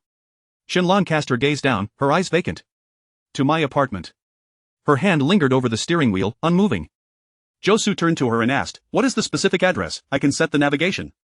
Suddenly, Shinlan lifted her head, her eyes reddened, locking onto him with an intense gaze. The composure she had desperately suppressed throughout the day finally erupted. "Have you forgotten the address of my apartment? Josu, we have been together for so many years, and you have visited my apartment countless times. How can you say you forgot?" Tears streamed down her face, and Shinlan felt an overwhelming sense of injustice. For half a year, she had not received a single phone call from him, nor a text message. After finally meeting, he exhibited not a hint of surprise. Moreover, he had even forgotten the address of her residence. Shinlan found this utterly unbearable, breaking down in tears. She had believed that Josu would behave as he had in the past, immediately wrapping her in his arms, tenderly soothing her as he whispered, "It's all right, my dear, I'm here for you. I will bear the weight of the world." But that was not the case. Shinlan did not receive the comforting affection she had anticipated. Instead, she was met with a tissue and the cold, distant words, "Then I will take you back to the Shin family villa." Choking back sobs, Shinlan realized the car had already exited the garage. The night was thick with shadows, and the warm yellow lights filtered through the trees, casting dappled patterns on her tear-streaked face. By day, her beauty was striking. By night, it evoked a sense of poignant vulnerability. Two contrasting styles, yet they harmoniously coalesced within her. The car was silent, save for the occasional sound of muffled sobs. It was not until they reached a fork in the road that Shinlan finally spoke in a hoarse voice, "Do not take me to the Shin residence. Go to my apartment, the address is 356, Garden Road." Josu responded with a simple bowing his head to input the address into the navigation. As he typed the words garden, the app automatically displayed the history, causing him to pause, his heart quaking. Memories he had deliberately hidden surged forth in an instant as Josu sighed in frustration and pressed the accelerator, driving with haste. Before long, the car came to a stop outside the apartment building. Josu smirked slightly. "We have arrived." His gaze remained fixed ahead, devoid of any excessive emotion. Shinlan slowly straightened, unbuckling her seatbelt. Just as her right hand reached for the car door, she suddenly turned to embrace Josu. "Josu, I miss you so much." "Do you miss me?" The countless days and nights of longing converged into a single moment, overflowing with tenderness as Josu stiffened, pushing her away with a frigid tone. "Shinlan, we have broken up. It is inappropriate to speak like this." Tears welled up in her eyes once more as Shinlan murmured, "You truly do not miss me at all?" "Sigh, Shinlan, we were together for 4 years. Although we have parted ways, we can still be friends. Please do not act this way. We both have paths to follow." Josu, unable to bear her tears, attempted to console her gently. But Shinlan clung to his waist again. "I never agreed to the breakup. I refuse to accept it now and forever. You belong only to me. I want no one but you." She tilted her tear-stained face upwards, gazing at Josu's gentle chin, fervently shaking her head. I will not pursue a doctorate anymore. I have withdrawn from my studies and returned to help my brother manage the company. We will not be apart again. Upon hearing this, Josu's eyes remained unfazed as he lowered his head, methodically prying her fingers apart. Whether you pursue your studies or not is irrelevant to me. You know better than I do the reasons for our breakup. Xinlan's body trembled, her lips pale, as she allowed him to disengage her fingers and push her away. After the car had traveled a considerable distance, until it was no longer visible and the sound of the engine faded, she finally dragged her weary body upstairs. Just as she entered the apartment foyer, her brother Xinwei's impatient call came through. Earlier in the car, she had hung up on him multiple times. Hello, brother? Xinlan's voice was weak, carrying the exhaustion of emotional release. On the other end of the line, he scolded her for taking so long to answer, then urgently inquired about the progress of the matter at hand. Although Fu Xingjian had promised, Xinwei was restless until the money arrived. Xinlan's eyelashes fluttered as she replied softly, the cooperation agreement has been finalized. I will retrieve the signed documents from Yuto this week. That's wonderful, Lan, you did well. Yuto's financial strength is impressive. They can invest billions without hesitation, quite formidable. By the way, Xinwei added with a grin, did you take Fu Xingjian out for a meal as I asked? Did he privately say anything to you? Xinlan frowned, immediately hanging up the phone and tossing her device onto the sofa. She felt utterly drained, both physically and emotionally. Chapter 89. The competitor. On that Saturday morning, Lin Ran arose early, and after completing her morning rituals, she first visited the hospital to see her grandmother. She then planned to take the subway to the dessert shop to assist her friend, intending to return to the hospital in the evening to keep her grandmother company. However, as she exited the inpatient building, she unexpectedly encountered General Manager Zhou. Lin Ran, filled with delight, stepped forward to greet him. Good morning, Mr. Zhou, what a coincidence to see you again. Zhou Wenqing beamed, here to visit your grandmother again, I see? Lin Ran nodded, yes, I'll be busy helping a friend at the shop during the day on weekends, so I can only visit in the morning and evening. Zhou Wenqing's fondness for Lin Ran grew even deeper upon hearing this. Not only was she filial, but she also demonstrated loyalty to her friends. What a splendid young woman, it simply wouldn't he do, such a wonderful girl must be his daughter-in-law. How frustrating that his son was not living up to expectations. After pondering for a moment, Zhou Wenqing, with a smile, inquired, where is your friend's shop located? Lin Ran, caught off guard, divulged the specific address and then asked, what do you like to eat? I can bring something for you tomorrow morning. She then smacked her forehead, oh, can you eat sweets? Zhou Wenqing waved his hand dismissively, I can eat, but I don't want you to spend money on me. I'll have Josu buy it for me. Lin Ran chuckled, it's not much, I'll bring it for you. Oh dear, that would be too embarrassing, I wouldn't want to impose on you.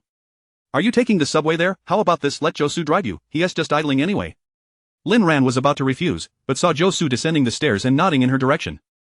Zhou Wenqing hastily urged him, Lin Ran is heading out, you need to take her. He shot Josu a look that conveyed, young man, seize the opportunity. Josu shook his head with a smile, his father was even more anxious than he was. Got it. Here, take this medicine, don't lose it again. Zhou Wenqing chuckled and pressed him, hurry up, no need to rush back, your mother is here to take care of me. Josu stepped aside, telling Lin Ran to wait a moment while he fetched the car.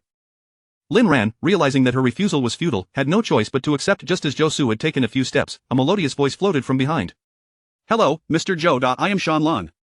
I apologize for taking so long to visit you. He furrowed his brow and turned around, who else could it be but Xinlan? The atmosphere instantly became tense. Lin Ran gestured toward the entrance, softly saying, young General Zhou, it's not necessary. I can just take the subway.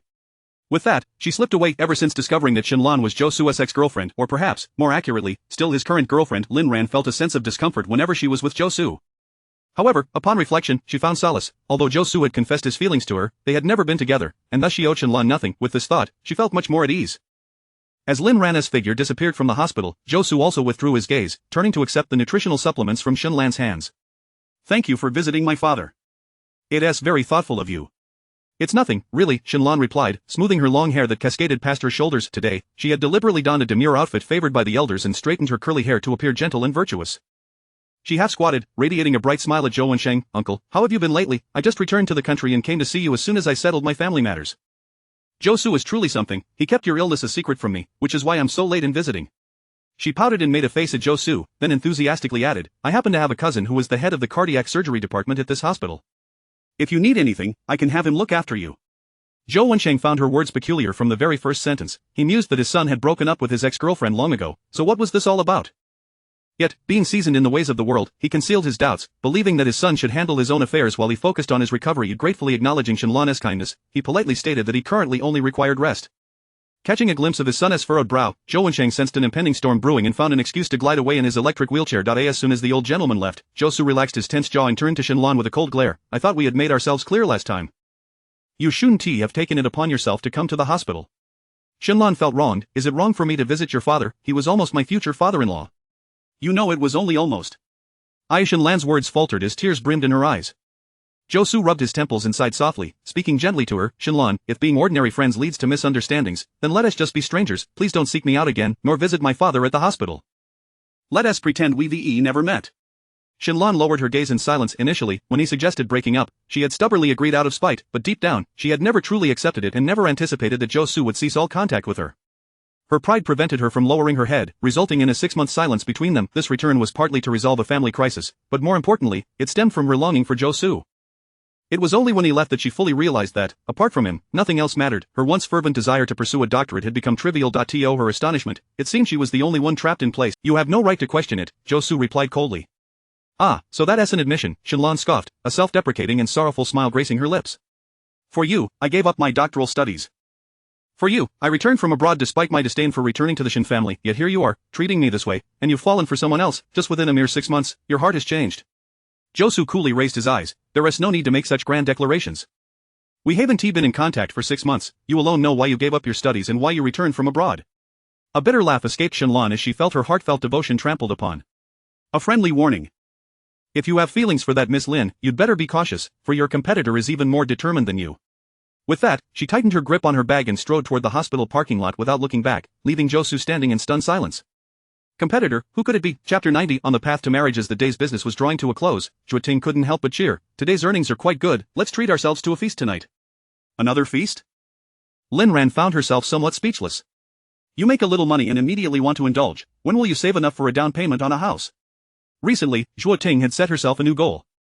To accumulate enough for a down payment within 2 years to purchase a small one-bedroom apartment. As she put it, owning a home is what truly establishes one's roots in Xi City. Ah, money is earned, not saved, she declared, pulling out her phone to check for any discounts at nearby restaurants, just as a customer walked in. Zhuoting promptly tucked her phone away, greeting the newcomer with a bright smile. Welcome, what would you like to buy? Beautiful, our mochi and chocolate hado are the house specialties. The beauty glanced around before making her way to the counter. Lin Ran was busy reconciling accounts when she suddenly looked up to see Yao Ning, momentarily stunned. Hi, Lin Ran, I can't believe it's really you? She had felt a sense of familiarity when she sat in her car, intending to investigate further, never expecting to find Lin Ran. Feeling a twinge of sympathy, she asked, are you still working part-time on weekends? Are you in need of money? I heard your grandmother is ill and hospitalized, aren't you going to keep her company? A barrage of questions left Lin Ran momentarily speechless. I apologize. I shouldn't have brought up something painful, Yao Ning said, realizing her misstep. Lin Ran smiled faintly. It's not that painful, I'm doing quite well, actually I'm busy, but it's fulfilling. My grandmother's condition has stabilized considerably, and I visit her every day. Yao Ning dismissed her words as mere bravado and chose not to press further. Pointing to the glass cabinet filled with desserts, she said, I'll take all the remaining desserts, please pack them up for me. Really, that is quite a lot, will you be able to finish it all? Lin Ran thought, hesitating to dissuade her. However, she turned to find Zhuoting had already packed 2 boxes of cream puffs, cheerfully praising, Miss Yao, you have great taste, everyone who has tried our desserts sings their praises.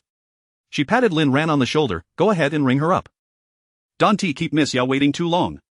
Once Yao Ning left the dessert shop, Zhuoting's cheerful demeanor instantly faded. She tossed aside her disposable gloves with a disdainful huff. What a green tea btch. Lin Ran shut down the cash register system and washed her hands, replying coolly, although Yao Ning can be a bit spoiled, she's not a bad person. No, you just don't understand. The only reason she is nice to you now is that she doesn't see you as a threat. Once you surpass her, her attitude will surely change. Lin Ran chuckled, I will never pose a threat to her in this lifetime. That's not certain. If Fu Xingjian were to pursue you, you would indeed become her rival, Zhuoting asserted, wagging a finger. Do you hear what you're saying? Lin Ran found this notion utterly absurd. Oh well, forget them. Let us go enjoy some delicious food, you still need to head back to the hospital afterward. The two tidied up and locked the shop before heading toward the bustling food street in the city center. Brothers, I've bought desserts to reward you. Fu Xingjian withdrew his gaze from the window and found several bags of desserts neatly arranged on the table. Assaulted by haunting memories, Su Huanran pinched his nose and jumped back. Ugh, not this dessert shop again, just the smell makes me want to vomit. The last time he had dealt with a 100,000 yuan dessert order, he had developed a form of dessert PTSD. The mere scent made him feel nauseous. Quick, get them out of here.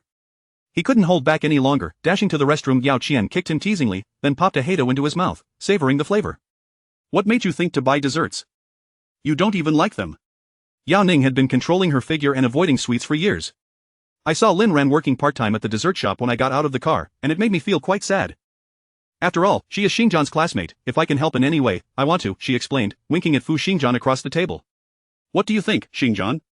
Fu Xingjian frowned slightly, replying in a calm tone, actually, it's unnecessary. She seems to be doing well, she doesn't need pity. Yao Ning responded with an "oh," pursing her lips. The dessert sat untouched on the table for a while, and finding them bothersome, Yao Ning stood up to grab the desserts. Fine, since no one is eating them, I might as well throw them away. Wait, Fu Xingjian called out, rising to select a bag that wasn't overly sweet to keep for himself. Noticing Yao Ning's puzzled expression, he added nonchalantly, it's actually quite good, I'll have it for breakfast. Yao Ning forced a smile, how good can it possibly be, is it better than what our family's cook makes? The cook hired by the Yao family was a retired pastry chef from a renowned Western restaurant, skilled in various desserts, having delighted their family members for over a decade. Seeing that he remained silent, Yao Ning felt a bit awkward and subtly changed the subject. By the way, you mentioned last time that Lin Ran's grandmother is hospitalized in Shi City. Which hospital is it? I'd like to visit her when I have the chance, after all, we are friends. Fu Xingjian lifted his eyelids and glanced at her. No need, her grandmother has severe Alzheimer's and requires peace and quiet. Oh, how do you know so much about it? Yao Ning's grip on the paper bag tightened, her knuckles turning white. Were there two relationships that close? Fu Xingjian fell silent once more, choosing not to respond. Finally, Yao Qian stepped in to mediate. Lin Ran's grandmother is at the city center hospital, the old lady's health isn't great.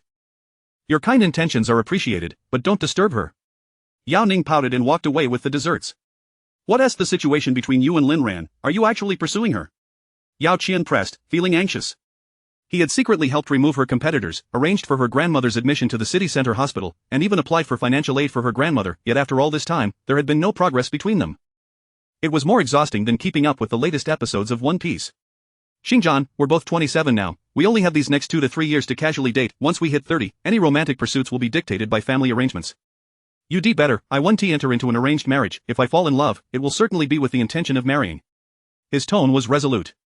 Wait, are you saying you want to marry Lin Ran? Yao Qian was taken aback, and after a moment of realization, he broke out in a cold sweat. Don't worry. I won't rush you. Not dating can be quite nice, very nice indeed. He chuckled nervously. Chapter 91. A complete lack of civic responsibility. After dinner, Lin Ran and Jueting waved goodbye at the intersection, each set to take a different subway line.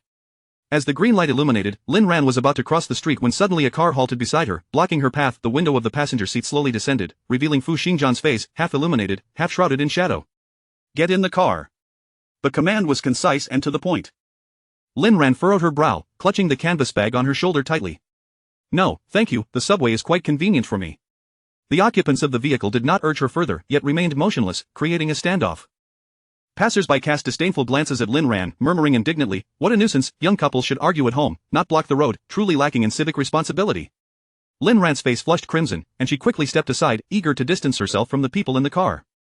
I don't know him, he has nothing to do with me, the one lacking civic responsibility is him, let them scold him. Yet the car inched forward, positioning itself directly in her path, completely obstructing her way.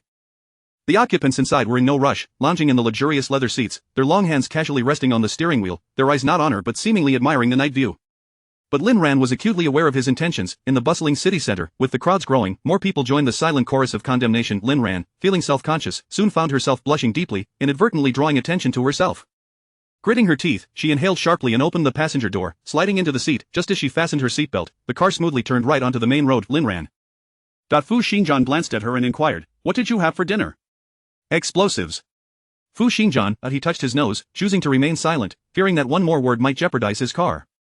As they arrived at the hospital entrance, Lin Ran turned to unfasten her seatbelt. No need to drive in, just stop by the roadside, I'll walk over. However, Fu Xingjian did not heed her request, driving straight ahead. Meeting Lin Ran's puzzled gaze, he replied casually, I haven't seen Grandma in a while. I'll accompany you upstairs to say hello before leaving. Lin Ran reclined back in her seat, staring ahead with a cool demeanor. Mr. Fu, it's unnecessary. My grandmother no longer recognizes anyone, oftentimes, she even forgets me, let alone you. It's alright, it's just a brief greeting.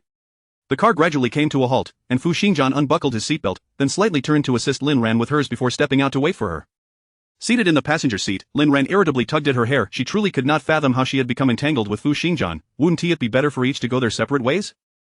Why did he insist on intruding into her lifetime? And again, with a sigh, Lin Ran exited the vehicle and walked alongside him towards the inpatient building. Upon entering the elevator, seeing Lin Ran press the button for the second floor, Fu Xingjian inquired in confusion, isn't Grandma on the 6th floor?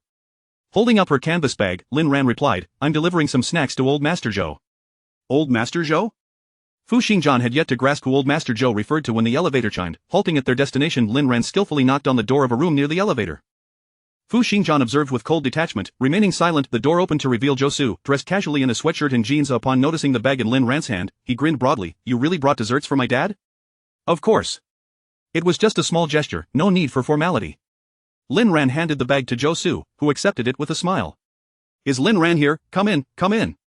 Zhou Wensheng's booming voice resonated from within. Please, come in. Dad has been talking about wanting to see you. Zhou Su said cheerfully. Lin Ran smiled faintly, glancing behind her as if seeking someone's approval, at which point Zhou Su noticed Fu Xingjian standing behind her. Xingjian? Upon recognizing the visitor, Zhou Su was taken aback. What a coincidence. What brings you here? Just as Lin Ran was about to explain, Fu Xingjian interjected, I brought her to the hospital. It's quite late, and I was worried. This statement made Lin Ran frown, feeling a sense of discomfort at the awkwardness of it. A flicker of confusion crossed Zhou Su's eyes before he smiled again, opening the door wider. Come in and sit. Upon entering, they saw Zhou Wensheng slowly approaching with the aid of a cane, exclaiming, Lin Ran, my dear, how thoughtful of you, before abruptly stopping. Oh, who is this man beside Lin Ran? Moreover, he appeared even more handsome than her own son. In an instant, Zhou Wensheng's imagination conjured up numerous melodramatic scenarios of love triangles, picturing this man as a potential rival. Realizing this, he felt a sense of relief. Thankfully, merely a supporting character, not a concern. Hello, Uncle Zhou. I am Fu Xingjian. The man stepped forward, nodding slightly in greeting, causing Zhou Wensheng's eyes to widen in astonishment. You are old Fu's only son, Fu Wenjian? Fu Xingjian nodded, indeed. Zhou Wensheng's surprise deepened. Old Fu's only son had always been a figure of mystery, having never appeared publicly since taking over Yudo. Yet, he had heard from industry friends that this young man had ventured into business in America, demonstrating remarkable ability and acumen, securing multiple projects within just 6 months of taking the helm at Yudo. You are quite impressive, inheriting your father's spirit. The future holds great promise for you. Fu Xingjian nodded gracefully, responding quietly, you flatter me. After exchanging a few pleasantries, he turned his gaze to Lin Ran's glistening eyes. It's getting late. Let us not disturb Uncle Zhou's rest any longer. Lin Ran felt that he had done something commendable for once. Alright, then we'll take our leave now, but we'll visit old Master Zhou another time. Yes, you must come see me often. Zhou Su, please escort Mr. Fu. Zhou Wensheng replied. Zhou Su nodded, following Lin Ran and Fu Xingjian out the door, the three of them standing by the elevator, waiting. The elevator seemed particularly slow that night, and the trio exchanged no words until Zhou Su finally broke the silence, glancing at Lin Ran. Are you helping your friend at the shop again tomorrow? After receiving a positive response, he gently said, I'll come pick you up, since I have nothing else to do. Just as the elevator arrived, Lin Ran wished to say something more but was pulled in by Fu Xingjian. Mr. Zhou, there's no need to go to the trouble of picking me up. Before she could finish, the elevator doors closed, and Lin Ran shot an annoyed glare at Fu Xingjian. What are you doing? I hadn't finished my sentence. Fu Xingjian's expression hardened. Lin Ran, is this what you call caring for your grandmother, wasting so much time for no reason? Are you at peace with that? How much longer will your grandmother bear your wastefulness? The pointed questions left Lin Ran momentarily speechless. Upon reflection, she indeed felt a pang of guilt. Chapter 92, Do you like our Ran? Upon reaching the hospital room on the 6th floor, the nurse was busily washing the feet of the grandmother. Upon noticing Lin Ran's arrival, the nurse cheerfully called out to her, only to turn and see the tall, handsome man behind her, who appeared somewhat familiar.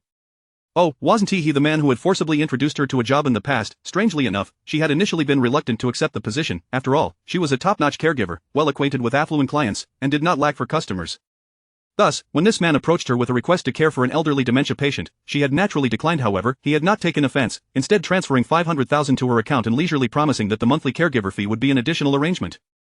Having encountered lavishness before, she had never witnessed such extravagance. 500,000, the sum she would have to toil for years to earn. At that moment, the nurse couldn't help but steal a few more glances at the man. He was quite handsome indeed. Mr. Fu, hello, it's been such a long time. The nurse greeted Fu Xingjian with a warm smile. My goodness, how could his face appear even more appealing with each passing glance?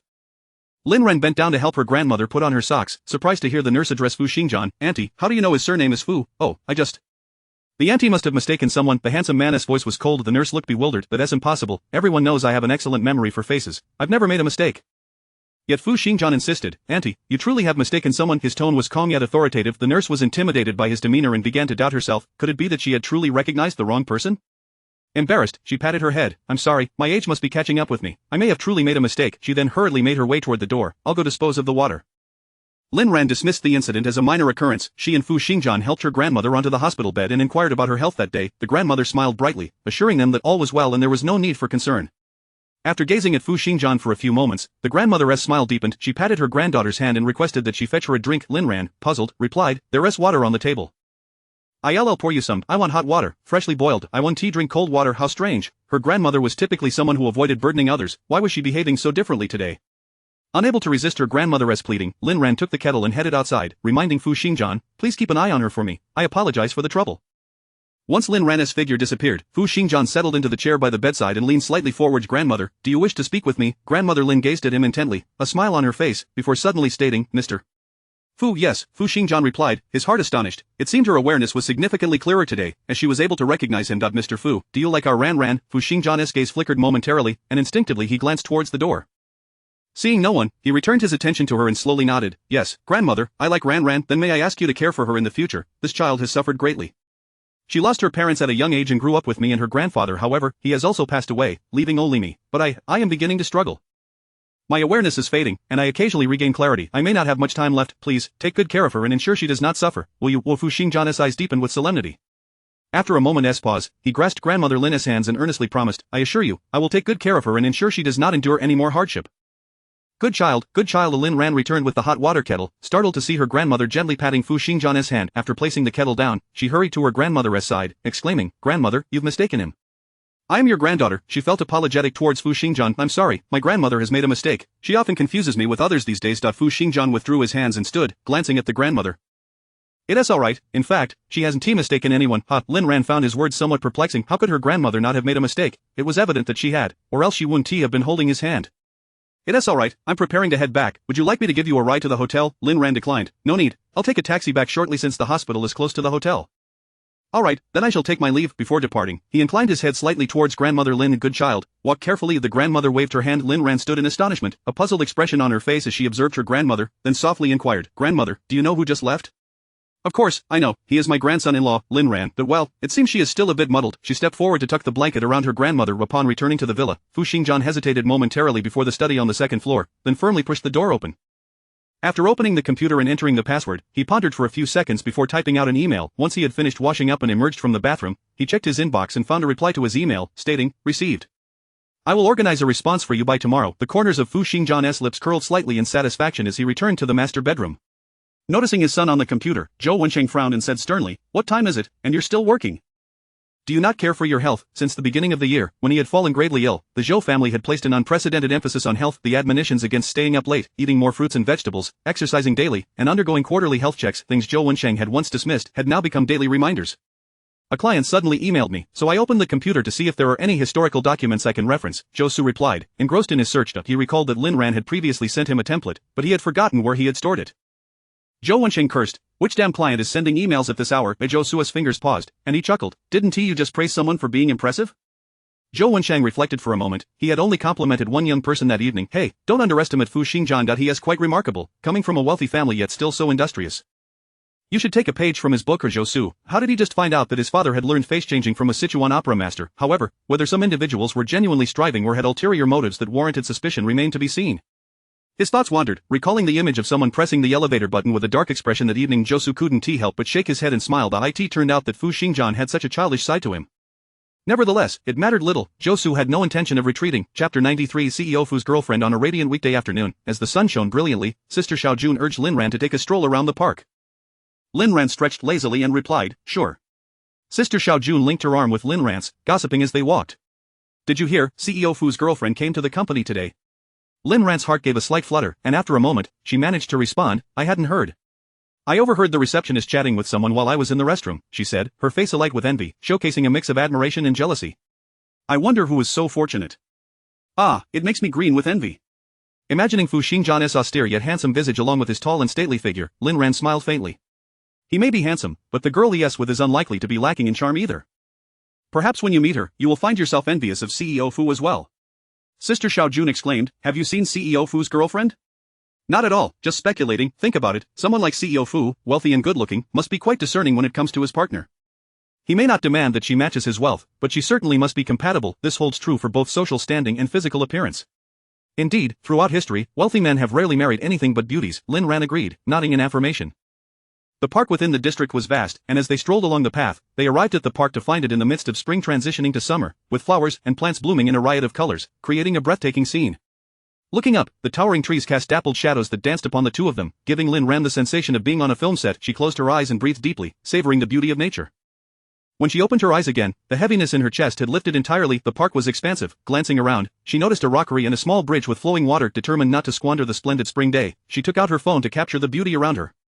Meanwhile, Sister Xiaojun was captivated by the stray cats in the park, crouching down to pet each one. They agreed to meet at the park's exit in 20 minutes. As they reached the bridge, Lin Ran had taken pictures of every flower and plant, so she decided to put her phone away and focus on the scenery. I can't believe there is such a large garden in the city center. It must have cost a fortune, several million, I presume, she mused aloud, tilting her head back in contemplation. Not just a few million, it likely cost a small fortune, came a low voice from behind the rockery, startling her. Turning her head, she was met with the tall, elegant figure of Fu Xingjian, standing beside none other than his rumored girlfriend, Yao Ning. She waved at Lin Ran, saying, "Lin Ran, what a coincidence." Indeed, it was quite a coincidence. Lin Ran silently scoffed, a light smile gracing her lips as she pointed in the opposite direction. I want to interrupt your date, I'll take my leave. Date? Yao Ning's cheeks flushed slightly, but upon catching sight of the frown on the man beside her, she burst into laughter. It's not a date. I came to personally deliver an invitation to Xinjian. I'm having an art exhibition in Xiqing this week. She pouted, resembling a child seeking sympathy, and tugged at Lin Ran's arm. Lin Ran, you must help me out here. I thought, given his busy schedule, I'd make the effort to personally deliver the invitation, but he didn't appreciate it and said I might cause misunderstandings, bringing me here instead. We've grown up together. What misunderstandings could there be? Her eyes sparkled with innocence, completely unaware that the entire company was buzzing with whispers about her being the future CEO's partner. What could Lin Ran say? She could only smile and agree. Yes, it does seem rather inconsiderate.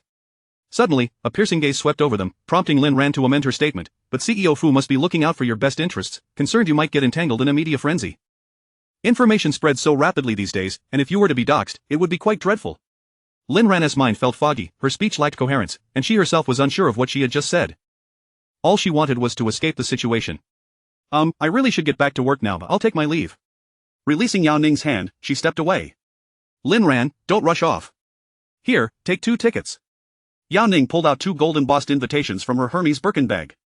You and your friend should come to support me, please, this is my first exhibition back in the country. If no one shows up, it would be so embarrassing. Lin Ran smiled gently, declining the offer. How could that be? You've already received coverage in a special feature upon your return. I fear your first exhibition will be so crowded that it will be standing room only. Besides, Zhuoting and I are just laypeople, hardly capable of appreciating fine art. You'd be wasting them on us. Fine things should be given to those who know how to appreciate them, she said sincerely, without any hint of pretense. Yao Ning, initially being polite, glanced at Fu Xingjian beside her. Noticing his impassive expression, she began to retract the invitation. All right then, I shall just accept them, they both said in unison. Yao Ning paused, turning to look at Fu Xingjian, her smile faltering momentarily. Xingjian, if Lin Ran doesn't wish to go, we shouldn't force her. Fu Xingjian deftly took the invitation and placed it into Lin Ran's arms. Let us go together on Sunday. I'll be on a business trip starting tomorrow and will return Saturday night. I'll pick you both up on Sunday. Hearing that he would personally come to fetch Lin Ran, Yao Ning's smile faltered, her expression becoming somewhat awkward. Just as she was about to speak, her phone rang. Hello? After listening to the voice on the other end, Yao Ning exclaimed and hurriedly hung up. Xingjian, I need to rush to the studio. There's an urgent issue with the exhibition that needs my attention. Fu Xingjian frowned slightly, offering calm reassurance. Don't worry, just let me know if you need my assistance. Okay, Yao Ning felt a surge of warmth, grasping his sleeve, but as she lowered her gaze to compose herself, she heard him say, I'll have Yiming drive you back to the studio. She paused for a moment, slightly taken aback. Was he suggesting that only the assistant would escort her? Chapter 94. Do you think Fu Xingjian would take a liking to me? Lin Ran felt awkward beside her, the invitation in her hand feeling particularly hot. The urgency of the situation made her hesitant to decline, fearing it would only add to the discomfort. A few minutes later, Yiming arrived in his car to escort Yao Ning back. Shall we go? Lin Ran nodded and followed in Fu Xingjian's footsteps. As they neared the park's exit, she suddenly recalled her prior engagement with Sister Xiaojun. Oh no, she had forgotten. However, she finally thought of an excuse for them to part ways. A surge of delight filled her heart. She took out her phone, only to see a notification pop up. It was a message from Sister Xiaojun. I have something to attend to and will head back first. Running away icon. Lin Ran glanced at the tall man to her right. Could it be that Sister Xiaojun had seen them? She quickly replied, You ungrateful person, how could you leave without waiting for me? The response came almost immediately. I reserved the precious moments alone with the leader just for you. Please call me Lei phone, dog emoji, but... Lin Ran glared at her phone, gritting her teeth, when suddenly a shadow loomed closer to her. What's wrong? Nothing, she replied, shutting off her phone screen and nonchalantly gazing ahead. Fu Xingjian's dark eyes fixed on her, his steps slow and heavy. I do not wish to pressure you into doing something you dislike. He merely wanted to find an excuse to meet her. Despite working in the same place, opportunities for them to see each other were rare. Even when they happened to cross paths, before he could speak, she would turn and leave in haste. Fu Xingjian felt a tumult of emotions churning within him. Thus, when Yao Ning invited Lin Ran to the art exhibition, he instinctively agreed on her behalf. In an instant, he had even mapped out the details of their Sunday date. Yet, he found himself unable to voice any of this so recently. He had been acutely aware of Lin Ran's aversion towards him, and he could somewhat guess the reason behind it. Lin Ran interrupted his thoughts. Mr. Fu, it's getting late, we should hurry back. Yes, he was not forcing himself, he simply did not want to disappoint his childhood friend, whom he believed understood his intentions. Just like in school, he would rather transfer funds to himself than let himself refuse Yao Ning. Upon returning to the top floor, Fu Xingjian had barely settled when he received a call from Shinwei. Mr. Fu, my apologies for the interruption, it's me, Shinwei. Fu Xingjian paused for a few moments before associating Shinwei with Guangming Real Estate. What is it? Shinwei spoke in a subdued, humble tone that traversed the line. Mr. Fu, it's nothing much, I just wanted to thank you for your assistance recently. When would be a good time for me and my sister to treat you to a meal? Shinwei was acutely aware that their ability to secure funding from Yuto was largely due to his sister's small favor in Fu Xingjian's eyes. He had initially thought Fu Xingjian would take this opportunity to foster a closer relationship with Shinlan, yet that did not seem to be the case. Shinwei pondered in confusion. Had he misjudged the situation? No, if Fu Xingjian had no feelings for his sister, how could he so casually lend out $1 billion as a target? The more he thought about it, the more dissatisfied he became, and thus he devised this tactic to gauge Fu Xingjian's stance. I've been busy with work. A meal is unnecessary. My investment in Guangming Real Estate is not for Shinlan's sake, I seek profit. Fu Xingjian's calm and measured voice left Shinwei flushed with embarrassment, as his hidden intentions were laid bare before Fu Xingjian. He nodded and assented. Yes, Mr. Fu is absolutely right, I was indeed presumptuous, rest assured, Guangming Real Estate will not let you down. After hanging up, Shinwei was left with a large question mark hanging over his head. If Fu Xingjian harbored no romantic interest in his sister, then what was the purpose of having her as the intermediary? Lost in thought, Shinlan knocked and entered. Her tone was neutral. I won't be at the company for the next few days. Just wanted to give you a heads up. Where are you going? Shinwei sprang from his chair. What if Yuto comes looking for you to coordinate a project? Shinlan ignored him, stepping outside. I have personal matters to attend to. As for work, you can consult the secretary, he knows far more than I do. What personal matters? Are you going to meet that Zhou Su guy again? Shinwei abruptly grasped her arm, exasperated. Shinlan, the family is funding your education, not for you to lower your standards for a poor boy like Zhou Su. You should aim higher and consider someone like Fu Xingjian. Shinlan regarded him coldly, disdainfully huffing. So, my parents raised me just to climb the social ladder, am I merely a tool in your eyes, meant to preserve the Shin family's interests at all costs? Is this what you all call love? Her voice trembled, laced with a soft yet fierce outcry. She felt a shiver coursing through her, an icy chill enveloping her heart. In truth, she had long needed to see clearly that even familial bonds require conditions, and she was that condition. They invested money, while she was expected to ascend to power and wealth to ensure the family's everlasting prosperity, but she refused to comply. I'll say it again, it is impossible for me to sleep with Fu Xingjian. I won't go on any blind dates either. In this lifetime, I will marry no one but Zhou Su. Smack. A sharp, searing pain radiated across her face, engulfing her entire being, as Shinlan glared at Shinwei with reddened eyes. Sister, I didn't mean to. Shinwei stared at his right hand, filled with regret. He gritted his teeth, attempting to persuade Shinlan. The Zhou family seems large in scale, but their annual R&D costs are exorbitant, and they have yet to turn a profit. Marrying into them would mean enduring hardship, but marrying Fu Xingjian would be entirely different. The Fu family is prosperous, and even a small favor could secure a comfortable life for you and our Shin family.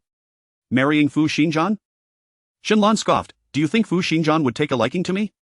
Chapter 95 Every aspect outshines Lin Ran. You mustn't underestimate yourself. Let me be frank with you, it was Fu Xingjian who specifically requested you to be the liaison for the Yuto and Guangming real estate projects. So what? Shinlan replied dismissively. Oh come on, what do you mean so what? Shinwei exclaimed, smacking his thigh. Doesn't that clearly indicate he holds you in high regard?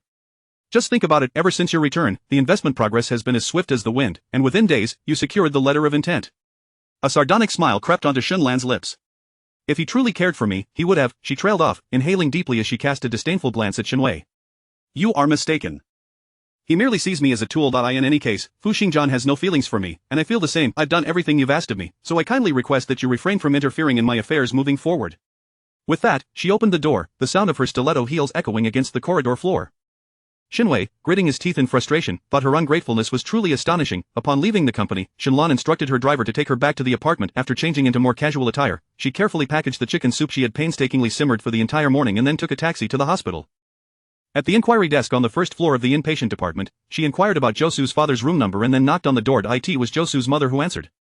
The woman before her, elegantly simple yet unable to conceal her beauty, caught Zhou's mother's attention instantly. Hesitatingly, she asked, "Are you here to see someone?" "Hello, Auntie. I came to visit Uncle Zhou. I didn't get to say much during my last visit, so I made a special trip this time," Shinlan said, gently adjusting her hair behind her ear and flashing a sweet smile. Zhou's mother, her eyes sparkling with delight, thought to herself, this girl is truly wonderful, beautiful and considerate. Observing her demeanor and attire, it was clear she was of refined background. In every regard, she was far superior to that Lin Ran. With this thought, Zhou's mother felt even more pleased, unable to hide her smile as she welcomed Shenlan into the room. Upon hearing that Shenlan had brought her homemade chicken soup, which she had simmered all morning, Zhou's mother was utterly delighted. "You are too kind, my dear. Just coming here is more than enough, there's no need to bring gifts."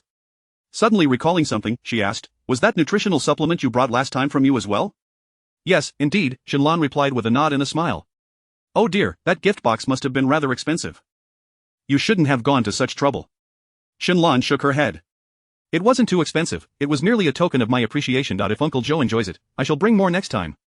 After a brief glance around, Shenlan inquired, "Is Uncle Shen not here?" Zhou's mother quickly picked up her phone. "He went downstairs for a stroll. I'll call him and ask him to return." Shenlan intended to stop her, but Zhou's mother had already dialed. The warmth of Zhou's mother was unexpected for Shenlan. She had mentally prepared herself for scolding and rebuke, but to her surprise, Zhou's mother had neither pressed her nor made things difficult. Realizing this, she sighed in relief, her body relaxing on the sofa. As long as she could win over Zhou's parents, reconciling with him would merely be a matter of time. She was confident that Zhou, being filial and obedient to his parents, harbored some affection for her. It was simply a fleeting infatuation with the new woman who had recently entered his life, nothing that could rival the enduring bond they shared. On the phone, Zhou Wensheng heard his wife urging him to hurry upstairs, stating that a young lady had come to visit him. His excitement was palpable, yet he frowned, wondering who the girl could be. Zhou's mother paused, then gestured for Shenlan to step into the restroom and close the door before continuing. "Oh dear, I forgot to ask, she should be from a prominent family. My judgment has never been wrong."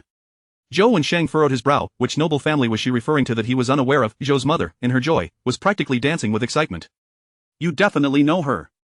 She mentioned she visited before. Oh, right, the nutritional supplements you were reluctant to eat at home were brought by her last time."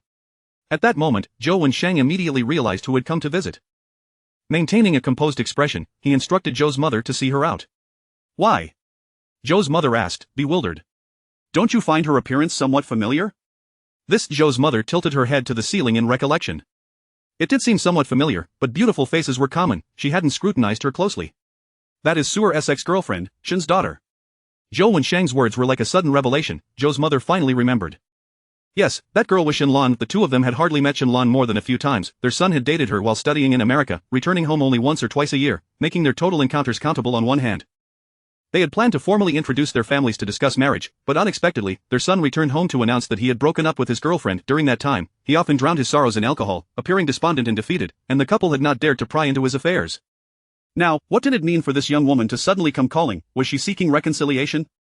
"Let her be, matters concerning an ex-girlfriend should be resolved by Zhou himself. You should see her off," Zhou Wensheng said in a low voice. However, Zhou's mother was torn. Surely, Shenlan was preferable to Lin Ran. If she had to choose between the two to be her daughter-in-law, she would undoubtedly select Lin Ran. It wasn't that Lin Ran was lacking. It was just that her ordinary background and appearance hardly matched her son's refined and gentle demeanor. If Lin Ran were to marry into their family, she would struggle to maintain her standing in high society. Feigning difficulty, Zhou's mother said, "Isn't this a bit unkind?" She came bearing good intentions. "It would be quite rude to send her away without courtesy. Although she and Suer have parted ways, she is still a guest." Her eyes gleamed with newfound determination. "You needn't concern yourself. I'll entertain her." "Oh, dear lady, do not act recklessly." Zhou Wensheng glanced at his phone only to find the call had already ended. Sighing, he promptly sent a message to his son. Zhou, having concluded a meeting, finally checked his phone, rubbing his throbbing temple in resignation. He closed his eyes for a moment before instructing his assistant to follow up on subsequent tasks and then drove to the hospital. Chapter 96. The knight no longer desires the princess. Only after parking the car did Zhou remember to inform Lin Ran that he would be unable to pick her up tonight due to prior commitments. Lin Ran promptly replied with a message, "It's alright, I'll take a taxi, you carry on with your tasks, and don't worry about me. Please convey my regards to uncle and aunt." Though these words were succinct, a warmth surged within Zhou's heart. He realized that what he admired about Lin Ran extended beyond her dedication and diligence at work, and her resilience in the face of life's challenges. It also encompassed her unpretentious nature and her thoughtful consideration for others. Putting away his phone, Zhou proceeded towards the hospital building, unexpectedly encountering his father at the entrance. Zhou Wensheng, seated in a wheelchair, spotted his son from afar and, upon his approach, began huffing and puffing in mock annoyance. "You rascal, why did you arrive so late? You've left your old man covered in bites." To avoid any awkwardness, Zhou Wensheng had refrained from going upstairs, circling the ground floor countless times until he finally laid eyes on his tardy son. Zhou's tense demeanor instantly relaxed upon witnessing his father's comical antics, and he chuckled, "My apologies, father. I am late." He stepped forward to push the wheelchair towards the accessible staircase, and Zhou Wensheng looked up, inquiring about his plans. Zhou pressed his lips together, his expression grave. What plans could there be? His intentions had already been solidified upon his return to the country. Seeing his son's unwavering resolve, Zhou Wensheng nodded in satisfaction. "As long as you think this way, I am at ease. Although Shenlan is beautiful and comes from a family of higher standing than ours, I still believe Lin Ran is the most suitable for you. Do not think that just because Lin Ran lacks support, you can afford to be unfaithful." Otherwise, I shall not forgive you. Dad, what are you saying? You know the kind of person I am, Josu replied with exasperation, rubbing his temples, genuinely beginning to doubt his biological connection to his father. Moreover, Lin Ran had yet to accept his courtship. Even if he wished to juggle two relationships, he simply lacked the means. Upon entering the hospital room, Josu's mother, upon seeing him, hastily summoned someone over. Finally, you've arrived. Lan has been waiting for you all afternoon. Come, peel an apple for her. The shiny red apple emitted a delightful fragrance, but Josu did not reach for it and showed no sign of joy at Xinlan's presence. Instead, his eyes hardened with frost. Xinlan noticed this and tightened her grip on her water cup, a pang of hurt coursing through her. Lowering her head to quickly compose herself, she turned to Josu's mother with a smile. Auntie, it's all right, I'm not hungry. She then glanced back at Josu, expressing concern. Are you thirsty? I can pour you some water. She set down her cup and stood up to head to the kitchen, only to be met with Josu's cold response. No need, I'm not thirsty. Mom, don't fuss over me. I won't be eating in the ward tonight, you and Dad can enjoy your meal together. Xinlan felt a sting in her nose, forcing back tears as she donned a bright smile. Alright, let us go out to eat. I remember you enjoy Sichuan cuisine, there's a place I've heard serves excellent dishes, shall we go there? With his hand lingering on the doorknob, Josu slowly raised his head. I no longer have a taste for Sichuan cuisine. If you don't mind, how about we dine on Huayan cuisine instead? Sure. Xinlan turned away, wiping the moisture from her eyes, and then respectfully bid farewell to Josu's parents. Josu's mother stood by the window, watching the two figures recede, lamenting, what a pity. What a pity about what? Out with the old, in with the new. Besides, Lin Ran and Suer are truly a match made in heaven. You should abandon this hope, Zhou Wensheng countered, completely disagreeing with her sentiment, feeling indifferent towards Xinlan, and believing that his son had made the right decision in their breakup. Oh, you old man, what's wrong with you? Others would be delighted if their sons could marry up, but you seem intent on pulling your son down. Marry up, ha, do you think the Shin family is still what it once was? The real estate industry is in disarray, and you think Guangming real estate is still profitable. I've heard from friends that they are knee-deep in debt and might go bankrupt any day now. Josu's mother was left speechless, pursing her lips in silence. Yet, in her heart, she mused that even a starving camel is larger than a horse. The Shin family, despite their decline, was still a step above Lin Ran's impoverished background. Moonlake Ting, this was a trendy restaurant renowned for its Huayan cuisine. Josu had reserved a private room in advance, and as they alighted from the car, they were guided to their reserved space by a server. He felt no inclination to indulge in the meal, barely touching his chopsticks, while Xinlan savored her food with delight. This place is quite nice, with a pleasant ambience and delectable flavors. I initially thought Huayan cuisine would be bland, but I never expected such subtle dishes could be so flavorful. Suddenly, she said earnestly, Josu, whether it's Sichuan or Huayan cuisine, I am willing to accept whatever you prefer. Her eyes sparkled like diamonds. Josu recalled that it was her captivating gaze that first drew him to her when they met, yet, as he looked at her now, his heart had long since changed. Those once bright memories felt like swords piercing his chest, constantly reminding him that their bond had long since ended, destroyed by this very woman. Turning his face away, he no longer wished to look at her, his tone icy. No one should have to compromise their own happiness for the sake of another. Xinlan's fingers trembled slightly, a bitter sensation rising in her throat. She recalled the early days of their relationship when they had quarreled over trivial matters, and Josu, soothing her back, had embraced her, whispering, do not force yourself to do things you dislike for my sake, for that will only bring you unhappiness. You are my princess, how could I bear to see you unhappy? She was his princess, yet now the knight had forsaken her, choosing instead to protect another woman. Tears blurred her vision as she choked out, Josu, I need to hear the truth today. Do you truly not love me anymore? Can you really bear to sever the bond we've nurtured for so many years? Do you truly and not wish to reconcile with me? Chapter 97. Your opinion does not matter. Josu's indifferent gaze swept over her. My answer remains unchanged. After parting ways, we should each find peace and refrain from entangling with one another. Seeing that he refused to address her question directly, Xinlan's emotions surged, mistakenly believing there was still room for reconciliation. She discarded her chopsticks and lunged forward, embracing Josu's back, tears cascading down her cheeks and quickly soaking his white shirt. What I asked was whether you still love me. Your reluctance to answer directly indicates that you still harbor feelings for me, does it not? It must be so. It has to be. Josu, I love you. My affection for you has never wavered. Let us reunite, I beg you. Your love has never changed? Josu echoed her words, sounding both contemplative and skeptical. He snorted coldly, if your love for me has remained constant, then why did you secretly arrange to meet Fu Xingjian? Why did you send him ambiguous messages? Xinlan's mind went blank, as if struck by lightning, leaving her momentarily stunned. How could you know? I clearly retracted those messages. Biting her lip, she recalled her past foolish actions, feeling utterly helpless. Josu had always been a gentle soul, rarely displaying coldness towards others. Even a few words from her had begun to weary him. He pinched the bridge of his nose, took a deep breath, and then calmed his emotions. I never intended to say these things. I thought that after our breakup, preserving a modicum of dignity for each other was a fundamental principle of adulthood. However, your incessant entanglement has left me no choice but to remind you. As for how I came to know, he paused before continuing, Fu Xingjian forwarded every message and text you sent him to me, warning me to keep an eye on you and not let you embarrass yourself. Xinlan swayed slightly, nearly losing her balance. How could Fu Xingjian have seen it? After a moment, she stammered in defense. I did not betray you, my family pressured me, but you know they would do anything for the sake of family interests. Indeed, she had experienced a fleeting moment of attraction towards Fu Xingjian, impulsively sending him ambiguous messages under her brother's suggestion, but she quickly realized her mistake. She fully understood that a man of Fu Xingjian's stature would never lower himself for her from every conceivable angle. Zhou was far more suited to her, thus, shortly after sending the message, she retracted it without hesitation.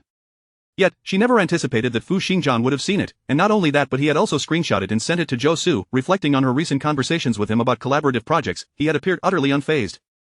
As this thought crossed her mind, a chill ran down her spine. This man was truly terrifying. She couldn't help but scoff inwardly. Her brother was foolishly hoping she could win over Fu Xingjian.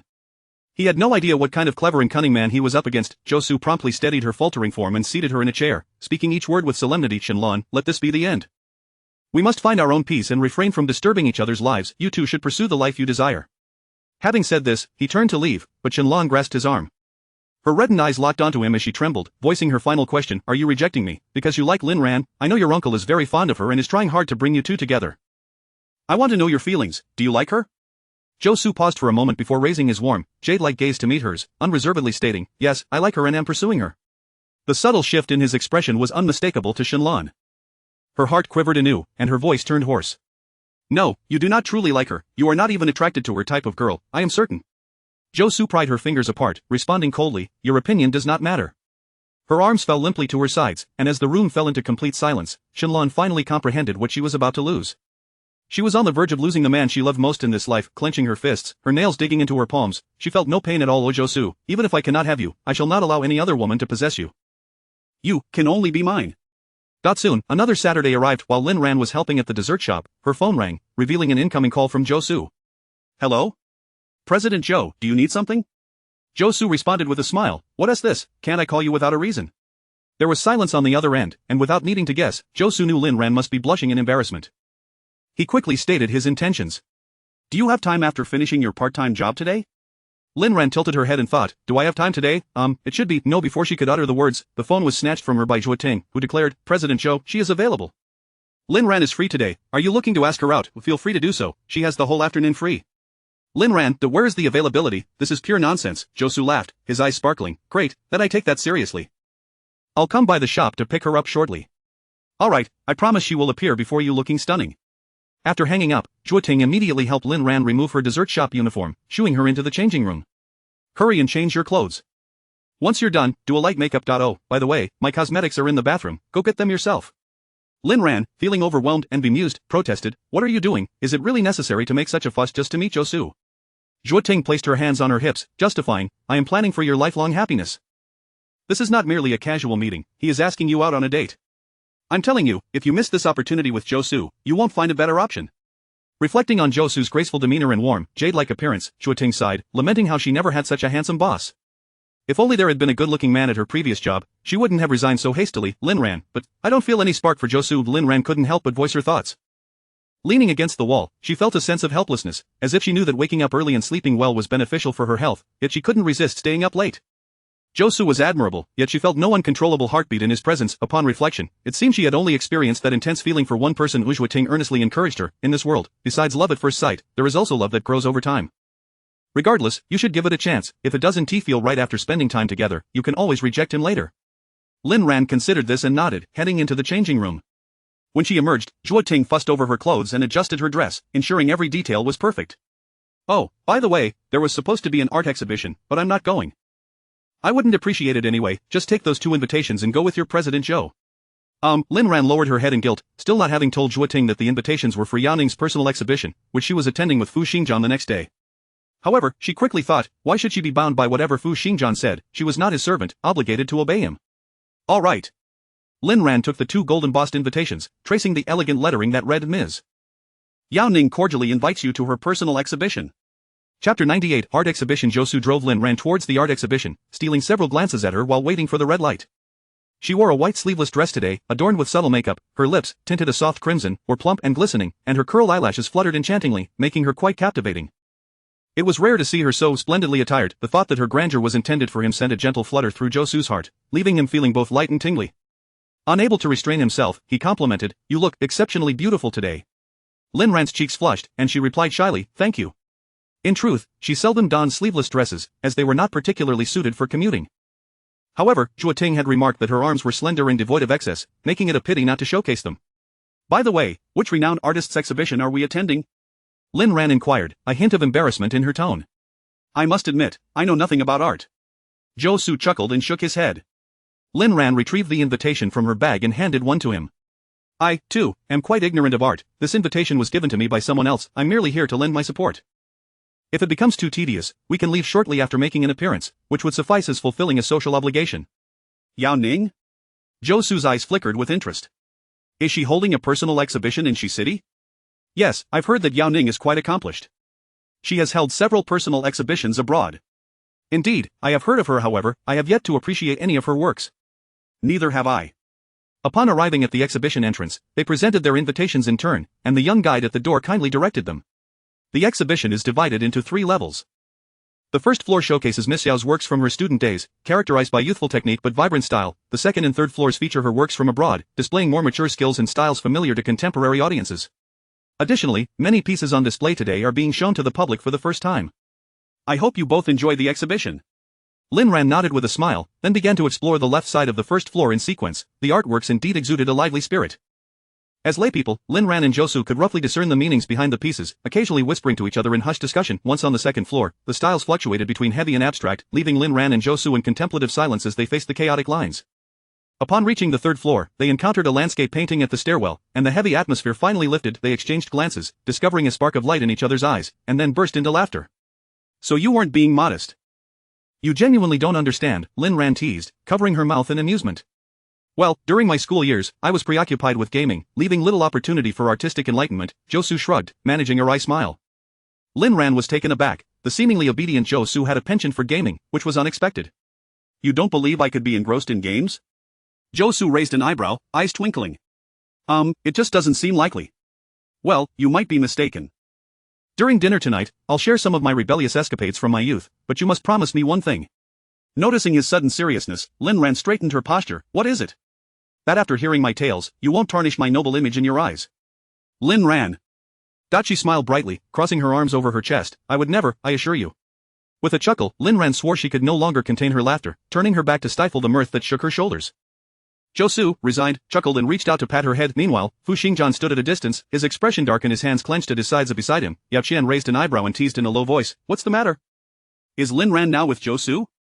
This remark only served to ignite Fu Xingjian's ire, prompting him to cast 2 scorching glares in their direction. Clearing his throat, Yao Qian discreetly retreated to a corner with his champagne. It was too intimidating. Had he lingered a moment longer, his life might have been forfeit. Unaware of the undercurrent swirling between the 2 men behind her, Yao Ning approached Lin Ran and Su with a wave and a smile. Lin Ran, Su. Thank you for coming to support us. I apologize for any oversight. As the host, she had been preoccupied all day attending to various gallery owners. Lin Ran replied, Not at all. The artworks are stunning, and it truly has been a rare visual feast. Just as she finished speaking, she noticed Fu Xingjian standing behind Yao Ning. She froze in shock. Wasn't he supposed to be on a business trip? Her gaze instinctively darted away, her mind racing with a silent mantra, I cannot see, I cannot see, I cannot see. Oh, Xingjian, you're here too? What a coincidence. Su, much to Lin Ran's dismay, initiated a conversation with him, leaving her no choice but to force a smile. Mr. Fu, what a coincidence. Indeed, quite the coincidence. I just returned from my trip, Fu Xingjian replied, striding closer, his eyes narrowed, fixated on Lin Ran. She had even put on makeup. She truly looked as though she were on a date. To come rushing back just to support Miss Yao, you are quite dedicated. Su's gaze flitted between Fu Xingjian and Yao Ning, the latter shyly smiling while Fu Xingjian maintained a stoic demeanor, refusing to engage. After a moment of silence, Fu Xingjian remarked coolly, I'm fortunate to have arrived, otherwise, I wouldn't have known that certain individuals were clandestinely meeting with others behind my back. Lin Ran's spine stiffened, her complexion paling. What did he mean by meeting with others behind my back? What was their relationship? It was merely a professional one, so why did it feel as if he were accusing her of infidelity? Yet, Lin Ran could not react, for Fu Xingjian had referenced certain individuals. If she were to jump in, it would be an outright admission of guilt. She lowered her gaze to her shoes, mentally repeating. I cannot comprehend, I cannot comprehend, I cannot comprehend. Xingjian, who are you accusing of meeting someone behind your back, who would dare to stand you up? Yao Qian, having joined them unbeknownst to her, cast a sidelong glance at the guilty-looking Lin Ran, further stoking the flames. Lin Ran? Being suddenly called out startled Lin Ran, and she shot her head up, colliding with Fu Xingjian's deep, penetrating gaze. She blinked in confusion. What is it? Chapter 99, are you not aware? Do you know who that person is? Yao Qian blinked at her with feigned innocence, then suddenly curled his lips into a smirk. I mean, throughout our childhood, Fu Xingjian has always had the upper hand over our group of childhood friends. I've never seen him in a predicament. To suddenly discover someone capable of putting him in such a position is both astonishing and intriguing. Lin Ran mused to herself, recognizing that it was not mere curiosity. She clearly wanted to witness his misfortune. She refrained from exposing her little secret, clearing her throat softly. She shook her head. I don't know. Yao Qian chuckled heartily, but promptly stifled his laughter upon receiving a warning glare from a nearby figure with a stern expression, rubbing his hands together awkwardly. I have something to attend to, so I shall take my leave. Enjoy yourselves. As he departed, an assistant from the art exhibition approached Yao Ning, whispering that the gallery manager had arrived for procurement. Yao Ning glanced at Fu Xingjian, feeling reluctant to part ways with him so soon after their brief encounter.